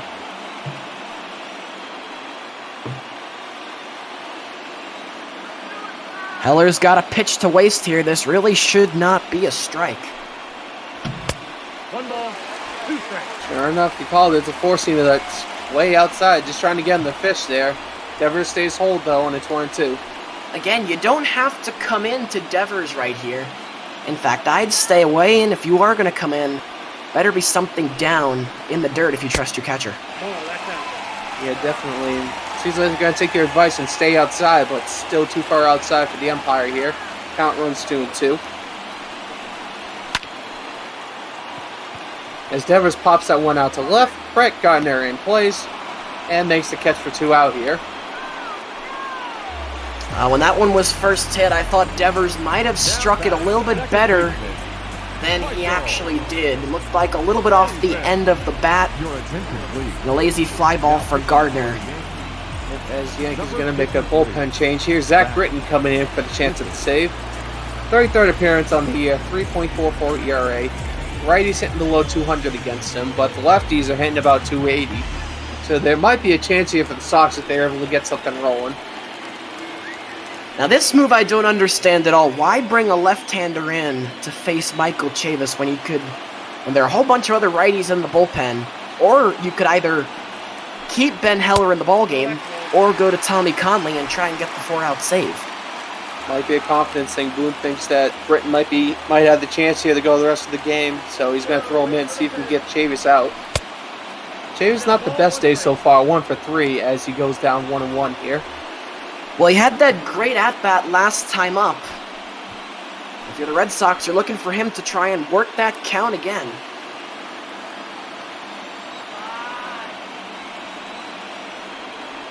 The 1-1 pitch to Chavis is a sinker down the dirt. Chavis gets a piece of it, 1-2 the count now.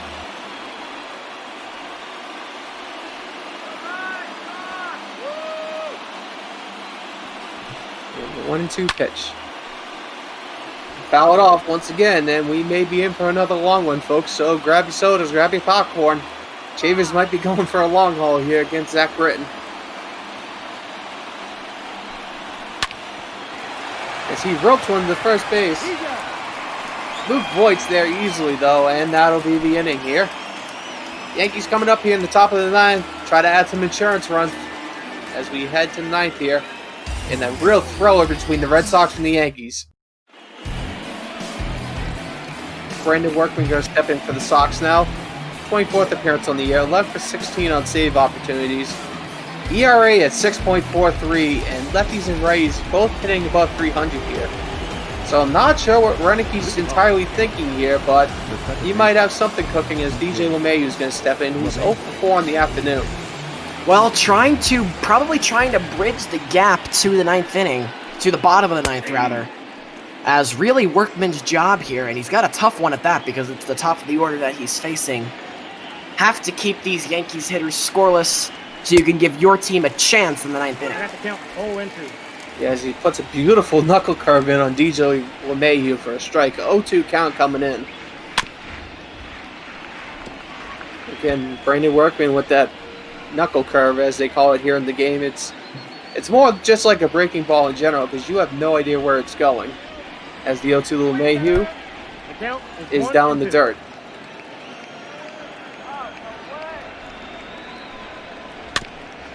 1-2 gets LeMahieu to swing at it on the outside. He makes contact, and the count's going to hold here at 1-2. I go back to that knuckle curve. That was nasty on that lap pitch, and if he can repeat himself. Ball that's outside. Nope, instead he focused. Yep, four-seamer on the outside there. Just outside, counts go 2-2. And that's the thing with a lot of knuckleballs, knuckle curves. You can't throw it too much. As Workman gets him with the four-seamer on the inside for the first out here on the 9th. Now batting, the shortstop. I'll tell you, it's a rough day for DJ LeMahieu, P-Meister. 0 for 5, 2 strikeouts. Something we're unaccustomed to seeing from him. Came into the day hitting .340. Yeah, definitely. No dice today in Fenway, stymied by this Boston pitching staff. Gonna have absolutely no chance there as Brandon Workman's first pitch is a four-seamer high for a ball. And that's the thing, you can't really throw a knuckleball or a knuckle curve too much because after a while the guys will start to time up on it, and at that point it's just like batting practice, hitting balls over the wall. As Workman puts a beautiful one in there for 1-1 the count. Austin Bryce in the pen warming up just in case the Red Sox tie it up and have to extend the 10.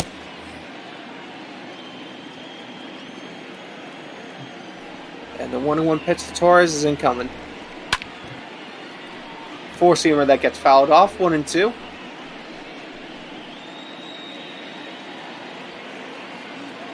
Let's see what Workman decides to do here with Torres. Good pitch. Swing and a miss on the cutter. Strike 3. So Workman sets down the first two guys he has up. But it's not going to get any easier from here. As ladies and gentlemen, all rise. Judge, jury, and potentially execution are stepping in here. Aaron Judge, 1 for 4 in the afternoon. 1-0. Well, Workman has gone through LeMahieu and Torres, both of which are tougher to strike out than Aaron Judge. Workman's got his good stuff so far today, so I'll be really interested to see his plan of attack here against big Aaron Judge. As he takes a cutter on the inside corner there, 1-1 the count. And that's the thing with Aaron Judge. He may be massive in size, but that also leads to a really big strike zone for him. So Workman with a little bit more room to work with than he normally does. As he gets him on a knuckle curve there, 1-2 the count. Well, right there, Judge was swinging to execute. He came up lame. As Workman tries to get a four-seamer up high on Judge. Runs a bit too high, and Judge doesn't swing, so the count's 2-2. But strike 3, Brandon Workman striking out the side. He was given a lot of trouble, but he got through it. Sox have their numbers, 1 to tie, 2 to win it, as we head to the bottom of the 9th. Your attention, please. Now pitching for and we're going to see the Yankees make another pitching change here. Tommy Connell, I believe is how you pronounce it. I'm probably butchering that, and I do apologize. Yeah, Tommy Conley, the Yankee closer, who is filling in for Aroldis Chapman. Usually a setup man. He'll usually work the 7th or the 8th. But again, with Chapman out with that herniated disc issue, Conley has stepped into the closing role, and thus far, he's done a good job. It definitely is. Mitch Moreland takes the first pitch swinging for a strike. 6, 7, 8 due up here for the Sox, so really have to try to get some magic from the bottom of your lineup here to pull out a win here today. As Mitch Moreland's going to swing at a changeup on the outside, 0-2 to count now.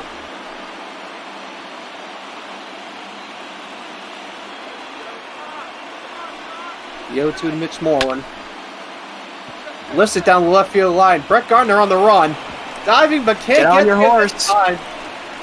And it looks like he'll ride in the second with the double here. And the Sox with a real chance to tie it with the leadoff double here by Mitch Moreland. Well, it's a great job by Mitch Moreland. I thought on the first 2 pitches, overmatched. But right there, he gets a pitch on the outer half, drives it into left, out of the reach of Gardner. And I'm not sure how I feel about leaving Mitch Moreland at second. I might try and maybe pinch run someone who's got a little bit more speed. Yeah, well, unfortunately, Mitch Moreland's kind of the average speed for a lot of the Red Sox. Don't really have a lot of speed guys outside Jackie Bradley Jr. as Verdugo's going to step in to try to drive him in. First pitch coming into him. It's a four-seamer that's just outside for a ball. Verdugo's a guy who could really use a big hit right now. Having so much trouble so far this year. These Boston fans are... No one liked him from the start because he was the guy who came over as compensation for the Mookie Betts deal. And he has really not been producing. Yeah, Verdugo, kind of the ire of that whole deal in Red Sox land, as he's looked at to replace Mookie Betts. Probably a generational talent here in Boston. But he works a 2-1 count here. Hits a grounder over the second. Flips over the first. Is going to be an out here. But the runner will move up 90 feet. And the Red Sox with a real chance here to at least tie the game. Well, good job by Verdugo. If you're going to make it out here, at least make it a productive out. Good job grounding to the right side. And now, a deep fly ball, or even probably some kind of fly ball. I think you have to take a chance here. Would probably tie this game. Yeah, probably deep fly ball. As Christian Vasquez is going to step in. Has a homer already in the game. He's looking for a second. Now would be a great time to buy it. But Christian Vasquez 1 for 5 against Conley in their lifetime careers, so definitely not the best average against someone. As the 1-0 pitch is going to miss low in the dirt, 2-0. And now Conley has to be careful. He's got a base open. I'm not so sure. He might want to just pitch around Vasquez here and play it safe. 3-0. As he puts another one down low, 3-0. And you are right, with Jackie Bradley Jr. sitting there in the on-deck circle. With the year he had last year, you might think, it's close enough. Bring him in. As the 3-0 pitch is forcing him that just catches the outside part of the strike zone there. 3-1 the count now. Now, if you're Moreland, you have to be smart at third, too. Be very careful on a ground ball, especially to the third base side. Yeah, the last thing you need to do is picked off here with the run on third. As Vasquez gets fooled by the four-seamer and tries to take a hack at it, but way outside. I gotta pick a spot on 3-1. Should know better than that. Count full here to Vasquez. Grounder, third base. Flips it over. Flips over the Voit. And now there's 2 out here. I feel like I've seen this at one of the games where I went last year. Bottom of the 9th, down by a run. Runner on third. And Jackie Bradley Jr. stepping in. 2 for 3 on the afternoon, though. So he has had a hot stick so far. Well, if you're the Yankees here, maybe you pick your poison. If you don't feel comfortable with the righty Conley pitching to Bradley, maybe you walk him and go to Peraza instead, but looks like they're going to pitch to Jackie Bradley here. Yeah, it's definitely a gambler's choice. Jackie Bradley Jr. has had a hot stick so far this year, but in the 9-hole, or do you run around to the top of the lineup to a guy who's had it all year, but today hasn't been that good? As Conley gets Jackie Bradley swinging a fastball low, 1-1 the count. And on the other hand, we get to see what Tommy Conley is made of right here. High pressure situation. Gets Jackie Bradley to swing on the changeup, 1-2 the count now. Time with the 1-2 that potentially ended and win it for the Yankees here. Strike 3 called on the four-seamer up high. And just like that, folks, right, the New York Yankees, having struggles with runners on the bases all day, pull out a win here against the Red Sox, 3-2 final. If you're the Red Sox, you have to wonder, do I have to send these guys back to the batting cages? Because there were several chances here where they had runners in scoring position, but just couldn't convert. Yeah, they had some chances, the Red Sox certainly did. But how about Tommy Conley? And we have to give this guy some credit because he comes in, gives up the leadoff double, and in a one-run situation, that's the toughest thing for a closer, and especially a guy who's not accustomed to closing out baseball games. But Conley rallies, and you got Verdugo and Vasquez to both ground out. and then he just blew away Jackie Bradley Jr. right there. So all the credit in the world to Tommy Conley, but the player of the game, and rightfully so, I believe, Luke Voigt, who had a monster day. Solo shot back in the 4th, another base hit in the 6th. He'd go 2 for 4 with an RBI, and also solid in the field. So good choice as far as player of the game is concerned, I believe. Yeah, and we're seeing Luke Voigt's home run from earlier on here as the first highlight in the 4th, taking a 1-0 lead. But looking at the stats real quick, Marcus Walden once again getting a rough luck loss. Red Sox only able to put 2 runs on the board, and you have to feel for the guy sometimes. He's doing everything he can, it's just the offense can't come together. Yeah, it's unfortunate for Marcus Walden that once again he has to be dealt the loss here. As that was a pretty good play by Brett Gardner right there.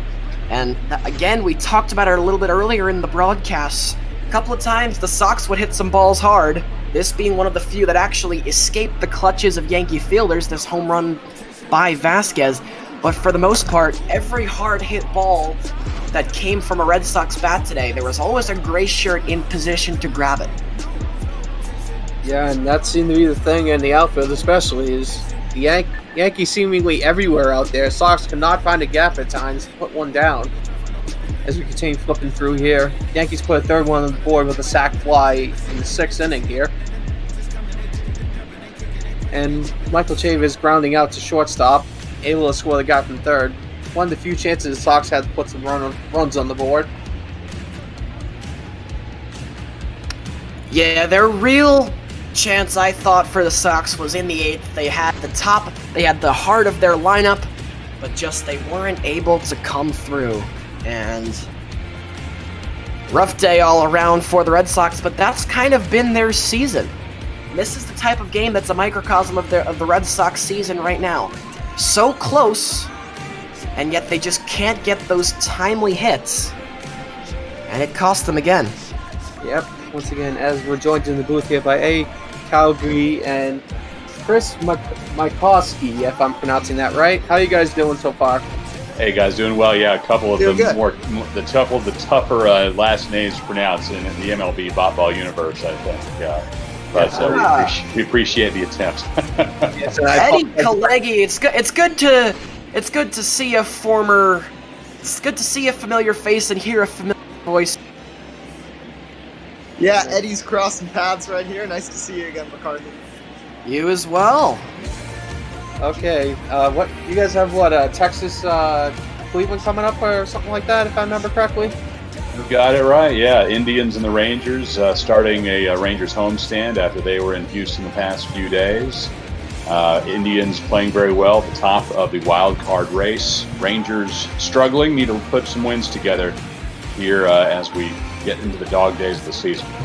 How about that AL Central, though, guys?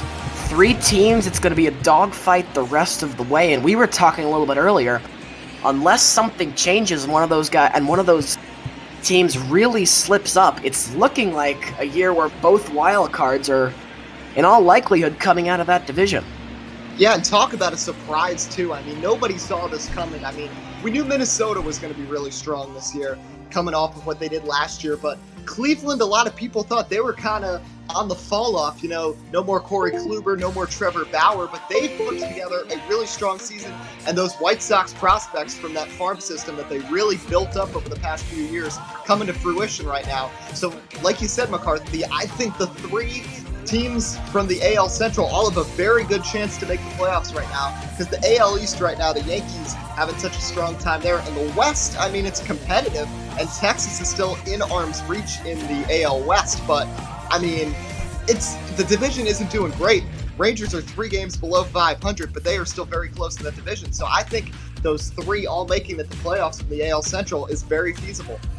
And that's such a credit, I think, Eddie, to Terry Francona and the job that he's done with that team. Veteran manager, the guy knows how to win baseball games, and he's proving it once again in virtual 2020. Yeah, absolutely. I mean, even in his time in Boston, I know he had some great teams with Big Papi and Dustin Pedroia, but he had a couple years where he had some nice success with teams with dealing with a lot of injuries and just not the best rosters, and even in Cleveland too, but he's doing a really awesome job this year. At Texas, I mean, I know they've struggled. You see a lot of snowflakes there for some ice-cold hitters right now, but this Rangers team has still been solid, and we're still pretty early in the season. There's still time for them to put some wins together, but tonight's a great chance here at home against these Cleveland Indians to really make their mark. Yeah, the AL West isn't exactly being dominated right now. Only 6 games back of Oakland, so it's certainly within reach, even with a sub 500 record at this point. Yeah, there's nobody there who's exactly yanking that thing away from everybody else, and it's the only division in baseball where there isn't a clear top dog. I mean, you got Oakland, they're playing okay, not great, but then the Angels, they're only 4 out, Texas is 6 out, Houston, as bad as they've been, 7.5, and the Mariners, who I've had them a couple of times, and they seem to be a bit of a train wreck right now, only 9.5 games back. So that seems to be the one division thus far where, again, nobody really taking charge. Absolutely right. You see the Astros behind the Rangers in the standings. That's been one of the bigger surprises here in the 2020 season. Obviously, you look at that lineup from top to bottom and what they have in the pitching rotation. They're the team you think that could really make a run for this thing and take over at any point if they can get themselves together. The Rangers lineup doesn't give you that kind of confidence. But again, that's why you play the games. I think everybody's been really surprised by what we've seen out of the AL West. Oakland seems to always be there, but Houston was certainly the favorite going into 2020. Yeah, you have to imagine, I would think, Mike Koski and Eddie, that perhaps some kind of move to acquire a starter at the deadline for the Astros, because Zach Greinke, he's getting up there in his late 30s. He's certainly serviceable, but he is not a number 1 starter, I don't think, for a playoff team. So it'll be interesting to see as we're starting to get to that deadline point. We're not there yet, but we're starting, I think, to get to that point of the season where we've kind of got a pretty good grasp on each team's capabilities, if you will. Starting to. And I know it goes against Major League Ball regulations, but Bartolo Colon, big sexy, is still out there. The Astros, like you said, they need somebody. I think we need to tweak things and get Bartolo down to Houston, but we'll see if things can be tweaked down the line. I think eventually you're going to have to give the people what they want. Yeah, definitely. Maybe give Bartolo to Cookie's Dodgers out there, as they're looking to try to settle in for a playoff run also. Well, I think before time streams get too more mixed up, I'm going to head off. So, Freddie and myself, thank you all for watching Red Sox Yanks. Guys, take it away for Cleveland and Texas. All right. Have a good call, guys. Appreciate it. Chris Mykoski and Eddie Kalegi in for the primetime affair between the Cleveland Indians and the Texas Rangers. I'm coming to you from my home studio in McKinney, Texas. Eddie Kalegi from New Jersey, and now we'll be magically transported to Globe Life Field in Arlington. Thanks for joining us here on the Major League Ball Network. Money like hocus pocus at the club with a bunch of brokers. Also, hang eyes, trap, put you all over my Snapchat. Mad, so fat, gotta get you home like stat. Red light, green light. Red light, green light. Red light, green light. Stuck at the stoplight. Red light, green light. Red light, green light. Red light, green light. Stuck at the stoplight. You know what I'm reaching for. Shot my 3, who's keeping score? 2. Live on the Major League Baseball Ball Network, you're watching the Cleveland Indians and the Texas Rangers. Friday night primetime baseball from brand new Globe Life Field in Arlington. The Rangers in their home Reds tonight. They'll do that every Friday during the regular season. Chris Mykoski and Eddie Kalegi with you for this Friday primetime affair. And Eddie, the pitching matchup is one that's maybe flown under the radar, but these are 2 of the best starting pitchers in Major League Baseball so far this year. Yeah, and I'm going to focus mainly on Jordan Lyles, who we'll see first. I mean, he's a veteran traveled player who's bounced around the MLB, but he's starting to find a home here in Texas with very underrated rotation here. And you saw 5-2, 2.67 ERA. He's coming in, but these Cleveland hitters have been really strong this season. This is going to be a very fun matchup to watch. Francisco Lindor leads things off for the Cleveland Indians in their all grays tonight in Arlington. First pitch misses to Lindor. Lyles with a 1.05 whip. That's tied for the 4th best in the American League, behind Garrett Cole, Ryan Yarborough, and today's other starter, Cleveland's Zach Plesac.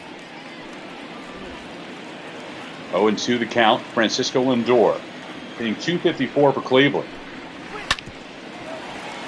To the right side of the infield, Rougned Odor scoops that one up. Gets it over to Ronald Guzman at first. 1 up, 1 down for Cleveland here in the first inning. Gives you a chance to set the defensive order for Texas. Then we'll get into the batting order for Cleveland. Jordan Lyles, as we mentioned, on the bump. Robinson Chirinos, his battery mate. You saw Ronald Guzman at first. Rougned Odor at second. Elvis Andrus is at shortstop. Todd Frazier at third. Joey Gallo in right. Danny Santana in center. And Nick Solak playing in left today for Texas. Cleveland batting order, or Oscar Mercado batting second. You saw Francisco Lindor leading things off with a ground out to second. We'll go through the rest of the order after the 0-1 pitch from Jordan Lyles. Up high and inside, Mercado backed off the plate. Carlos Santana will bat third and play first. Then Franmil Reyes at cleanup, playing designated hitter. 1-1. This is outside. Jose Ramirez at third. Cesar Hernandez at second. Jordan Luplo in left. Roberto Perez at catcher. And Tyler Naquin in right to round things out for Cleveland. 2-1 pitch. Going outside, 3-1. Lyles, you see, being very careful with these Indians hitters early, and I think he's going to try to get more ground balls like he got with Lindor. There's a lot of speed. They want to keep this ball in the infield today. Ball 4, that pitch is low. 3-1 misses low, and Oscar Mercado take a 1-out walk. Batting third, the first baseman, Carlos Santana. Jordan Lyles, the Astros' top pitching prospect a decade ago. Been a journeyman since then. 7th stop since he broke into the bigs back in 2011. Right now putting together what could be his best major league season. If he continues this kind of performance, Eddie, would not be a surprise at all to see him in the All-Star game here in a little while. Yeah, totally. I mean, every team gets an All-Star, and for Texas, Jordan Lyles has really been playing with that presence so far. I think there's a good chance we can see him in the All-Star game. 0-1 pitch into right field. That will reach the cheap seats. A long shot for Carlos Santana. 23rd of the year. 441 feet. And Chris, you were talking about All-Stars. Carlos Santana might be that. And how about that pitch? Hanging off-speed pitch right in the zone, and Carlos Santana handled that with ferocity. 441 feet deep down into right field. You look at this laser beam off the bat, and you can tell that ball was gone the instant it was off the bat. Incredible. Back-to-back days for home runs for Santana, and you see the look on Lyles' face, immediately knew that he gave up a monster shot. That's Santana's 23rd home run on the year. He's 4th place in the American League in that category. Gets past Giancarlo Stanton, who he was tied for 4th coming into tonight. Jorge Soler leads the way with 28 home runs for Kansas City.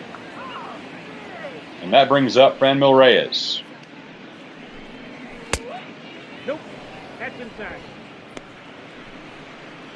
Still aghast at how far he hit that baseball. Yeah, definitely. And I mean, with Santana, I feel like a lot of people forget how how beloved he is in Cleveland. You know, he had some time in Philadelphia, but coming back to Cleveland, these Indian fans really love having Santana's presence, and he's really capitalized now in these 2 years that he's been back with the Tribe. Franmil Reyes, designated hitter for Cleveland. 3-1 pitch in the zone, 3-2. Reyes shed 20 pounds during the offseason. Came back with a lot more firepower with that compact body. Went 1 for 4 yesterday against the White Sox. Here in his first appearance against the Rangers, takes that one looking. First strikeout for Jordan Lyles. That's the Jordan Lyles we expect to see here. 3-2 full count. Look at that off-speed pitch. Gets right in the bottom of the zone. Looked like it was going to be top and goes right down. And great pitch there from Lyles to get the second out of the inning. Now Jose Ramirez. That's a ball. See on the graphic that he's in second place in the All-Star vote right now for American League third baseman. That's the amazing year that he's had. Yeah, amazing 320 year. batting average. Outside, that's the ball. Totally. Amazing year he's had. Amazing year they've had in Cleveland in general. Just unexpected. We thought they were rebuilding, but really this team is looking just as good as ever. 2-0 pitch, fouled off. Ramirez already a 2-time All-Star, 2-time Silver Slugger winner. On track to add a third in both of those categories. Low and inside, that one fouled off after Chirinos called for a high pitch. Unable to hit his target is Lyles. 2-2. Down in the zone, Rougned Odor on the shift, playing in deep territory for his position. Still unable to come up with it. And Jose Ramirez board with a 2-out single.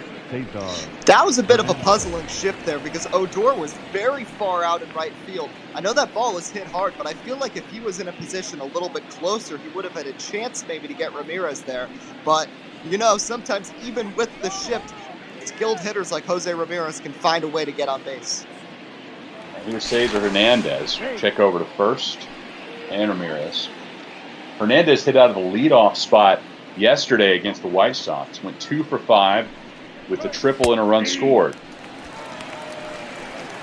0-1 to count. Team leading 320 batting average for Hernandez. That's 12th best in the American League. Waiting on the 0-1 from Lyles. Here it comes. Fouled off. Top of the first inning in Arlington, Texas. Cleveland leads 2-0. 0-2 pitch to Hernandez. Again fouled off. And you look at that, 25 pitches already here in the first inning for Lyles. Not what we expected with the strong season he's had so far. Well, one of his rougher first innings here in 2020. He's been a great surprise for Texas. 1-2 pitch. Through the middle of the infield. A single. Ramirez will stay put at second base. Batting 7, the left fielder, number 8, Jordan Luplow. 2 on, 2 out for Jordan Luplow. Takes first pitch, catches the inside corner. Luplow 1 for 3 yesterday. Comes in with a .230 batting average. 5 homers, 24 runs batted in.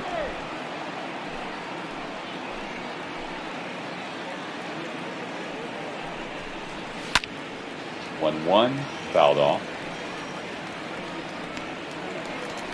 And wow, Guzman got over to it. A lot of foul territory here at the new Globe Life Field in Arlington. Off the bat, thought that was for sure in the stands, but there's a lot more room to work with than you had in the old ballpark. Carlos Santana goes yard, 2-0 Indians.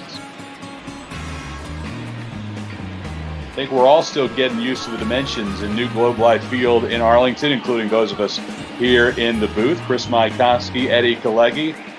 Indians lead 2-0 as we head to the bottom of the first inning, and Zach Plesac takes the mound for Cleveland. And Eddie, just like his counterpart, Jordan Lyles, what a great year so far for Plesac.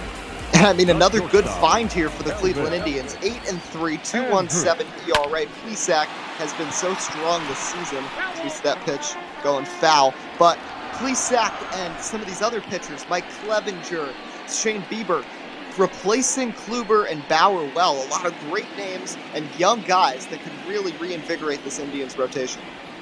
Elvis Andrus leading things off for Texas. Outside and low, but he offers at it, 0-2. Andrus will be followed by Nick Solak, Willie Calhoun, and Joey Gallo.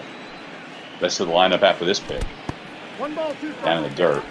Todd Frazier, Danny Santana, Rougned Odor, Ronald Guzman, and Robinson Chirinos, the starting 9 for Texas. 1-2 pitch. Up high, and Andrus whiffs at a 96-mile-per-hour heater. He had Andrus completely under control. We saw him swing at the pitch way out of zone. Then once again up here, high heater. Andrus went for it. His eyes lit up with a high fastball, but Plesac overpowers him right there. That brings up Nick Solak. Went 1 for 4 yesterday. Swing and a miss. Another 96-mile-per-hour fastball from Plesac. Solak's been hitting the ball very well of late. 212 average on the season, but that's up nearly 30 points from a week ago.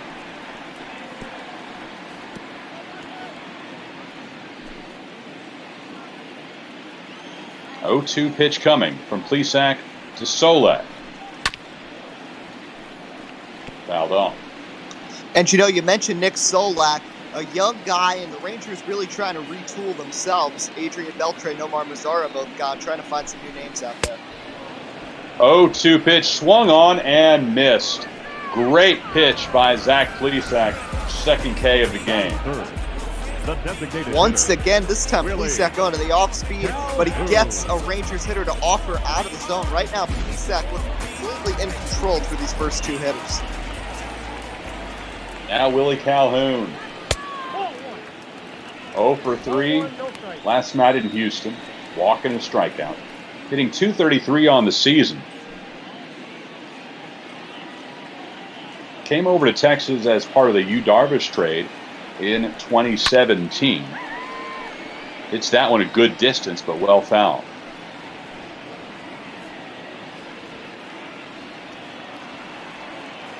One pitch. Plesac waiting for a pitch he wants. That one right in the zone. Roberto Perez is Plesac's battery man. In the dirt.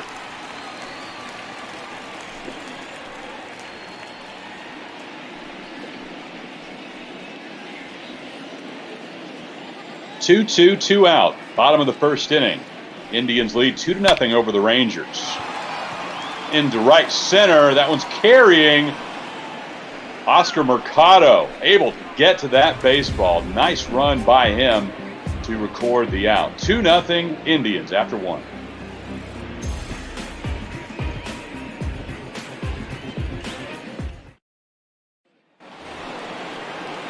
Group 1 completes on the MLB Bot Ball Network.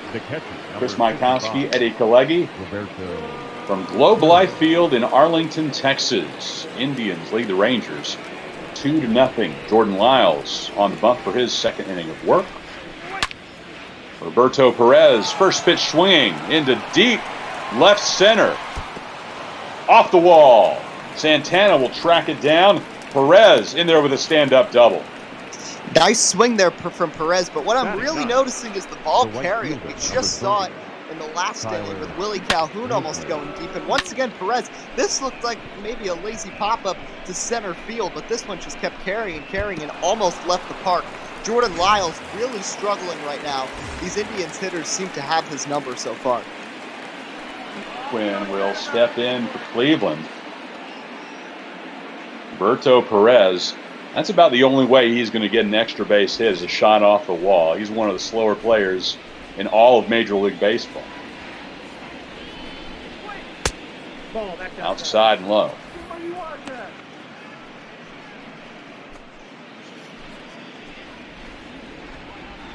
Tyler 0 for 3 yesterday against the White Sox.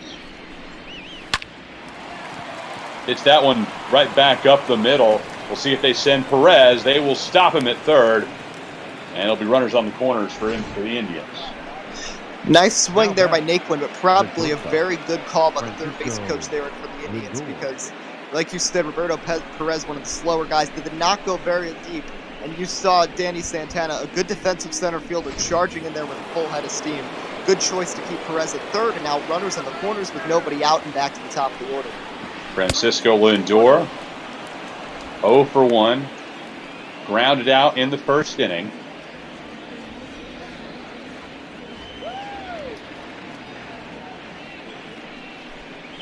That's the ball. 2-0.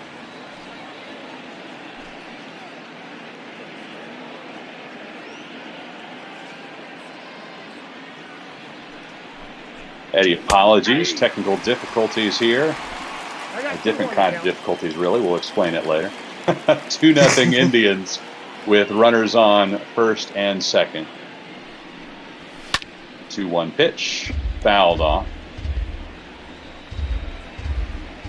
In a weird setup here at Globe Life Field in Arlington, my son's bedroom is connected to the broadcast booth, and he decided that he'd like to be part of things tonight. So we decided to mute the microphone. Swing and a miss. Second strikeout of the day for Jordan Lyles. Nice pitch there by Lyles, but Chris, smart decision. He wants to get in and enjoy some Friday Night Baseball too. He's been watching on Mom's phone in the other room, but yeah, he wanted to contribute to the broadcast a little bit. So we'll eventually get him trained up.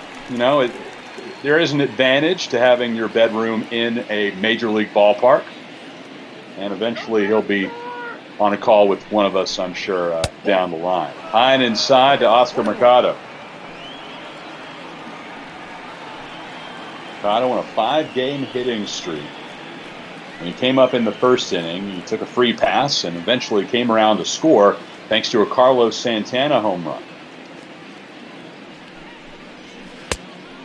1-1 pitch, swung on and missed. 85-mile-per-hour slider from Jordan Lyles.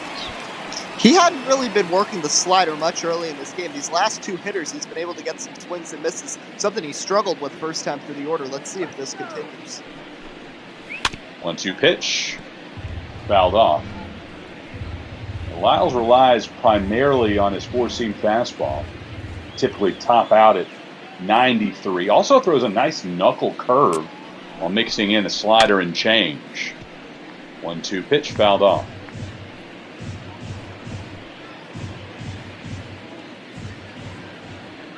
Runners on the corners, 1 out for Cleveland. Top of the second inning. Indians lead 2-0. That's Bolton. Low and inside. I got to count 2-2.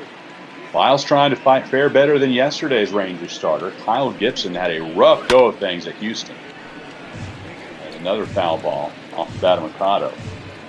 Gibson lasted just 2 2/3 yesterday, Eddie. Yeah, and the Houston has done a great job against pitchers. Earlier today against the White Sox, they had some fun against the bullpen. Through the right side of the infield, that'll score Perez. And the Indians had their lead. Now 3-0 over Texas. The batter, the first baseman, Carlos. And a quick visit to the mound as Jordan Lyles, again, already has given up 3 runs here through 1 1/3 innings. We'll look back to the dugout for some instruction. Just a quick pick-me-up visit. See who the Rangers get going in the bullpen here momentarily. Yeah, and this inning especially, we're seeing a lot of good hitting, 2 balls on the ground, Lindor, and then once again right there by Oscar Mercado. I mean, these guys, really good hitting so far. Lyles hasn't been pitching terribly, but these Indian hitters have really been able to get things going against him. 0-1 pitch lifted into left field. Solak under it. Runners will stay put. Solak gets that one over to Todd Frazier at third base. Now 2 out for Cleveland after Santana is retired. Rangers fans glad to see that following what Santana did back in the first inning, a towering 2-run homer. This time a lazy fly into left. Franmil Reyes now. 0-1's the count.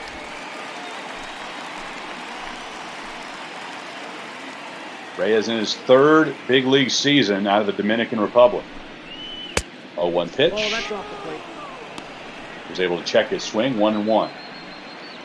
And you talk about the power hitting from Santana. Reyes a really good home run hitter too. Nice steal coming over from San Diego in that trade last year. I mean, he's a really nice addition to this Indians lineup.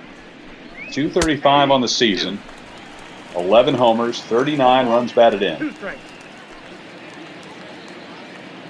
Part of a 3-team deal between the Padres, Indians, and Reds last year. And the big headliners in that trade, the Indians sending Trevor Bauer to Cincinnati, and the Reds moving Yasiel Puig to Cleveland.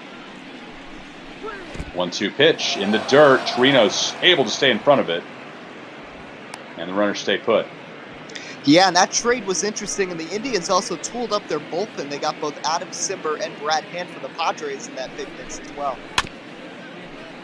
2-2 pitch, fouled off. Yeah, Reyes wasn't, like I said, he wasn't really the newsmaker in that deal, but he could end up being the biggest piece of the puzzle years down the line when you look at it, considering the numbers he can put up. Swing and a miss. Jordan Lyles able to get out of the inning. 1 run does come across, but the Indians leave 2 stranded. 3-0 try.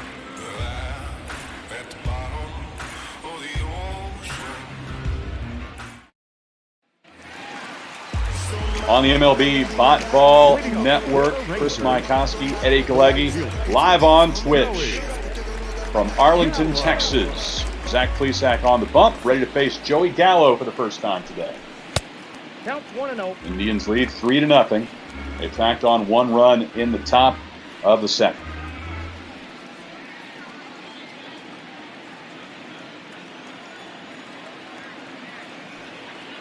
.1-0 pitch to Gallo, fouled away. Joey Gallo, a really good home run hitter. He strikes out a lot, but he's a great addition to this Texas lineup. They have a lot of good contact hitters, and he provides the power spike for this team. Swing and a miss.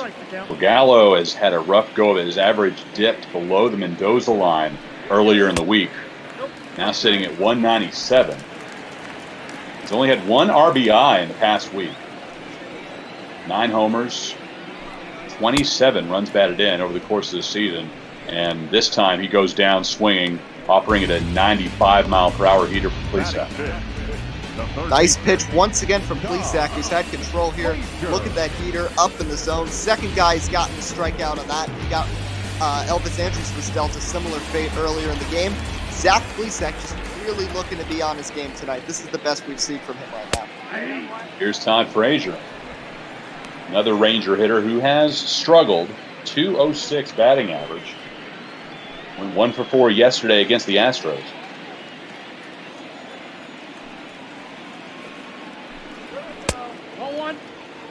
Now 1-1 to the Todd father. And you look at that, all the home runs he has. He's a historic home run hitter. You talk about him, Joey Gallo. That's the problem with Texas. There are a lot of guys who are power hitters, as he got that one deep and fouled it off, but not necessarily contact hitters. You need a nice mix of both. They used to have more with guys like Beltre and Mazzara, but now Elvis Andrus, Willie Calhoun carrying a big load to try to get guys on base for Frazier and Gallo. But right now, Todd Frazier really not doing anything. Right now, hovering just above that Mendoza line.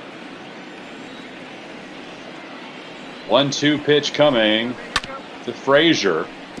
Fouled back. The roof open here in Arlington tonight. 89 degrees, so a little bit warmer than you'd expect maybe for a roof being open. The Texas fans certainly have felt much worse than this when for all the previous years of the franchise played out in the open air conditions. And it's not even close to the hottest it'll get in Arlington this summer. Wait until August, and that's why they put a roof on the new place. They want to be playing at 105 degrees. 2-2. Right side of the infield. Scooped and thrown by Hernandez over to Santana. 2 out for Texas here in the bottom of the second. And that's another underrated pickup the Indians made. Cesar Hernandez, who spent many years with the Phillies, a very good hitter, very good infielder as well. He makes a nice contribution to this Indians infield and helps fill the void after Jason Kipnis left this year. Danny Santana, ready to take his first hacks of the day. Got some great contributions in our Twitch chat so far tonight. Eagles 42, remembering those days in Arlington where you're sticking to the seats when it's 104 degrees outside. Won't be an issue going forward. I haven't heard exactly what the cutoff will be, but certainly it reaches a certain temperature, and that roof will be closed throughout the majority of the summer. Right now, not too terrible. It can still leave the roof open, especially as we dip into the late night hours. 1-2 pitch.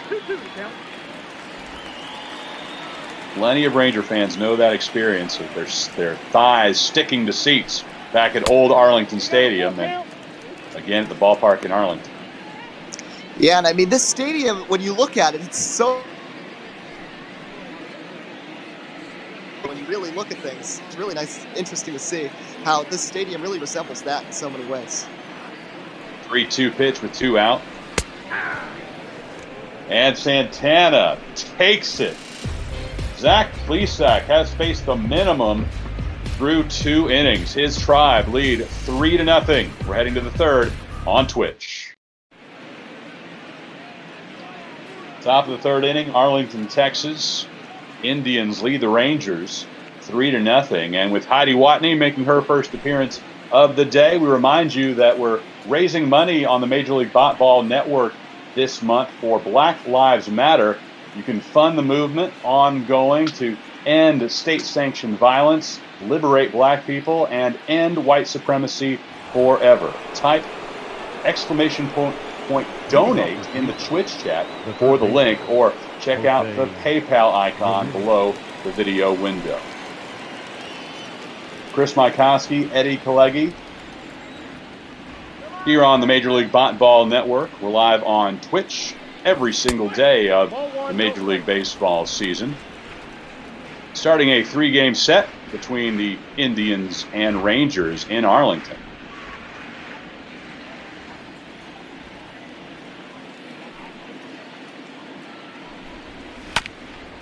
Pitch, fouled off. And Jordan Lyles had a nice confidence spike, getting out of the second inning. And now let's see what he can do here in the third against Jose Ramirez and the heart of this Indians order, facing 5, 6, 7 Ramirez, Hernandez, and Luplow. He had a nice ending to that second inning, but now he's got to try to keep the Indians off the board this time around. Singled and was left stranded at third back in the first inning. This one hits one into left center. Solak able to get to that ball in time. 1 up, 1 down for Cleveland here in the top of the third. The batter, number 7, second baseman. Remind you that we still have 2 games remaining here on the Major League Ball Network tonight. Coming up after this one, it'll be another AL West affair. Actually, this is, of course, a Central versus West affair, but an all-West game coming up at 9 o'clock Eastern time as Seattle takes on the Los Angeles Angels of Anaheim. Then at 10:45 Eastern, Diamondbacks and Padres. Hope you'll stay with us throughout the night. And some talented broadcasters will bring you those games from Anaheim and San Diego. 1-1 pitch to Hernandez, fouled off. Just before we came on, Eddie, we saw the New York Yankees take down the Boston Red Sox 3-2. Red Sox able to get a runner to third there in the bottom of the ninth, but left him stranded. Yeah, and so many close games for the Red Sox this season. The Yankees continuing to be the class of that American League East. 1-2 pitch. Misses high. Cesar Hernandez singled, left stranded at first in his first appearance back in the first inning. Jordan Luplow waiting for his first opportunity. And there you see one of the cool new features there at Globe Life Field. And you can see them right behind the hitter, actually, is all those field level boxes as Hernandez Now batting. will take a free pass. Jordan. Some new ways to get some really close vantage points there at the stadium. Yeah, totally. And I mean, you talk about this, so many enhancements from the ballpark at Arlington and what was Globe Lake Park. And now, I mean, this new stadium, really nice. And like I said, really looks a lot like Minute Maid Park, a really modern ballpark and with a retractable roof. Though these Texas fans are troopers, really nice to have that opportunity to get some cool air even during the dog days of summer. Jordan Luplow popped up the first end of the first inning. We'll take you through some more of the ins and outs of Globe Life Field as we continue through the broadcast, including some of the more interesting food options, as the Rangers have always had some really kind of strange and interesting things to eat at their stadiums over the year, including the 2-foot hot dog known as the boomstick. So there are some new additions for the new ballpark. 1-1.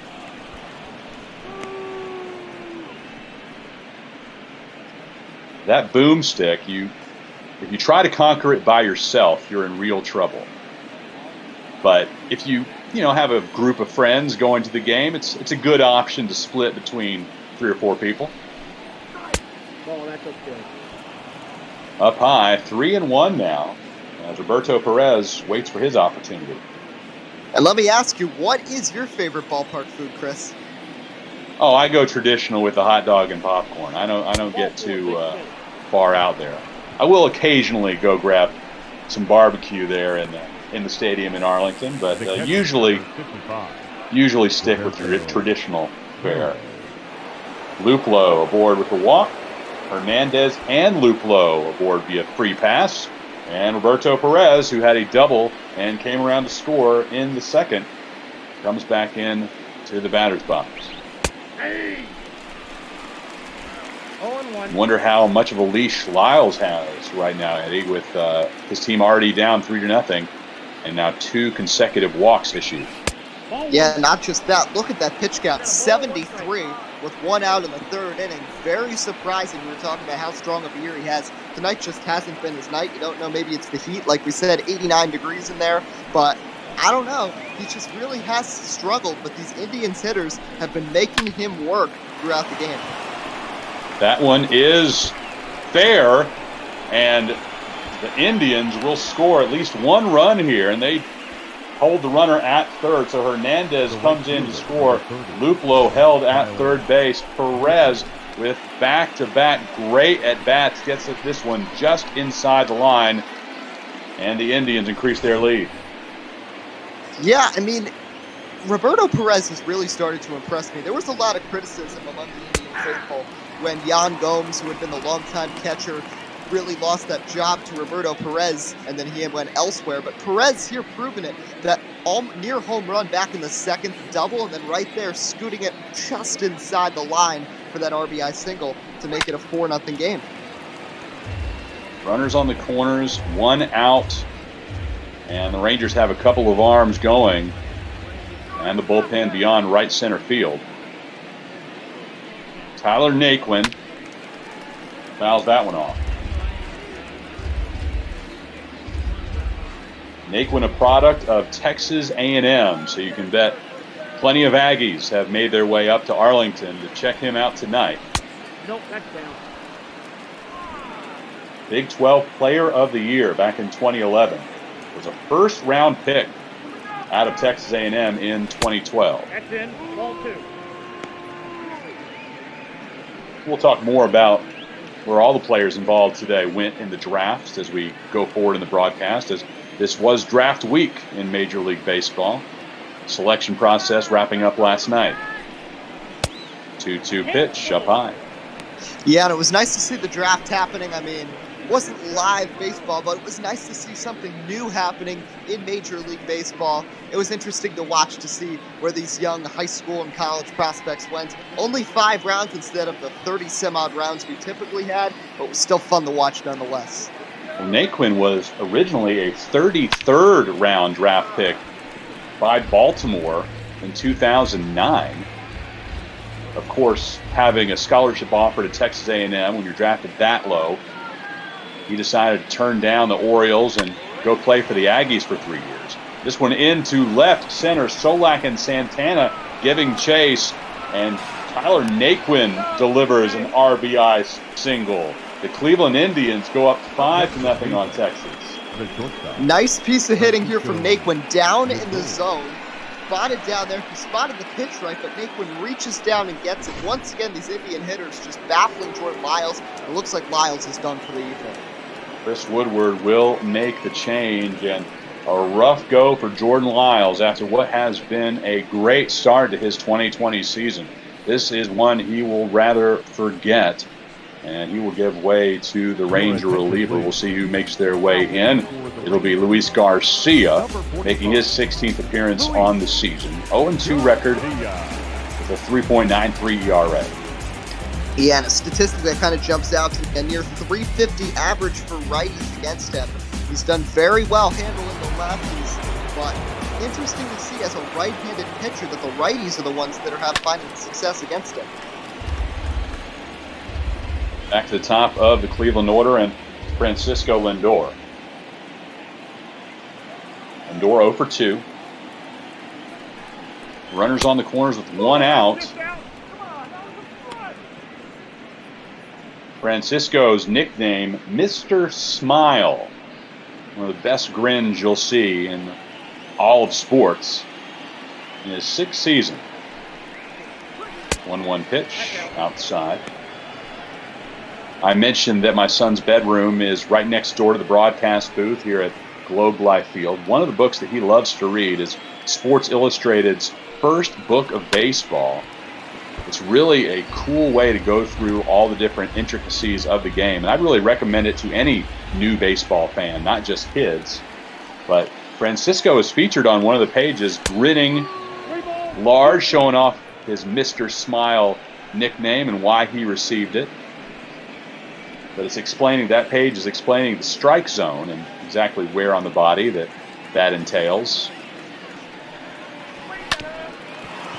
Big grin for Lindor. Let's see if he'll keep that on his face right here. He will be able to get first in time, and the Indians go up 6-0 as Roberto Perez makes his way home on the shot over to second. Rougned Odor couldn't quite handle it cleanly, and that allows Perez to come home. Tyler Naquin retired at second. And nice running there by Lindor. Did not hesitate. You saw the bobble over there at second base by Rougned Odor. Just a slight bobble, and it was enough for Lindor to be safe at first base. And you mentioned his personality, and he is really a great person to be a face of baseball. The positivity he brings on and off the field, really a great patron of the game. Oscar Mercado trying to keep this inning going.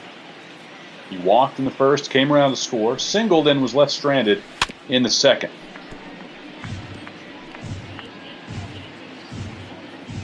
Mercado, a second-round pick by St. Louis back in 2013.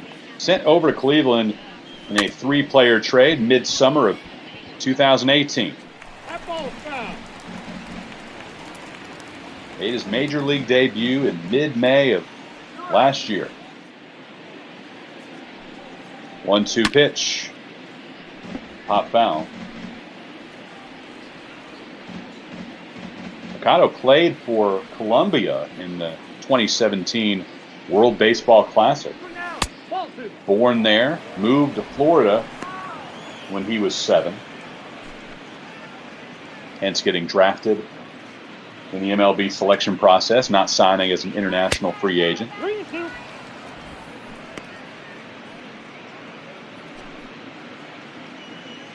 Full count to Mercado. Luis Garcia in on relief. Gets him to pop up. Odor backing up. Stays under it, makes the grab. And that'll do it for Cleveland here in the top of the third. They add 3 more. Indians 6, Rangers nothing. Halfway through the third inning.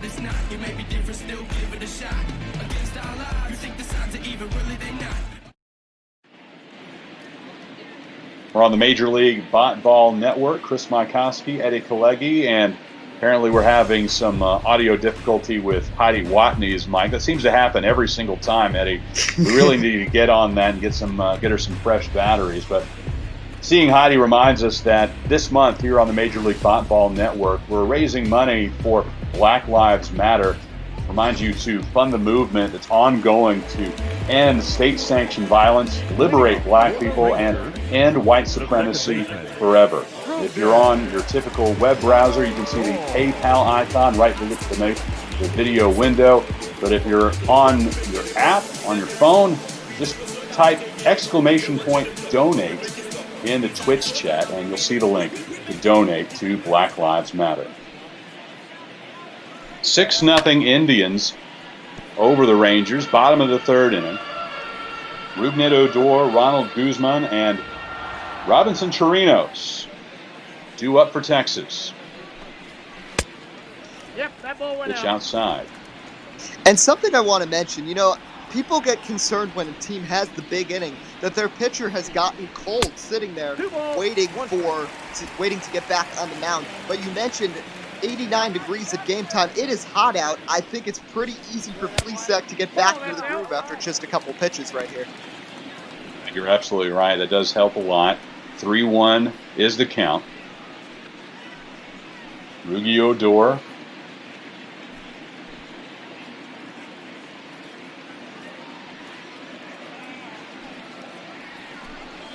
Three-one pitch outside, and Odor lead-off walk to start the bottom of the third.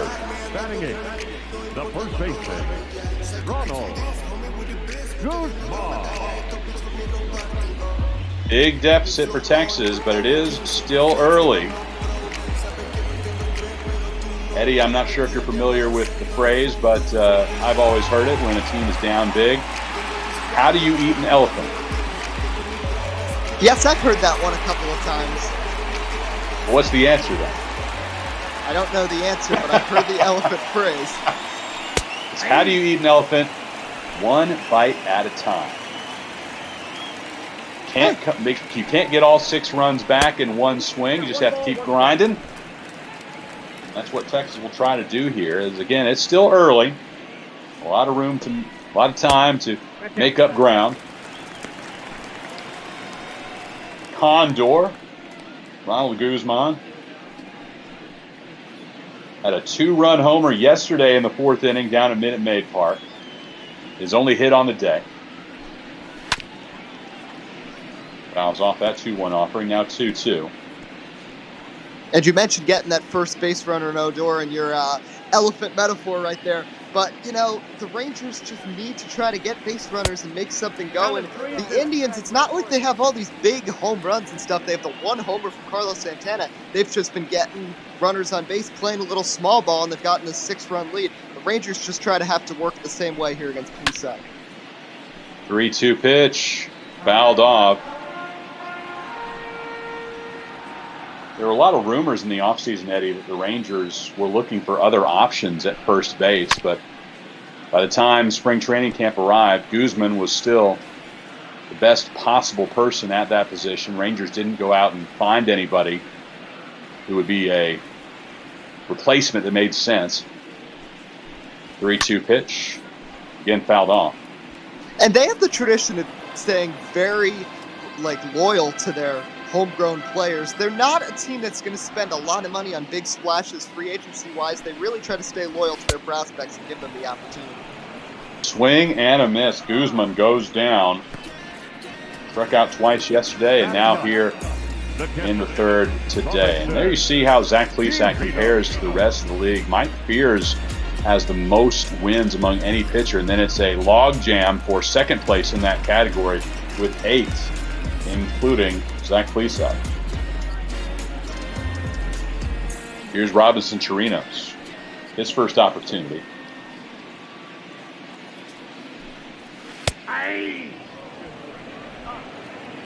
Chirinos had a rough day yesterday in Houston, 0 for 4. Batting average slipped down to .218.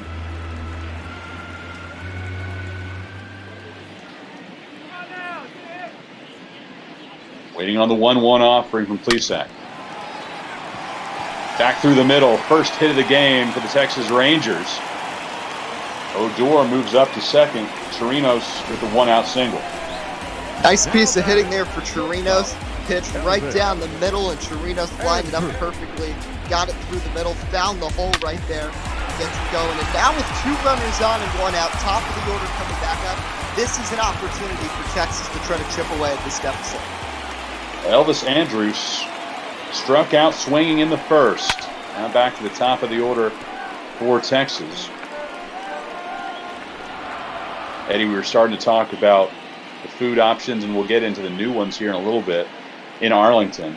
You mentioned that 2-foot-long hot dog, the signature item over the old ballpark, the boomstick. And we've had some discussion going back and forth in our Twitch chat tonight on whether or not you could conquer that in one sitting by yourself. A couple of guys, Eagles 42 and Lost My Mind, both insist that they could. I'm not sure that's a good idea, guys. But, you know, when there's people like Joey Chestnut that can chow down 70 of those in 10 minutes, that's a piece of cake. Lifts this one into right field. Andrews is retired. Now batting. 2 down for Texas with 2 on. And as Eddie mentioned, Rangers need some runs here. Can't waste the opportunity. Down 6-0. 2 men aboard. Nick Solak stepping in. With a lot of runs to make up. Again, plenty of outs still to work with, but you don't want to lose the opportunity. Solak has been great of late. His batting average up 30 points from a week ago, but it will not continue to rise with this at bat. Flies out to Tyler Naquin in right field, and the Indians able to escape. Scoreless, bottom of the third for Texas. It's 6-0 Tribe. Major League Ball Network, Rangers down 6-0 to the Cleveland Indians. And to take you through the middle innings on play-by-play, here's Eddie Collect. Thank you so much, Chris. Top of the 4th. The Indians had scored in all 3 innings so far. 2 in the first, 1 in the second, 3 in the third, and they got Jordan Lyles out of the game. Carlos Santana at the plate, 1 for 2 today. He homered back in the first as that pitch is in there. 1-1. And Chris, I mean, what does Texas have to do to limit the damage here? Well, now that you're into the bullpen, it's going to be a rough go considering how hot these Indians' bats have been. And Luis Garcia has not exactly been setting the world on fire this season. You have to depend on the pen all the rest of the night. Hope that they just play out of their minds and keep these Indians at bay. 1-2 coming up. Sorry about that. 1-2. No. That pitch is low and outside. 2-2. Go ahead. No, I'm just saying, if you're a Rangers fan in the ballpark right now, you're probably dreading what could happen this evening. It's certainly possible this one could get very much out of hand. So a full count. Franmil Reyes stands on deck. Indians 1 game back of Minnesota right now in that American League Central in that 3-horse race near the halfway point of the season. And that pitch gets away, and it will be a leadoff walk for Carlos Santana. So just when you didn't want any more base runners, you put the leadoff man on, and Santana trots down to first base. And it's the cleanup man, Franmil Reyes, 0 for 2 on the day, coming up here to face off against Garcia. And you mentioned Texas, that they've had to go to the bullpen a couple of times in previous series. I mean, this is not necessarily the situation you want in these relievers, especially when they haven't been doing too well, as you see the first pitch there in their strike one. But, you know, having to use these relievers, fatigue is going to become a factor soon enough. No, you're absolutely right. And, you know, you're just starting a weekend set. You need to have some arms ready to go for the rest of the weekend, too. You don't want to use everybody tonight. That pitch is outside 1-1. Tomorrow, I believe Corey Kluber is the starter for Texas. Might be wrong on that, but that would be interesting to see Kluber facing off against these Indians once again, as that pitch is outside 2-1. Of course, Kluber, a longtime member of the Cleveland Indians, instrumental on their 2016 pennant team, spending his first year now with Texas, as the 2-1 swung on and missed way out of the zone by Reyes, count even 2-2. Garcia looks in for the sign from Chirinos. The 2-2 pitch. This one is blasted down the right side. That's going to be foul. Nice grab there by the ball boy over there near the right field corner. And they'll set again. 2-2. Now it's going to miss low, and again another full count. We've seen a lot of those on both sides today, Chris. And that grab by the ball boy gives me opportunity to introduce this fun fact into the broadcast. But that was my job back when I was 16 years old at the old ballpark in Arlington. I was a bat boy / ball boy working in the visiting clubhouse. So I got to see all the road teams come through Arlington. The dream job for a baseball-loving kid. Definitely. Full count here. Here's the pitch to Reyes, and that's going to miss. And back-to-back walks to the 3 and 4 men will give Jose Ramirez an opportunity to hit with 2 on and nobody out here. Already a 6-run lead. Indians looking to extend it and put this game way out of reach here just in the 4th inning. Now, back-to-back walks, you mentioned how critical it is for the bullpen to do well here for Texas and to not have to use another arm quickly. But Garcia is certainly drawing the ire of Chris Woodward right now as we look into the Texas dugout. 2 consecutive walks to start off here in the top of the 4th.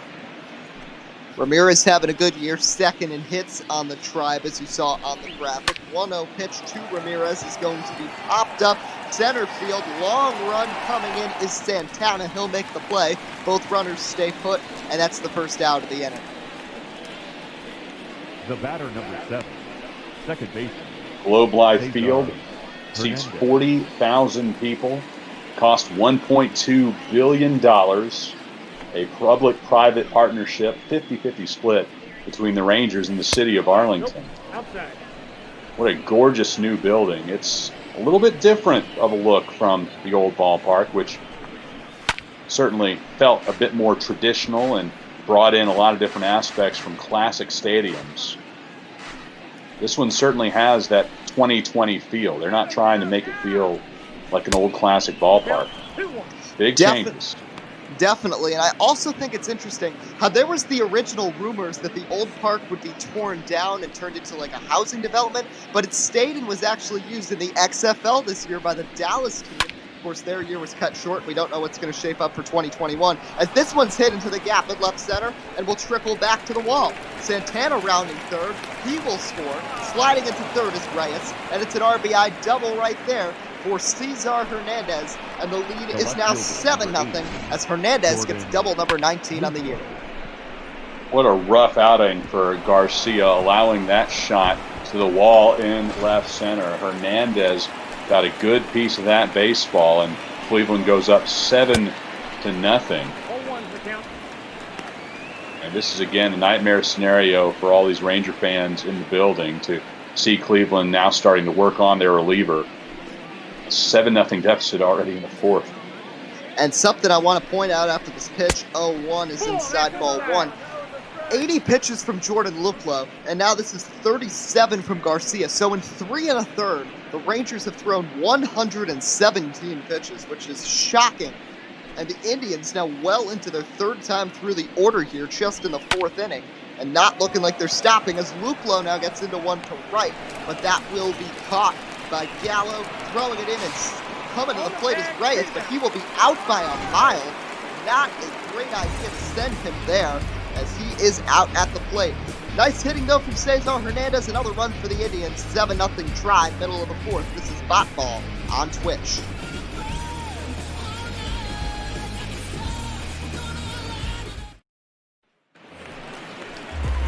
Back here, Eddie Kalegi alongside Chris Mykowski. Friday night baseball under the lights at Globe Life Field. 7-0 Indians, and the story has been Zach Plesac on the mound so far. Allowed 1 hit through 3 innings, 5 strikeouts, and now going up against the heart of the order for the second time. We'll start with Willie Calhoun. First pitch, this is low, ball 1. Calhoun, as you see, the doubles leader on the Rangers this season. We started to get into what has become of the old ballpark in Arlington, which of course went through several name changes over the years. Ameriquest Field, Globe Life Park. But to me, it'll always be the ballpark in Arlington. And the Dallas Renegades made it their home this past year as the stadium underwent significant renovations. Throw here by Lindor back to first out, number 1. But they had to do a lot of retrofitting to make that stadium work for football. And now with what they've done, they've removed the dugouts and various other changes to where it's now not possible to play baseball in there. There were some rumors along the lines of if the season would start on time, then the Rangers' new stadium might not be ready to go in time for opening day. So would they have to start at the old place? But with the changes, baseball just was impossible. So they would have had to do something else in that case. As this pitch to Joey Gallo is going to be fouled off 0-2. And as someone, as you've mentioned, your experience in Texas, I just am amazed by the sheer number of stadiums in the Dallas area. You mentioned Globe Life Field, Globe Life Park, as the 0-2 is going to miss ball 1. Plus, you've got still the Cotton Bowl still standing. You've got AT&T Stadium for Dallas. I mean, there's a lot of stadiums in the Texas area. Well, right there in Arlington, where we're sitting right now at Globe Life Field, you've got 3 big league ballparks right here all together, sharing the same parking lots. The AT&T Stadium, home of the Dallas Cowboys, right here, and then across the street, the old ballpark in Arlington. So 3 stadiums right here, all next to each other, all joined also by Texas Live, which is a huge entertainment complex. So it's a busy place here in Arlington in the heart of the Metroplex. 3-2 to Gallo, swing and a miss. He'll go down swinging. Another strikeout for Plesac, number 6 on the evening, his second out. And you're talking about that, and that kind of brings up, you talked a lot about Texas, and I can share a little bit of my experiences from New Jersey. And I can talk about the complex in the Meadowlands, because I always thought that was interesting. You've got MetLife Stadium, home of the Giants and the Jets.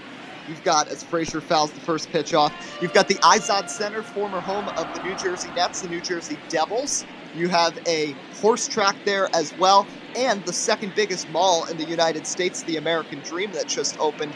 Another nice complex with a lot of things to do. I know Philadelphia, it's really cool to see how they've built up areas around ballparks to make these areas not just places to go and have to see a game, but what you can do after the game or before the game for some entertainment, food, and other things that are like a really nice family experience for people who come out to the ballpark.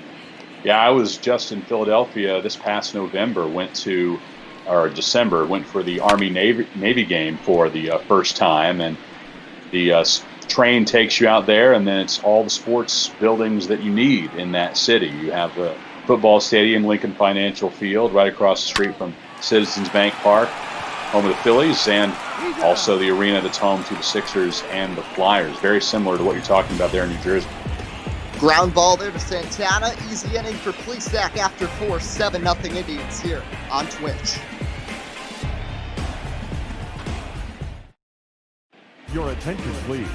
Top of the 5th, new pitcher coming in for the Rangers. That is Brett Martin, who has not had a great year. A lot of appearances, 35 games, but the number's not great. He averages for both-handed hitters above 300 and an ERA sub-6. Roberto Perez coming up the 3rd time.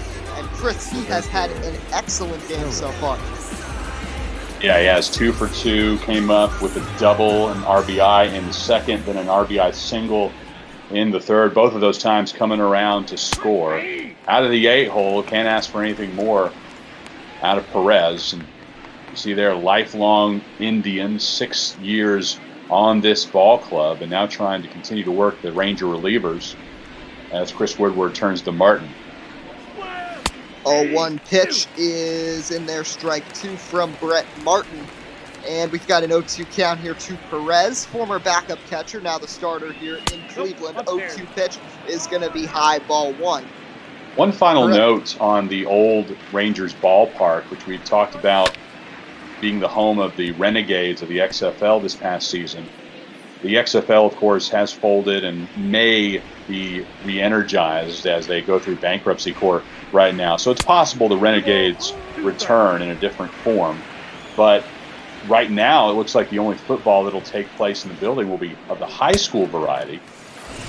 Texas high school football is huge, of course, and first strike out of the day for Martin as he gets Perez to go down. But the Arlington School District has reached a contract with the Rangers, and they'll play high school games in the old ballpark this coming fall. Very interesting. And you see just before that, Jordan Lyles not looking too happy sitting there in the dugout. You saw 2 1/3, 8 hits, 6 earned runs. Really different from his 5-2, 2.87 ERA that he had carried into this game. As here's Tyler Naquin, as you see, top 10 in the All-Star voting for the outfield position. The 9-hole hitter for the Indians is always hit at the back part of the order, but has speed, as the 0-1 pitch is going to miss inside 1-1. As you see, Jesse Chavez and Colby Allard, a southpaw and a righty, both warming up here for the Rangers. But a very interesting history for Naquin. Hasn't been the star here, but has had some very notable games, especially his notorious inside the park home run back in, I believe, 2016 or 2017, part of the Indians' lengthy winning streak when he had the inside the park homer walk off to win the game. Right in the midst of that winning streak is a ground ball to second. Odor on the run, charges and throws to first, out number 2. And the Rangers hoping to have their first inning where they keep Cleveland off the board, 2 outs, and Frankie Lindor coming up. Yeah, to be able to retire the hitters in order, face the minimum in a half inning, be a welcome relief for the Rangers at this point. Trailing 7-0, have to get these bats to stop at some point if you're going to have any chance going forward here tonight.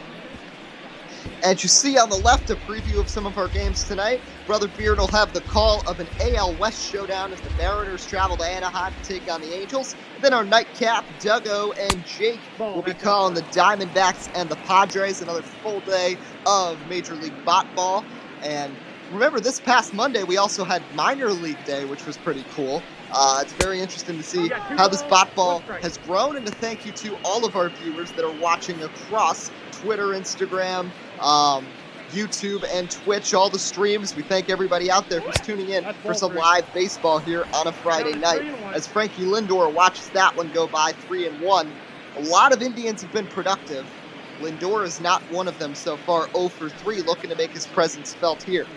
3-1 is going to miss outside ball 4, and Lindor draws a 2-out walk. Over the next inning, we have a chance to go over some of those aforementioned signature food items at the new Globe Life Field in Arlington. And let's go down the list. And Eddie, you can tell me which one of these you would choose if you had $10 in your pocket and were taking in a game at the home of the Rangers. First up is the Rattler, rattlesnake sausage on a hoagie roll. Interesting, probably not what I'd spend my money on. I like to get some good gamey meat. Go for that. All right, after the 0-1 pitch, we'll get into the stack. All right, interested to hear about the stack, as the 0-1 here from Morton is a shot caught on the run. Nice play by Guzman over at first. Halfway More food talk in the bottom of the 5th. Yep, absolutely. We'll be back. 7-0, Indians on top. We'll see you then.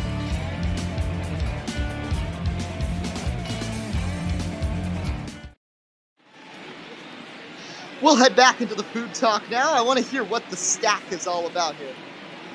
All right. Crisp tostadas layered with Tostitos tortilla chips with traditional nacho toppings, pulled pork, nacho cheese, jalapeno peppers, and chili. Wow, we got a lot going on there. But you know what? I think that sounds interesting, and I like the way working in the Tostitos chips into that Spanish dish, and you've got the jalapeno peppers thrown in, the chili. I mean, I'm not much of a spicy food guy, but I think that sounds intriguing compared to the wrap.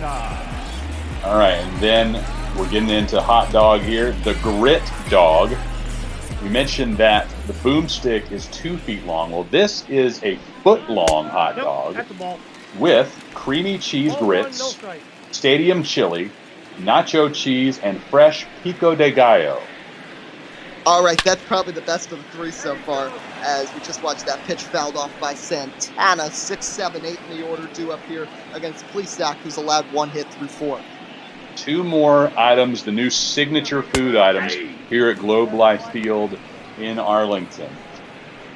All right, what do you think of brisket egg rolls. Interesting. So what's in these brisket egg rolls? Is it just the brisket, or is there anything more? Tender house smoked brisket, shredded and rolled up in a classic egg roll wrapper and deep fried, served with fried rice and Sweet Baby Ray's barbecue sauce for dipping. A lot of these recipes seem very complicated, but I like that one. I think that and the hot dog so far in my top 2. All right, and last one of these new items at Globe Life Field. It's vegan mac and cheese.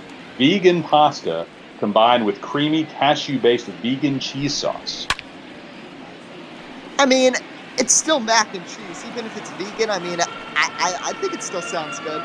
The first thing was just, I'm not into something about rattlesnake sausage, as the 3-2's going to miss low ball for. And the second thing was just, I don't know, there was too much going on there with the chips and the chili and the jalapeno peppers and the tortillas. But I like any of the other 3, but I think I'd go with that hot dog grit as the number 3 thing on that list. If I had $10 and I had my choice, and I was here at the Globe Life Field picking out one of the food items, that would be the one I'd choose. And it's somewhat close to traditional ballpark fare. You're just adding on the pico is really the big thing that makes it different. I mean, well, if you don't mention the grits, I mean, that makes it really a special thing beyond a normal hot dog, I suppose. You add in the grits, the chili, nacho cheese, and fresh pico. My favorite ballpark food, not necessarily a ballpark food, but it's Shake Shack at Citi Field. I usually just like getting a burger and fries and a shake there. Probably not the most adventurous compared to getting, these 10-item recipes from Texas, but you know what? Sticking with the good old Shake Shack isn't too bad either. We have some chat on Twitch right now talking about these new food items. I'm glad that everybody's so interested in this. I'm really excited that you guys are taking an interest. But no, they're asking about the Rattler, and they wondered if that was just a cool name for it. But no, this is actual rattlesnake sausage that's included in that dish. Rattlesnake sausage on a hoagie roll, drizzled with venom sauce. I'm not sure what venom sauce is, but I'm intrigued. Intrigued, but it sounds like something they'd have in Arizona at a Diamondbacks game, not something you'd find in Texas. As the 2-2 coming up here to Odor is going to be fouled off. Runner on first after the walk. Nobody out here in the last of the 5th. 7-0 Indians. Eddie Kalegi, Chris Mikoski here bringing it to you. Friday Night Baseball. As the 2-2 to Odor is going to be shot into right field. That is going to fall and roll all the way back to the wall. On the run and headed to third is Santana. He'll stop there. And now 2 runners in scoring position. A double for Odor. First extra base hit of the day for Texas. And they're in business here against Van Plesac. Pardon me, not Van Plesac. Van Plesac's son, Zach Plesac, here in the 5th. I believe Dan was his uncle, actually. But nonetheless, finally some good offense going here for Texas. 2 men on, nobody out here in the bottom of the 5th. And I think it's interesting how many guys who are related to past major league, very strong players that have come up just in the past year. Plesac, obviously, but when you think about Kevin Biggio, Vlad Guerrero Jr., Bo Bichette all over in Toronto, Mike Yastrzemski in San Francisco, a lot of guys with some ties to the major league in their family history that are all coming up around the same time. I broadcast the Rangers Blue Jays game last week at Rogers Center, and you go up and down that Toronto batting order, and it's all those great blasts from the past on that ball club. A lot of fun to see those family ties. Guzman 0 for 1. The 1-2 here from Plesac is going to miss low and away ball 2. First inning where we're seeing Plesac start to struggle. A walk and a double allowed as he's up to 88 pitches here in the game. Number 89 is going to miss low, and yet another full count. 3-2 coming up. He looks, checks back at the runner. 3-2 is going to be popped up. Center field. We'll see if they send the runner. Caught by Mercado. On the run. Cut off, and they'll throw to third. He's safe, but a run will score, and the Rangers are on the board here on a sacrifice fly. Right there by Ronald Guzman to plate Danny Santana. Nice piece of hitting to get that ball into the outfield. Then Santana able to make his way home. The Indians worrying more about keeping Odor at bay, but eventually he does advance as well. To both Ranger runners able to tag up. So 1-0 here is outside ball 2 to Robinson Chirinos. And I was talking about Carlos Santana being loved by the hometown Cleveland fans and coming back. Similar story with Chirino. Goes to the rival Astros and now comes back to Texas. Has a nice place here as a catcher and is a very effective defensive catcher and also a pretty solid hitter. And he's 1 for 1 so far in this game. Had the first hit of the ballgame and has a chance with a runner on third and 1 out. Rangers needed a solution there at catcher, a veteran in that position. They certainly have a really good one waiting in the wings, and Jose Trevino, but he might not be quite ready for everyday major league play. So Chirinos is certainly great to have him back. Like you mentioned, really a fan favorite, even though he did play for those evil Astros for a year. If you're a Ranger fan, you hated to see him suit up in that rival's uniform. So Plesac is going to walk him. Now 28 pitches in the inning, and we'll see how much longer Terry Francona lets him go. 96 pitches through just 4 1/3. This is a long game. We've seen a lot of full counts on both sides, and Zach Plesac will not have a chance of getting his 9th win of the season and tying Mike Fiers in that category. That'll be it. He's coming out after 4 1/3 very solid innings against these Texas hitters. Well, 4 solid innings, a little bit of struggles here, but he'll come out with runners on the corners and 1 out. Ladies and gentlemen, your attention. It's a rough way to go out for the starting pitcher, Plesac, not being able to finish the full 5 and register the victory, especially, as we talked about, really having one of the best seasons in the majors and trying to stay in contention to be the American League starter in the All-Star game. So 1 earned run allowed. He's responsible for the 2 on base. And back to the top of the order with Elvis Andrus as he'll face Adam Plutko. And the first pitch is in there, strike 1. Andrus, a veteran here in Texas, has spent his entire 11-year career. We always knew him and Beltre being together for so long. Beltre has since retired. Andrus still here, man in the fort over at shortstop for this Rangers team. Certainly a different dynamic now that those two aren't together anymore. It just seemed like, peanut butter and jelly. They would always be together. But Andrus certainly has a lot of years left in him with Texas. Just doesn't quite feel the same with Frazier being on his side.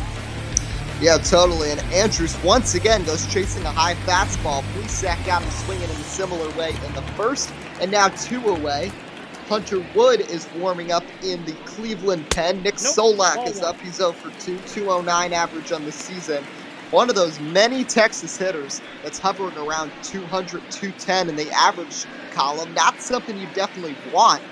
But like we've said at the top of the show, this AL West is still very close. The Rangers still just 6 games out behind Oakland.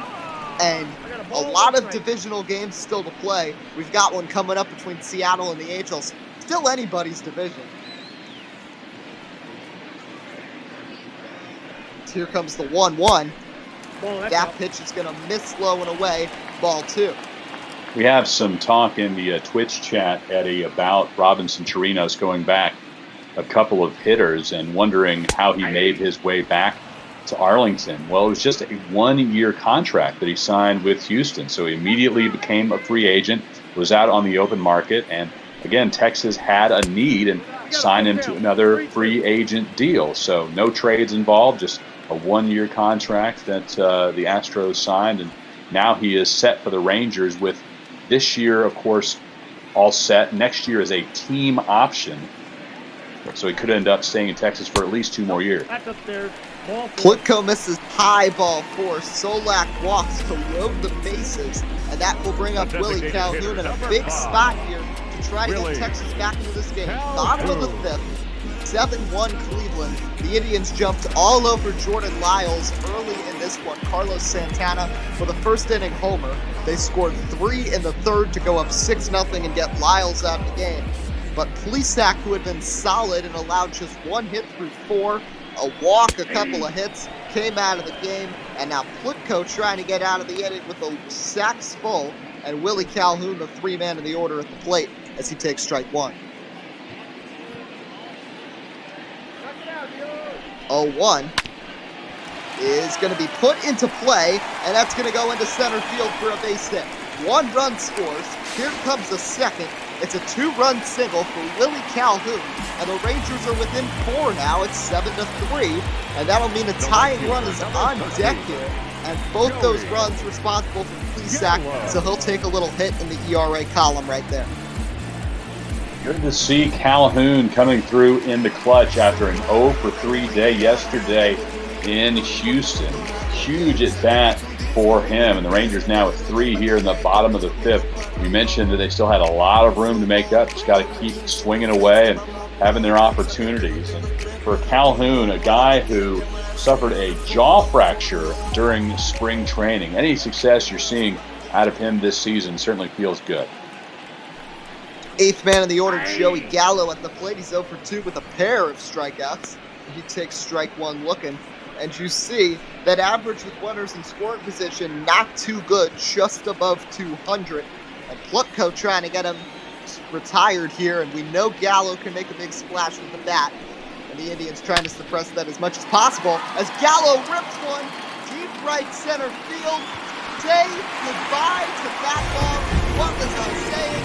Gallo with a big splash. A home run for Joey Gallo, number 10 on the year. The Rangers have scored 6 in the bottom of the 5th and are within 1, 7-6, as Joey Gallo goes deep. As Eagles 42 points out in our Twitch chat, it's usually either a strikeout or a home run for Joey Gallo, and this time it is the latter. A big shot for Texas, his 10th home run on the season. The Texas Rangers needed that output from their slugger there, and it chases another Cleveland pitcher. So Plutko just gets the 1 out, allows all 3 runs that Plesac was responsible for to score, and allows 3 more of his own. And Hunter Wood, who has had a very solid campaign, 29 outings, a 2.09 ERA, comes up to pitch. And 7-6, Texas back into the game. Todd Frazier at the plate, trying to make something happen for this Texas team. Frazier spent many years with the Reds, went to the Yankees, then went to the Mets for 2 years, found a home there and had a couple of nice hits for New York in Flushing, including a couple of walk-offs, but now over in Texas. He's become quite the journeyman. And I forgot about his time with the White Sox as well. So this is his 5th team, and now trying to make something happen here against Hunter Wood. With the Rangers already scoring 6 in the inning, Frazier is the 9th man to bat as the count is 1-1. Wood looks for the sign. Here's the 1-1 pitch. Now it's going to miss inside, ball 2. Not a whole lot of meat left on that elephant, is there, Eddie? No, 1 bite at a time has certainly worked. And now Frazier goes down to a knee as he swings deep, but that's going to go foul. Wood hung one there, but Frazier just couldn't get the timing right. And now the count 2-2. Wood the windup. Here's the pitch. Frazier pops one towards the Texas dugout and out of play. You won't eat the rattlesnake, so I take it you're going to pass on the elephant, too. Yeah, I think that would be it, out of best interest. As the 2-2 here from Hunter Wood is going to miss low. Full count. Chris, both sides, we've seen so many full counts in this game today. Yeah, a lot of pitches being thrown. You mentioned earlier how both starters had their pitch count up early on in this ball game. Neither of them able to go very far. And Frazier walks. And how about that? The Rangers, who were down 7 at the start of this inning, will bring the go-ahead run up to the plate in what has been an absolute meltdown for the Cleveland bullpen. Danny Santana, who started this inning off with a walk and came around to score off of Plesac, bats around and is the 10th man to bat here for the Rangers here in the last of the 5th, and swings and misses at the first pitch, strike 1. talked about the Major League Baseball draft happening earlier in the week, and a lot of these guys that are picked in the low rounds have very small, infinitesimal chance of making their way up to the big leagues. But Hunter Woods is one of those guys that really surprised a lot of people. Picked in the 29th round in 2013 and made his way up to the big leagues in 2017. 1-1 is cut on and fouled off down the left side, and the count is 1-2 for the Rangers. This is very reminiscent of the Astros-White Sox game where the White Sox bullpen imploded. That was in the 8th inning, and Yordan Alvarez had a go-ahead 3-run homer. That was the first game of the day here on Botball, and today the Indians struggling in the 5th, up 7 now, just up 1, and the 2-2 from Santana is going to be fouled off yet again, and the at-bat continues. Wood also probably has quite a few family and friends in the house coming from Rogers, Arkansas. Not too bad of a drive over to Arlington. Santana gets into another one, but that's going to be fouled off. But you can see he's slowly starting to figure out Wood's timing, and if he can make a big splash here. Rangers 6 games out in the West, as you see on the left sidebar. The Indians just 1 game out in that competitive Central as a pop-up right near home plate, drifting down the third base side. Ramirez has got it. That'll end the inning, but not before the Rangers strike for 6, capped off by a Joey Gallo 3-run shot. 7-6 Cleveland after 5. We'll be back with Botball on Twitch. Your attention, please. Top of the 6th, pitcher number 4 for the Rangers. That's Jesse Chavez, the journeyman. Spent a lot of years in Toronto. 2-1, 3.15 ERA, former starter turned reliever, and he will face, I believe, the heart of the Indians order. He's approaching it. Yes, he is. 3-4-5. He'll start with Carlos Santana, who had the first homer of the game. Cleveland has scored in 4 out of 5 innings today, and now we'll need more runs. Up just 1 now, 7-6 as we start the 6th inning. Jesse Chavez, we just talked about how Hunter Wood was a very late round pick and worked his way up to the big leagues. Chavez picked in the 42nd round in 2012, coming out of Riverside Community College in California. 6 years later, 2008, he's in the big leagues. Very interesting, and now Chavez trying to retire Santana, 0-2, and that one's going to be dribbled foul right near home plate and bounced down the third base side, and the count remains 0-2. Santana, as we said already, a homer in this game that got Cleveland on the board early and helped them build that big lead that has since evaporated as he goes down swinging. Nice cutter from Chavez to get the first down of the inning. Now batting. Yeah, really nice work out of him in relief, and somebody who the Rangers are going to count on in these setup situations more than likely. While the Rangers right now, of course, still need to get some offense together, but Chavez will occupy these important middle innings on a lot of evenings for Texas. Franmil Reyes 0 for 2 with the walk, and you look at the statistics, solid year, and like we mentioned, he was part of that big trade between Cincinnati, Cleveland, and San Diego that nobody really saw coming. And the most interesting thing is that pitch misses is the last we saw of Yasiel Puig and Trevor Bauer with their respective teams. Puig getting into the vicious fight with the Pirates is a swing and a miss there, and Trevor Bauer infamously throwing the ball over the center field wall his final time donning the Cleveland uniform. Very ironic how both of those things happened just before the trade, as Reyes is going to ground one into right field for a 1-out hit. Yeah, Reyes not with as memorable of a moment as he departed San Diego.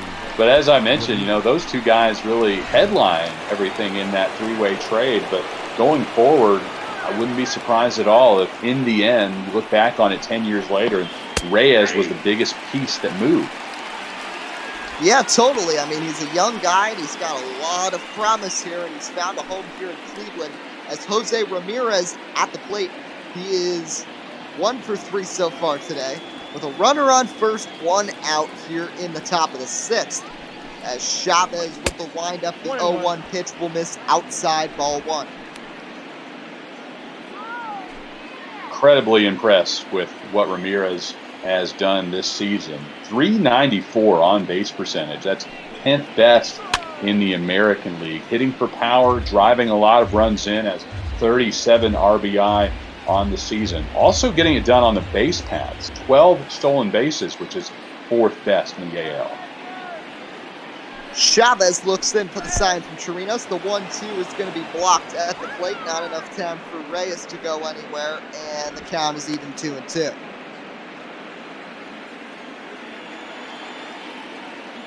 Two balls, 2 strikes, 1 on, 1 out, top of the 6th. Chavez with the pitch. That one's going to miss inside. Count is full. For as good as Ramirez has been for several years now, he still kind of goes under the radar. Not one of the biggest marquee guys in the sport, but he's been 3rd in the MVP voting on 2 different occasions. Yeah, very underrated face here with the Indians. And, you know, a lot of people talk about Lindor, they used to talk about Jason Kipnis, but Jose Ramirez, a very serviceable player, regular all-star, has really proven himself as a very solid third baseman and very solid hitter for this team. As the 3-2 is going to be shot to first, throw down to second for 1, back to first, and they got the double play to get out of the inning. Nice play over there at first by Joey Gallo. We'll head to the bottom of the 6th. 7-6 Cleveland. This is MLB Bot Ball.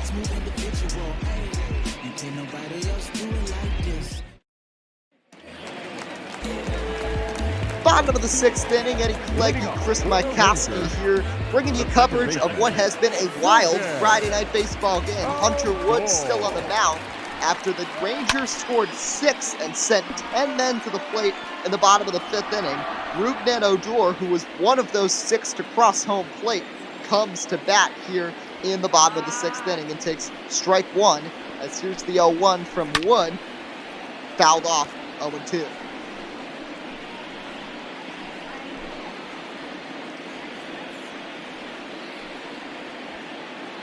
Wood with the 0-2 pitch, and Odor swings at one way inside. Nice at bat, nice pitching there from Wood. Not a good at bat for Odor as he goes down 1-2-3 for the first out of the inning.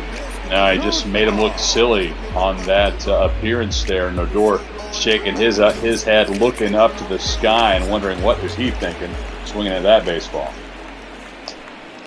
1 out and a ground ball down the left side. That's going to be fair. Trickling back there and stopping at first with a 1-out single is Ronald Guzman. And now the Rangers have a runner on base, tying run at first with 1 out here in the bottom of the 6th inning. And Robinson Chirinos, who drew a walk his last time, has also singled and scored, comes to the plate. Side of your screen right now, you see the standings across the American League. The Rangers trying to creep their way back up in the AL West. 3rd place right now, 6 games back of the Oakland Athletics, whereas Cleveland, part of a wild AL Central, which has 3 teams that are possible playoff contenders. Twins at the top right now. Cleveland a game and a half back, 2nd place, but in the lead for the wild card hunt. As this one is roped to left field, but an easy play over there for Luplo, and that's out number 2. Going back to first is Guzman, and now 2 away. And Elvis Andrews, who has really struggled at the plate so far today, will head to the bat. He is 0 for 3, has struck out twice, both on high fastballs. 1 from Plutko, 1 from Plesac, as he'll try to do some damage here in the bottom of the 6th. First pitch from Wood is going to be high and inside, ball 1. Andrews trying to show that he's worth every single penny of the $15.25 million he is set to make here in 2020. Andrews pops one up, long run into the outfield goes Hernandez. He'll make the play, and that will end the inning. No runs, 1 hit, 1 left. End of 6. 7-6 Cleveland. We'll be back with Major League Ball on Twitch.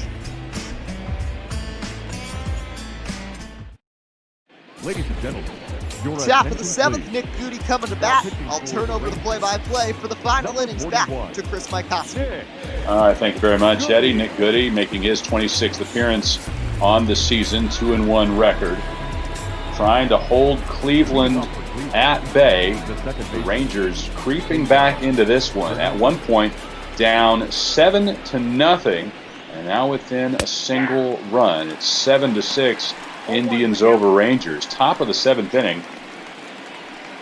We're in Arlington on the Major League Ball Network, live on Twitch. Appreciate everybody joining us here tonight. Cesar Hernandez, Jordan Luplow, Roberto Perez due up for the Tribe. Hernandez singled in the first, doubled in the fourth. Nick Goody looking in. Set for the 1-1 offering to Hernandez. This one's chopped back to Goody. Has to make a quick throw. He does. Gets there in time. 1 up, 1 down. Just as important as being a pitcher is being able to field that position right there. Nick Goody gets off the mound quickly, did not hesitate, and threw a bullet to Ronald Guzman at first for that first out of the inning. Now Jordan Luplow. Nick Goody played collegiately down in Baton Rouge for the LSU Tigers. One of, if not the best atmosphere in all of college baseball. 6th round pick by the Yankees in 2012. Interestingly enough, he was actually drafted by the Yankees twice. First coming out of high school. He was drafted in the 22nd round. And then, I take that back, out of junior college, drafted in the 22nd round in 2011. Then a year later, coming out of LSU, shoots up to the 6th round. Well, that shows you the Yankees sure wanted him if they drafted him 2 years in a row. Luplow. Now, you got plenty of great instruction there from head coach Paul Maneri and the rest of that Tiger staff. Able to go from the 22nd round to the 6th round in the course of just 1 year. Luplow. Waiting on the 0-2. Swings and misses. Nick Goody.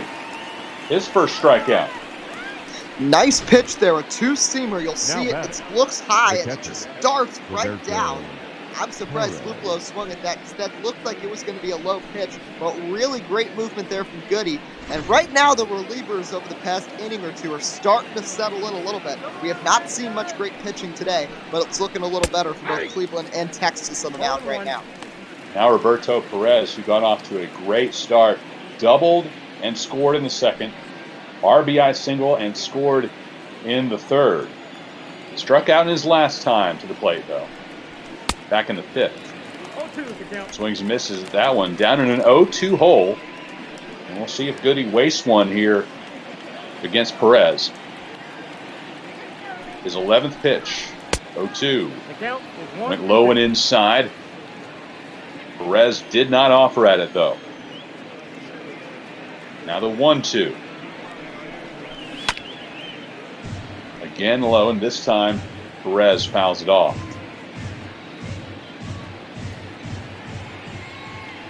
2 out, top of the 7th. Goody working against Perez. Gets him to swing at an inside fastball. Goody brought that one to 91 miles per hour, and Perez frustrated at his inability to put that on ball there. Ends it for the Indians in the top of the 7th.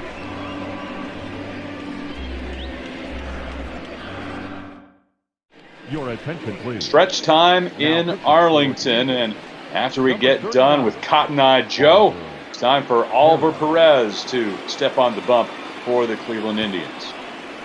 Oliver Perez, a veteran, a journeyman, has spent time with the Mets, Seattle, Washington, now finding his place in Cleveland.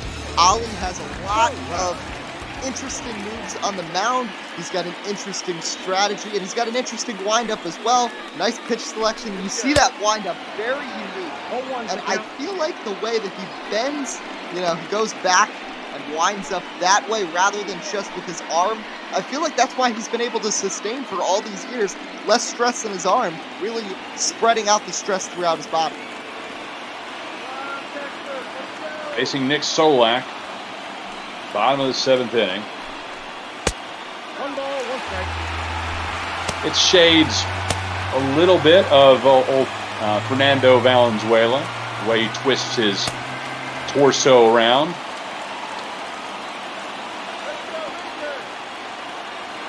Highly recommend that 30 for 30. It's a couple years old, but you can find it in the archives. Fernando Mania.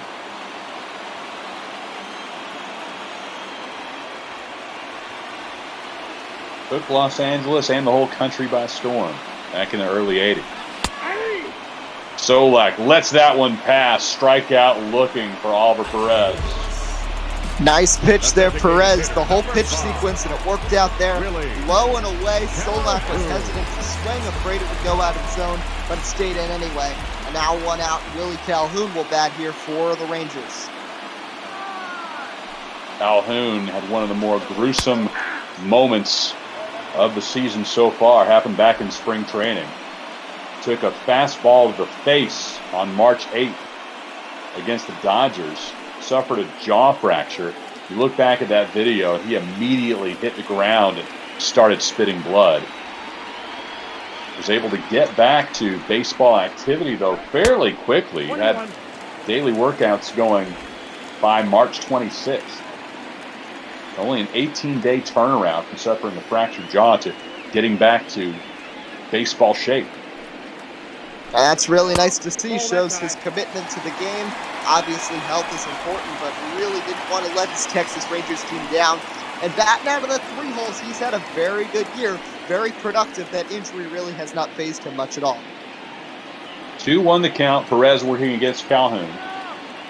Calhoun had a 2 RBI single his last appearance in the 5th.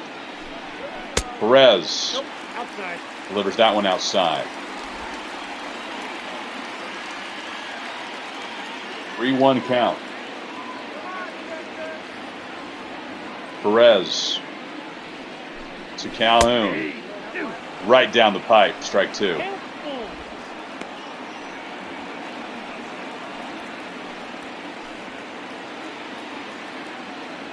Joey Gallo waiting on deck. Hit a home run his last time up. Payoff pitch. Outside, Calhoun will take a free base, and the Texas Rangers will send the potential go-ahead run to the plate in the person of Joey Gallo. And Gallo has come up clutch already today with that 3-run home run to make this team 1-run ball game. Really good opportunity for Gallo to try to give his Rangers the lead. A hit here 1-0. could potentially put the Rangers ahead. A home run would. It would also put Gallo above the Mendoza line. You saw briefly on the graphic in the bottom right-hand corner of your screen that Gallo's batting average now stands at 199. 1-0 pitch with 1 out and 1 on for Texas.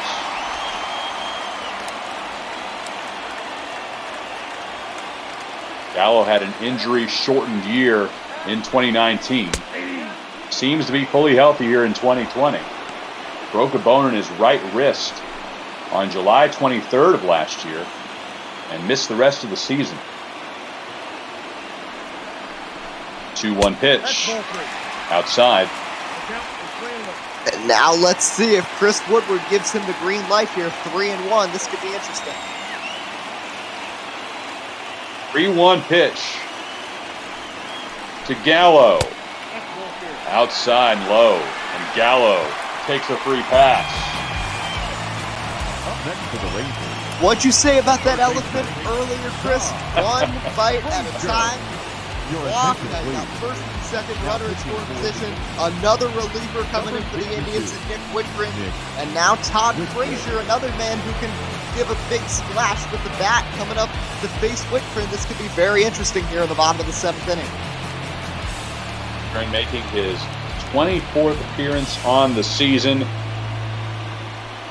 facing a situation with 2 men on, and Todd Frazier, who has so many skins on the wall, clutch performer over the course of his 10-year MLB career. Willie Calhoun at second, Joey Gallo at first. First pitch to Todd Frazier, misses inside. Frazier joined the Rangers as a free agent in January, a $3.5 million one-year deal. Hoping the Rangers will see a payoff right now. Frazier has struggled at the plate, but he has some decent power numbers. 12 homers, 43 runs batted in. The 1-1.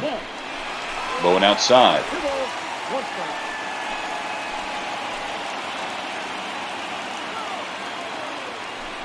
2-1 offering from Whitgren. Misses inside. 3-1. In danger of loading the bases. And that is something Cleveland would not want to do, meaning many things could force in a run. They got to be careful. And they've also got Danny Santana, who's looked good at the plate so far in this game, standing on deck. 3-1 pitch to Frazier after 2 consecutive walks. Make it 3 straight. The Rangers, after 3 straight bases on balls, the bags are juiced for Danny Santana. And now let's see what happens. Danny Santana is a speedy center fielder batting here. And with the bases loaded, he wants to get this into the outfield. That's got to be the end goal right here. You don't want to force out at home plate that sets up a potential double play situation. You want to get the ball into the outfield right here. Everybody on their feet at Globe Life Field in Arlington, with the Texas Rangers having the bases juiced. Michael Gruber just playing Ring of Fire on the ballpark speakers. As the Rangers do whenever the bases are loaded. You might hear Crazy Train coming out as well. Get everybody pumped up with Danny Santana coming to the plate.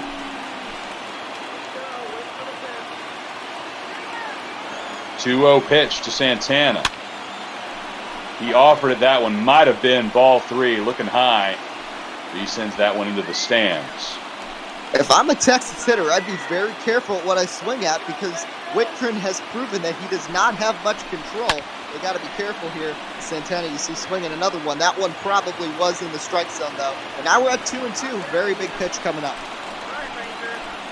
Count even. Bases loaded for Texas. Santana swings at high heat. Went after the 94-mile-per-hour fastball, and he is retired by Whitgren. Nice pitch here by Whitgren. That pitch looked to move a little up high as it was progressing. Faded was Santana, unable to get the bat on ball. And with the stacks remain full, and Rougned Odor will try to come up big here with 2 outs. Rougned Odor, 1 for 2. A double and a run scored. All happened in the 5th inning. A huge 6-run output in that 5th for Texas. Looking for more here in the 7th. Bases juiced.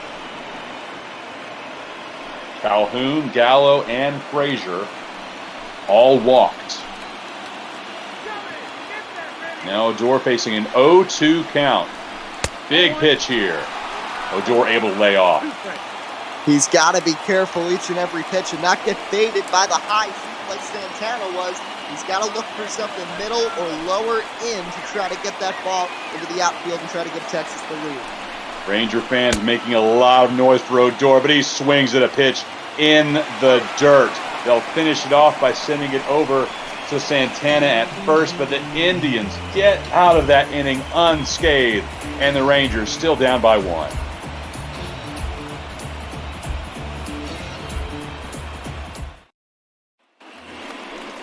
7 completes on the Major League Ball Network live on Twitch. The Cleveland Indians holding on to a 7-6 advantage after the Texas Rangers leave the bases loaded in the bottom of the 7th.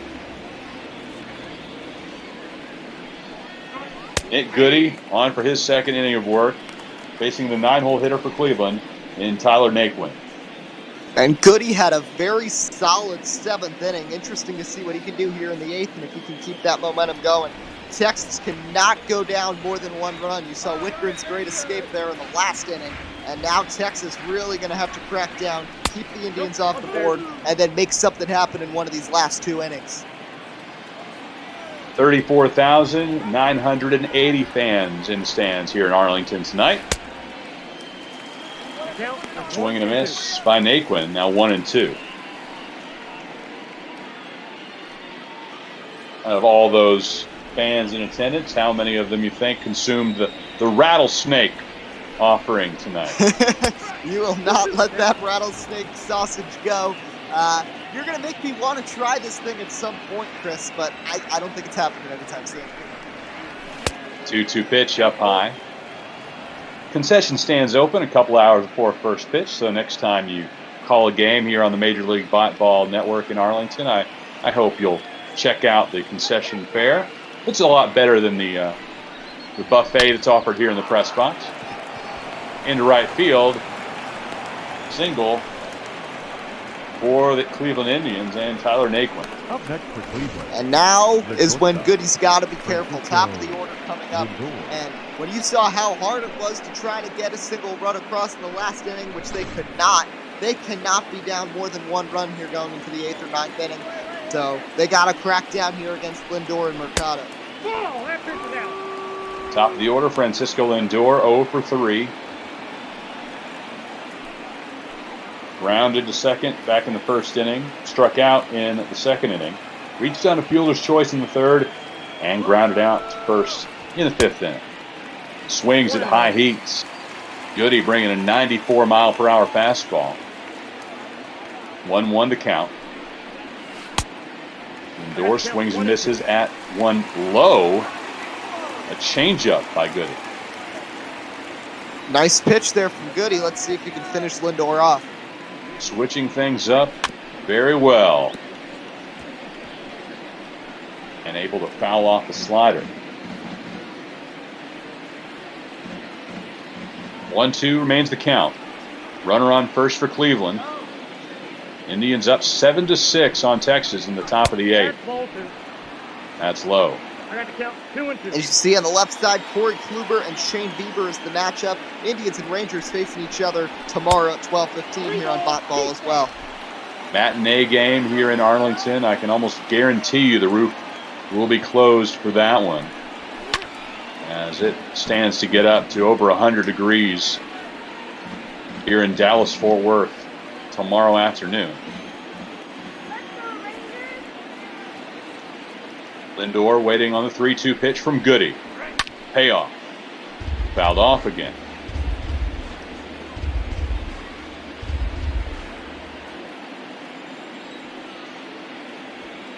Again, the 3-2 pitch. Naquin occupying first base. High fly into left field. Solak able to park under it, makes the catch.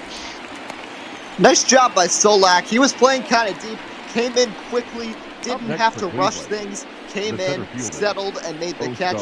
Great play there by Solak in the outfield. And now 1 away, and Oscar Mercado is coming up. Mercado, 1 for 3 on the evening. Outside, that's the ball.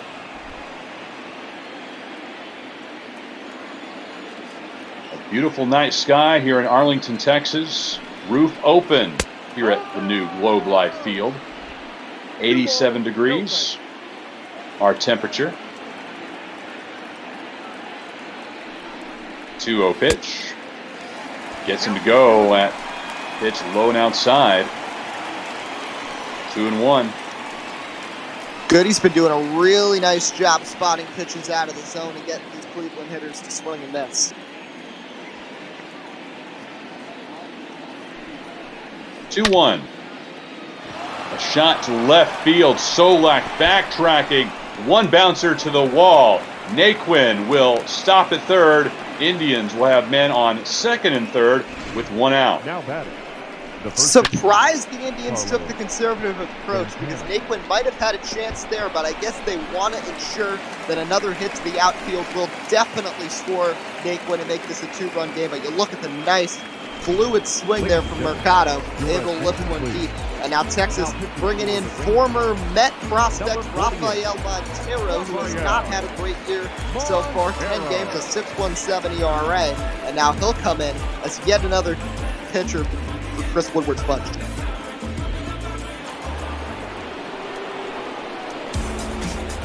Rangers adding him at the end of last season. We take a look at earlier highlights from Carlos Santana as he knocked a 2-run homer 440 feet deep back in the first inning. We'll see what he has for us here in the 8th. 0-1 pitch. Santana not happy with that call. Thought he held back. Montero 0-1 inside.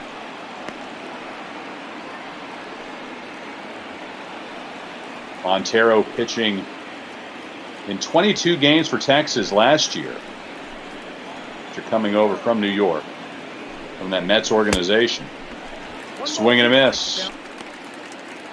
And as a Mets fan, I've followed the Mets pretty intently. I always thought it was interesting. Montero was originally supposed to be one of the big pitching prospects, but kind of fell to the wayside when guys like Jacob deGrom and Noah Syndergaard came up. And the Mets let him go in free agency. The Rangers able to pick him up. And have him under contract for this season, but the earliest he can become a free agent is 2023. 2-2. Inside, and Santana goes after that one. That's a heck of a debut for the evening for Montero, able to get Santana to go down swinging. Nice pitch, a little bit of movement there, moving inside. Santana saw it coming into the strike zone, but wasn't able to do anything with it. And now 2 outs and a huge at-bat here for Franmil Reyes. Runners on second and third. Indians trying to pad their lead. It currently stands at 7-6 over the Texas Rangers. Top of the 8th inning. Reyes had a pair of strikeouts. That's a ball. Walked and came around to score in the 4th. Ball, 1 strike. Singled in the 6th his last time up. 1-1. High and inside.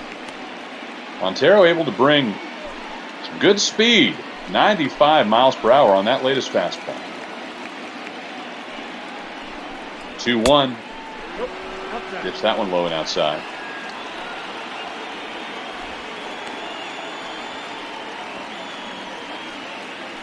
Jose Ramirez hoping he'll get his opportunity. 3-1 pitch with 2 out to Reyes. In the zone, and Ranger fans rising from their seats as Montero trying to close out the Indians and bring the Rangers bats back up. 3-2, fouled off. Now, as Montero, I think I'd try to go back to an inside pitch, try to get Reyes to chase something near the strike zone, though. Full count, 2 out, 2 on. Swing and a miss. Rafael Montero comes on in relief and gets both Santana and Reyes. Heck of a job by the Ranger reliever. His team down 7-6. We head to the bottom of the 8th.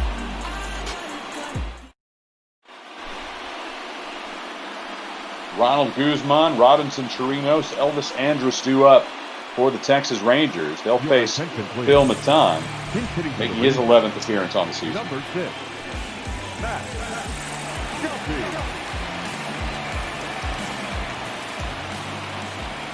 Matt Duffy will pinch hit for Guzman in this situation. Righty-righty. Guzman went 1 for 3 on his night. And now Duffy, a versatile infielder, really can play any position. But here they're calling on his bat. 284 his average coming off the bench. Takes that one inside. Now 2-0. Yeah, Duffy, a great player, spent some time in Tampa, some time in San Francisco, now trying to find a home here with the Rangers. And he's a great, versatile player in the infield, great defender, but also a pretty solid hitter as well. 3-0 the count to Duffy.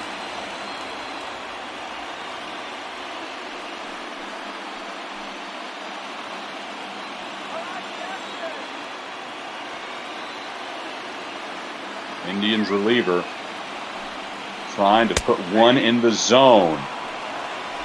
Judging by our K zone here on the Major League Ball Network, that was inside, but our home plate umpire gives him the strike.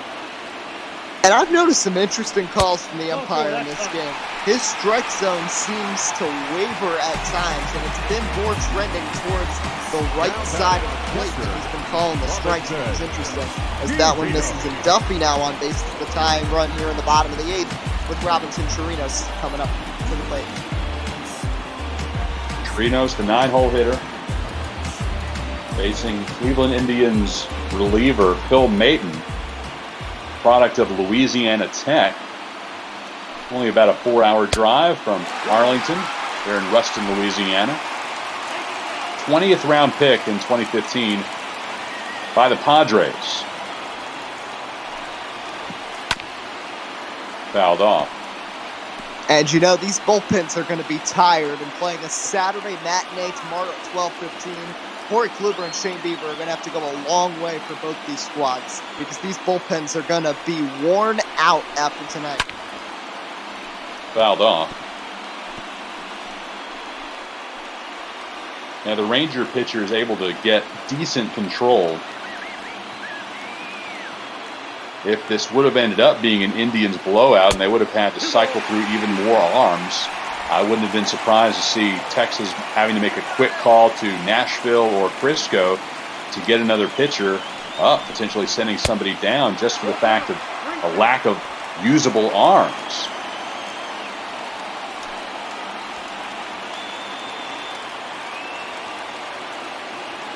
Three-two the count. Mayton to Chirinos. Swing and a miss. The former Louisiana Tech Bulldog able to get Robinson Chirinos swinging. Nice pitch there from Mayton. You see that one drifting low, inner part of the zone, and Chirinos was not expecting it. Nice movement on the pitch, a little off-speed action, and now one out at the top of the order coming up. Elvis Andrus still looking for his first hit of the night. 0 for 4.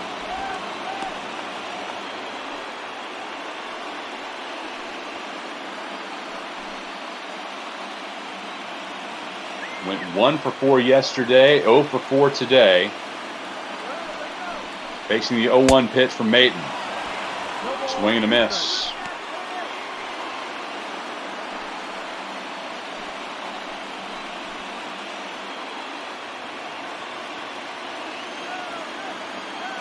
(0-2) count.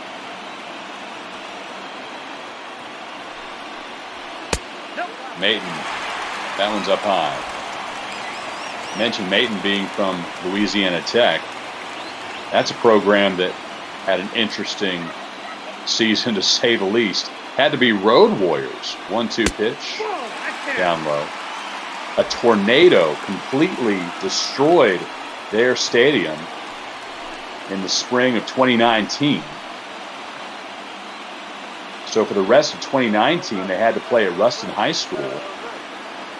And then in 2020, they were forced to play conference games either on the road, and that one goes foul. They split their home games between Monroe, Louisiana, and Jackson, Mississippi, without having a usable facility there in Ruston. 2-2 pitch. Lifted high into left field. Lupo under it. Makes the catch. 2 outs. Nice play by Luplo there on the outfield, and now a big-time plate appearance coming up for Nick Solak. And you've seen the Rangers throughout the day have opportunities with runners on base. They were able to capitalize one inning back in the 5th against Plesac when they scored 6. But other than that, it has been a tough day for the Rangers, especially with runners in scoring position. Here with the runner on first, Nick Solak's going to look to come up clutch. Andrus now 0 for 5 on the day. Solak 0 for 3. Not what you want to see out of your top 2 hitters in the lineup. Prove upon those 2 performances, and the Rangers are likely ahead at this point. But as it stands, down 7-6, and looks like that'll do it for Texas here in the bottom of the 8th. A fly out to Naquin in right, and the score remains 7-6 Indians as we head to the 9th. Your attention, please. This game's defensive Matt Duffy takes his place at first base after pinch hitting in the bottom of the 8th inning, and also a change on the mound for Texas as Jose Leclerc makes his way into the ball game after a great appearance by Rafael Montero. An interesting call here. Leclerc getting some work, usually the closer, but coming in down 1. Definitely the goal for Chris Woodward is to keep this a one-run game. They will have 3, 4, 5 coming up in the bottom of the 9th with Calhoun, Gallo, and Frazier looking to come up big against the Indians. But smart move, I think, to call in Leclerc here. Ramirez 1 for 4. 1-0 pitch. That's out. Missing outside. Ramirez's only hit coming back in the 1st inning. Singleton was eventually left stranded. 2-0. Off-speed stuff in the zone.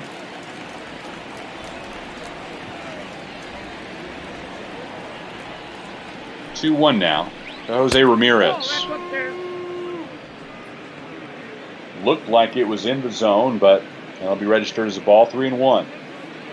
Seen a lot of balls, a lot of walks in this game, but not necessarily the fault of the pitchers. That strike zone has been wavering and has been very small throughout the game. Now full count. Ramirez, 3rd place, the MVP voting in both 2017 and 2018. And he's putting together an MVP caliber year so far here in 2020.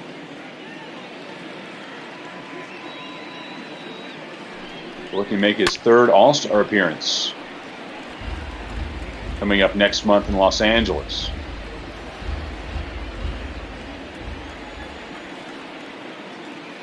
Still a full count. Leclerc working against Ramirez. Swings at the inside off-speed pitch. Fooled him greatly. Wow. Oh, man, what a pitch from Leclerc. Look at the movement there. And Ramirez just completely thrown off by that. That pitch almost hit him and he swung at it. Great pitch there from Leclerc to get rid of Ramirez and get the first out of the inning. That'll bring up Cesar Hernandez. He had an RBI double back in the 4th. 2 for 3.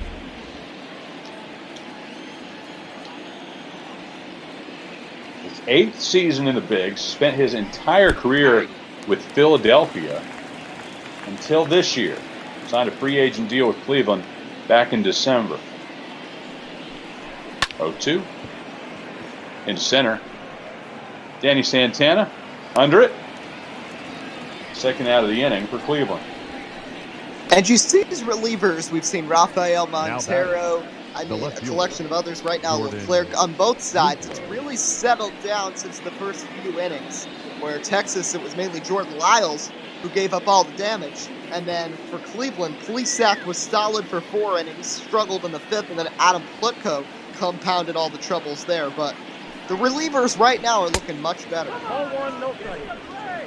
Jordan Luplo next to face Jose Leclerc. And again, it is Major League Baseball draft week, so we've been paying some close attention to where a lot of these players went in the selection process. For Luplo, coming out of Fresno State, he was a 3rd round pick by the Pirates back in 2014. Here he is retired to end the top of the 9th. The Rangers' last chance exactly who they would want coming up. Calhoun, Gallo, and Frazier on the ML Ball Network. Ladies and gentlemen, your attention. Bottom of the ninth inning, Brad Hand will come in for the Cleveland Indians to try to close out the Texas Rangers, looking for his 20th save here in 2020. And I'll tell you, he's not Andrew Miller like Miller was in 2016, but he is a very serviceable closer, former All-Star, great acquisition from the Padres, but he's got a tough task here against 3-4-5 in that Texas order. Billy Calhoun, Joey Gallo, Todd Frazier due up for Texas. And just in case this is our final half inning of work, I want to remind you one more time that all this season we're raising money here on the Major League Ball Network. That's why we do it, because A, we love baseball and want to give you the experience of all these games that otherwise you wouldn't get here in 2020. But also, we're doing it to raise money. And this month, it's for Black Lives Matter. You can find the PayPal icon right beneath the video window if you're watching on your web browser. Or if you're on the Twitch app, just type in !donate and you'll immediately receive a link to donate to Black Lives Matter. We appreciate you giving of your hard-earned money. 2-1 pitch. Into left field, giving chase. Jordan Luplow able to eventually park under it. 1 up, 1 down for Texas as Willie Calhoun is retired. And I've noticed throughout the night, maybe it's the heat, but the ball seems to really be carrying as we take a look at that graphic. Brad Hand right in the thick of things. So is Leclerc in terms of save leaders, as you see Nick Anderson of the Rays leading the way. A whole batch behind them around 19, 20, and 21. This would be number 21 for Brad Hand. Pardon me, number 20. Gallo had a 3-run homer in the 5th. First pitch swing into the shift. Cesar Hernandez unable to get it to first in time. Gallo aboard. You never really think about Joey Gallo being the guy that beats something out, but once again, you see that interesting shift where you see the person way out into the outfield, a little too far out right there from Hernandez. Gallo able to get there, and now you see the fans on their feet here in Texas as Todd Frazier, the game-winning run, coming to the plate with 1 out of the bottom of the 9th. Mascot Rangers captain helping fans get on their feet, get out of their seats. Todd Frazier trying to bring Joey Gallo around to tie this ball game. Oh, it hit Frazier in the back. Rangers have 2 men aboard with 1 out. Now batting. Frazier doesn't look too happy there, but clearly that ball just slipped out of the hand of Brad Hand. Got him right around the elbow, and now tying run in scoring position with Danny Santana coming up, and they'll bring in Isaiah Kiner-Falefa to pinch run for Frazier. So 2 on, 1 out. Game-winning run at first base here for the Rangers.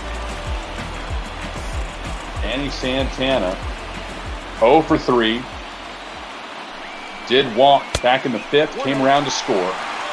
Part of that 6th run 5th inning for Texas. All of their output coming in that frame. Runners on first and second. Right down the pipe. Brad Hand, 95-mile-per-hour heater. 1-1 pitch into right field. Naquin under it. And with Gallo at second, no chance to tag. And how about this? It's going to come down to Ruben Odor with 2 on, 2 out, with a chance to tie or win the game. It'll all come down to Odor, who's 1 for 3 on the day. Ruben Odor, his 7th season in the bigs. One of the faces of this franchise.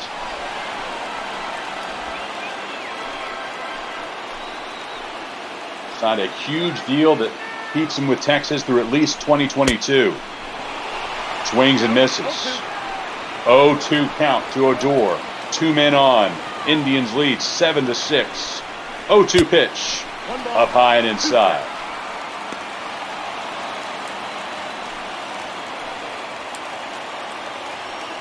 Rangers down to their final strike. Brad Hand looking in. Gets a sign from Roberto Perez. 1-2. Misses inside.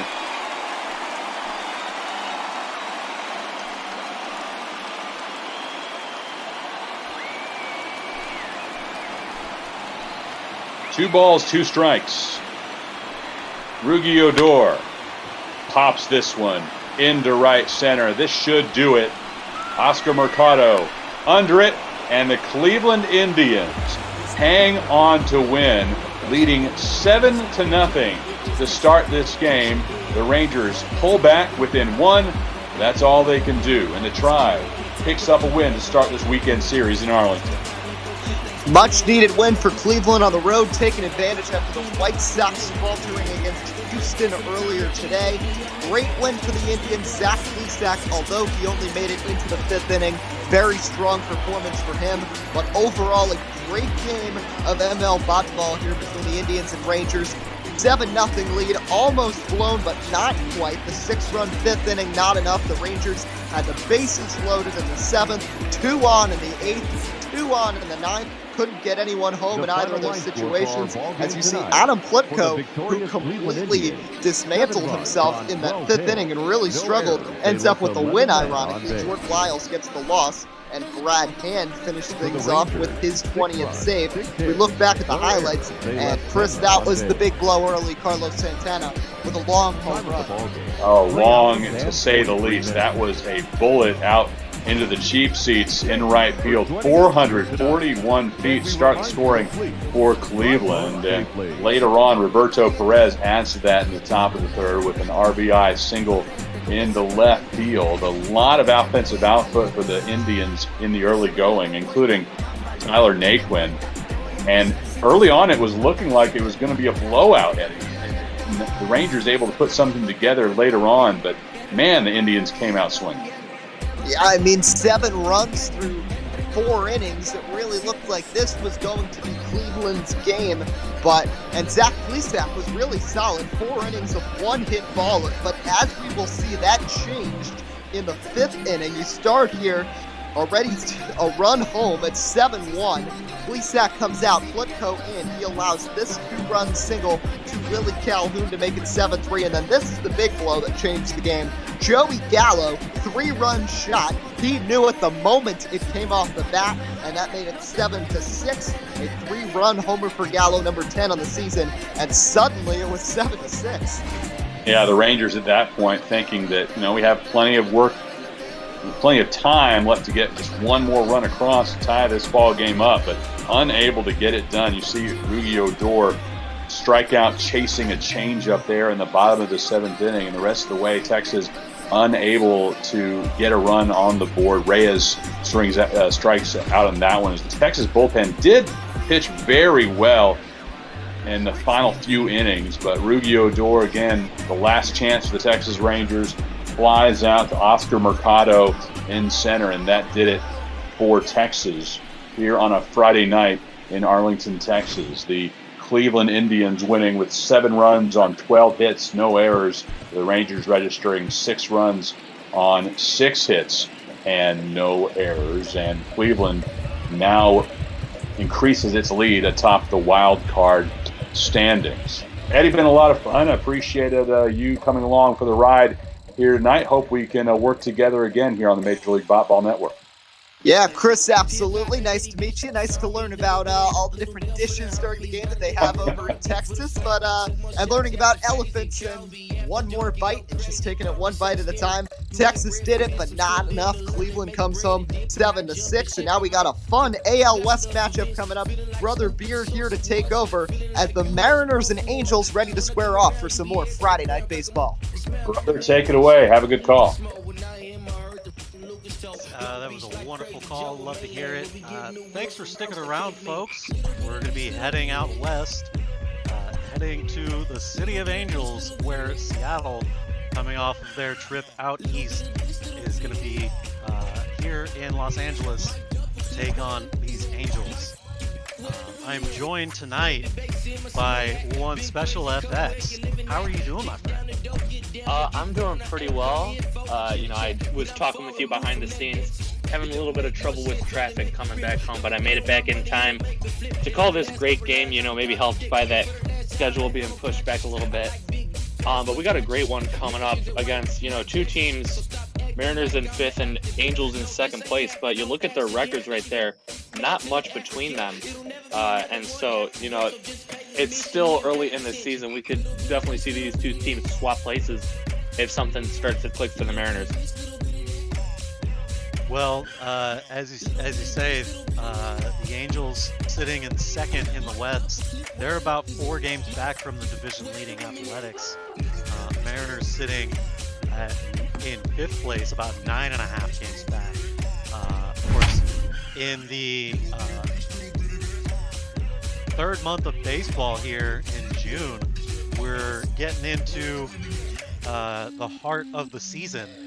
Still a lot of baseball to play, and as you said, anything can happen if these teams start getting things together. Yeah, and personally, I would love to see somebody knock Oakland off the top of the division. Yeah, it's been the Oakland A's show for quite some time this season, and every time a team seems to make a run, they sort of lose steam. We saw those Texas Rangers come in with just a couple of games behind the A's, but had a bad week. Now they've slipped all the way down to 3rd place, giving these Angels a chance to run at the division title. And they're going to continue that run tonight. Felix Pena on the mound, 3-6. ERA pretty nasty, 6.25. All it takes is one good start, though, and try and build your momentum. He's going to try and work that fastball and just keep it around the plate. He can get in trouble sometimes when he is missing his spots. For Seattle, the center fielder. Well, we're going to get this game started here. It's about 6:30 on the West Coast. As you say, Felix Pena making a start here, looking to have a bit better outing. First pitch over at 6:31 p.m. here in Los Angeles. Of course, he's going to miss the strike zone, so Alex Smith is going to look at a 1-0 pitch here. Smith, of course, leading these Mariners in stolen bases and leading the American League in stolen bases as well. This is exactly the sort of role that General Manager Jerry Dipoto had in mind for him when he was traded for Tampa Bay. So he's going to line one out to left field. It's going to get down for a base hit. So doing his job, Alex Smith gets on to lead off at the top of the 1st inning. The left fielder. Yeah, inside out swing right here. You're going to take a look in show motion. Just goes the opposite way with that one and takes the pitch on the outer plate. Doesn't try to do too much with it. He probably thought about going to second, but then he realized, I've got the wheels. I can do it just by the steal. So we'll see if he's got the motor going on in this at bat. Well, Kyle Lewis is going to step in here, and of course Felix Pena is going to have to keep him here over at keep an eye over at Alex Smith on first base. He is always a threat to steal. I got a ball, one strike. See strike 1 here on Kyle Lewis. So 1-1 is the count for him. You might want to keep an ear out too. You never know. Sometimes those signs aren't enough, and you just got to shout over to your guy, "Hey, you might want to try and take second." 1-2. Well, Kyle Lewis with a free bat here, swinging away 1-2. He's good. First, keeping him honest there. Didn't look like he had that much of a lead, but with his speed, he doesn't really need much of one. Yeah, not only his speed, but his jump. He's able to time it perfectly with the pitcher. And unfortunately, Kyle Lewis not able to time his swing at the plate. That's the first strikeout for Pena on the afternoon. That is third. Yeah, that slider blown outside really had it cool. He looked at a couple of fastballs earlier in the at-bat, and his bat has been kind of off lately. He's striking out a lot in that number 2 spot. to see Mitch Haniger step in here. He's going to ground the first pitch up the middle. What should have been an easy 4-6-3 double play results in an overthrow first baseman. Yeah, you already got the fast guy out. You don't have to rush your throw on the back end. You know, probably could have even set himself with an extra hop before he fired it over. You know, he's going to get the error setting it into the crowd. That's going to put Haniger on second base. Scoring position now for Daniel Vogelbach. Daniel Vogelbach, of course, a big power bat here in the designated hitter position. We'll watch strike one just on the outside with that two-seamer. As the Tigers announcers like to say back home, you know, maybe that was on the outside part of the outside corner. You know, he might have got one lace over the black of the outside. Vogelbach's going to round out the pitcher here as he makes a good defensive play off the mound to end the inning. Seattle, one hit and an error put up by the Angels here in the first, but a man left on the base paths. We go to the bottom of the first where Marco Gonzalez is going to get the start here for the Mariners. His 15th start of the season, a 5-5 record out of the young left-hander. 7.8 ERA across 78 and 2/3 innings of work. He's been a steady arm for this young rotation. And the thing that I like to see too is you see that whip around 1.2, 1.3. That's exciting for a young arm. You know, maybe he can develop it, start getting more used to the big leagues, and bring that whip down even lower, clear the base paths off, and then even if you do make mistakes, it's only going to be 1 or 2 runs versus 3 or 4. Well, Marco's first pitch is going to miss outside for ball 1.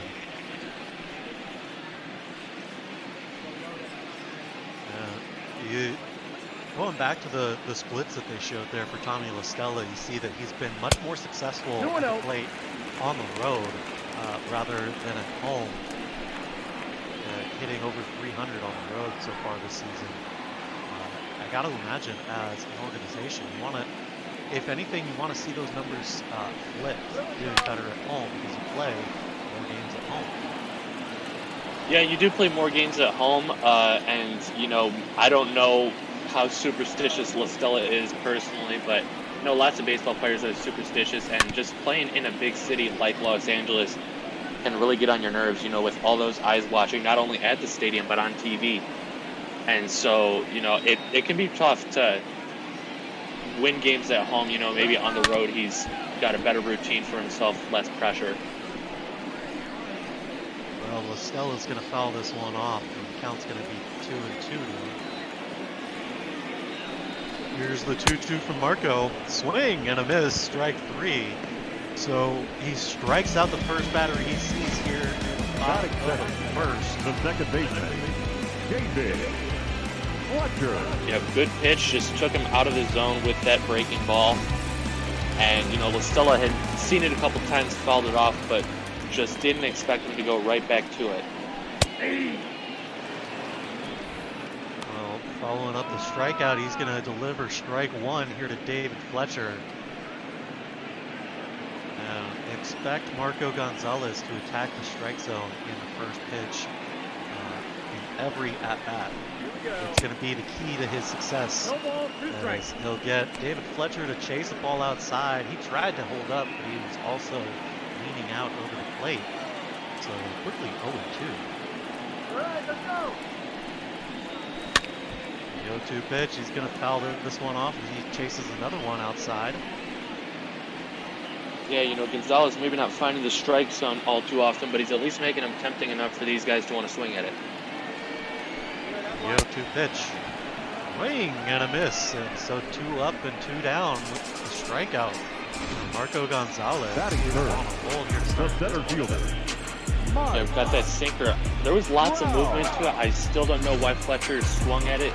Didn't seem to be anywhere close to the strike zone, but still it didn't help with all that breaking. Inning's not over yet, not by a long shot. Well, in steps Mike Trout.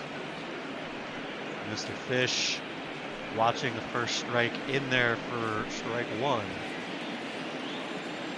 Again, Marco attacking the strike zone here. One pitch. Oh, that's low. Say he just missed the bottom of the zone, 1-1. That's right where you want that changeup. You know, make it tempting, look like a fastball, and then drop it just below the knees. He's going to foul this one off, so the count's 1-2 now, Mike Trout. This is going to be an easy ground ball up the middle. Marco will take it himself, make a little fancy turn, and the inning is over. No runs, no hits, nobody left. Still no score here in the first.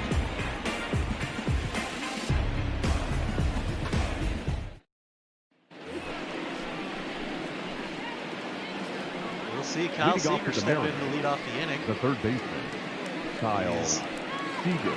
Leading these Mariners in home runs with 16 on the year. He's definitely turned into more of a power swinger as his season has continued.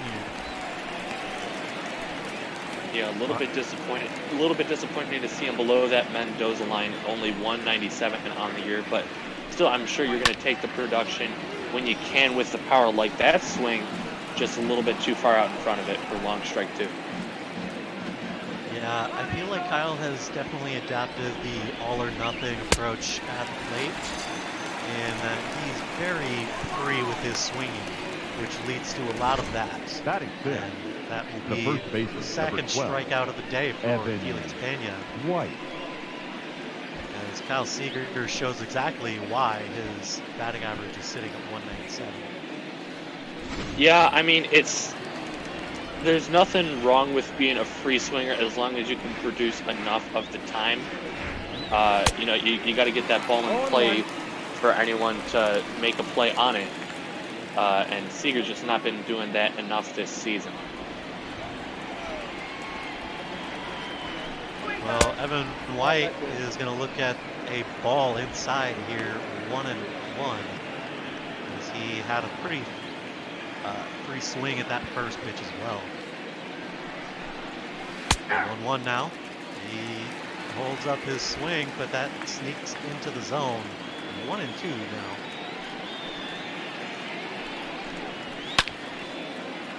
Evan White's going to foul this one off. That remains 1-2.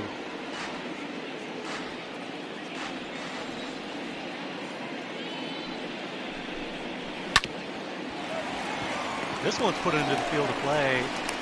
There to corral it is going to be David Fletcher. Batting seven. And that's two away here in the top of the second. Crawford. Yeah, two quick outs and, you know, fairly easy so far for the pitcher Pena. You know, he's only given up one hard contact swing. And even then, you know, it wasn't blasted. It was just a single from Alex Smith. Nope, that's inside. So Crawford lays off the first pitch here, 1-0. JP Crawford also hitting below the Mendoza line, 193, but with so many injuries out there in the middle. That's ball three. 3 balls, no strike.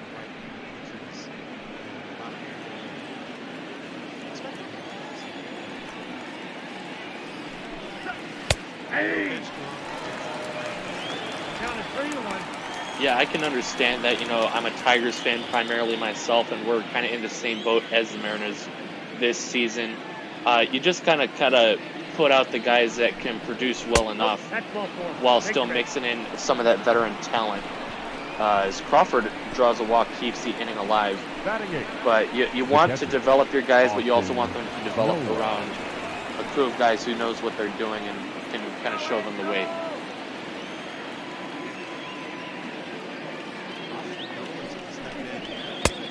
Ball that's outside.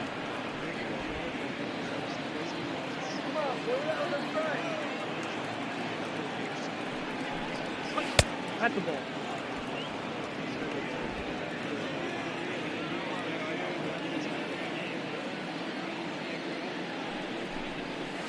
Hey!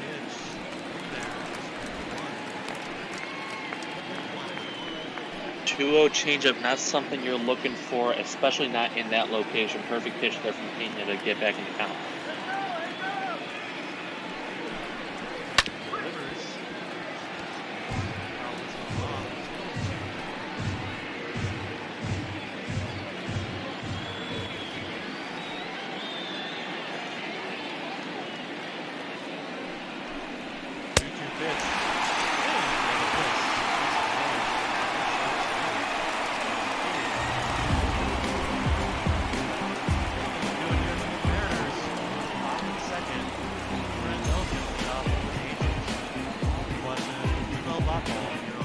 TV. Don't forget, folks, we're raising money for Black Lives Matter. And leading up for the Angels, the third baseman, Anthony. Let's go.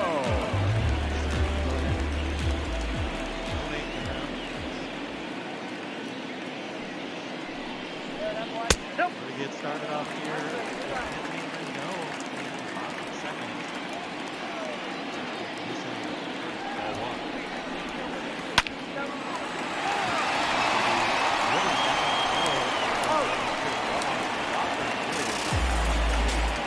So we'll see.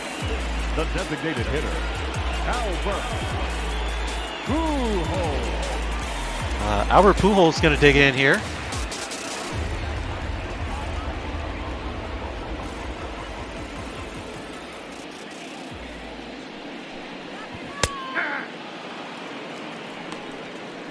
So Marco's going to deliver strike one here to Albert Pujols. Yeah, this has got to be, you know, like a dream come true, or maybe a nightmare come true. Facing probably one of your idols, just a great baseball player when you're growing up. And, you know, he's still hanging around here into his late 30s, now getting the chance to pitch against him. And, you know, Gonzalez at least shown that he's worth the wait, up 0-2 in the count. The 0-2 pitch. Missing outside, 1-2 now to the machine.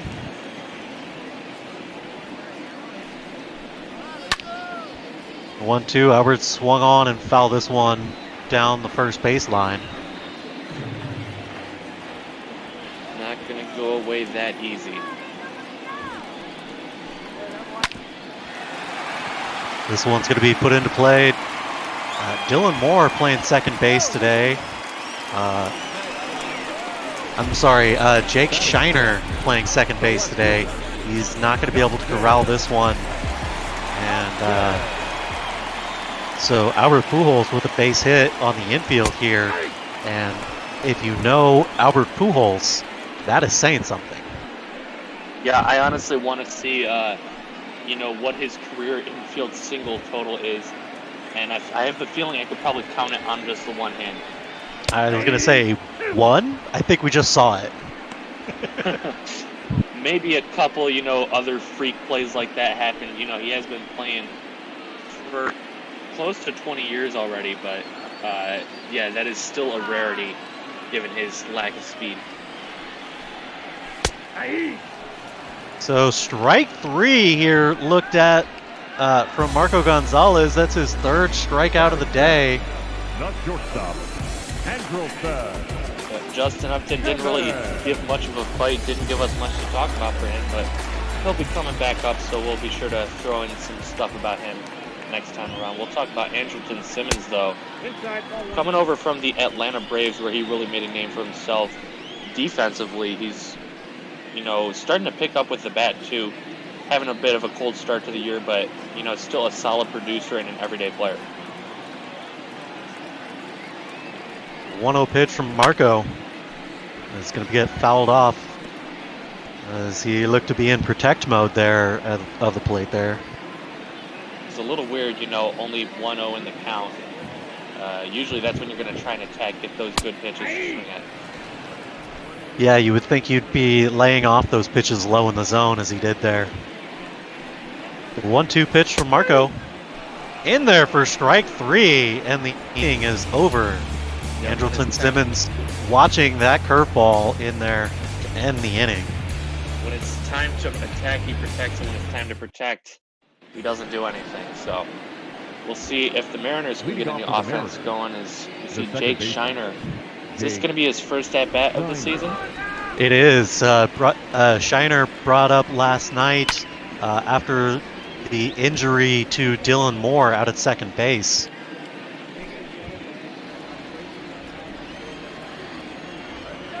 The 0-1 pitch from Pena. Winds and delivers. Swing and a miss from Shiner.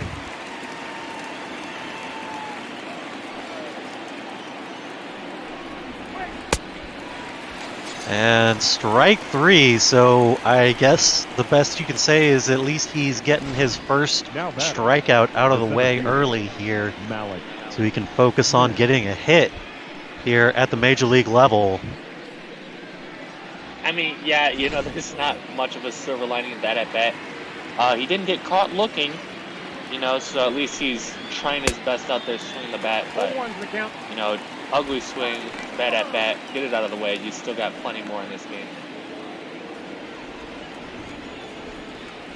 Well, we'll go back to the top of the order, and the leadoff hitter, Malik Smith, is going to watch the second pitch inside, so the count's even at 1 now.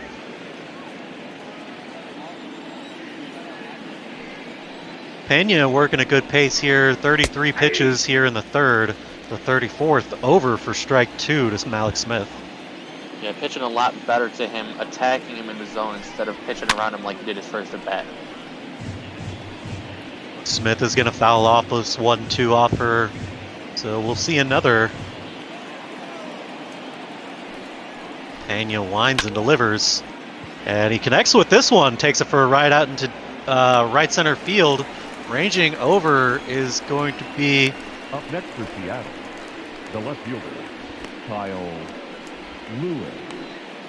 Is that Brian Goodwin? Yeah, I was going to say right that field? looks I think that's like Brian Goodwin out in the right field. If I'm reading the this roster correctly, that should be Brian Goodwin. Because Upton's usually in left, and of course, you know, Mike Trout doesn't look like that, we'll put it. Yeah, no, not in the slightest. So 2-0 here to Kyle Lewis as he lays off a couple of pitches. 2 away. They'll just try and get on base. Extend this inning here as he chases the ball out of the zone. 2-1 to count now. Yeah, a little bit surprising when after that one, you know, 2-0, you should be looking for your pitch in your spot. I see you haven't watched much of Kyle Lewis's batting lately. He is quite the free swinger. I'm talking about what he's supposed to do, maybe not what he actually is going to do. Right, but yeah. No, I get that.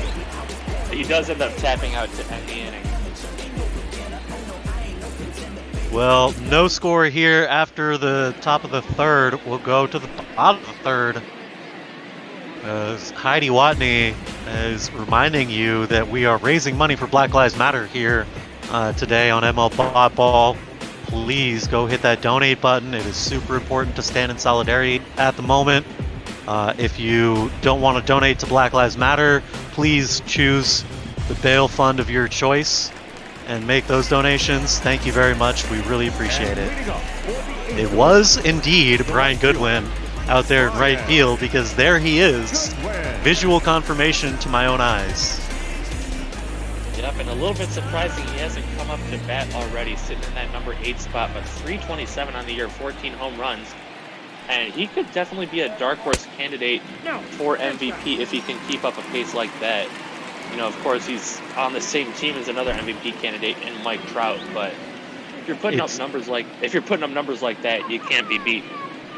It's going to be hard to beat Mike Trout for MVP when you share a field with him 162 games a year. But those are some impressive numbers. So we'll see how he does here today. He faces off against the lefty Marco Gonzalez. Wonder if that's maybe intentional lineup placement by Joe Madden, trying to keep his numbers up because he knows Trout's just going to clear the bases out for him. And a unlucky liner, looping liner out to right field. Haniger is able to track it down for the first out. We take a look at the AL West standings there. You see Oakland out in front, 39-30. Mariners sitting in last place, 30-40.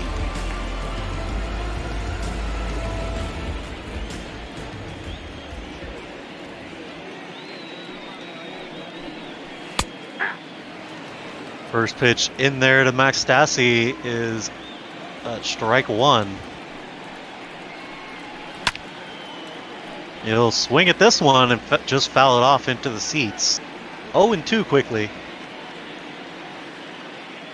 And both of these starting pitchers have made quick work of their counterpart in the lineup. Yeah, no, they're both working very efficiently so far, and let's hope they can keep up that pace. You know, it's as fun as it is to watch an offensive slugfest. I also love to see, you know, pitching duels and just great all-around movement on the pitches and location. Oh yeah, I'm a huge pitching fan myself. Of course, really coming to appreciate these Mariners during the age of Felix as an adult, but growing up, you know, watching Randy Johnson pitch, there was just something else about watching a left-handed person like myself just sit everybody down. Not that I would ever compare myself to Randy Johnson. That's just silly. I mean, yeah, you could say you're the Randy Johnson of broadcasters over here. We love you. Do a great job calling these Mariners games, and you know, you're a lefty, so you got that comparison. Have you killed any birds during spring training? Is the only thing that's maybe setting you two apart. Well, I'm glad that at least can set us apart. Marco Gonzalez working the count here, 3-2. We're getting the strikeout here. That's the 5th strikeout of the ball game that Marco has delivered. Max Stassi working a long at bat, working the count full, but ultimately striking out swinging. It's been a very impressive start from Gonzalez, just the one hit allowed. And like you said, he's got 5 punch-outs. He's only faced 9 batters so far. So pretty much every other guy is getting set down via the strikeout. And with that, we'll go back to the top of the order. Tommy LaStella, of course, 0 for 1. He will swing and foul this one off. 1-1 here. He's been struggling of late, only driving in the 2 RBIs in the last 3 games. Swing and a miss at this changeup, 1-2 now.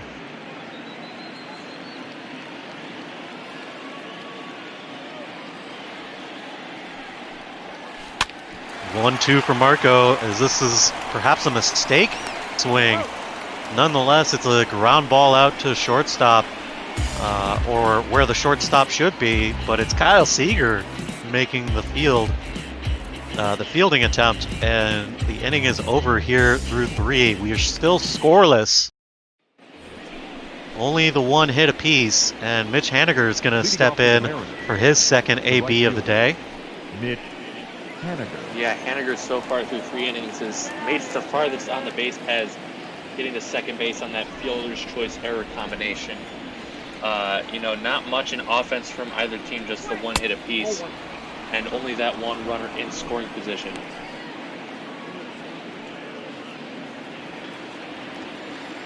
See a 1-0 pitch here from Pena. Haniger sits back on it and drives it out into right field, but he puts a little bit too much under it as Brian Goodwin is able to range over and catch that one. 1 away here in the top of the 4th. You take a look at the pitch speed comparison brought to you by Topps, maker of your favorite baseball cards growing up. Marco Gonzalez, a 91 mile an hour fastball is about where he tops out. So, you know, his pitches are more about placement and movement. First pitch to Daniel Vogelbach. He's going to check his swing, but it gets in there for strike 1. Yeah, Usually you see the lefties, not too many guys fireballers like Randy Johnson. So they do have to focus on that placement of their fastball because it's a lot slower and it's a lot easier for these guys to pick up. Nope. 1 ball, 2 strikes. Well, this one missing high, 1-2. The 1-2 for Pena now. Vogelbach turns on this one, but it's going to hook foul. Got himself a cement mixer spinning and just hanging up there, not really doing anything, but couldn't keep it fair. Swing and a miss, and he will strike out here in the 4th. That's Pena's 5th strikeout of the ball game, and as we mentioned before, this has turned into a real pitching classic here. And I don't know if it's a matter of good pitching or really bad batting. It's probably some combination of the both. As we see a swing and a miss here from Kyle Seager. You got to at least make the pitches tempting for these hitters to want to swing and miss at it. But at the same time, you're not throwing out the best names out there in Seattle. And outside of Mike Trout, Anthony Rendon, and maybe throwing Justin Upton there, no one's standing out to you on that Angels lineup either.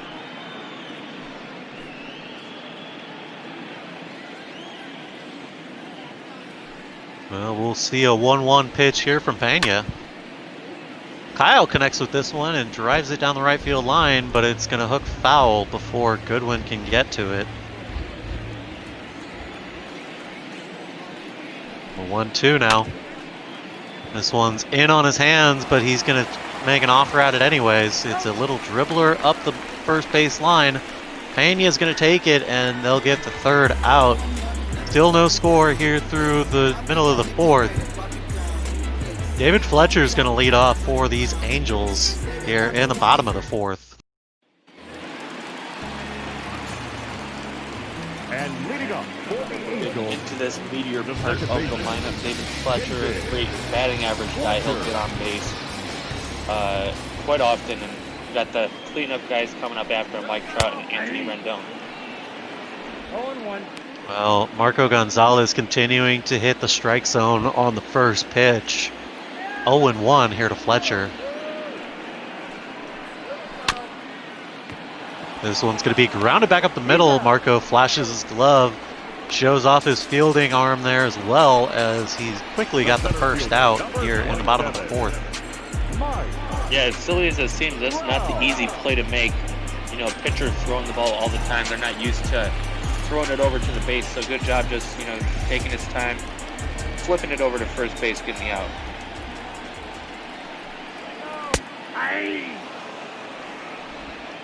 So the first pitch into Mike Trout is in there for strike 1. The 0-1 pitch from Gonzalez, he'll foul that one off. 0-2 now to Mike Trout.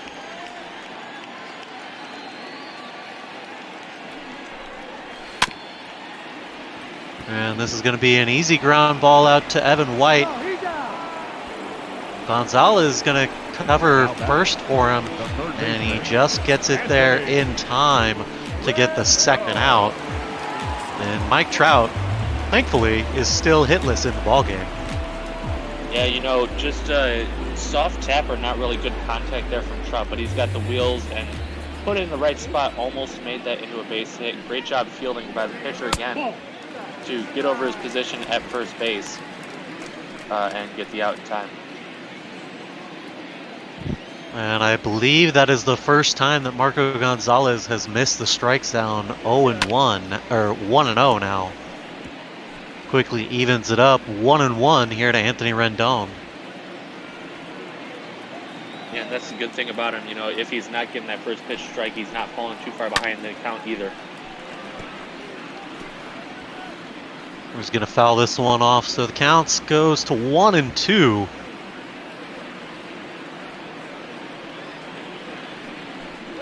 The 1-2 from Marco. This one's going to be in the dirt.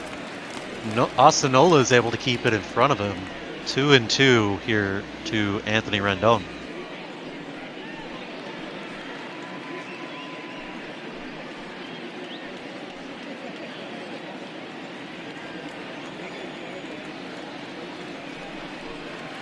2-2. He's missing ball 3. Of course, you've got one Albert Pujols on deck. If this inning decides to continue here. Yeah, Pujols not nearly as imposing as he once was, but still not a guy you want to mess with a man on.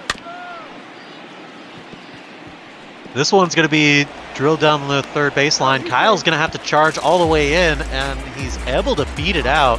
He'll score that one a base hit, as Kyle wasn't exactly playing in with 2 away here.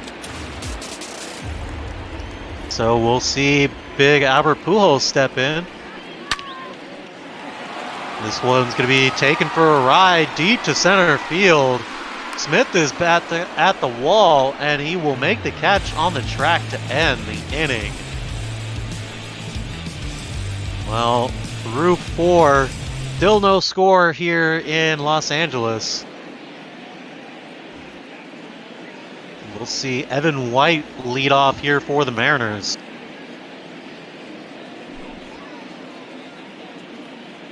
Yep, and as Heidi checks in with us, can't quite hear her tonight, but we do want to remind you guys that we're not as experienced as professional broadcasters all are. And we want to hear your feedback. There's a link down below in the Twitch stream. If there's anything that you want to comment specifically on us, on any other broadcasters, or even just Bop-Ball in general, we'd love to have your feedback. We're trying to make this as great of an experience for you guys while still raising the money for charities that need it. Evan White's going to foul off the first pitch here, 0-1.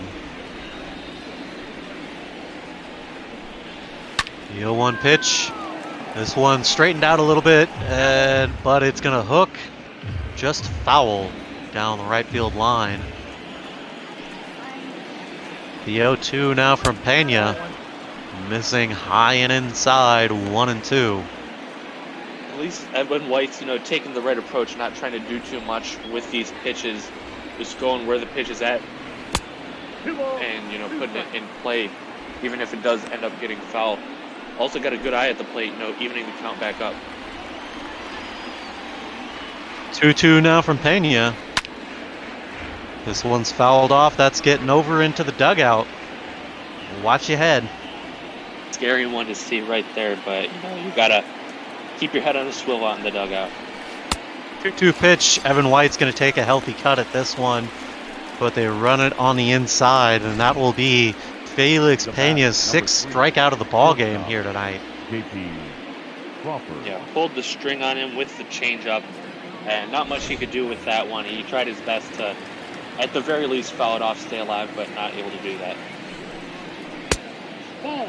First pitch in there for ball 1 to J.P. Crawford. He walked back in the second.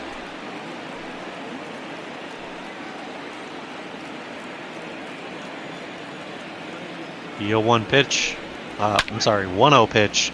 Crawford putting a ride in this one, but it's hooking foul. Everybody seems to be hitting those pitches. 1-1 now. Swing and a miss. Strike 2. Yeah, and it's very disappointing. You got that very short fence length out by the corners, but it's inches foul. And even if you put it inches towards the fair line, then it might just get down instead of getting over the wall.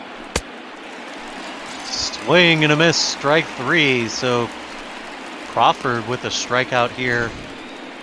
Felix Pena racking them up. 7 Ks on the day so far. Back-to-back Ks in this inning, and he's looking like an ace. Like I said earlier today, you just need to have one good start. Maybe that'll take things off for you, and I don't want to say Pena is going to be contending for the AL Cy Young this year, but I still think he could be a big part of getting these Angels back in the playoff contention. Austin Nola watching the first pitch over ball 1. The 1-0, he's going to put this into play. There to corral it is going to be Fletcher, and he'll take it over to first for the 3rd out. Nothing doing here in the top of the 5th. Take another look at the beautiful skyline here in Southern California as the sun sets somehow in the east. We won't talk about it.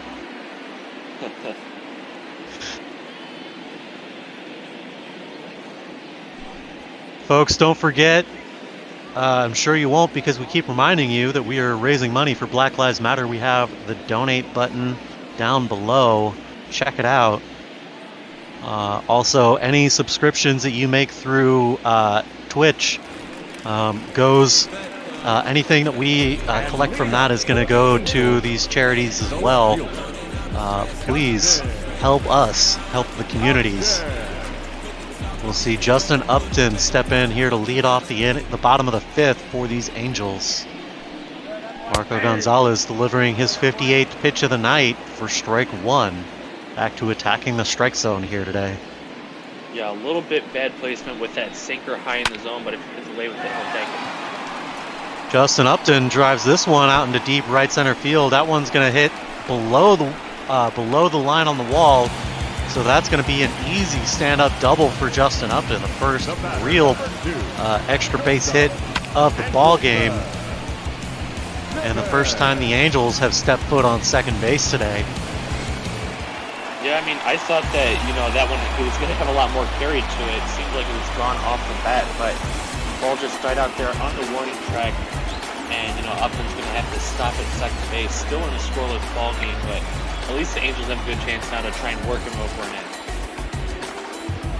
end. Simmons going to step in now with a runner in scoring position. Nobody out here in the bottom of the 5th. Marco kicks and delivers. Missing low, ball 1. That's not the pitch you want to see from Gonzalez here. You're going to want to try and jam him in, make sure you can't get anything over to that right side, and bring Upton over to third base with just one out. Really gets him to swing through this one. 1-1's the count now.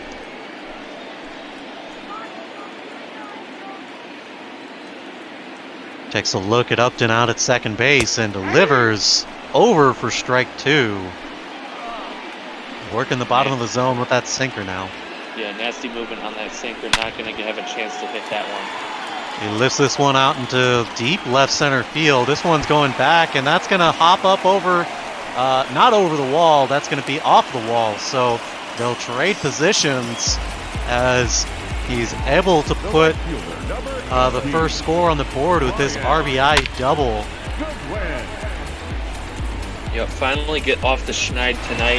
Driving this one up the gap, and looks like it probably hit off that to the wall, but didn't go beyond the wall just yet, so it was still in play. Regardless, either way, Simmons ends up on second base, and it's 1-0 Angels. Ryan Goodwin going to step in here now, looking to drive his counterpart in over there at second base. Still nobody out here. The 0-1 pitch from Marco. He'll get that in there for strike 2.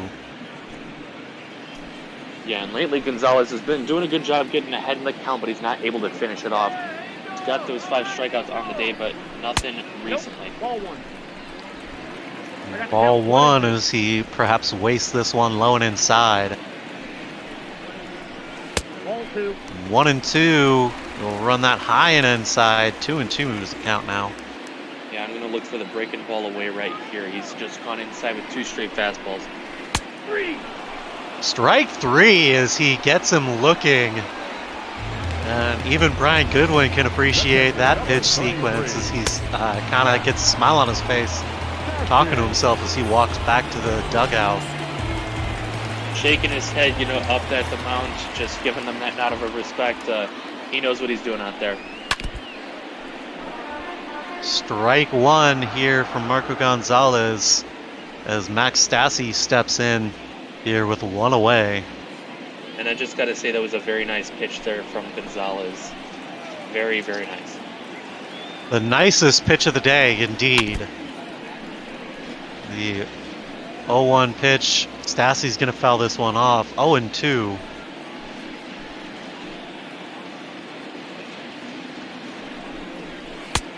One ball. The 0-2 missing low, ball 1. Yeah, that's right where you want to keep that sinker. Don't want anything in the zone just yet. You want to get him to chase your pitch right now.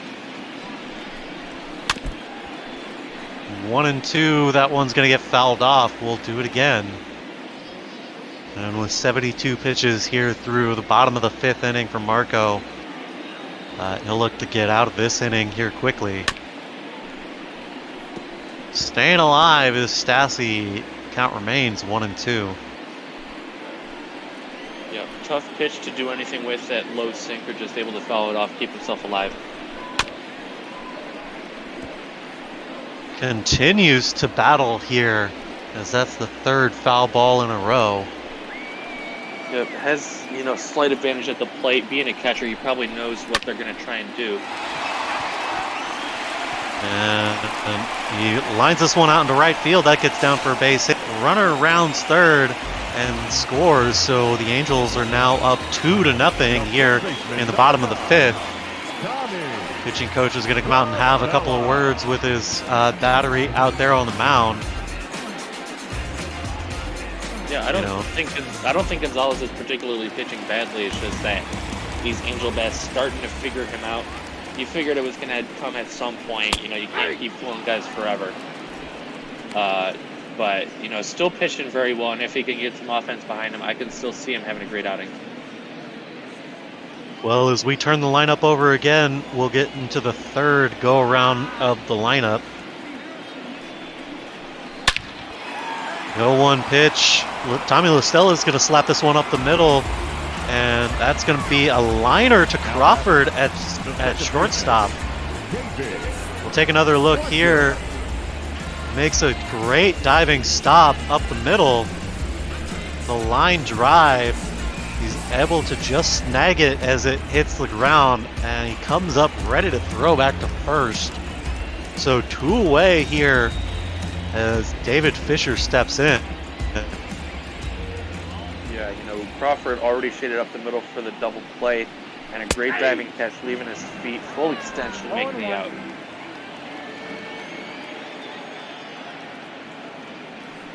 The 0-1 now.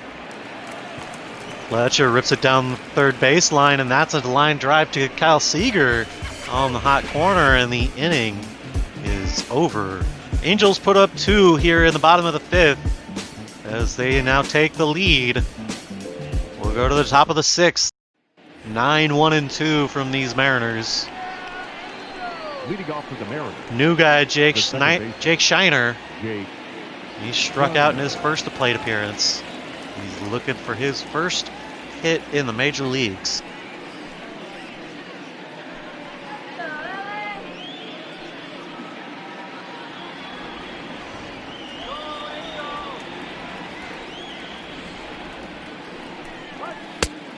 Count 1-0. First pitch missing, low, ball 1. As you can see on the graphic, as we probably already mentioned a couple times in this broadcast, but Shiner making his MLB debut tonight. Not having the hottest start with the strikeout his first time up, but doing a lot better in this at bat, taking the first 2 pitches and already up in the count 2-0.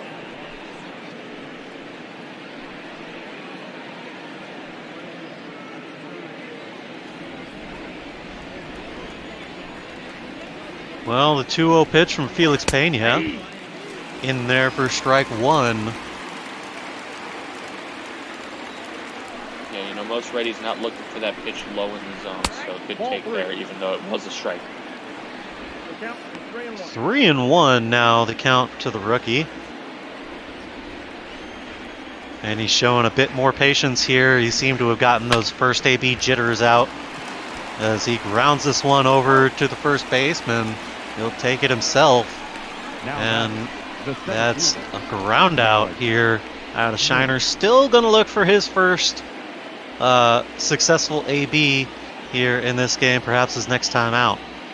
Yeah, another very nice pitch out there to get the ground ball.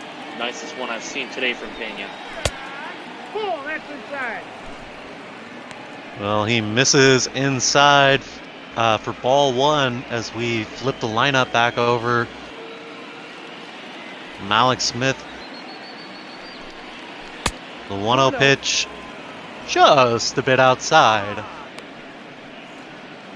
Yeah, apparently that was a slider. Looked more like, a waist slid pitch out of his hand. Yeah. The 2-0 now to Smith. in there for strike one. That two-seamer with a bit of life on it. 2-1 pitch. Trying to work that same inside corner, missing this time. 3-1. This is not the guy you want to put on via the free pass. Nope. Ball four. And ball four, so Malik Smith draws the walk here. And with the righty on the mound, he'll probably look to take a free pass.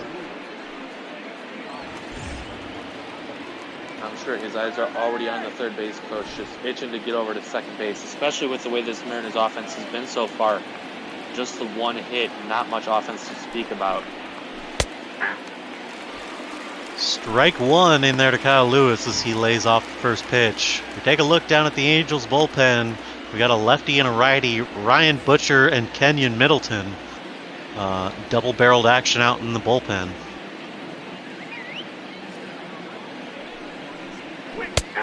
The 0-1 to Kyle Lewis. That one right down Main Street with the slider. 0-2.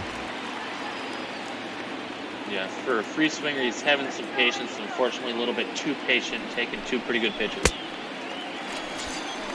And so Kyle Lewis seemingly needs to rethink his approach at the plate as he swings after the fact to strike himself out. Looking extremely uncomfortable at the plate right now. Yeah, I think he might need to see the team optometrist after this one. Ball was already in the catcher's glove by the time he decided to swing at it for out number 2.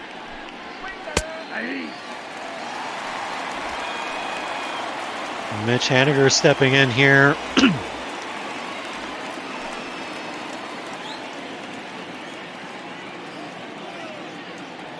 We'll see the 0-1 pitch from Pena. 1-1. This one's going to be a pitch out.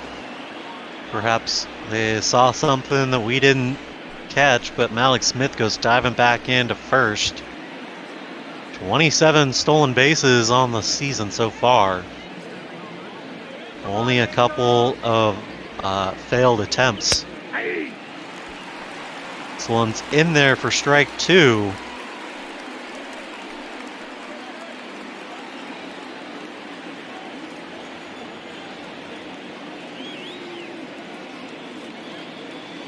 One-two pitch from Pena. Pitch away, 2-2 now. Just what he was looking for, that slider off the outer half, but Haniger too old to, go after that one. 2 seasons of a veteran. Yeah, Haniger, of course, missing out on most of last season, going down with that big injury. He's been rather successful here in the 2020 pot ball season. The 2-2 pitch now. This one's going to get fouled off. 2-2. Pena already up to 83 pitches.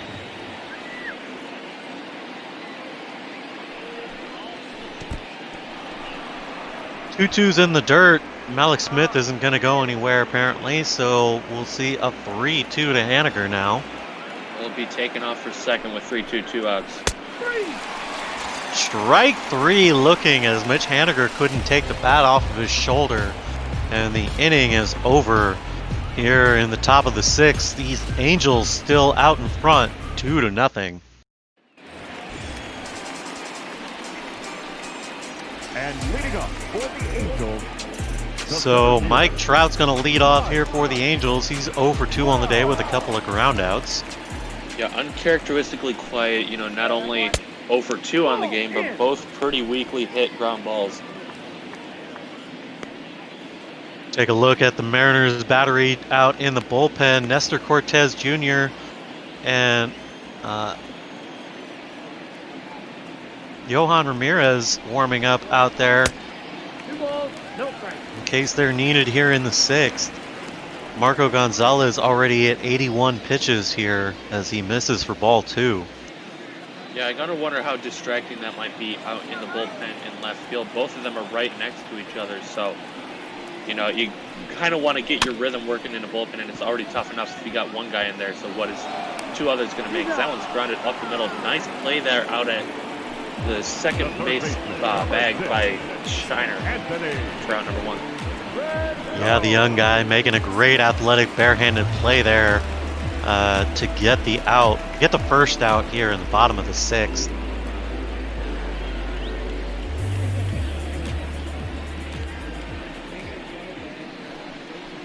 First pitch to Anthony Rendon. He takes this down the third baseline. Strike 1 as that goes foul. Yep. Mariner's going to keep that overshift against Rendon. Mostly a pull hitter, but he can go the other way if he needs to. And that's probably going to be what he's looking for down 0-2. The 0-2 from Gonzalez. His 85th pitch of the ball game misses in the dirt. 1-2 now. 1-2 pitch. Rendon going the other way, driving it out into right field. Will get down for a base hit. Haniger's in position to play it. So that'll just be a single for Anthony Rendon. Yep, usually the mission plan changes once you're down to 2 strikes in the count. You don't want to pull anything unless you get a really good pitch. So just go the other way, slap it into right field, and get a base hit out of it. Off the plate, ball 1. Ball 1 here at Albert Pujols. A rare first pitch ball from Marco Gonzalez here today, as he's been rather successful attacking the strike zone. Yeah, last couple of innings he has missed the zone a little bit more. Had to throw some better pitches to these hitters, and that's why you saw last inning a couple of doubles, scored the first run, and then of course that single drove in the second of the 2 Angels runs. 1-1 pitch, missing low and outside. 2-1 here from Marco. And as he gets up to 89 pitches now, you wonder how much longer he's going to be able to go. Yeah, I mean, I'd say unless he gets the double play, within the next 2 pitches, his night's probably done after this one. Still a strong outing. As that's a line single out into left. As Rendon's able to just slide in there in time. Kyle Lewis with the heads-up play going to second base. Scott Servius is going to come out and call for the lefty. We'll see Nestor Cortez out of the bullpen. Marco's day is going to be over here as he leaves 2 men on the base paths. He'll be responsible for those 2 as well. Yeah, got to be frustrating for the young gun out on the mound. Pitched a great start. Not quite able to make it through 6, only allowing the 2 runs, and still responsible for 2 runners on base. But if you don't have offense around you, he's, in the hot seat for a loss. We're going to see Nestor Cortez Jr.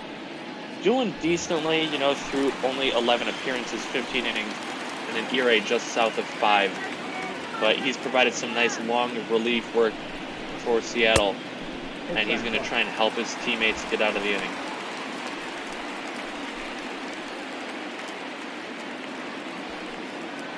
So Justin Upton's going to step in here with 1 away. Runners on first and second. A 1-0 pitch from Cortez. He'll take it for a ride down the third baseline, but it'll hook the foul ball. 1-1. Yeah, he got that rally started last inning with the leadoff double up the right center field gap, and now he's got a prime position to add to his team's lead. This one's going to be driven down the right field line, hooking foul into those seats. 1-2 is the count now to Justin Upton. Yep, and I always got to point this out in my broadcast. Justin Upton, former Tiger, so throw that in there for you. Justin Upton, former Tiger, striking out here against Nestor Cortez Jr. for the second out of the inning. Looking like a current Tiger, taking a pitch out of the zone and swinging through. I will say, a lot more deceptive of a pitch, fastball running in on him. Looked like it could have been in the zone. Andrelton Simmons gonna watch the first pitch high for ball 1.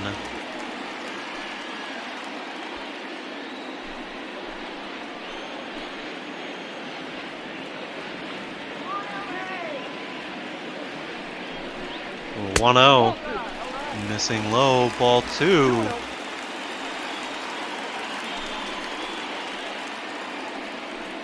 Like I was saying, made his name out there in Atlanta, but he's been with these Angels for quite a few years now. And he's done very well defensively, starting to pick up offensively, as he's going to take a pitch that apparently clipped the inside corner. Two-seamer just breaking back over the plate, 2-1.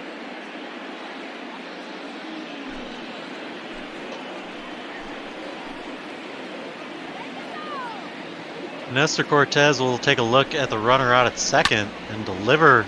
This one's a bit high in the zone, but he'll take it for a ride out deep out in the left field. Kyle Lewis ranging back. He's there to make the catch, and the inning is over. We're through 6 here, as we'll see 4, 5, and 6 from the Mariners in the top of the 7th. These Angels still lead this ball game 2-0. Yeah, we saw Marco Gonzalez leave the inning last inning, and Felix Pena also going to leave as we got a new pitcher, Ryan Butcher. Not too much work, just 9 1/3 out of the pen this year in 13 appearances, but an ERA sub-2, so you got to like what you see, albeit in a limited sample size.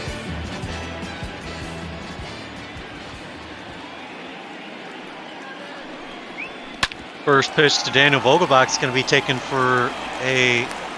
It's going to be put into play into the shift. Now batting.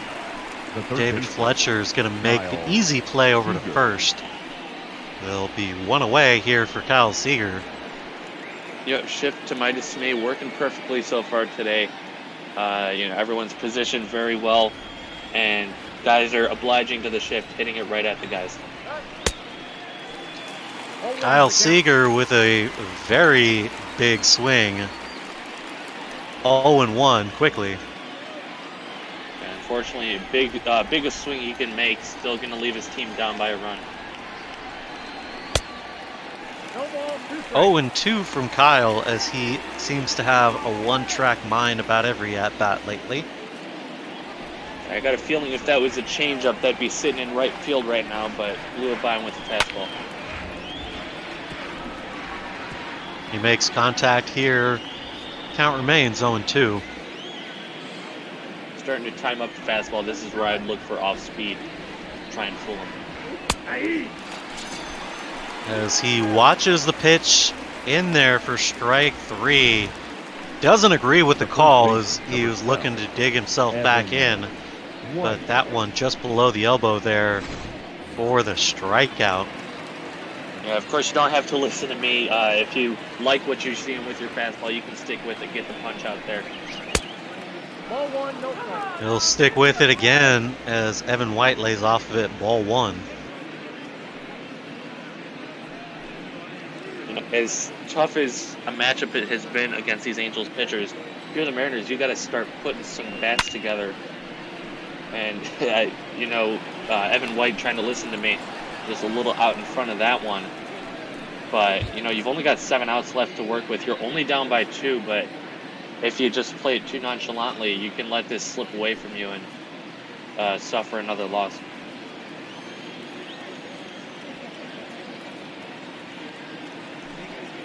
The 1-1 pitch to White. Count is 2 and It'll 1. be in the dirt, ball 2.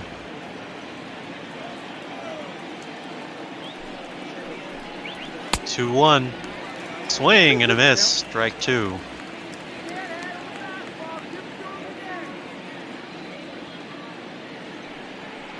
The 2-2 now. Evan White's going to foul this one off.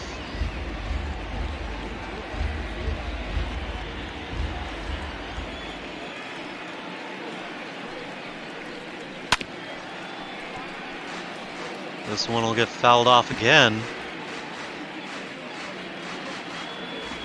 He's been doing a good job today, having some of those longer at-bats. Not able to get any production, but at least, driving up that pitch count. And fouling off another one here. The count remains 2-2 now. Yeah, he's being a little bit pesky. I'm just going to try and blow a fastball by him up in the zone. Well, they blew it fast blew a fastball past him as they run it way in on his belt. And the inning is over. Get up and stretch, folks. The 7th inning stretch here in Los Angeles. Your Angels still leading 2-0. And leading up for the Angels, the right fielder, Well, here in the bottom of the 7th, we'll see Brian Goodwin leading off. He's 0 for the day, although he has put up impressive numbers so far this season.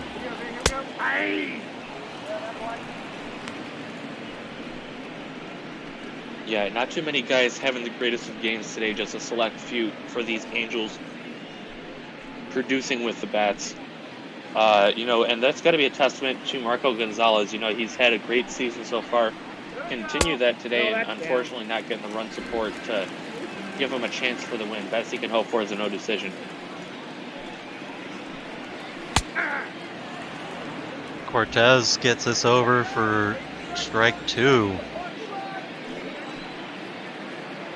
A 1-2 pitch to Goodwin. He'll foul this one off over into his teammate's bullpen.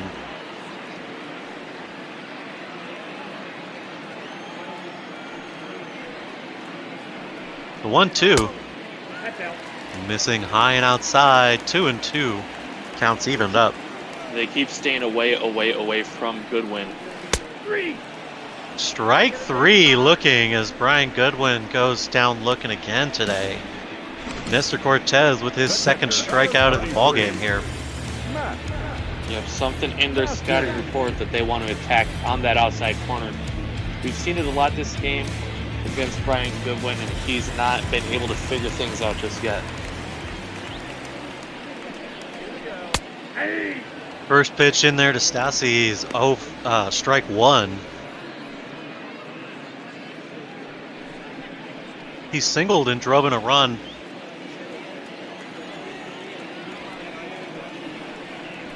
The 0-1 pitch over for strike 2.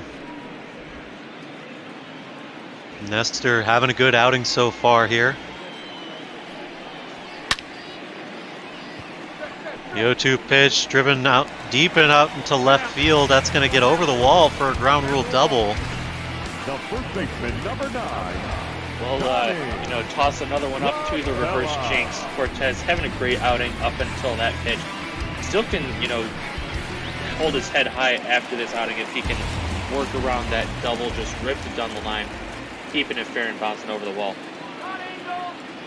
Back to the top of the order, Tommy LaStella. He's going to put this one into deep right field. That's going to get down and go all the way to the wall. So Rutter's going to score. They'll trade places here in the 7th as they add another onto their lead. These Angels continuing to have success at the plate. And that might just do it for these Angels, sealing off the win. Just a 3-run ball game, you can't put it away, but the way these Mariners bats have looked, I don't see them making too large of a comeback. And of course, you'd love to take any more production you can get. So David Fletcher, Mike Trout, don't go to sleep out there just yet.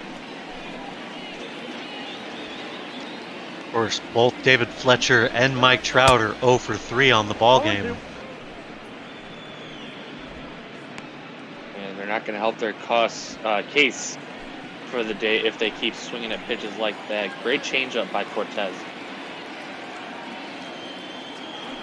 The 0-2 pitch. Swing and a miss. Strike 3. So 0 for 4 on the day for David Fletcher. Follow that up with the fishman himself, Mike Trout. 0 for 3 on the day. God, I love saying that. Not too often you do get to say. Not too often you do get to say that. First pitch to Mike Trout. He's going to foul it off down the right field line. 0-1. Let's go, Angels!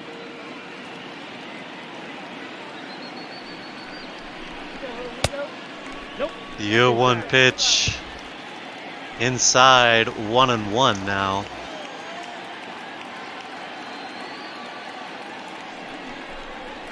One pitch. This one's put into play. Evan White's going to take it himself, and that will be the third out. Tommy LaStella scores another on this RBI double, pushing the Angels' lead to 3 now here after 7. We'll go to the top of the 8th. Mariners down to their last 6 chances. They'll face off against Hansel Robles, making his 28th appearance of the season. 1-2 record, 19 holds to his work, 25 2/3 innings of work. Something a little bit curious about his stats, but he's kind of got reversed from what you would expect. Righties batting over 300 against him, and lefties doing just under 200. So, you know, maybe that's why he's been brought in to face J.P. Crawford in front of an attendance 39,528. So not quite capacity here in Anaheim, but still a great crowd on hand to see Mariners and Angels duke it out. Crawford puts this one into play, but straight at the second baseman. Fisher's there to make the easy throw to first, so one away here in the top of the 8th. And now that the book is closed on both of the starters, you take a look at the comparison here. Marco Gonzalez striking out 6, giving up 7 hits, and the 2 earned runs through 5 innings of work. Well, don't let that 7 hits fool you. You know, most of them came in that 1 inning back in the 5th. And, you know, the other ones, they were just infield hits, you know, just hit to the right place. He was fooling hitters for the most part in this game, just not able to get that offense behind him to make his numbers look even better. And he wasn't able to finish the job. Had to give up the ball in the 6th. So 0-2 here as Austin Nola is going to foul this one off.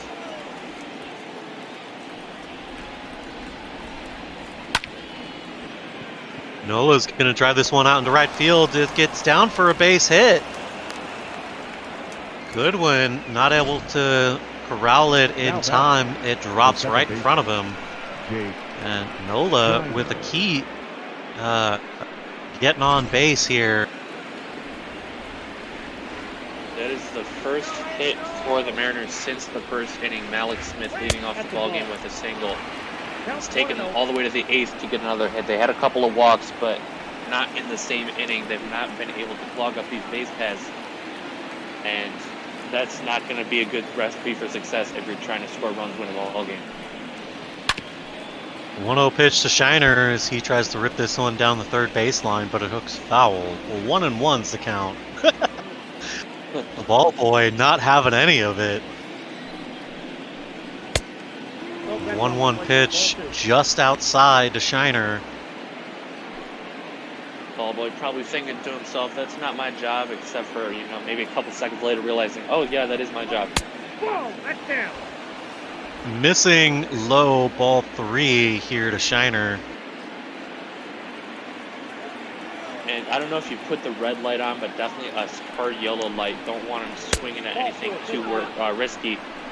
And he's going to take ball 4. So first time today, Mariners get 2 on at the same time. Up next for Seattle. And the center fielder. Not saying much with Malik Smith at the plate, but they do have the tying run coming into the batter's box. Well, as long as Malix can continue this inning here, we just need to get him on base somehow. As it seems, Hansel seems to be working around the edges here as he catches the bottom of the zone with that changeup. 0-1.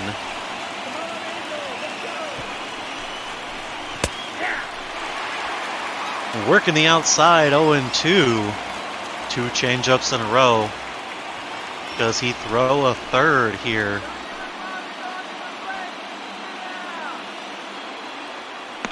The 0-2 to Smith. Ball 1. Inside, ball 1. Yeah, just goes with that slider, the knockout pitch, but I think he started it a little bit too low. Smith saw that it was just going to keep on breaking out of the zone. 1-2 now to Smith. This one in the dirt. Runners stay where they are. Good block there by Stassi. You don't want to have the runners moving up, because even just one run here would be a decent success for the Mariners. Malix pops this one up, and they're going to call the infield fly rule, as that's just behind the infield.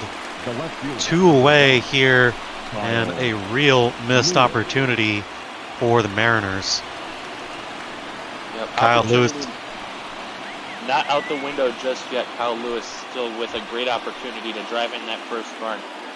We do get, confirmation from Eagles 42 in our Twitch chat that ball boys definitely do sometimes forget what job they're doing. Might let a couple balls go by. So, maybe just one of those lost in the moment actions for that ball boy out in left. In there for strike 1 to Kyle Lewis. That fastball running in there at 97 miles an hour. 1 ball, 1 strike. Another fastball here, ball 1. Tough to get around on heat that fast, but you got to try and do it if you're Lewis. Count 2-1.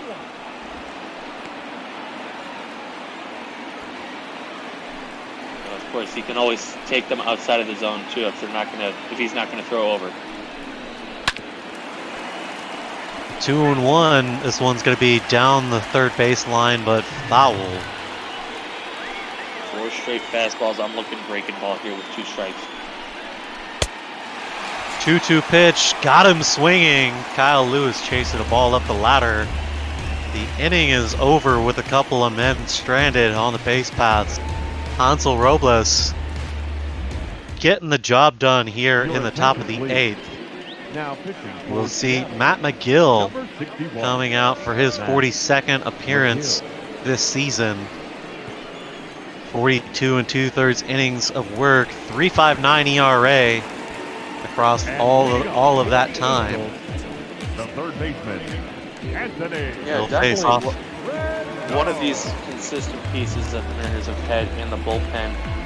If they're able to get to a lead, he can, be trusted on to keep that lead steady, and if they're down in a close ball game, he can keep it right where it is, give his offense a chance to work with something. 1-0 pitch to Anthony Rendon in there for strike 1. Counts even now.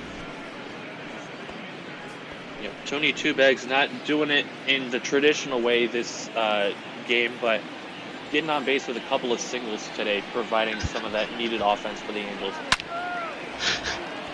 I've never heard that before. Tony Two-Bags, that's great. Yeah, I heard that one last year, especially as the Nationals were making their postseason run. He's an extra base hitter, not the most power. But, I've heard him called Tony Two-Bags. Probably one of my favorite nicknames so far. I love it. Tony Two-Bags trying to go for 2 bags here, but he's going to go for a fly out to the left. I'm going to use it every time now. So 1 away here for the Angels. Matt McGill inducing the fly ball.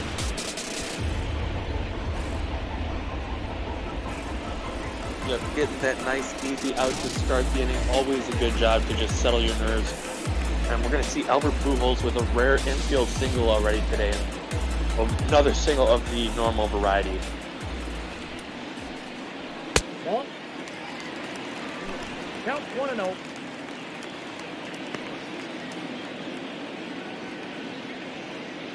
Well, we take a look down at the bullpen. Taylor Williams and Carl Edwards Jr. getting warmed up, a couple of righties. Matt McGill is going to induce a ground ball here on the first pitch. Albert chugging down the base paths. And that's 2 away here for the Angels in the bottom of the 8th. We'll see the left fielder Justin Upton stepping in now. Just 1 man away from that crucial 1-2-3 inning. The 0-1 fouled off. First pitch fouled off. 0-1 on Upton. Count 1-1. The 0-1 pitch outside. Counts even now at 1. At the ball. Missing with that one, 2-1.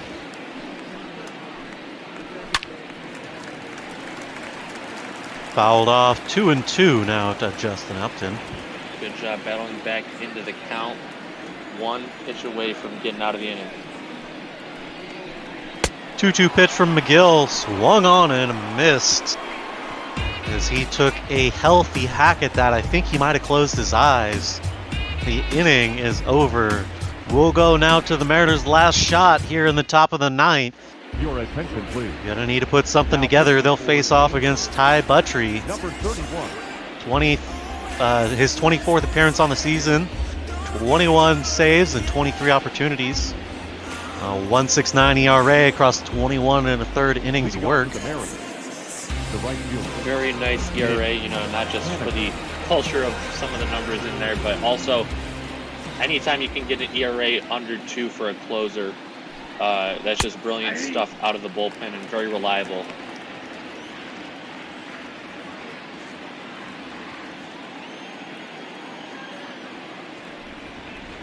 So quickly a strike here on Haniger. The 0-1 pitch, that's going to be fouled off. 0-2. We just want to remind you guys, any of you guys joining just now, looking for that Arizona Diamondbacks San Diego Padres, we are going to have that on right after this one finishes, just running a little bit behind on Bob Ball. Haniger is going to fly this one deep into center field. Running back is Mike Trout. That one is going to go. Home run here from Mitch Haniger, as that one goes 414 feet out to straightaway center. Seattle's finally on the board here in the ninth, as perhaps this 3-4-5 of the lineup will finally get their bats awakened here, starting with Mitch Haniger with this absolute moonshot out into the clearing. Well, it's not just what you do, it's when you do it. Imagine if Haniger had been up last inning with those 2 men on. We could be sitting in a tie ball game, threat of free baseball. Still got plenty of time for the Seattle Mariners. Maybe that can jumpstart their offense, but all you can do is sit back and wonder what could have happened.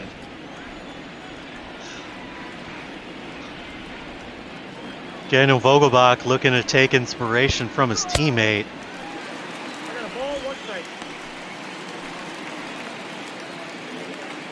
I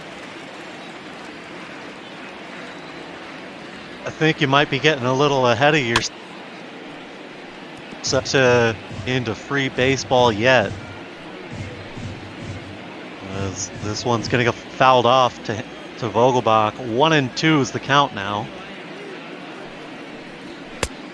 2 balls, 2 strikes. 2-2.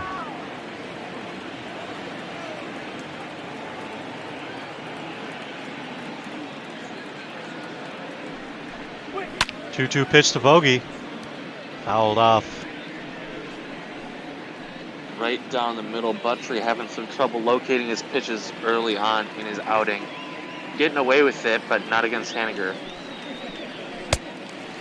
Swing and a miss, and a big strikeout here against the power hitter Daniel Vogelbach. 1 away in the top of the ninth. Much better pitch there. Taking that slider just below the knees, Vogelbach. Nothing he can do about it. In steps Kyle Seager. Of course, he's over 3 on the day. You'll watch the first pitch. Ball 1.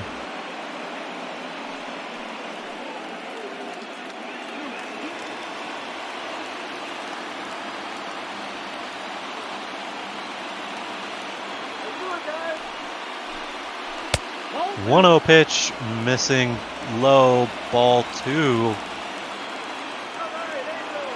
Yeah, Seager 0 for 3 today with multiple strikeouts, but you know that just means he might be due for a big swing. Kyle trying to put a ride into that one. That was a 96-mile-an-hour fastball from Ty Buttrey.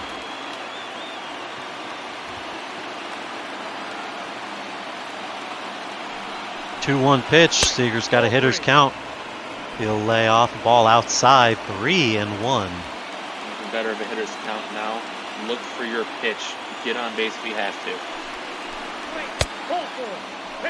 Ball 4 says the home plate umpire, and also Kyle Seager as he takes first base. 1 out here in the top of the 9th. Evan White's going to step in. He's still 0 for on the day. Once again, Mariners with the tying run at the plate. A little bit more realistic of a scenario with the first baseman, Evan White.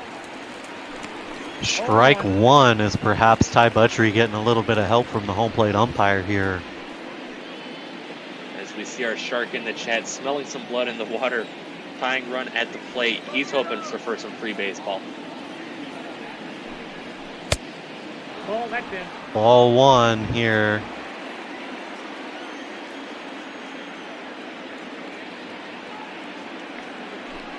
Here's the 1-1. Big cut and a miss by Evan White. 1-2. Nasty changeup just rolling right off the table with that one. The 1-2 pitch from Ty. This one missing outside. It counts even at 2 now.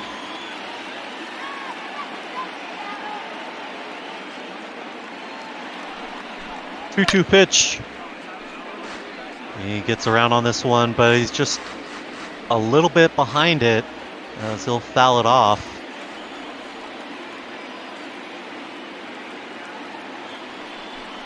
Two-two pitch. Wastes one way outside. 3-2.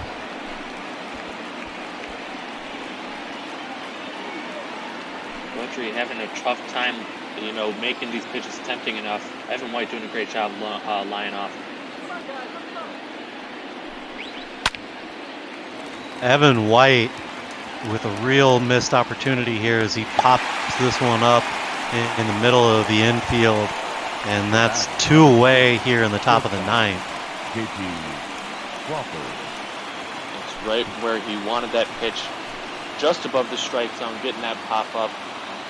Not much you can do with it, even though it looks like a nice, juicy pitch to swing at. J.P. Crawford going to step in here with the Mariners' last opportunity to keep this inning alive.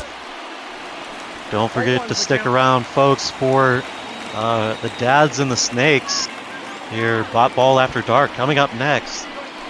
The 0-1 pitch to Crawford, swing and a miss, strike 2. Buttrey having to work so far, already at 23 pitches, but 1 strike away now. The 0-2, missing low, ball 1, 1-2 here.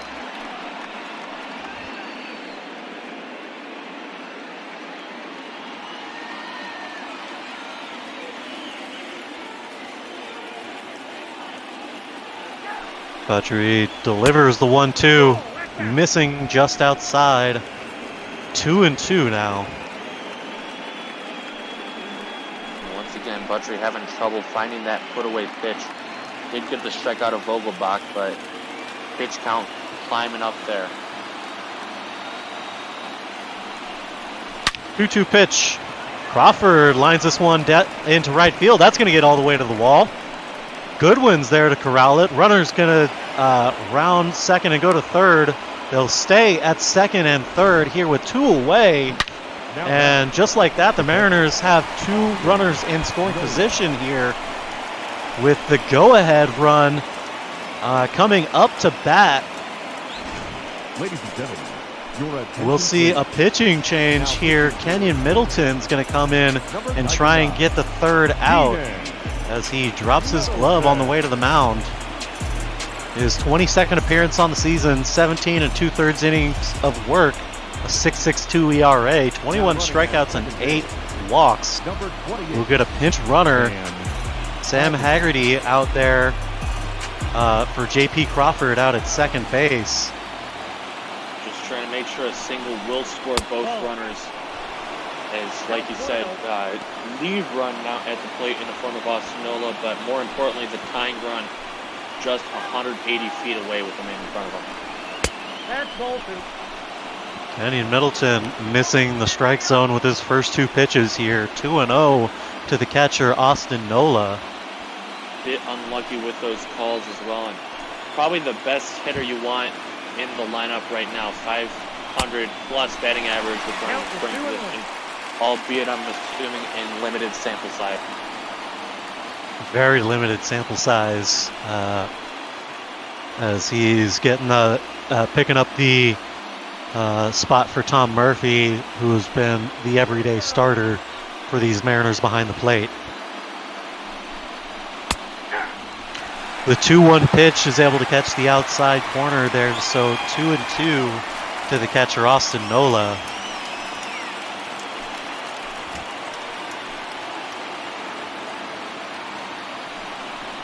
Two-two pitch. Nola pops it up. This one over to the first baseman as he'll take it to end the ball game. Mariners try and threaten here in the 9th, but not able to pull it out as the Angels take the first game here in the series. Yeah, it's just too bad for the Mariners that we couldn't see something more like that throughout this ball game, because they showed they can put the bat on the ball and make things interesting here in the late innings, just not able to do anything against that starter. And even the first couple of relievers out of the pen, not able to make much noise. Well, Felix Pena is going to walk away with the win, taking his record to 4-6. Marco's going to take the loss. 5-6 the record for him, and Kenyon Middleton going to walk away with the save. Felix Pena is going to get the player of the game, striking out 9 across his 6 innings of work, giving up no runs and only walking the 2 and only 1 hit across those 6 innings of work. An absolutely lights out performance from Felix Pena tonight. Yeah, it was a lights out performance. The Angels needed him to have that very low scoring ball game today. Angelton Simmons with what looked like it was going to be a ground rule double, but just bounced back into the field of play, giving the Angels the lead, and we're going to see Max Stassi driving in the second run in the 5th inning. 2-0. We were scoreless through 4.5, and scoreline didn't change much, like we mentioned. Just a 3-1 in the final. Tommy La Stella, unlucky there as J.P. Crawford flashing the leather out at shortstop. Yeah, perhaps a web gem worthy play out there at shortstop from Crawford. Perhaps a worst possible play from Kyle Lewis there. Tommy La Stella with this big double out to center field that drove in the 3rd run. And that would end up being the nail in the coffin that cemented this lead. Kyle Lewis striking out, chasing a slider here. And then Mitch Haniger putting up the only run from the Mariners here on this big 414-foot home run to deep center field.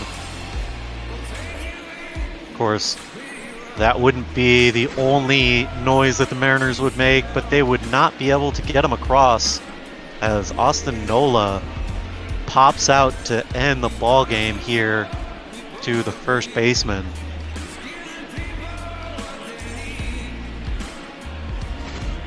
Yeah, I mean, not much offense to go around, just the 4 total runs. Great pitching matchup from 2 guys that you don't necessarily think of as aces in the rotation. They're definitely not, but you know, everyone can have a good day, and we saw a great day by both Marco Gonzalez and Felix Pena. Just unfortunately for Marco, didn't get the help around him. As we are joined in the booth now with a couple of Arizona Diamondbacks fans. Duggo, Jake, Dean, how are you doing tonight? Doing all right. I'm enjoying the Mike Trout hate. I know that runs deep up there in the Pacific Northwest, you know, with Fishman being so good and all that. I really try to restrain myself from letting my hate of Mike Trout show, but I do enjoy seeing Mike Trout go over on the day. It's beautiful. I love it. See, like, I can appreciate that. I can appreciate the contempt for a division rival like that. But in the same vein, I still just really want to see good baseball. And, like, Mike Trout is otherworldly, and right now, like, the greatest thing that we might see in our lives playing baseball. You know, as much as I might want to hate on Cody Bellinger, you know, that kid is super stoned all the time, but he is a stud. And I hate it. So I get it. I will say this. As much as I hate Mike Trout, it's mostly just because he is a once-in-a-lifetime talent. Like, I'm mainly just... I'll put it this way. If Mike Trout was a Seattle Mariner, I would be the most ginormous Mike Trout fan. Right. But he's with the Angels, so on principle, I have to hate him. That makes sense. I get it. I understand it. Well, thanks for sticking around here for this iteration of Mariners baseball. Angels taking the win tonight. I'm going to get out of your guys' hair. Enjoy some snakes and dads. Oh, it's always a pleasure with the dads in the booth, but we're here with Jake, somebody decidedly not a dad. What's going on, my man? Not too much. Ready to see some D-backs baseball on the road. Had a big explosion of offense yesterday, that 9-1 victory. And just hoping they can continue it here today against the Padres. No, we definitely saw the Diamondbacks jump out to it and secure a win, a series win against the division rival Colorado Rockies. 9-1 was the final. Scoring started out in that one with a big bases-loaded double by none other than the pitcher Robbie Ray. Threw a gem on the mound as well. 10 strikeouts over 6 2/3 innings of work. Looked good out there, but we go from one National League West rival to another. From the dangerous field up at Coors now to the pitcher-friendly Petco Park on the ocean. There you go. We see Chris Paddock coming up to start this one. He'll be facing off against Zach Gallen. And, definitely don't want to disrespect all that Chris Paddock's done this season. But everyone should be cheering for Zach Gallen tonight, as I just put in $10 to the BLM fund to start this game. For every strikeout Zach Gallen gets, I'll toss at least another $1 more. So hopefully Zach Gallen going to be getting a lot of strikeouts, keeping those runs down. And Chris Paddock... he can give up as many runs as you want. As we almost started out loud here as Starling Marte hits the first thing he sees down the line in right, but just foul there. So we've seen this matchup of Chris Paddock and the Snakes a couple times before. I think pretty much every series has featured Paddock in some way, shape, or form. 1-1 now is the count. We've seen these two teams match up now in 3 series so far in the year. 1-1 is looked at now 2-1. First series was a 2-game skid that the San Diego Padres took both games. Actually, coincidentally, game 2 of that also featured Paddock and Gallen. It was the only loss that Gallen has suffered so far in the 2020 campaign. Yeah, you wish if you were Chris Paddock you could say the same thing, but his team really hasn't been giving him the offensive support that he's needed. You'd assume with that sub-4 ERA he'd have a few wins on the season, but just 2-4 with that 3.51 ERA. Yeah, we've seen the offensive struggles here of the San Diego Padres, probably one of the most anemic teams in the entirety of the Major League, which is compounded even worse being in the National League. Not that being in the National League is a bad thing, I'll never say that, but, there's not just, you don't have quite the offensive firepower as we see there, swing and a miss, as Chris Paddock racks up his first strikeout of the day. The second baseman. Well, Starling Marte almost starts the game by going deep. Instead, he's going straight on back to that dugout. Not a surprising sight. We've seen at least Starling Marte struggle a bit more in this last month or so of this season, really just finding a way to make good contact at the plate. Cattell, though, has not been having those same issues, hitting .295 on the season. Still a really valuable offensive member here for the Snakes. Yeah, Ketel Marte's cooled off a little bit now. Back part of the sub-300 batting average, along with teammate Eduardo Escobar. But he came up big yesterday. A pair of doubles catapulted him into the National League lead, with 24 now coming into today. Yes, Paddock is quickly ahead 1-2 here to Ketel.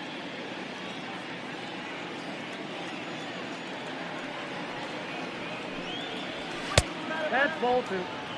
Low and away is going to be 2-2 now. But yeah, I'll match you on whatever ends up getting donated today, and hopefully we can count on some of you guys listening today to do the same. Count rings full now as Eduardo Escobar takes his hacks in the on-deck circle. What happens when you leave me yesterday, Jake. I get used to doing this stuff by myself. That's a swing and a miss now. Back-to-back strikeouts for the Sheriff of San Diego. Yeah, not exactly the Marte Parte that we've all come to at least want to see. Definitely a little more of like a Marte Sare. Yeah, I couldn't find a rhyme for that, you know. The Marte Charte, maybe? Yeah, there you go. That was lifted into shallow left field against the shift. Manny Machado is unfortunately there to make the catch as the D-backs go down in unthreatening fashion. 1-2-3. See what these Padres can counter with in the bottom of the first. Yeah, coming into today, though, you did expect a little bit of what we saw there. Chris Paddock's been effective and was effective against the Diamondbacks in his appearance. Zach Gallen's been absolutely fantastic, so I'm kind of hoping for a nice little pitcher's duel here today. Could be a fun one, close game, division rivals, with the Snakes sitting just half a game back right now of that second wild card slot. So not only is it important baseball, but it should be good baseball. A great matchup for us to have in this late night slot. Really curious to see how exactly this one goes, because we've seen, some very interesting things out of the Diamondbacks as of late. We talked about the weird scheduling quirks that we've seen these Padres and Diamondbacks face off just about every other series for the last couple weeks, but interspliced in there was about doing the same with the Colorado Rockies as Tatis gives that one a ride. Peralta's retreating back. I think he's going to hit the wall as that one is clearly over the wall as Tatis gets number 9 on the year. Starts it off loud with a solo shot. And that's pretty funny. The Padres coming into today's game, the second worst team in the National League record-wise. And we talked that the big issue for them has been just offense in general. A couple times they've scored 5 runs this season on the Snakes, but in that last series between San Diego and the D-backs, the Padres got, usually just got that 1 run, maybe a couple more. Nobody's really even hitting close to 300 on this team, but that's another hit right there. I should just stop trash talking the Padres' offensive abilities. There you go, a 223 hitter hits a home run, then a 219 hitter gets a single there, and the Dads are in business. Back-to-back hits lead it off here for the Padres. One over the fence, one just past the glove of Ketel Marte on the infield. So a quick 1-run lead, man on, no outs here for Eric Hosmer. So I was trying to get into before I was rudely interrupted by the young stud shortstop over there. We saw the Colorado Rockies and the Diamondbacks here square off 6 times in about a week and a half. And except for yesterday, with Colorado able to push just 1 run across, every one of those games ended in a shutout. We've seen some very up and down play here for the Diamondbacks, whether it's a great offensive performance matched with a great pitching performance, or it's just been nothing. It's either been all good or all bad. Yeah, pretty much. I mean, even when Bumgarner was in to pitch, it went all bad. He struggled in his last start. Would look just downright awful, honestly. So it really has been either the Snakes feel on, the Snakes are going to hit 9 runs like last night and just an absolutely dominating performance, or it's been a little bit rough, a little bit sketchy, neither the starter or the bullpen getting much done, and the offense missing out there. That pitch is going to go low. Kelly not able to get to it. Tommy Pham, one of the quicker guys here in this lineup, leads the National League in triples right now, easily able to take second on a ball in the dirt. That Vogt had a little bit of a problem corralling. Yeah, sorry, that's Vogt, not the catching situation behind the plate for the Snakes confuses me. I'm never sure who's going that day, as that one's going to be hit out to left field. David Peralta comes in underneath it. So the 2-2 count goes away. That's going to be an out. 1 down here in the inning. Still a runner in scoring position, though, and now Manny Machado is up. That's been probably the only glaring issue we can point to on this Diamondback squad is inconsistency behind the plate. Neither Carson Kelly nor Stephen Vogt have really proven that they can competently swing a bat. And, you know, it's one thing you're swinging a light bat, as that is going to be lightly popped up into shallow center. Marte there for an easy out, number 2. You know, it's one thing if you've got great defensive metrics, or you can call a great game. You know, you got that cannon of an arm behind the plate, and, you know, you're hitting around like Jeff Mathis-wise, you know. I can just say, it's one thing if you're Jeff Mathis, but it's another when you're batting like Jeff Mathis and, you know, you're Gary Sanchez behind the plate like these guys have been so far. Yeah, and it doesn't really make sense. In fact, originally when Kelly came over and started catching for these Snakes, his big benefit was that game-calling defensive side of his game. Then kind of the offense came along later in last season. This year, however, we've seen pretty much nothing. You know, the arm hasn't been there and throwing people out. The defense and blocking pitches hasn't been there. The hitting's not really there. And, you know, we kind of want to bring up Dalton Varsho, but it doesn't seem like Varsho is really going to be that big answer that we need either. So kind of just a conundrum in general in that catcher spot for these D-backs.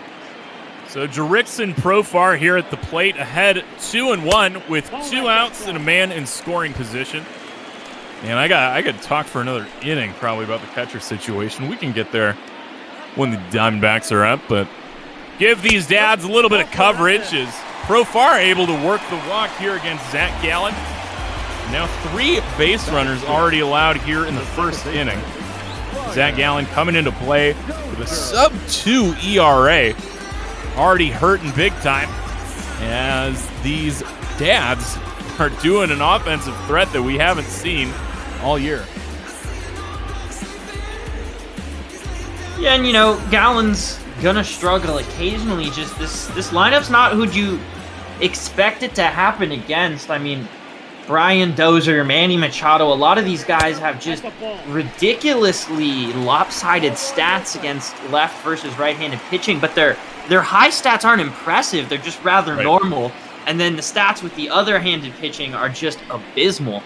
So you're just really not thinking offensive threat when you think about the Padres so far this ball season. In fact, you're feeling confident if you can just score a few runs yourself as the opposing team and thinking you've got a really great shot to win that baseball game then. Like to see how this ultimately is going to play out, and that's what we're going to spend the next hour and a half doing. Diamondbacks have been one of the offensive powerhouses in the National League here, pretty much only trailing the Cubs and the Nationals at times. So we will see what these other 8 innings have in store. Brian Dozier at the plate, Profar at first, Pham at second. Count now sitting at 2-2 as Gallen would love to get out of this first inning with just that leadoff home run.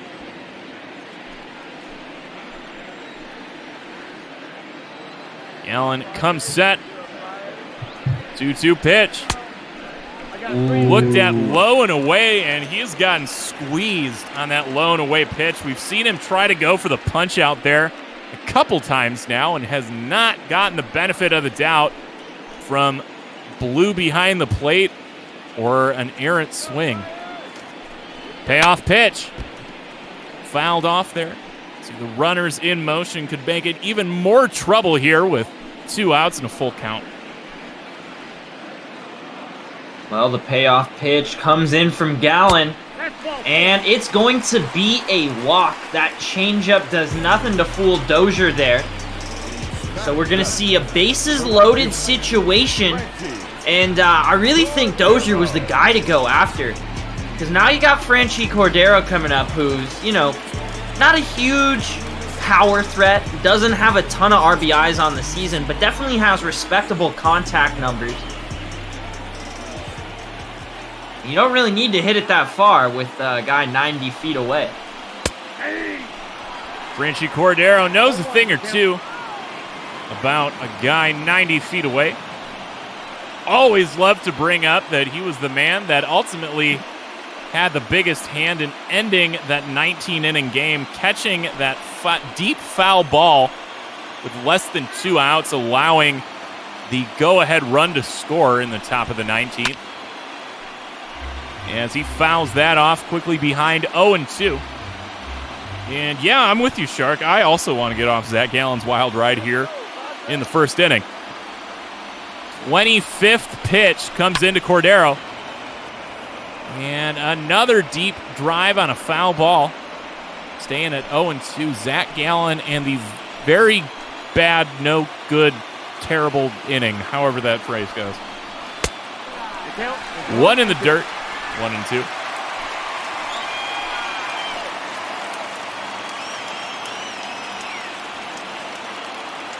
Come on, Zach. Get him right here. Show us one of those Ks. Instead, that one's going to drop in front of Calhoun out and right, and they will go station to station as Cordero now makes it a 2-0. Padres lead early here. Well, that's a bummer. That ball's just driven perfectly there by Cordero. Like I said, got pretty solid contact ability.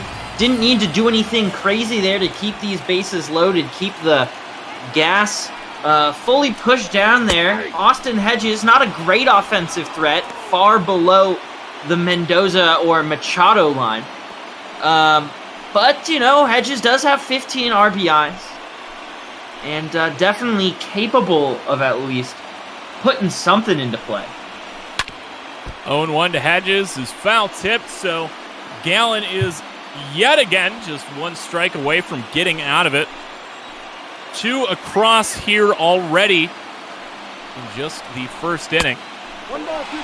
No bite at 1 up high, now 1-2. These fans over here at Petco Park getting excited.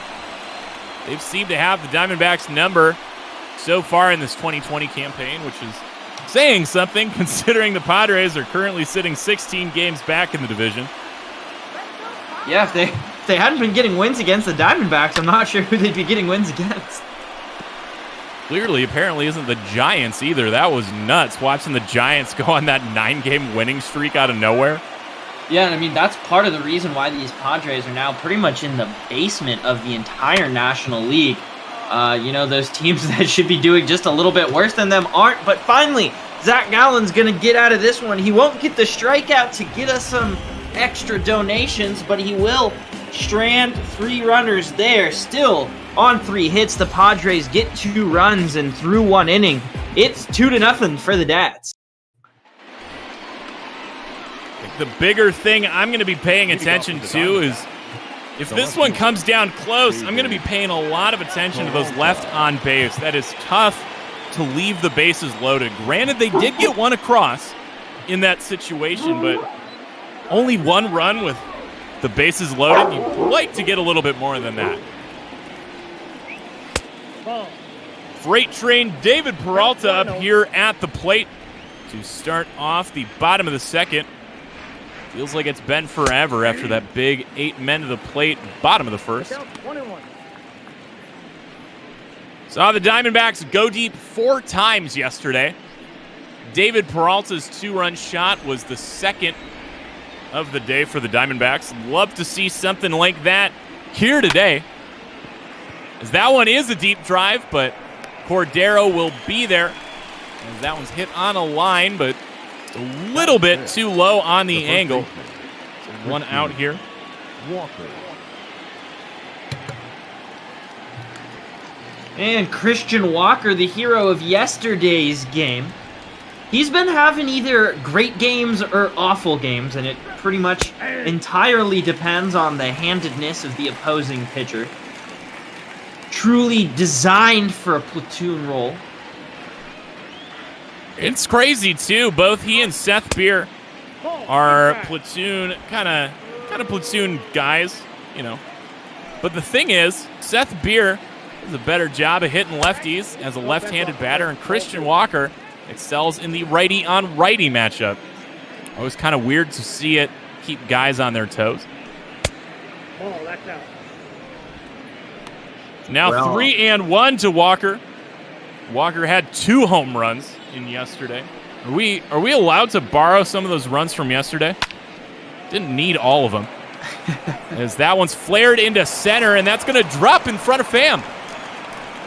Well, there you go. Christian Walker took that 3-1 count, used it to his advantage, found a pitch across the plate that he could do something with. Wasn't a perfect piece of hitting, but just light enough to drop in there in front of the outfield line.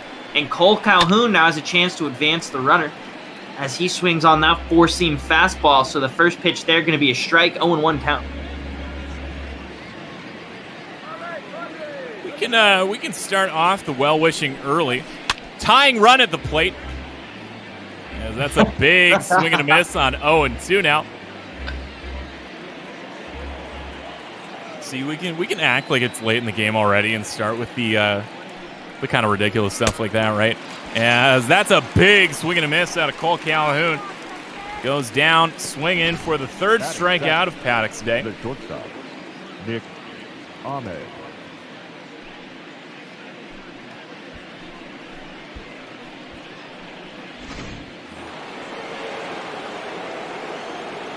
Brings up Nick Ahmed here. The bat has cooled off just a tad as of late, come back down to earth, but still serviceable for a man who excels in defense at a coveted position. Yeah, 266, those 35 RBIs, pretty valuable to this team. 8 home runs is a little surprising as well. Nick, not a guy that you really think big power all the time. Or ever, really. Ball 3. As Nick Ahmed looks at 3 straight balls. Could put the tying run at first base. If anything, man, I just want to see this inning draw out just a little bit more and give Gallen a little bit of time to breathe, and we will see that. Nick Ahmed, 4 straight balls, puts him on base. So 2 on, 2 out here in inning number 2. But, we'll see how long this offensive rally really continues with Stephen Vogt at the plate, just hitting 190 on the season, 28 strikeouts to just 13 walks. Could have been a nice one to drive there. A changeup drops into the zone for Stephen Vogt, brings it now to 0-1 to start off. We said neither of these guys has been the answer behind the plate, be it Stephen Vogt or Carson Kelly. One lefty, one righty. We saw Stephen Vogt signed in the offseason to be the backup catcher for the Snakes, but generally what we heard out of Lavello and Hazen was that he was signed for his bat. And clearly that's not something we've seen here in 2020 in bot ball. 1-2 pitch from Paddock. Could have been a gorgeous pitch, but just high is the 2-seamer there. Now 2-2 to Vogt. You know, you touched on Dalton Varsho. A lot of folks think that he might kind of play out of that position. His skill set seems to be a little bit better suited outside of the catcher position. As that one goes in the dirt, it's now full. 2 on, 2 out. Payoff pitch. swung on, could have been ball 4. Instead, we'll stay at 3-2.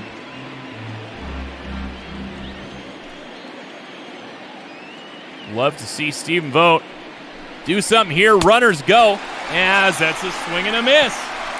Number 4 for Chris Paddock, as the Diamondbacks ran 2 of their own here in the top of the second. Yeah, well, at least that was a little more encouraging of an offensive inning, but it does kind of just suck when you get to the end of this D-backs order. There's always at least one catcher and usually one pitcher that's just ready to get out, and when 2 of your 9 guys are getting out like every time, just makes it really hard in those innings where your middle guys start getting something going to really make a productive inning, or at least an inning that goes on for a while. Hey man, like I said, I'll take a little bit of that just to kind of help maybe give Zach Gallen some time to breathe, as he's ahead now of Chris Paddock, the pitcher, 0-2. I like to watch the pitcher-on-pitcher matchups. Usually you can tell if it's a command thing or if it's a heady thing, as that one is going to be looked at for ball 1. You know, usually you see these guys attack the pitcher and, you know, sometimes just find what works for him, as that one is definitely in the zone. Gallen goes on the attack for Paddock, and it works. Not a strikeout, but a quick 5-3 putout to start this bottom of the second.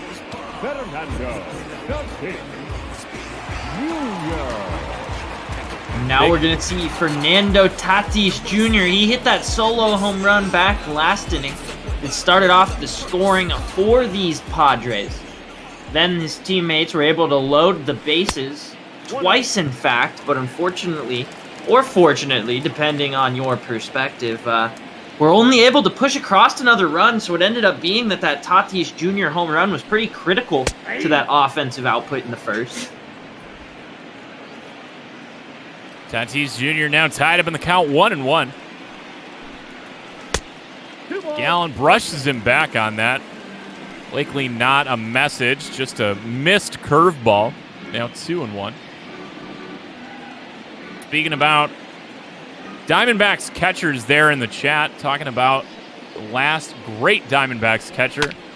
2 names that are springing to mind are Miguel Montero and Wellington Castillo. Boo. Miguel Montero is trash. Tell me how you really feel. As that's a swing and a miss. There's strikeout number 1. We finally see it. Takes a full time through the order, but Zach Gallen now gets strikeout number 1. Yeah, Miguel Montero is one of those guys that almost made me want the designated hitter spot in the National League, because for a while you couldn't take him out of the lineup because his bat was actually so valuable. But half the time he was behind the plate, it was like he was trying not to try. You know, just a guy that seemed like a low-effort dude a lot of the time. But for some reason, a fan favorite. I never really was able to figure that one out. Not my favorite type of catcher. Honestly, man, I don't know. Maybe we got to give the nod to Jeff Mathis for what he is able to do. You know, granted, he's one of the lightest swinging guys in the major leagues currently active. But what all the intangibles and everything else he brings to the plate, man. You know, maybe you give the nod to Mathis. I think Mathis may be in his prime, but probably not D-backs Mathis. As could be a 1-2-3 inning. Fly out to right field, and it is Paddock, Tatis, and Pham go down in order after a rough first inning. Let's see Gallen bounce back, and did see it. So see what the Diamondbacks counter with. They'll do 9-1-2 of their own here to start the third. Leading off for the Diamondbacks, the pitcher, Zach Gallen. You know, another not too bad catcher for the Diamondbacks is Damian Miller. You know, early on kind of guy. Was on that 2001 squad that won the World Series. Outside, that's the ball. Starts out Gallen with a ball outside, 1-0.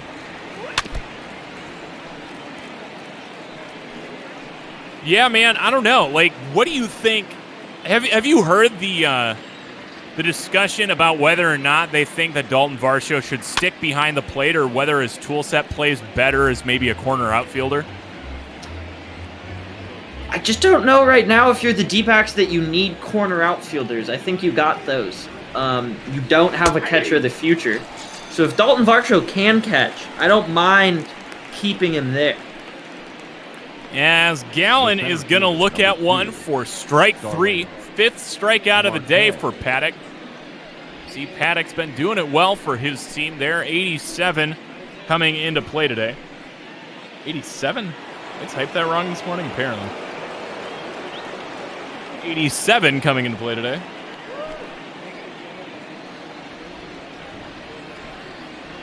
So the lineup going to flip over here for the D-backs as Starling Marte put up a decent fight to start off the ball game. Eventually ended in the first strikeout for Paddock.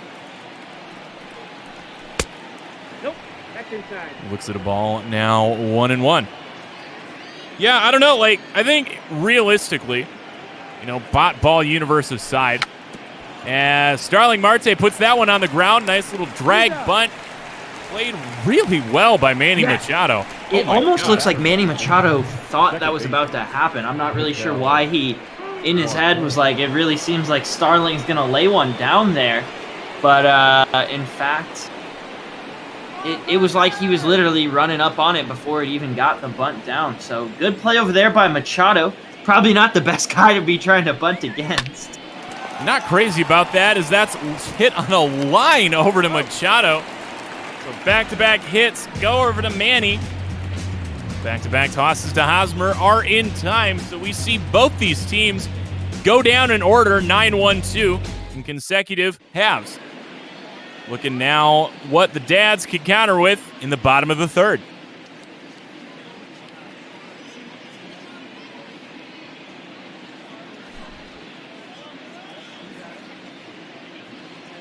I don't know, but I was trying to say there, I think Kelly really does profile, at least for the next handful of years, as the answer at catcher. And I don't think he moves out of the catcher spot. I think it'd probably be easier to take Varsho and put him out in the field if they needed to. The first baseman, ARI COL. Torpedo Sneak really highly defending Montero there in the chat. I could see defending him offensively. Still think he's one of the lazier catchers to ever put on a Snakes uniform. Miguel Montero and Wellington Castillo, both Cubs legends. That's some interesting times. Man, I can sit here and I could rail Miguel Montero as Eric Hosmer. That one's gone. Second home run of the game here for the Dads. Eric Hosmer starts off the 4th inning with a loud bang, 410 feet down the right field line. Yeah, not going well for Zach Gallen. Maybe a little bit of just exhaustion for the young pitcher. Already pitched over 50 innings this season, and he only pitched in about 80 innings last year, seeing as he spent a lot of time down in the minors before coming up to the show. And, I guess you can't always have a 1.8 ERA in every game you pitch. But it's just surprising that he's getting shelled so hard so early. It's just like nobody's missing. He's not really fooling anybody. The motion on his pitches just doesn't seem to be doing the same things that it has been doing. Oh, we saw him coming in here today, striking out just about 10 batters per 9. Gallen's swing and miss stuff, especially that changeup. Just nothing's working today. And I almost want to give some credit to the Padres, but I don't think I can. I really think Zach Gallen's game is just off today. Just leaving some hanging, not getting the swing and a miss that he needs. We saw some of these counts, a lot of them go to 2 strikes and just 1 strikeout to show for it. 2 balls, 2 strikes. See what he can do here. It's now 2-2. Manny Machado's. Apparently, I screwed up my score sheets. Eduardo Escobar did not hit that home run. That one is on the ground. Ahmed's toss to Walker. Easily there for the first out of the inning. Now batting, left fielder, Now Jurickson Profar coming to the plate. Profar had a couple clutch moments in the last series for the Padres against the Diamondbacks. Hitting 279, definitely one of the better bats in this Padres lineup, at least average-wise.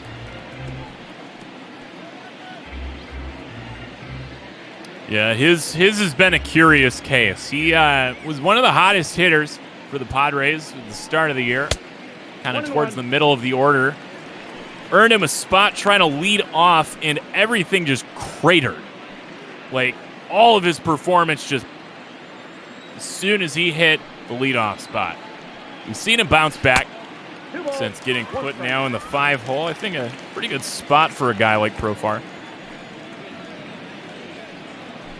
2-1 here in this at-bat becomes 2-2 as Gallen gets the fastball in the zone. So curious to see if he can actually get another strike. The swing and a miss stuff is just not working today, man. There's just nothing happening today. No, but it is a full count. We'll see if he can do something productive with this batter anyways. And no, Zach Gallen's changeup there is going to be fouled off once again. Man, the off-speed's not working, and the fastball alone for Zach Gallen's really not enough to power through that kind of a start. That's going to be hit over to Nick Ahmed. Nick Ahmed quickly transitions and makes the play. That is going to be 2 down. So a quick 2 down after the leadoff home run to Hosmer. San Diego now leading by a score of 3-0 early on in this one. Curious to see if the Diamondbacks will be able to mount a comeback, because we've said so much about their offensive capabilities this year. But as somebody who has watched just about every game they've played, it seems like the offense only comes if they're the ones to strike first. Yeah, they do seem very rather heavily reliant on striking early and often to start off a game, and then just trying to find a way to hold on to that lead. See, that's where I wish we had like a really deep dive here on the stats, man. Because I bet if you looked at games that they scored first, it would be something like a 90% winning percentage. But if you looked at games where they didn't, it'd be abysmal. You got a full count. As it now rings full against Brian Dozier. 2 outs. Count is full. See if Gallen has any swing and a miss stuff here in the tank. Payoff pitch. Nope. That's a walk. Back-to-back walks in the day for Brian Dozier. Third walk of Gallen's day. But you know, Duggo, that does kind of make sense no matter what. When you look at baseball statistics, you know, about 30% of wins in the MLB are comeback wins, you know, come from behind wins of some sort. So, you know, the D-backs are a little more reliant on that score first, or don't score and, you know, kind of lose model. But, you know, if you have a lead in any given baseball game, you're probably going to win that. You know, there's a lot less, I feel like, coming back, coming from behind, taking down that big lead than you would think there might be. You know, because we like to focus on those times when something big or some big comeback happens, but it's not the norm, that's for sure. As a quick Google search proves that you are right. Only thing I find is a little bit outdated numbers from the 2006 season. But over the course of the entire season, so you know what, 15 games a day pretty much for 162 games played total, as that one is going to be on the ground into right field for another hit for Franchi Cordero, second of his day. That Gallen continues to struggle on the nicest pitch of the game. He will get a talking to by the new pitching coach, Hedges, out here in Arizona. But with those 2006 numbers, 68.9% of the time, the team that scores first ends up winning the game. So, yeah, you're actually pretty much spot on.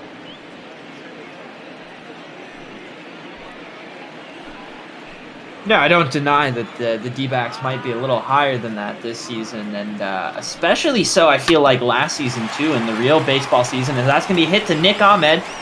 Nick Ahmed's going to throw over, and that will be the third and final out there. But Eric Hosmer still takes Zach Gallen deep, and through 3 innings, Zach Gallen surprisingly has given up 3 runs. It's not the start we expected out of him. And the D-backs have a hole to work themselves out of here in the top of the 4th. The man who's starting off the action to try and do just that, Eduardo Escobar. He popped out in the 1st inning, but looking for a second chance here. Saw him have a pretty sad day. Went 1 for 5 yesterday. Did have a double in his 1 hit, though. Would like to see something similar here. I'd really love a solo shot so my scorecard doesn't look as screwed up. Totally forgot to switch teams last half inning. Eduardo Escobar fouls that off. It's now 1-1. But yeah, no, I think I'd be really curious to see. I mean, it'd take me a minute to dive through everything, but don't get me wrong. What am I doing right now that doesn't... I can't spend the time to really look it up. Maybe that's tomorrow for me, Jake. There you go. As Ed swings through a gimme pitch by Chris Paddock. Fastball right down the chute. 2-2. Paddock daws him off as he swings at one that could have hit him. Right down the line, but just foul. Could have been full, but no, we'll stay at 2-2. That one is on the ground into the shift. Tatis right of the second base bag there to grab it. Tosses in time for the first out. David Peralta. So a tiny little G6 goes in the scorecard. That's just a big mess of scribbles. And that'll bring up the freight train who flew out in the 2nd. He's one of the key pieces for this Snakes offense, and more so than normal this year. You know, he is really a fan favorite, but clearly leading the team in average. One of those top guys that hasn't really cooled off yet in the ways that we've seen Ketel Marte, Eduardo Escobar do. We saw him take a 400 batting average all the way to April 29th. He was just on fire to start the season, is not, as you said, just really hasn't cooled off too much. Come back to earth, sure, but not necessarily cooled off. Yeah, I mean, I just don't think you can be considered cold hitting 330, 340. No. As that one is down the line, another ball, foul, 2-2. Still leading the National League in hits.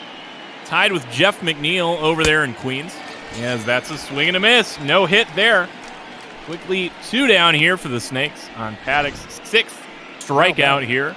The first baseman.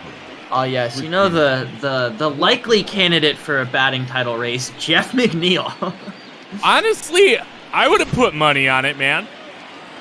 You know, if we were gonna see a season that's longer than 50 games, I would have put money on Jeff McNeil for the National League batting title, honestly.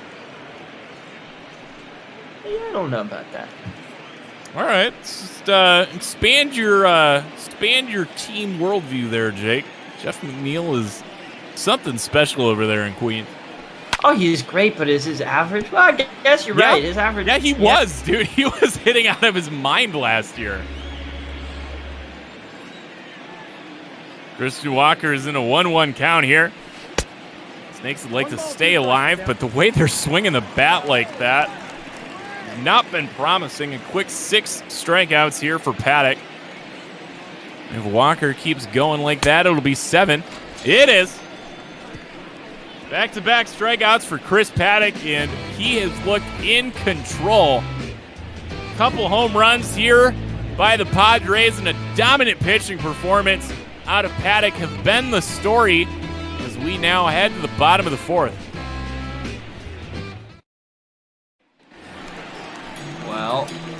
The Snakes did not answer there. Thankfully for Zach Gallen, though, his first challenge in the fourth should be an easy one. Chris Paddock, not really a good hitting pitcher, as he swings at one right in the middle of the plate there. Paddock, an 8th round pick, would not have been drafted had the 5-round format from this season been used. That is a travesty to me, honestly. The fact that they had to cut the draft short as Paddock goes down looking, much like his counterpart earlier in the game. Gallen gifted second strikeout here. Well, there we go. Another little extra donation there. Second K on the day.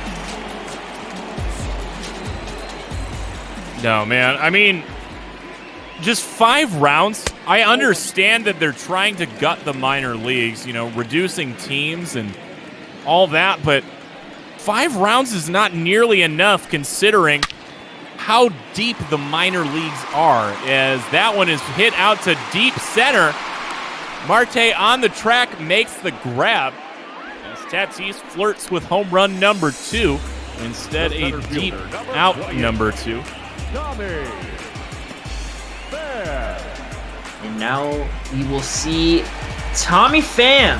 He was able to single part of that original batting onslaught in the first inning that loaded the bases.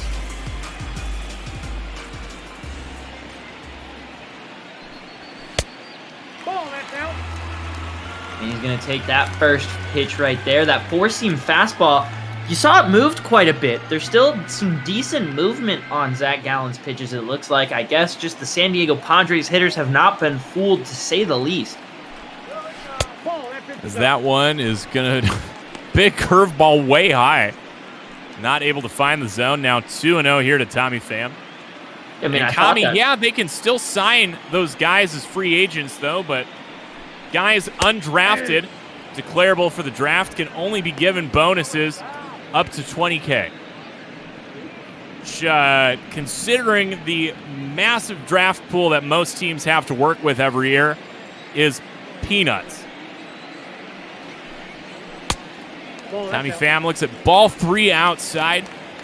Eric Hosmer stands on deck. Hosmer with that big home run to start off the third. Would like to avoid having a base runner on for him. It'd be nice to start off the inning with him here. As Pham swings through that, it's full now with 2 outs.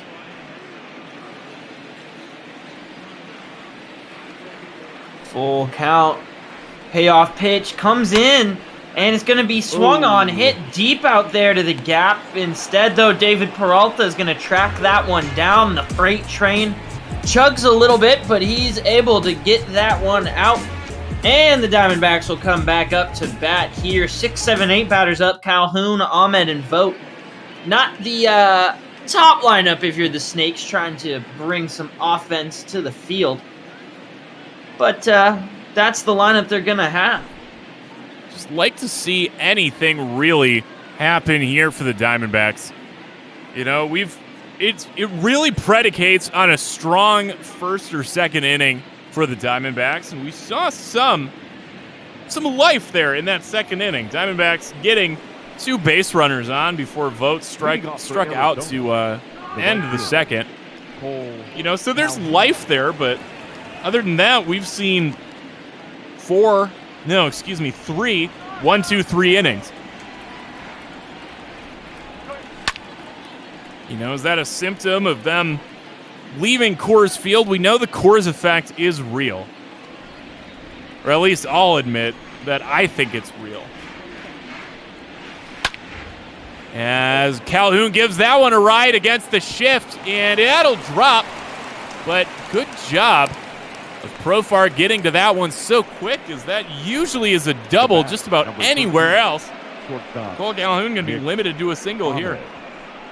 Yeah, well, there you go. Cole Calhoun says, yeah, take your Coors Field effect. Give me that sea breeze effect here at Petco. Blew the ball over just enough to be out of the reach of Jurickson Profar there and left. But Nick Ahmed's going to immediately swing on a curveball low in the zone, and He's down 0-1 early in this count.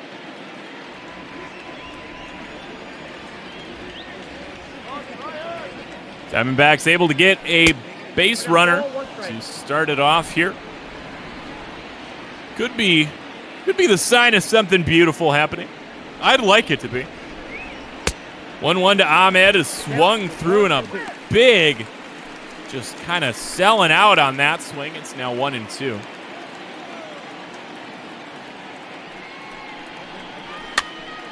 As that one is going to be flared off the bat of Ahmed just over the dugout for the Padres on the first base line. Yeah, I understand. 65 in the winter is chilly. I get it. Ahmed swings through that one. And that is strikeout number 8 for Chris Paddock here. The batter, the catcher, Steven. Been the Paddock show all day.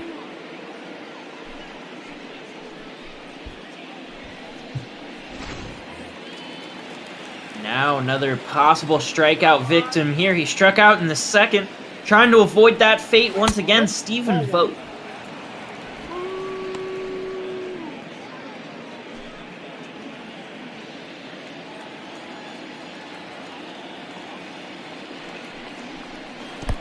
One 1-0 is swung at it, something in the dirt. Not sure why Vogt did, but that'll get past Hedges as Calhoun is going to advance into scoring position. Second-time Diamondbacks will have a man in scoring position here today.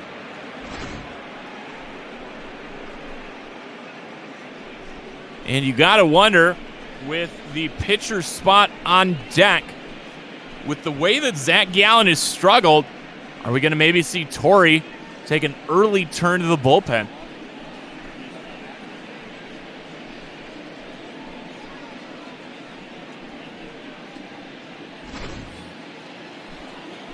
All right, 1-1 count, runner in scoring position. Stephen Vogt has a chance to be an unlikely hero here so far for the Snakes, but instead he's going to swing on that changeup, foul it off there on the nicest pitch of Chris Paddock's night.